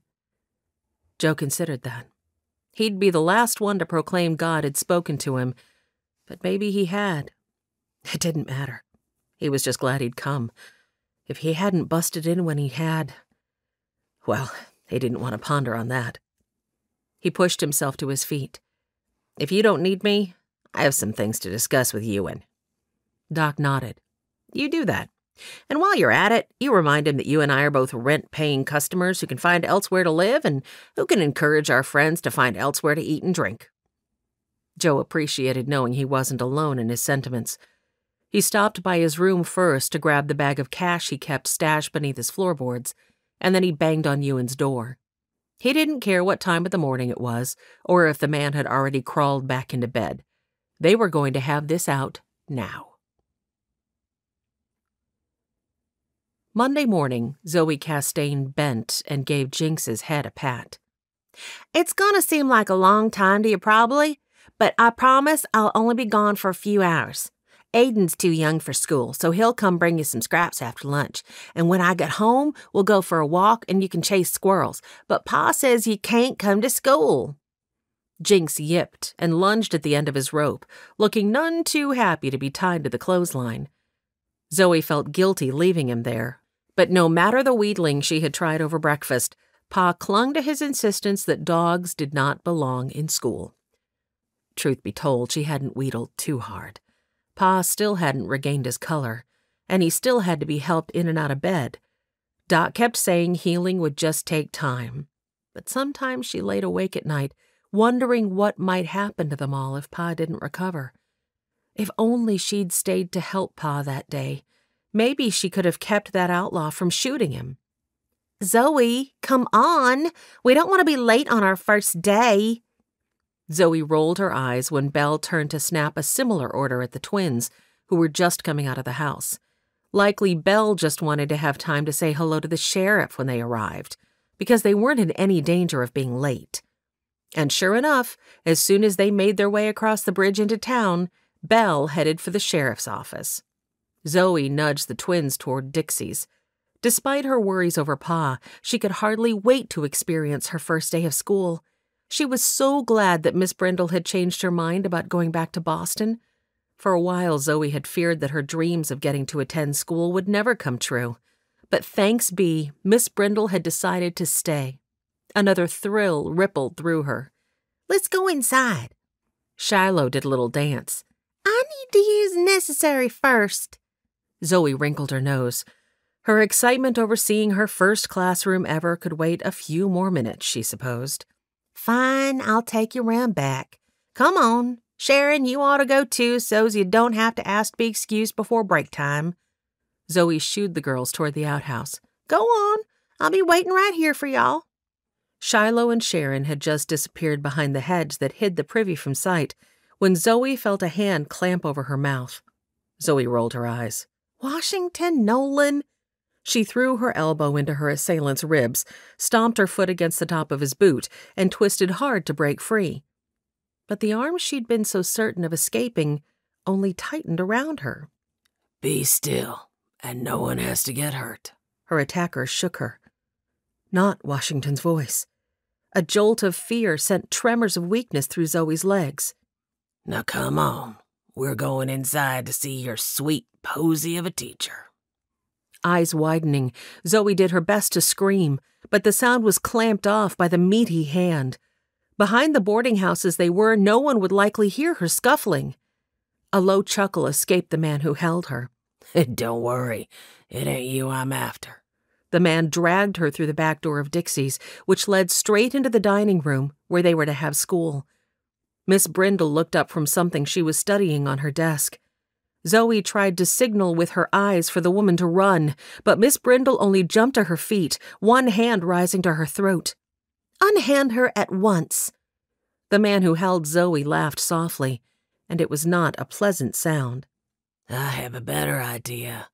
Let's make a trade. You come with me right now, and I won't snap this cute little girl's neck. Little girl?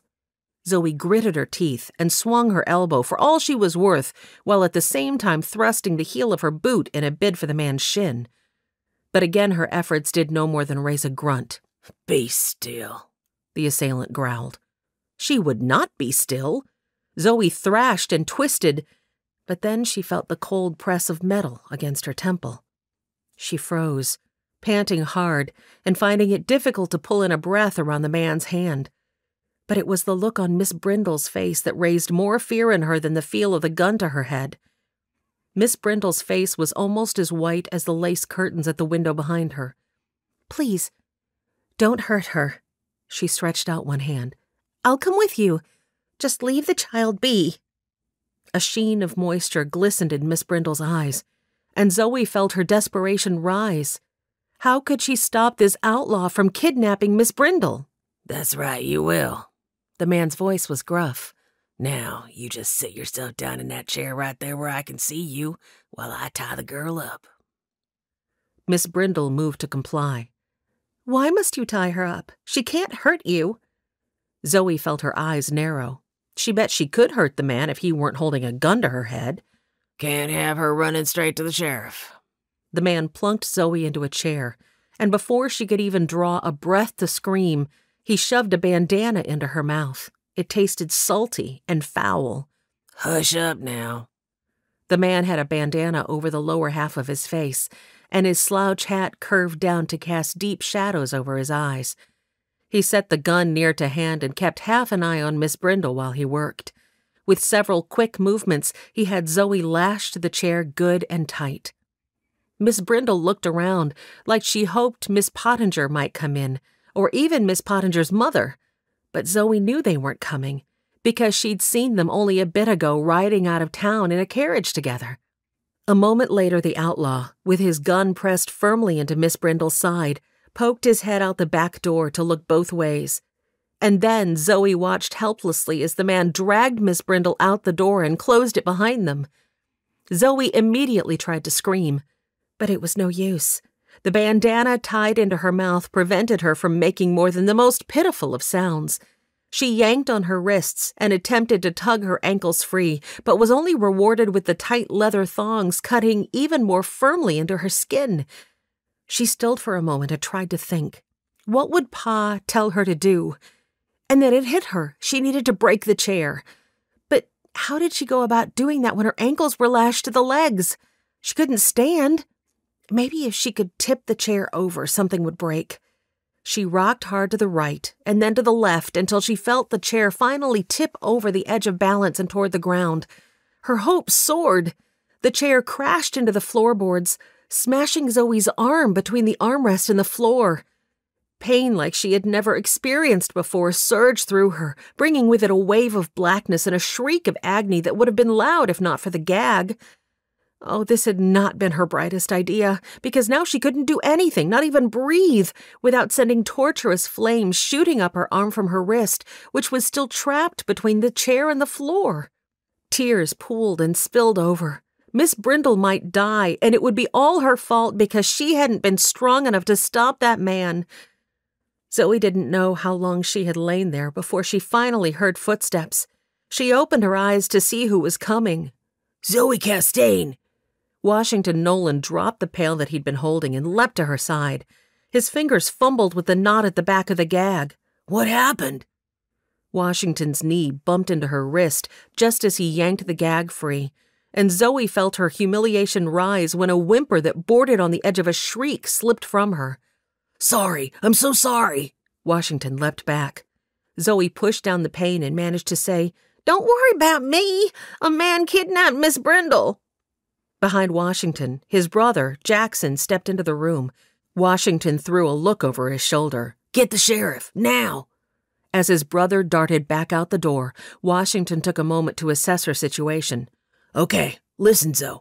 I'm gonna have to lift your chair back to its upright position. It's probably gonna hurt, but it'll cause the least discomfort to your arm." Zoe didn't even have the gumption to put him in his place about the shortened version of her name. "Ready?" Zoe nodded and gritted her teeth in preparation for the pain. Washington picked up her chair in one smooth movement, and Zoe could tell he tried to set it down as gently as he could, but the bump of the legs hitting the floor still sent a jolt through her that had her seeing flashes of light. He must have heard the air that escaped between her teeth because he winced. "Sorry. Here, let me get you untied." "A man took Miss Brindle." "You said that. Sheriff's on his way." His fingers fumbled with the knots at one ankle, but his worried gaze skittered to her face. "Did the man hurt you any worse than your arm?" Zoe sniffed. "I did that to myself. Was trying to break the chair so I could get the sheriff. My arm got in the way." She tried to twist her lips into the grim smile he'd be expecting from her, but feared the expression was more of a grimace. "Leave it to you, Zoe, to break your own arm." This time she didn't let him get away with it. "Zoe!" She stretched out the last syllable of her name. Sheriff Reagan burst through the door then, with Belle and Deputy Joe on his heels. "Zoe, what happened?" Washington had finished untying all the knots now, and Zoe forced herself to speak past the throbbing in her arm. "I took the twins out back when we got to town, and while I was waiting for 'em, a man grabbed me from behind. He brought me in here and told Miss Brindle that if she didn't come with him, he was going to snap my neck." Tears pooled in Zoe's eyes without her permission. She sniffed. "I tried to stop him, but he was too strong." "Did you get a look at him?" Zoe shook her head and felt her aggravation with herself rise. "Only a glimpse when he was tying me up, but he had his hat pulled low and a bandana up over his face." The sheriff's hand settled on his gun. "Did you see which way they went?" His face looked like it had lost several shades of color. Zoe scrunched up her nose as she shook her head. "Out the back is all I know. I'm real sorry, Sheriff." Belle squatted by the chair, her eyes widening as her gaze fastened on Zoe's wrist. "Zoe needs Doc." "I'll get him." Washington dashed from the room. Sheriff Callahan snapped his fingers at his deputy. "Joe, saddle our horses. I'll see if I can figure out which way they went." And with that, the sheriff hustled out the back door as Joe headed for the livery. Zoe let her eyes drop closed, not wanting to even breathe too deeply because of the pain. But at Belle's silence, she cocked one eye open to see what her sister was doing. Belle was swiping tears from her cheeks.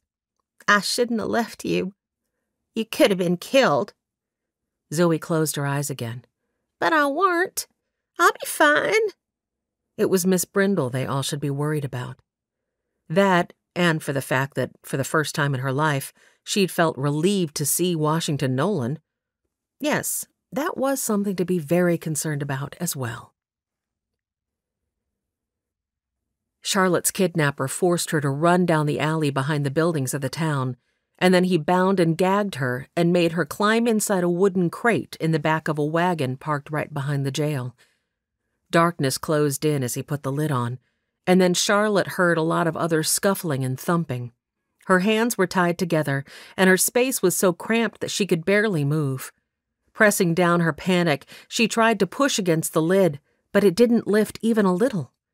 Her legs were also of no use to her. She'd tried to kick against the end of the crate, but it proved of little value when she could barely budge in the tight confines. Now, as she lay in the dark inside the crate and listened to the creak of the wagon wheels trundling her off to who knew where, she had to admit that the man's plan had been pretty smart. The last place anyone would be looking was in the vicinity of the sheriff's office at the moment it was discovered she'd gone missing. She imagined the man driving out of town right in front of the sheriff and Deputy Joe, tipping his hat and offering them a smile. Maybe they even knew who the man was and wouldn't question a thing. And what about poor Zoe, tied up back there? The poor girl was probably terrified. Lord, I'm trying to trust you here, but it seems like ever since I placed foot in this town, bad things have happened. Wouldn't good be happening if she was actually where God wanted her to be? She had tried to befriend Leora, and look how that had turned out.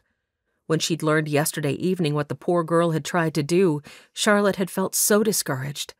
Maybe she should have pressed harder to be her friend. And now Zoe had been a victim, and this time directly because of her. Her asthma began to tighten a band around her chest. Stay calm. Breathe slowly. Tears pricked the backs of her eyes. I'm right here, Reagan. Come find me, please. And I might even return to Boston, as you've so persistently requested. The September morning had been cool, but now the sun must be up and baking down on the crate, because Charlotte felt the air in the box pressing down on her, growing thick. The gag in her mouth sopped up any moisture as soon as it was produced, and her tongue felt like a dried stick. It also prevented her from being able to gasp for the air her lungs now so desperately craved. She clenched her eyes closed, willed herself to imagine fresh, clean air. Inhale, exhale. But as the weight on her chest seemed to grow heavier, her panic began to rise. Reagan was shaking. His worst nightmare had just come true. If he lost her...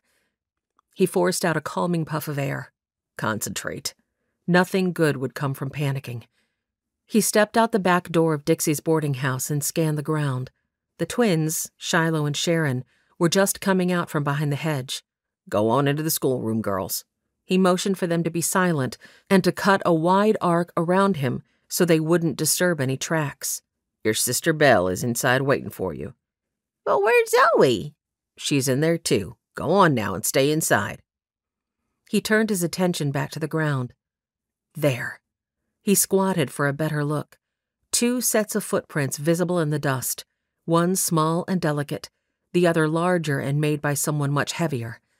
The kidnapper couldn't be more than a couple minutes ahead of him, could he? Not if the twins had just finished at the outhouse. Reagan jogged forward, pausing now and again to pick up the trail.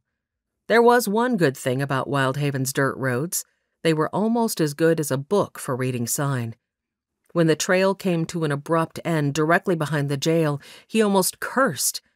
But a few moments of scouting led him to the alley, where fresh wagon tracks could be seen between McGinty's and the jailhouse. Reagan jogged toward the main street and burst out onto it, glancing in the direction the tracks had curved.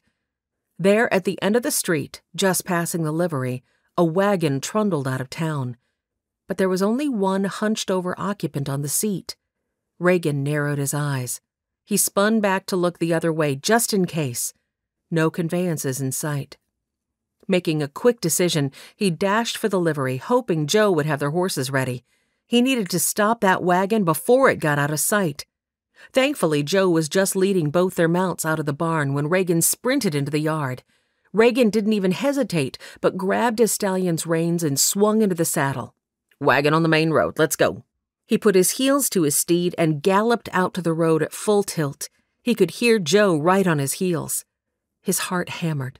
What if this was a distraction, a lure to mislead them? They easily caught up to the heavy vehicle only a few minutes later. Now that he was closer, he could see that Lenny Smith was the driver.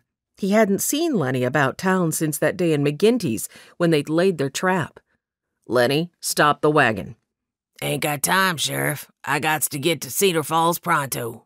Lenny called over his shoulder. He looked stiff and agitated. Joe gave Reagan a pinched-lipped look. Keep a lookout. Reagan spoke quietly to Joe and motioned for him to stay behind the wagon.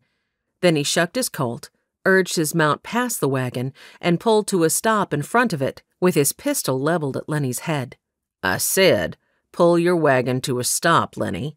Whoa! Lenny's face was pale, and he hauled back on the reins so hard that one of his matched pair whinnied and rose up on its back legs. Now, Sheriff, you got no call to be so persnickety. I ain't done nothing.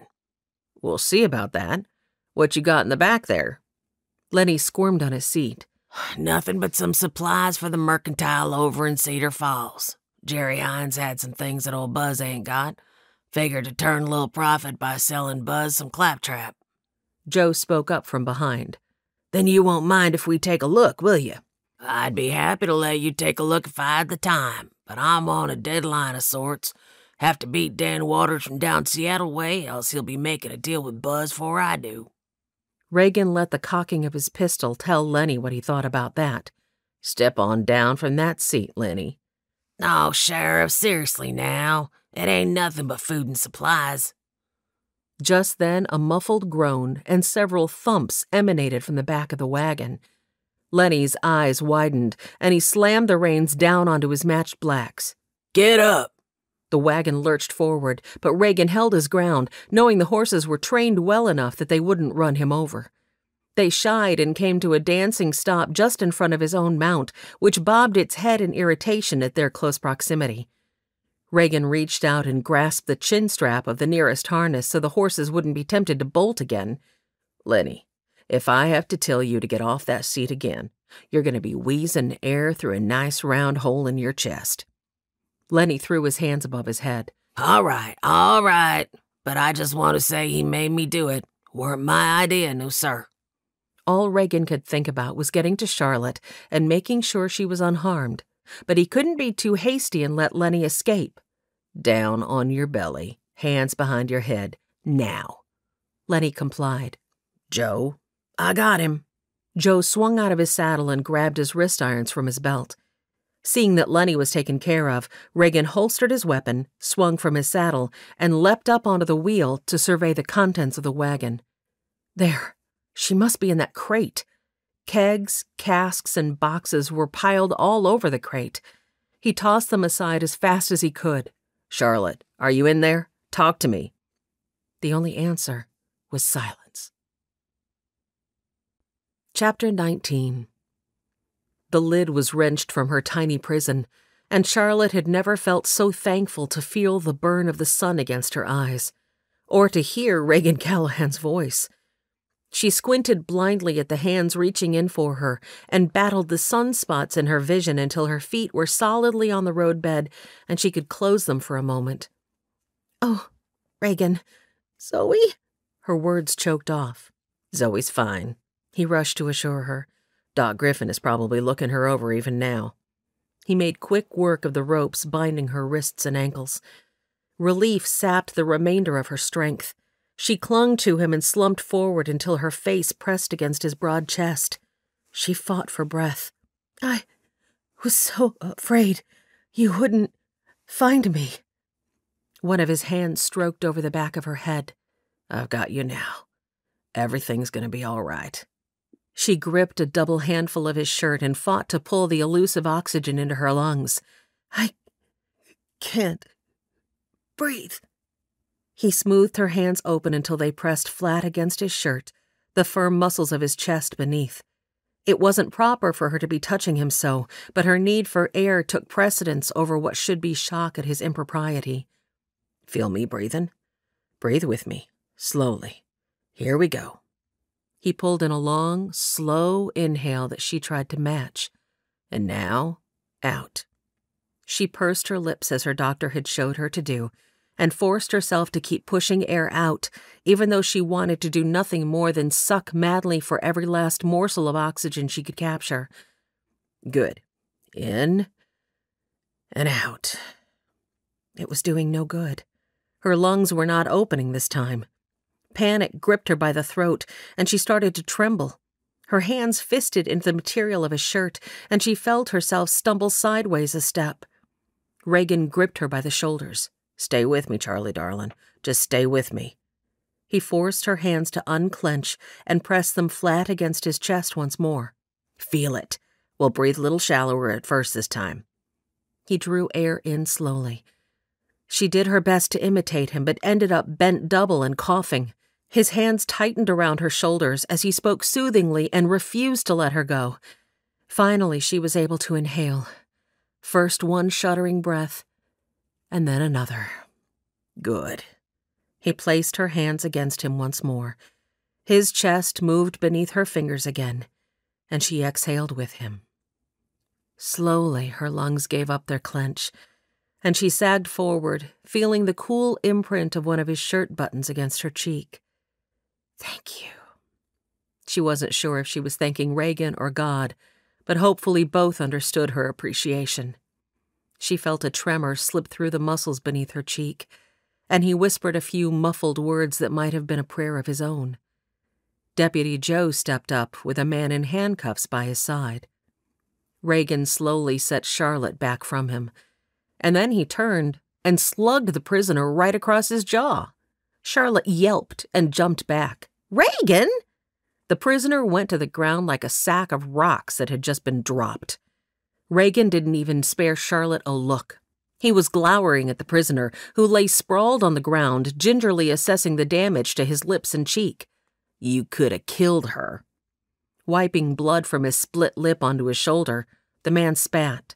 "I didn't know she had a lung disease, Sheriff. Honest, I didn't." A startled look crossed his face. "I ain't gonna catch it, am I?" Reagan grabbed him by his collar and yanked him to his feet. I doubt you're going to live long enough to have to worry about that, Lenny. He gave the man a shove toward Deputy Joe. Joe, tie him to your saddle and walk him back into town, would you? I'll take Charlotte on ahead in the wagon. Charlotte wasn't sure whether to be flattered that Reagan thought enough of her to clobber his prisoner that way, or terrified of a man seemingly so prone to violence. After he helped her onto the seat, he tied his own horse to the back of the wagon. She simply sat in silence. She offered a fleeting prayer of thanks to God that this apparently wasn't going to be her last day on earth after all, and tried to remember what day it was that the stagecoach came through town. Surely she'd misheard God. All these bad things had to be him telling her to return home, didn't they? After a moment, the sheriff climbed up beside her and set the wagon into motion. He shifted. I'm sorry. I shouldn't have hit him in front of you like that. Just seeing you unable to breathe. A muscle worked in his jaw. That scared me. A lot. Charlotte darted him a look. I would think a man in your position out here in the wilds of the West would have been faced by men much scarier than him. Oh, I have been. But it wasn't Lenny who scared me. It was the thought of losing you. He broke off and cleared his throat. Charlotte felt her eyes widen. Her heart thumped against her breastbone. He glanced over and captured her gaze, and for a long moment they simply looked at one another. His vivid blue eyes were soft and full of an emotion she couldn't quite put her finger on, but it made her mouth turn dry and her palms turn clammy. She tore her gaze from his and faced the road before them. Her thoughts drifted first to Senator Sherman and then to Mr. Covington, both men who hadn't thought her worthy of fidelity. Would a man like Reagan be any different? She couldn't deny that she found the man attractive, but the realization that he might reciprocate the feeling filled her with apprehension. If they started courting, would he, too, one day betray her? The thought lodged a painful lump just below her heart. She hadn't known him long, but she would almost call Reagan a friend, and she hated the thought of one day feeling toward him as she felt toward Senator Sherman or Mr. Covington each time she thought of them now. Yet she couldn't dismiss his comments from the dance about his savior being more important to him. There had also been his murmured words, "Any man who would cheat on you is a fool." Her heart hammered at that memory. She clenched her hands atop her skirts. She could ponder more on that later. Right now she had a more pressing question. Sheriff, have you ever thought you heard from the Lord, only to later question if it were true? He looked over at her. What did you think you heard? She shrugged. Well, before I came here, I prayed for the Lord to lead my steps. Then I noticed Mr. Heath's ad, and everything went so smoothly I just thought it must be God opening the doors for me. But now, my staying has put my students in danger. He pulled the wagon to a stop in the middle of the road and planted his elbows onto his knees. Just ahead of them, Wyldhaven stretched out, the livery on the near end and the river on the other. Several children were just now coming across the bridge, presumably headed for school. The sheriff finally spoke. I think we often make the mistake of thinking that if we are in the center of God's will, there should be no troubles or hardship. But take the Apostle Paul.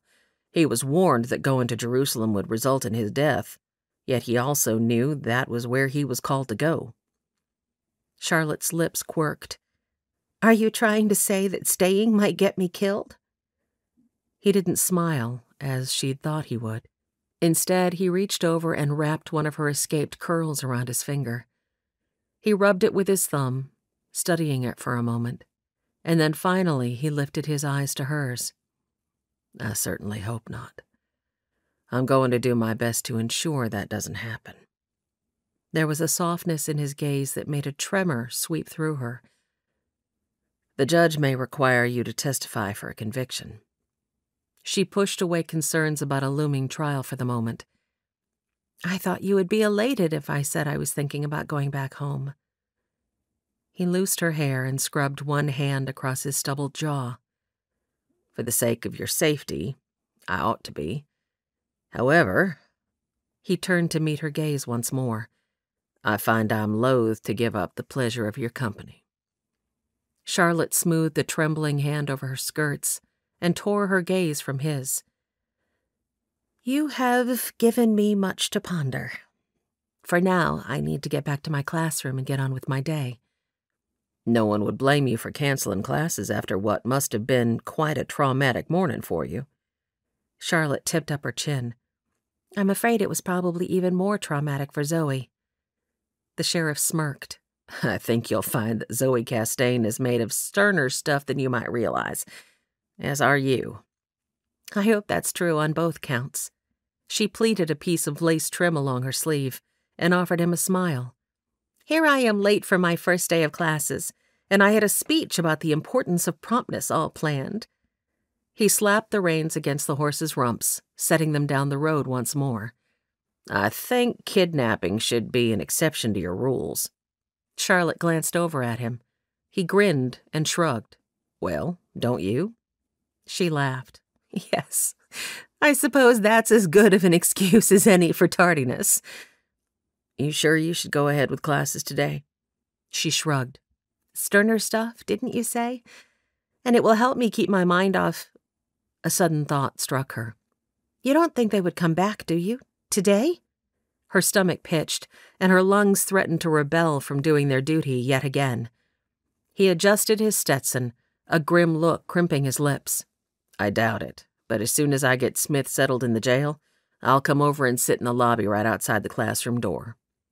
Charlotte immediately felt chagrin for her fears. "Oh, you don't have to do that.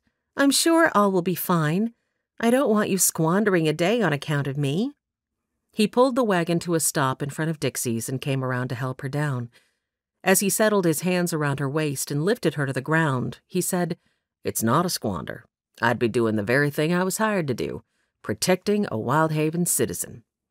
Of course, the man was only doing his job, not more. "Well then, I thank you, Sheriff." She started to pull away, but his hands tightened about her waist. Eyes widening, she lifted her gaze to his. "Some citizens are a lot more pleasant to protect than others, Charlotte." He let go of her then and stepped back, giving the brim of his hat a tug as one eyelid lowered in a quick wink. "And don't forget about our shooting lesson this afternoon." He leapt up to the seat, clucked his tongue to the horses, and left her standing, mouth agape, in a cloud of dust in front of Dixie's. The man had made shooting lesson sound like an evening of courting in a Boston parlor. "Oh, for heaven's sake, Charlotte, pull yourself together. The man is nothing like Kent or the senator." Maybe he was one of the reasons the Lord had directed her to Wyldhaven. The thought made her heart pound in anticipation. She was still admonishing herself to come back to earth when she entered the classroom and found Dr. Griffin at the front of the room putting the last layers of plaster on Zoe Chastain's arm. Charlotte came to an abrupt halt and glanced from the enraptured students to Flynn and Zoe. "And that, children, is how you plaster an arm." Smoothing the last piece of plaster-coated linen over Zoe's arm, Flynn lifted one hand in a flourish like a grand master at a traveling circus. The kids all laughed and clapped their hands in delight. Flynn must have caught sight of her from the corner of his eye because he spun to face her, his eyes lighting with pleasure. "And look who has finally decided to show up for school. None other than your teacher, Miss Brindle." Flynn grinned in an obvious bid to put the children at ease, but his searching eyes and lifted brow contained volumes of sympathy and a question as to her well-being. Charlotte strode purposefully to her desk, whispering to him on the way past, "I'm fine. Thank you for filling in." But his presence here had just given her a wonderful idea, so now she turned to face the class. "Did you enjoy Dr. Griffin's short medical lesson, class?" A chorus of yeses greeted her. "Wonderful. Perhaps I'll be able to talk the doctor into coming back from time to teach us some practical medical tips. How to clean and bandage a cup, for example, if you're out hunting and happen to injure yourself." She lifted her brows at Dr. Griffin, who was cleaning up his medical supplies from around Zoe's feet, and he smiled, giving her a covert nod of acceptance. Charlotte turned her attention back to the classroom, dropping her hands on Zoe's shoulders. "But I hope none of the rest of you will have to be an actual patient of the doctor's for our lessons." She leaned to one side and grinned down at Zoe. Chuckles filled the room, Zoe's loudest of all, which gave Charlotte a sense of relief over the child's health. Charlotte turned all her attention on Zoe then, squatting down in front of her. She lowered her voice. I'm so sorry this happened to you. Zoe shrugged. "'Twarn't your fault." Charlotte gently squeezed the girl's uninjured hand. How are you feeling? Do you think you need to go home and rest for the remainder of the day? Zoe shook her head emphatically, biting her lower lip. "I've been waiting to get to go to school for a long time, Miss Brindle. I'd like to stay if it's all the same to you." She lifted her cast slightly. "Well, this don't hurt near as much as the time I laid the inside of my arm against the stove door when I was loading the fire with wood." Charlotte winced and cast another look at Flynn. We'd better add burns to our list of medical topics to teach on. Another round of laughter filled the room as Charlotte stepped out of Zoe's way and motioned her toward the tables that would serve as their desks. All right, please take any seat for now. After I do some testing, we'll have assigned seats, but for today, everyone is allowed to sit wherever they want. And do let me know if the pain gets to be too much for you, please. Flynn appeared to be done cleaning up and heading out the door now. Class, please say thank you to Dr. Griffin. "Thank you, Dr. Griffin," they chorused. Flynn smiled and lifted a hand of farewell, and then Charlotte was left alone with her students. The day passed in a flurry of tests and assessments as she tried to determine the closest levels of placement for each child. Too low, and they would be bored. Too high, and frustration with difficult assignments would set in. At lunch, she was pleased to see that all the children seemed to play well together, and before she knew it, she had dismissed the last student from the room that afternoon, and it was time for her shooting lesson with the sheriff. All day he had sat near Dixie's desk in the lobby, reading a book. Every once in a while she had seen him walk past the door, and then each window, and she knew he was checking the perimeter.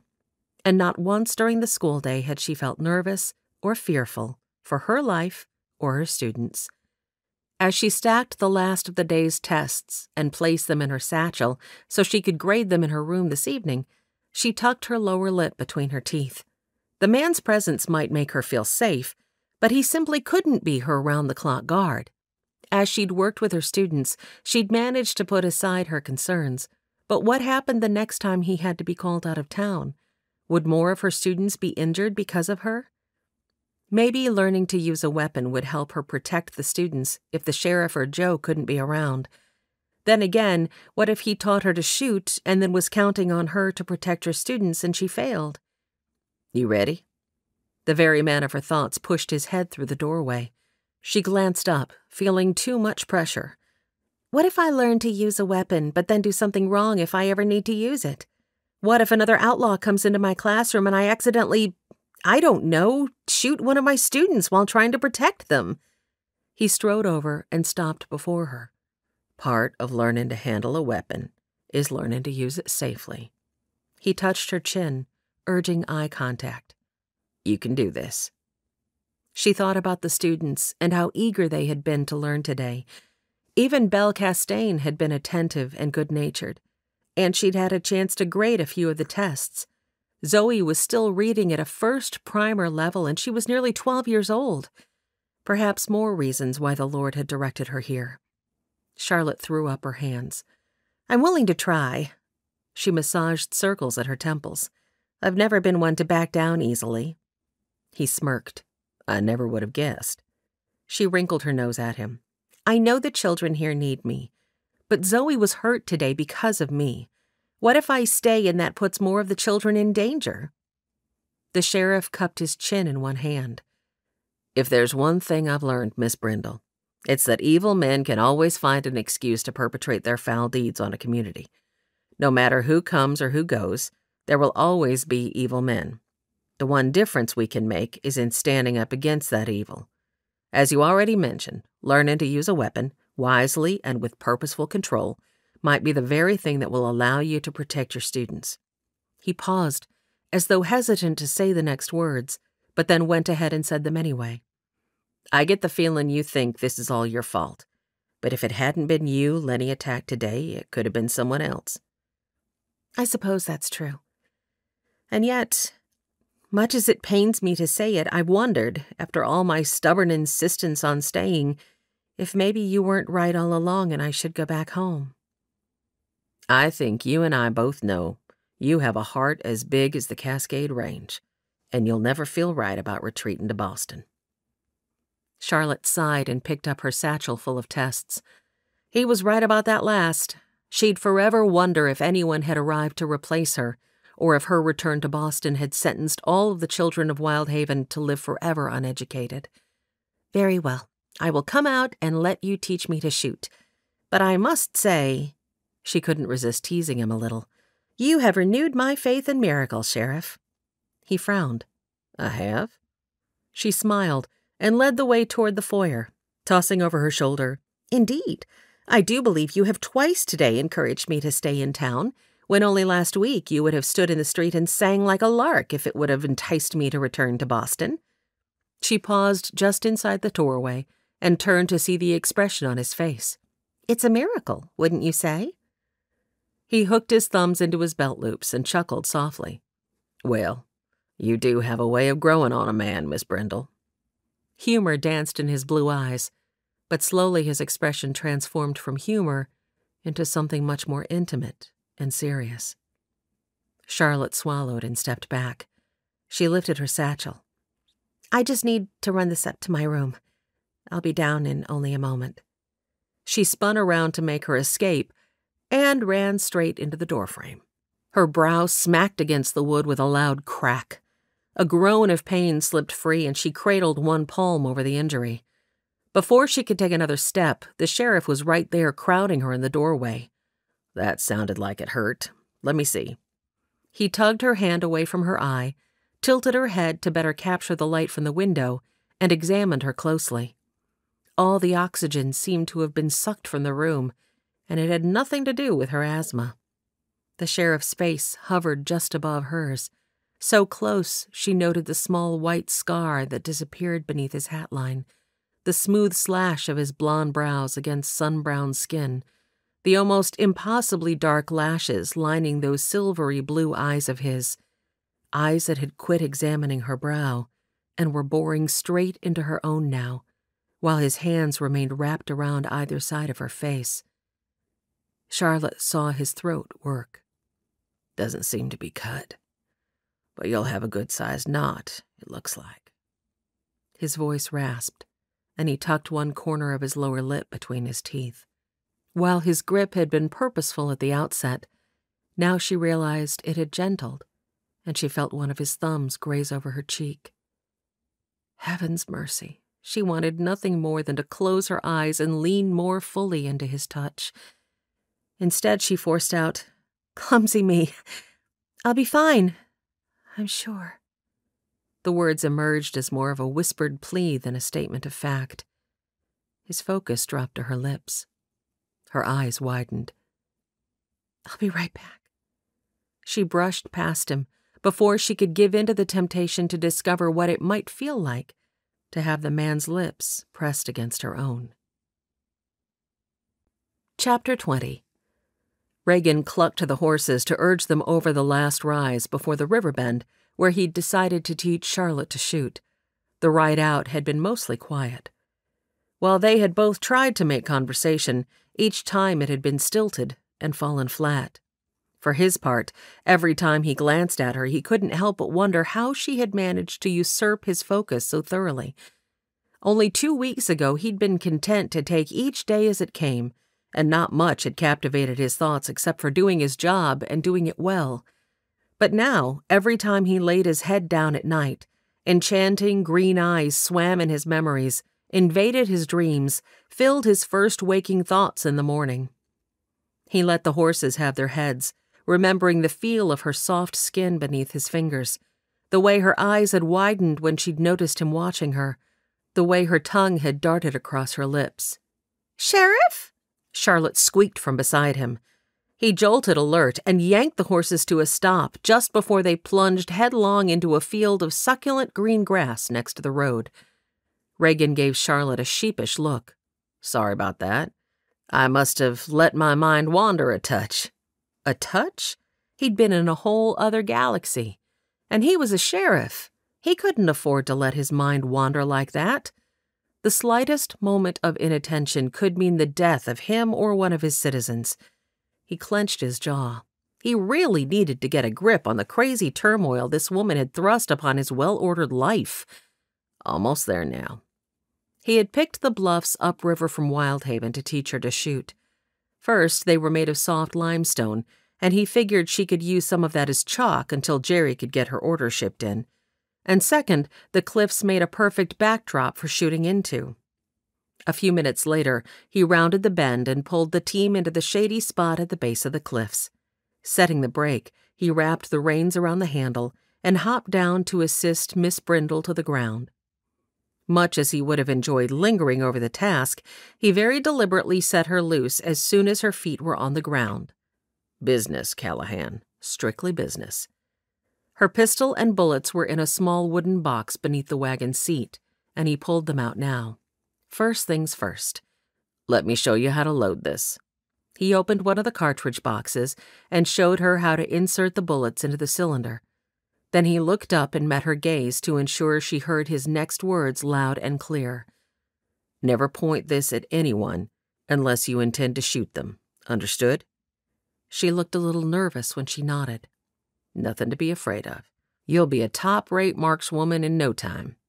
He tried to give her a reassuring smile, but she only swallowed and clenched her hands into her skirts. He pressed on. Now, when you go to shoot it, you're going to line up the front sight here with the rear sight here. You want a straight line between those and your target. He looked over at her to make sure she was taking in his instructions. She nodded. All right, then.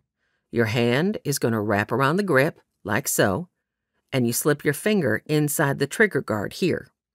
Another glance confirmed she was still focused and listening. Your thumb levers back the hammer, like so, and after that, all that's left to do is aim and pull the trigger. He cocked an eyebrow to see if she had any questions. She brushed a strand of hair from her eyes. I think I'm following. Good. He carefully released the hammer, then tucked the pistol into the back of his belt.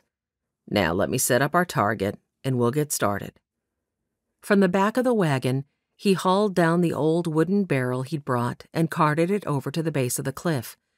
Taking up a piece of the soft sandstone from the ground near his feet, he quickly scratched out a circle within a circle on the side of the barrel and then set the target on a flat-topped rock to bring it up to about chest height. Back by her side, he pulled the gun from his belt and handed it to her. She took it with 2 fingers, like she might have lifted a dead rat by the tail, and the look on her face portrayed a fear that the thing might explode in her hands at any moment. He couldn't help but grin. Don't laugh at me, Sheriff. I'm really rather terrified. She hadn't taken her eyes off the pistol that still dangled from her finger and thumb. Reagan swiped a hand over his mouth to bring it back into stoic submission, realizing a more drastic measure was going to be needed. All right. Well, let's talk about grip. He stepped over behind her and reached around to guide her hands into the right position. He felt her stiffen, but continued as though he hadn't noticed. You take this hand. Sheriff, I'm sorry. Charlotte thrust the pistol back at him. I just don't think this is the right thing for me.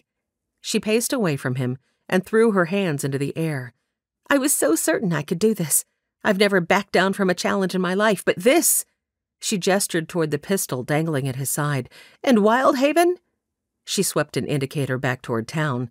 And outlaws? And outhouses? And a dismal lack of supplies? Her shoulders drooped. And Leora? Tears pooled, and she dashed them away. I'm still not certain if I could have done any more to reach her, or what that might have been. He wanted to fold her in his arms and absorb all the pain and frustration she was feeling, but he held his ground. Leora's pain started long before you came to town. I understand that. She folded her arms and paced a few more round trips from a rock to him and back, before spinning on one heel to pin him with a look. I really think that the best thing for me would be to return to Boston on Thursday's coach. She pulled in a breath as though the words had physically pained her, and there was such sorrow in her eyes that he knew she would regret the decision the moment the coach lost sight of Wyldhaven. But what could he do about it? This was partly his fault. He'd planted doubts that had now sprung to action. He thrust the pistol into his belt once more, then strode over to fetch the wooden target. He gathered up 2 small stones and shoved them into his pocket, then hauled the barrel over and tossed it into the bed of the wagon. After that, he paused by the bench and held one hand out to Charlotte. "I'll see you back to town." The return trip was even more silent than the trip out had been. When Reagan pulled the wagon to a stop in front of Dixie's and helped her down, he once more tucked her pistol into the little wooden box with the bullets and handed it to her. "Listen, I know I've hounded you from the outset to return to Boston. But here's the thing. If this is where God wants you to be, then this is where you ought to be. Only you can answer that. But would you read the first chapter of James before you make a final decision? Just the first few verses, really." She smoothed her slender hand over the lid of the box. "All right. What does it say?" "Just read it." He gave her a nod and started to round the wagon, but then stilled. "Oh, I almost forgot." He dug the rocks from his pockets. "I don't know if you'll still do classes for the next few days, but if you do, I thought you could use these as chalk." He dropped the pebbles of sandstone into her palm. She rolled the rocks between her fingers and didn't look up till he'd already regained his seat on the wagon. Then she lifted the hand holding the stones. "Thank you." He tugged at the brim of his hat. "My pleasure." And then, with a slap of the reins, he left her standing there. And hang it all if he didn't feel like he'd handed her a piece of his heart instead of 2 stupid rocks. Leora woke and opened her eyes. She stared at the ceiling, trying to make sense of where she was and why so much pain pulsed from so many spots. First, she remembered the beating she'd taken from her last client. That explained some of the pain. And then full memory flooded in. Despite the fact that she hadn't moved or even tried to, she felt a swirl of dizziness. Had she really tried to kill herself? Her whole body quavered. What if she'd succeeded? Not a sparrow falls. This time, instead of anger and annoyance, the words brought tears of wonder and hope. Was there really a God? Had he sent Joe to keep her from killing herself? Exhaustion pressed hard against her eyes. She needed more sleep, but she was so thirsty.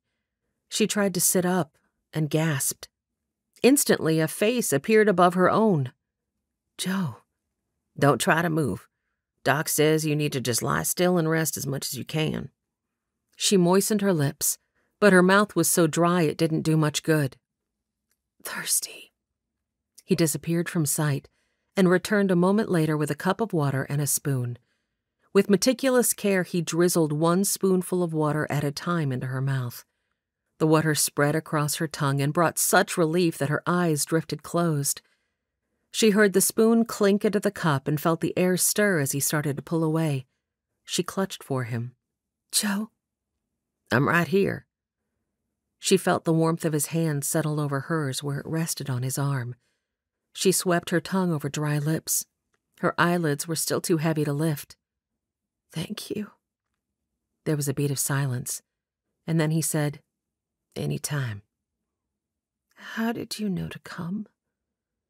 Another moment of quiet, then, "I think God brought me." She let her hand fall back to the quilt. "I think God brought me." How did one process that? It was too much for her to take in at the moment. It filled too many crevices that had been craving presence for far too long. "Shh, Leora, it's all right." She felt a cool cloth gently stroke her face and temples, and she realized that tears had slipped from the corners of her eyes back into her hair. But these weren't tears of sorrow or agitation. Far from it. For the first time since she could remember, she felt a sense of awe and wonder. Joe dropped the rag back into the bowl of water on her nightstand and watched Leora sink deep into the oblivion of sleep. He hadn't gotten the chance to tell her he'd purchased her contract from Ewan, and she didn't have to work for the man another day in her life if she didn't want to. But there would be time for that later. For now, he was just glad to see her resting easy, glad to hear her thanking him for saving her life. Maybe she would find hope in her future after all. Lenny hadn't come back. Patrick stared at the ceiling of the cave, his good arm propped behind his head. Lenny had left this morning with the promise that he'd be back with the schoolteacher in just a few hours, but it was late afternoon now. Something had happened. The man had failed him yet again. So then, Patrick surged to his feet. It would be up to him.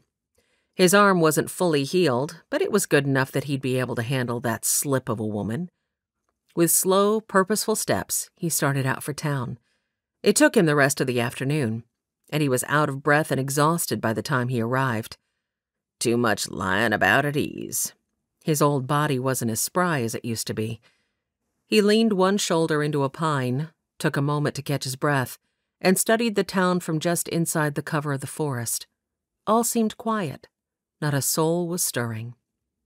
Lenny had said the teacher was staying in Dixie's boarding house, so he took the stairs at the back that led up to the balcony that circled the entire perimeter of the building. He shucked his bowie and started peering in the windows. He wasn't quite sure what he was looking for, but when he came to the third window, it was the empty valise sitting against one wall that drew a smile from him. Bingo. She'd been carrying that exact bag on the stage. He slipped his knife between the window and the sill until he found the lock. It was only a moment more before he heard the satisfying click of the latch giving way. He tossed a quick glance over his shoulder. All still lay in quietness. Perfect. He slipped inside to wait. Charlotte made her way into the boarding house and wearily ambled across the carpet toward the stairs. Even though dinner was in full swing, she currently had no appetite. Her foot had just landed on the bottom tread when Dixie poked her head out of the dining room. "Charlotte, there you are. Come into dinner. Mother and I have been waiting to eat till you got back. We both want to hear all about your shooting lesson." Dixie disappeared again before Charlotte could decline her request. Weighing the desire to simply retreat to her room and mope alone against her aversion to hurting Dixie's feelings, she finally decided she could handle sitting at a table and picking at her food for a few minutes if it meant pleasing Dixie and Rose. She slowly stepped through the door to the dining room and sank into her seat at the table she'd shared each evening with Dixie and her mother. It was only a moment before Dixie and Rose bustled out of the kitchen and joined her. Dixie set one steaming plate filled with fried chicken, mashed potatoes and gravy, and a helping of peas in front of Charlotte, and set her own similarly filled plate in front of herself. Rose carried a basket of rolls, which she placed in the middle of the table, and a third identical plate, which she set at her place. "I'll just run fetch our drinks and the cherry pie I set aside for us this evening and be right back." Dixie hustled away before Charlotte could even get out a peep about not being hungry. And it was probably a good thing, because when the first tantalizing waft of fried chicken filled her nostrils, her stomach rumbled. Dixie hadn't been back and seated for more than a few seconds when a table of loggers rose, dropped their money next to their empty plates, and then tipped Dixie their hats as they exited. Dixie took a quick bite of chicken and then dashed away to clear their dishes and seat the next group of men waiting for a table. Rose watched her daughter as she shook her head. "It's a miracle that girl doesn't blow away in the wind. I don't think she's sat through an entire meal since we opened this boarding house. Sure was nice to picnic with her out by the river today. First time we've sat down together and had peace and quiet in a long time. Your school is going to be good for more than just those children." The forkful of potatoes that had been headed for Charlotte's mouth paused in midair as guilt swirled through her. She set the fork back down. Rose broke off a piece of her roll. "What is it?" Charlotte dropped her hands into her lap and loosed a breath. "I'm just not certain I should stay." Rose gave her a sympathetic look. "You've had a hard day." "It's more than just that. Before I came, my mother accused me of simply acting on impulse. And maybe she was right. If I leave, then maybe the Waddell gang will too." Rose snorted, most inelegantly. "If you think running back to Boston is going to stop the Waddell gang from churning mischief in these parts, Well, you just don't know much about the Waddell gang. Honey, you are just an excuse for those no-goods to kick up their heels. If it's not you they use, it'll be some other poor soul. Best thing you can do is learn to defend yourself and stand up to bullies like that. If you run, you'll only give them a stronger hold of fear on this community." Rose nodded emphatically, as though she may have just solved the world's problems, and then she leaned forward with a twinkle in her eyes. "Now, tell me about your shooting lesson with the sheriff." Charlotte felt her despair rise to the fore. "Well, it wasn't much of a lesson. The moment the gun touched my hands, I had this terrible sense of foreboding and fear. I cut the lesson short and told the sheriff I thought I would be heading back to Boston on Thursday's stage." "What?" Dixie dropped into her chair and gaped disbelievingly at Charlotte. "I thought you'd decided to stay." There was a little bit of distress in her eyes, and Charlotte felt sorry that she'd been the one to put it there. Charlotte rubbed her temples and moaned. "I just don't know. I want to stay. I thought I should stay. But seeing Zoe Castaigne so hurt because of me, I'm just not certain it's the right thing anymore." Dixie leaned across the table. "Nonsense. You listen to me. Zoe wasn't hurt because of you. She was hurt because of those no-good outlaws. They are nothing but a bunch of troublemaking thieves, and I'm begging you not to let them steal one of the best things that has happened to Wyldhaven since Zebulon Heath pounded its first nail, and that's having you in our town as our schoolteacher." Charlotte's heart soaked in the encouraging words. "That's very kind of you to say. But what if I can't learn to use a gun, and what if I fail to protect my students?"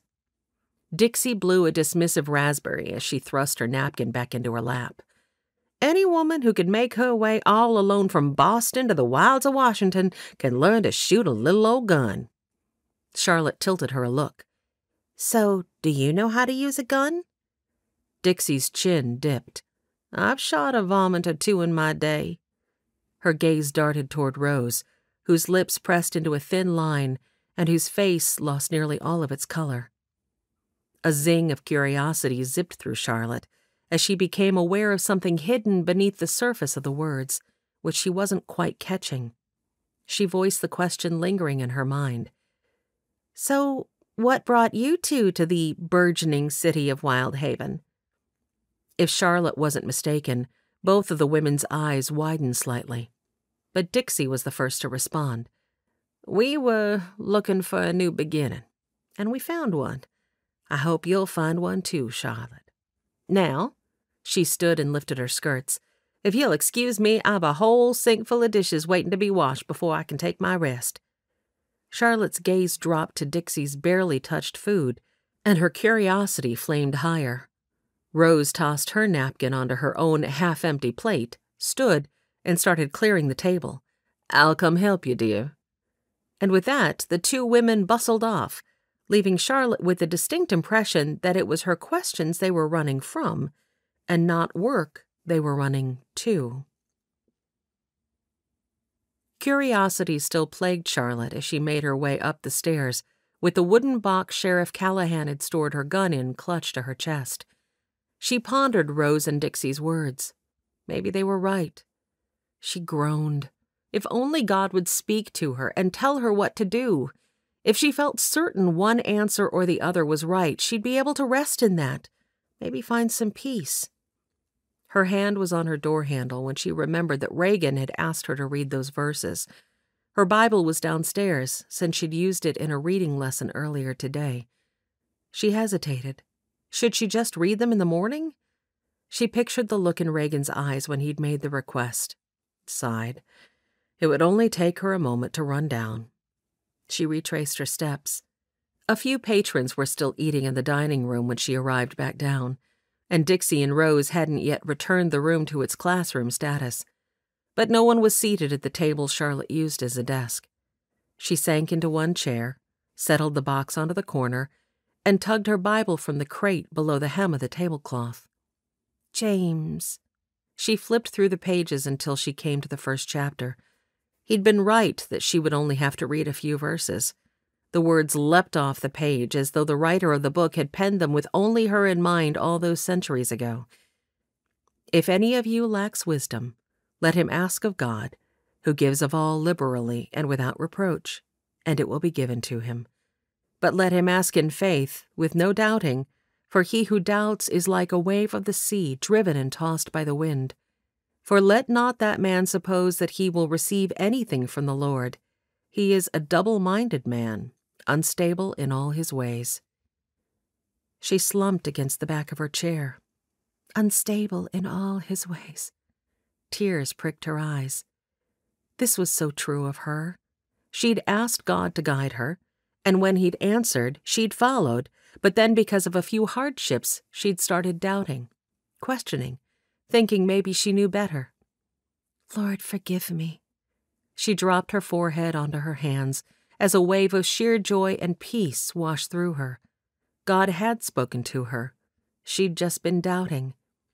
No more doubting, Lord. If this is where you brought me, then I'll do my best to happily serve you here. Feeling like a burden had been lifted, she sat up. Returning her Bible to the crate below her desk, she gathered the wooden box into her arms and headed for the stairs. She couldn't remember the last time she'd felt so light-hearted. Wyldhaven, with all its ruggedness and mud and outlaws and lack of schoolhouse or church, was where the Lord had called her to serve. She would learn to live here and choose to be happy. She glanced down at the box in her arms, even if it meant learning to shoot a gun. She snorted. Who was she kidding about learning to shoot? The moment the sheriff had put that gun into her hands, she'd had this terrible fear of the power of the thing. One mistake on her part and someone could lose their life. Would she even be able to point it at someone? Even an outlaw? She just didn't think so. Maybe that was one part of learning to live in the West that she could put off for a while. After all, how much more could go wrong? With a happy sigh, she slipped her key into the lock. She pushed into her room and latched the door behind her. A hand clamped over her mouth. Don't make a sound. Terror clawed through her. One of the outlaws had been waiting in her room. How had he gotten in? Across the way, her curtain fluttered at the window. Her eyes dropped closed, and she concentrated on breathing steadily. He'd come up the back stairs to the outdoor balcony and slipped in through her window. He must have jimmied the lock. Just when she'd decided she would trust the Lord, there came another test. But she wasn't going to waver this time. Lord, I'm going to keep trusting. I know you brought me here for a reason, and I don't think I've done all you want me to do yet. So please help me. You are apparently a hard woman to kidnap, Miss Brindle. I guess when I want a job done, I'd best do it myself. The man's fetid breath wafted over her when he pressed his mouth close to her ear. Something tickled at the back of her mind.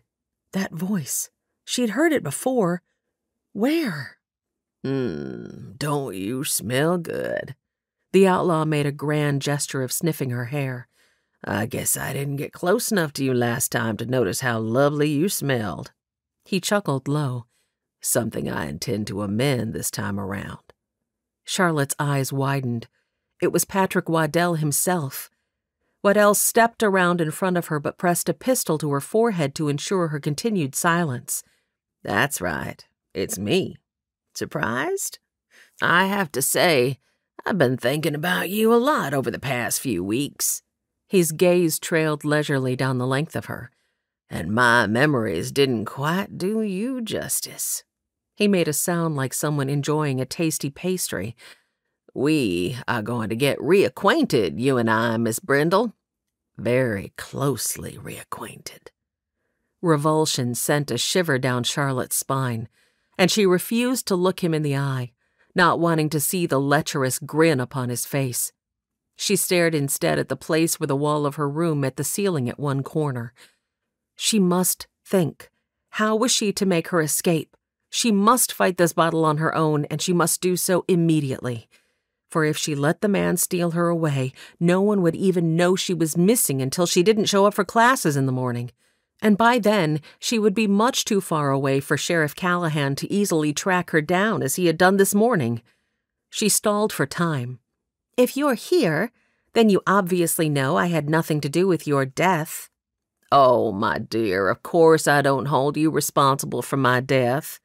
He tisked as though she might be an unlearned child.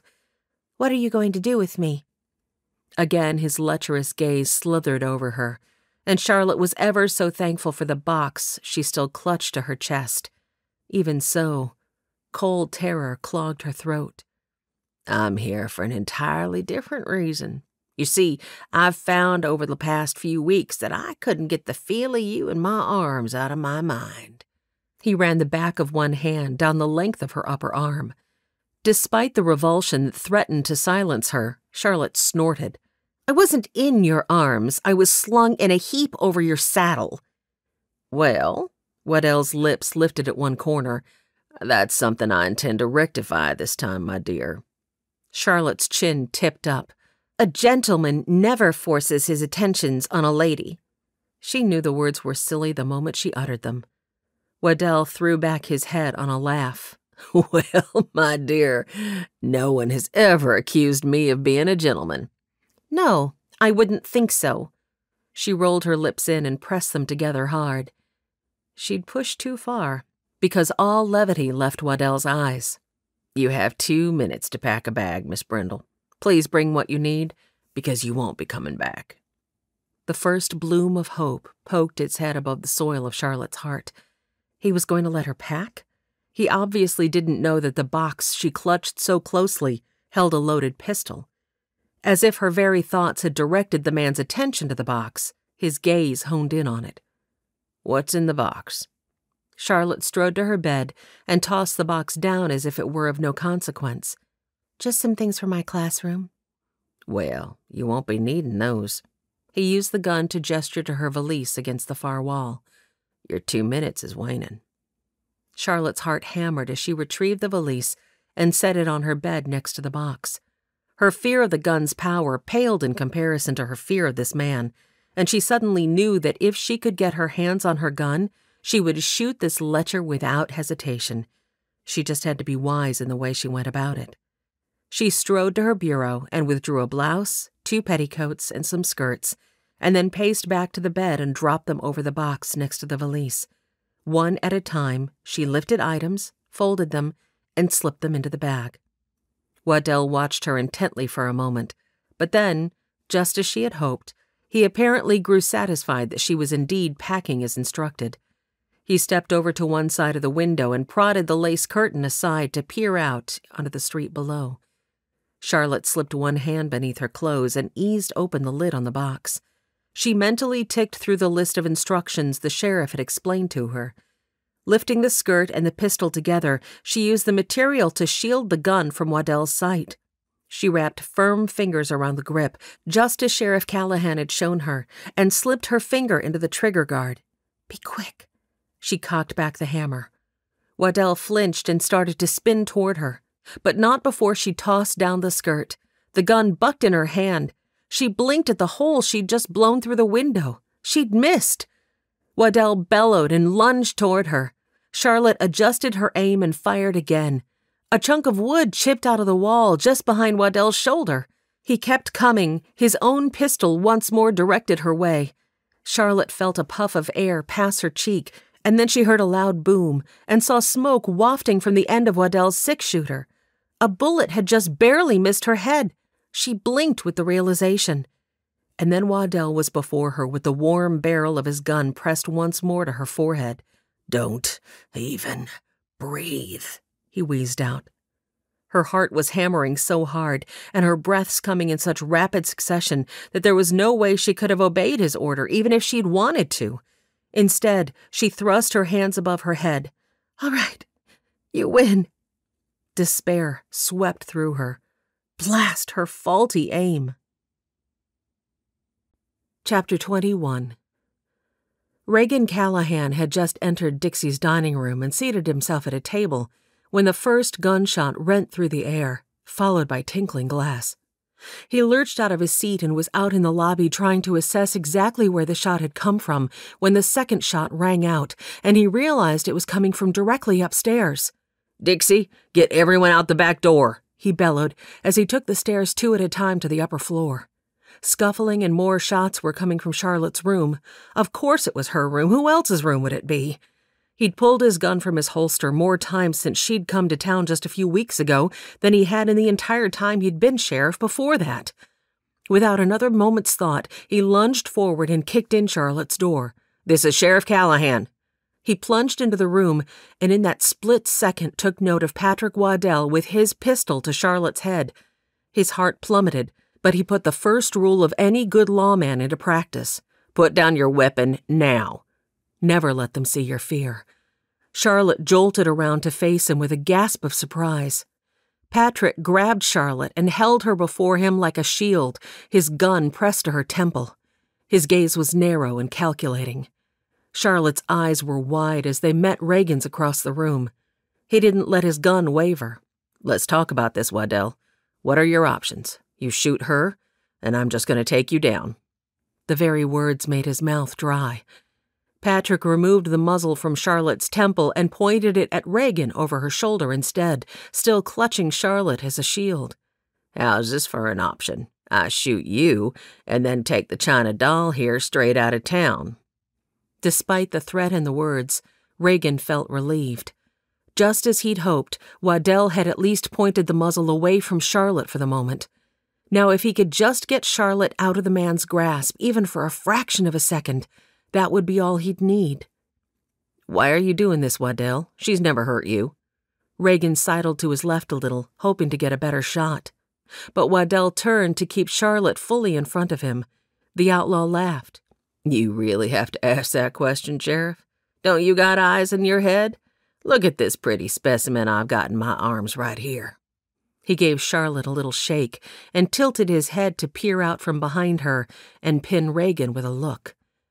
Reagan judged the distance between Waddell's visible eye and Charlotte's ear. Not enough room for a clean shot. "Just a little more, Waddell. Keep talking to me." He took another small step. Waddell angled with him, tucking his head in closer to Charlotte again. "Come on, Sheriff. Don't try to convince me you haven't noticed. In fact, I've heard that you and the little miss here have become quite close. That's the very reason I'm here. I've been lying awake nights pondering, you see. You set me up, let the boys know I was going to be on that stage. This here," Waddell grabbed Charlotte's jaw and jostled her head, "is payback, Sheriff. Plain and simple." In that moment, Reagan decided to give him what he wanted. "You're right, Waddell. In fact, I plan to marry her, so I can't let you walk out of here with her." Charlotte's eyes widened. Reagan tipped her an apologetic look as he took another step to one side. Waddell chuckled. "I might even feel a little sorry to disappoint you, Sheriff. You should feel this little gal trembling. I'm betting she didn't know you wanted to marry her." He turned them again, but this time one of his legs planted a little wide. Reagan dared not look too closely, lest he draw the man's attention to it. "Haven't you ever wanted a family, Patrick?" There was a moment of pause before Waddell replied, "Had me a family once. Pretty little woman and a little girl that looked just like her." He huffed. "I'm afraid I wasn't much of a father." Reagan held steady this time. "What happened to him?" "Can't rightly say that I know. Leora would have been 10 when I left him. Haven't seen him since." Charlotte stiffened. "Leora? There's a woman named Leora who's She works for you and McGinty, just next door." "What?" Patrick's surprise was evident in the shuffling of his feet. One of his boots protruded just beyond the hem of Charlotte's skirt. Reagan took the shot. Waddell screamed. Charlotte yelped and dove to one side. Her shoulder knocked Waddell's arm, and his reflexive shot went wide. Reagan's focus found the front pocket of Waddell's shirt. He fired again. Waddell's mouth dropped open, and he looked down at the crimson stain blooming across his chest. His hand fell limply to his side, and then the fingers went lax, and his pistol thumped loudly to the floor. He took a stumbling step backward, and then his legs seemed to melt out from under him. He collapsed to the floor, his unseeing gaze pointed toward the ceiling. Reagan quick-footed it to Waddell's side and kicked his pistol further from his body. Bending, he felt for the man's pulse. Nothing. Reagan sighed, but gave himself only a moment to absorb the reality that he'd just taken a man's life, before he thrust his own pistol back into his holster and hurried to Charlotte's side. Charlotte, I'm so sorry. He squatted down next to her and laid a hand against her head. It's all right now. Charlotte threw herself into his arms so forcefully that she nearly took him to the ground. Oh, Reagan, I was so terrified. Reagan closed his eyes and tucked her head against his chest. She would certainly not change her mind about going back east now. The ache that had begun earlier this afternoon when she'd said she wouldn't be staying now burgeoned into a full-out pain. But just then she pushed back from him, swiped at the tears on her cheeks, and pinned him with an almost desperate look. You have to teach me to shoot. He blinked. She gave a firm nod, her chin jutting off to one side. I read the verses. You were right. I wasn't trusting what I knew to be true. I'm staying, and I'll learn to aim that blasted gun if it takes me a month of Sundays. I had the drop on him, but missed twice. Reagan's heart still pounded, and he pulled her close again. He was actually glad that she wouldn't have to bear the burden of having shot the man, but he knew better than to voice that thought aloud. And it really would be safer for her if she learned to handle the weapon properly. He spoke his next words directly into her ear, soft and low. Yes, I'll teach you to shoot. Trembling, she nestled in just below his chin, and he couldn't help but notice what a perfect fit she was in his arms. Movement drew his gaze to the doorway. Dixie stood there, skirts still clutched in her hands, mouth agape. Reagan cleared the emotion from his throat and gently set Charlotte back from him. He propped his hands on his hips and tipped his head toward the body. Waddell was waiting for her when she got to her room. Dixie's eyes rounded even more. Is she all right? Reagan didn't respond. They both turned to look at Charlotte. She twisted her fingers together, trembling visibly, and when she glanced over at Waddell, her face paled. As though she'd just lost all her strength, she sank onto the bed. Her focus shifted around the room until it rested on the pillow beside her. I'm not sure I'll ever be able to sleep in this room again. I have just the solution to that. Reagan urged her to her feet and nudged her out the door. He prodded her down the stairs and out onto the street. She looked around numbly, her hands fiddling nervously with the material of her skirt. He placed one hand to the small of her back and turned her toward the alley. He prayed his mother would be home and not out on a delivery of some sort. As they walked, he considered, was he putting Ma in danger by bringing Charlotte to her home? The Waddell gang had put out the word that they held Charlotte responsible for Waddell's death when he wasn't even really dead. Wouldn't they come after her with even more gusto now that their leader actually was dead? Unless, he squinted, could it be that Waddell and Lenny had been the last of the gang? There might be no one left to come after Charlotte now that Lenny and the other members who had been rounded up by Joe were in jail and Waddell was dead. He scrubbed one hand over the back of his neck and thought through all the potential outcomes. And by the time they reached his mother's clapboard house at the back edge of town, he was satisfied that the danger to Charlotte from the Waddell gang had likely passed. Even if there was a remnant of the gang's members, their time and thoughts would likely be taken up with vying for top spot in the new pecking order. Charlotte was most likely not going to be a priority any longer. At any rate, Ma knew how to protect herself if it came to that, and Charlotte soon would too. His mother's place came into view, and Reagan directed Charlotte up the stairs. When they entered the front door, Ma took one look at Charlotte, bounced a glance off him, and rose from the dining room chair where she'd been kneeling, hands folded, when they walked in. Ma stretched her arms wide and enfolded Charlotte in her full embrace. "Come here, darling. Was all that kerfuffling something to do with you? I've just the thing. A hot bath ought to fix you up just right." Over Charlotte's shoulder, Ma's worried gaze searched him from the top of his hat to the tips of his boots. With a gentle smile, he spun around so she could see the back of him had no holes in it either. She rolled her eyes and shooed Reagan toward the exit, giving him a look that assured him Charlotte would be in good hands. The next Saturday, Charlotte once again found herself riding on a wagon seat next to Sheriff Callahan as they headed out for her promised shooting lesson. The sheriff had arranged with his mother for Charlotte to stay in her spare room for the remainder of the school year, for which Charlotte was very thankful. She shuddered at the memory of Patrick Waddell's lifeless body on the floor in the middle of her room. She and Reagan had been to visit Leora right after the incident. Considering that she'd only recently lost her mother, Leora took the news about the death of her father rather well. "Ma always said he'd be the cause of his own death," was all she'd said. Charlotte had been surprised by her lack of emotion, but then again, maybe a woman who'd been raised and then abandoned by a man such as that would feel more relief than sorrow at his death. How sad. Her face must have revealed her agitation, for the sheriff took one look at her and shifted on the seat next to her. "So tell me how you've been? Enjoying our crisp Wyldhaven autumn weather?" His tone was light, an obvious attempt at diverting her thoughts. Charlotte glanced over at him. They had hardly spoken to each other since he'd left her in his mother's kitchen right after the shooting, but one thought had plagued her from that moment to this. Had he really meant he wanted to marry her, or had he only been saying that to distract Waddell?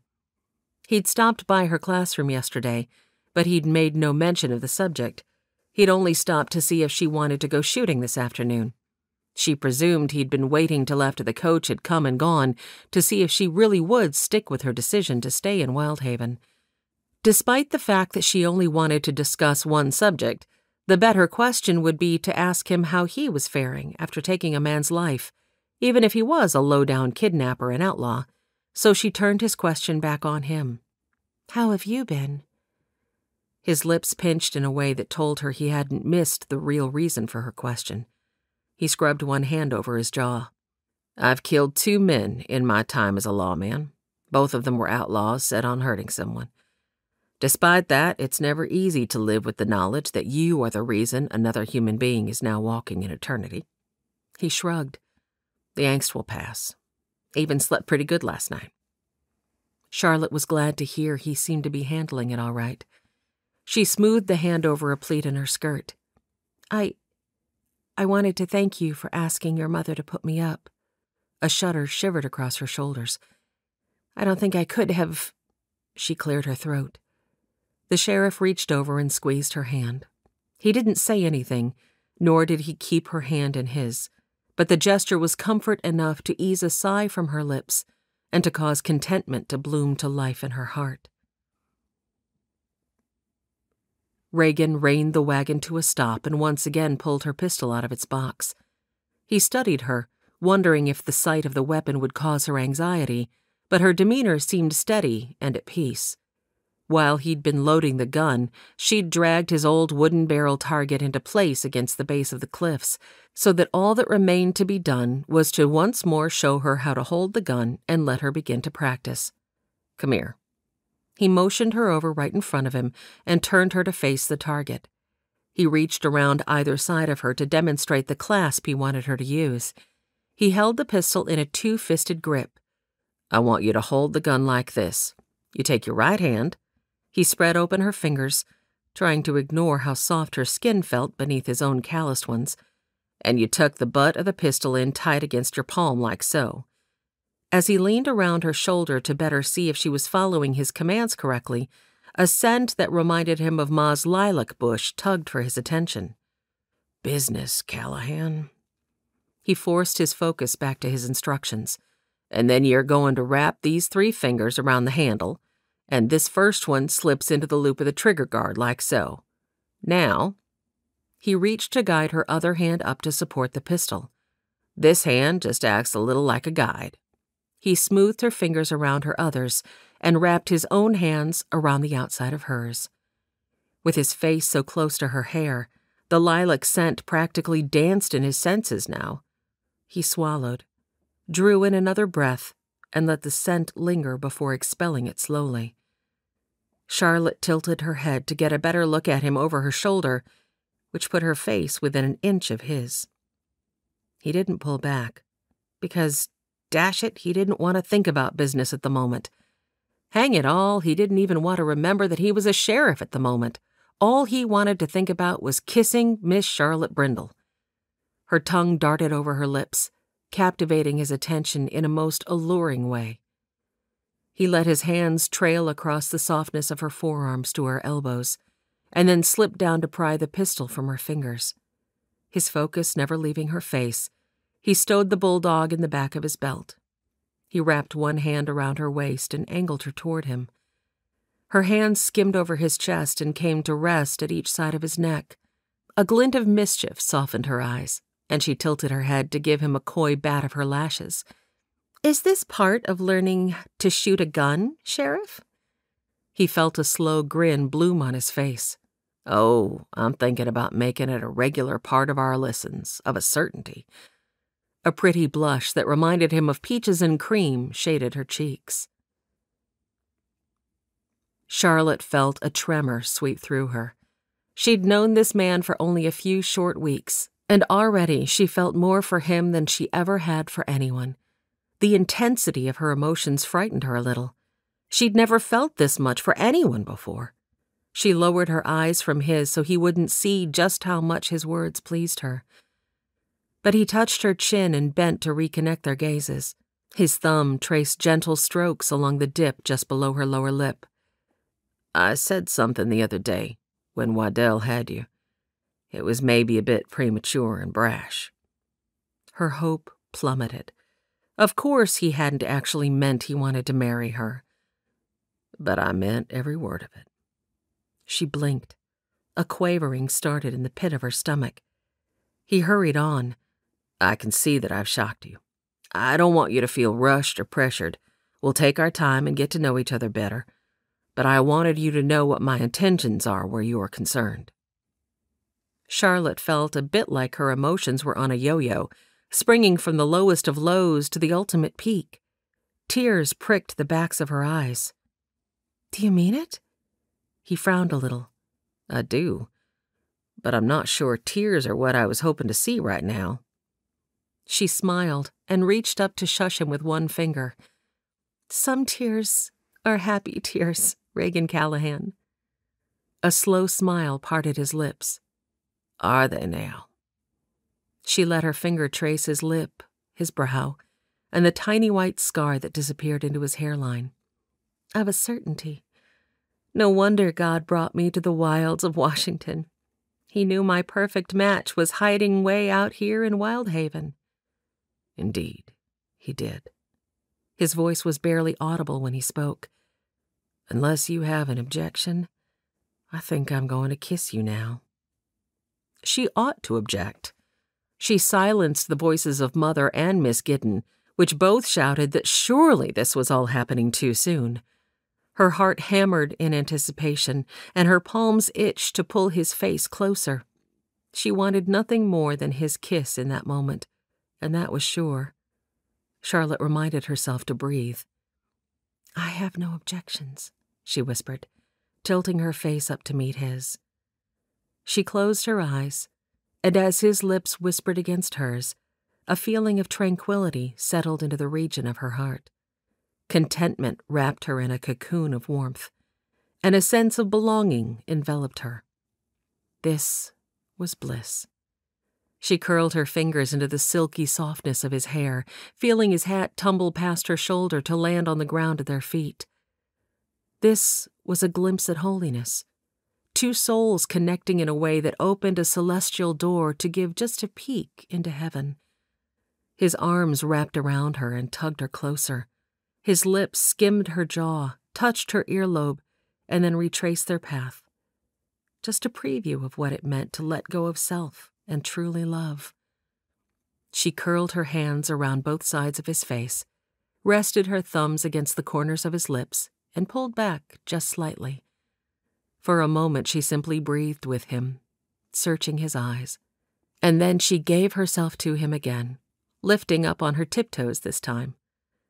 A picture of what it would be like to, for eternity, walk in harmony with the one who noticed, cared, and even hurt when sparrows fell. Dear reader, I hope you enjoyed this first foray into the town of Wyldhaven. I'm looking forward to sharing more depth and history of Washington's logging industry with you in future stories. It should be noted that the town of Clay Ellum was not so named until 1908. Prior to that, it was called Cle Allum. one of the largest mills in Washington operated in Clay Ellum at this time in history. Many small towns sprang up around mills and in logging areas. Though Wyldhaven is a product of my imagination, there were many towns in Washington and other states across the nation that came into existence in a similar manner. Some were in optimal locations and are still in existence today. Many others were abandoned when the industry they were built around either failed or needed to move to a new locale. Until we meet again in the pages of another story, may the God of all ages protect and keep you as you walk along your way. Wishing you God's greatest blessings, Lynnette Bonner. This has been an unabridged production of Not a Sparrow Falls by Lynnette Bonner. Copyright 2017 by Lynnette Bonner. Read by Amy Lilly, directed and engineered by Adam Hassel, and recorded at the Oasis Audio Studios. If you've enjoyed this audio production of Not a Sparrow Falls, please look for Book 2, On Eagle's Wings,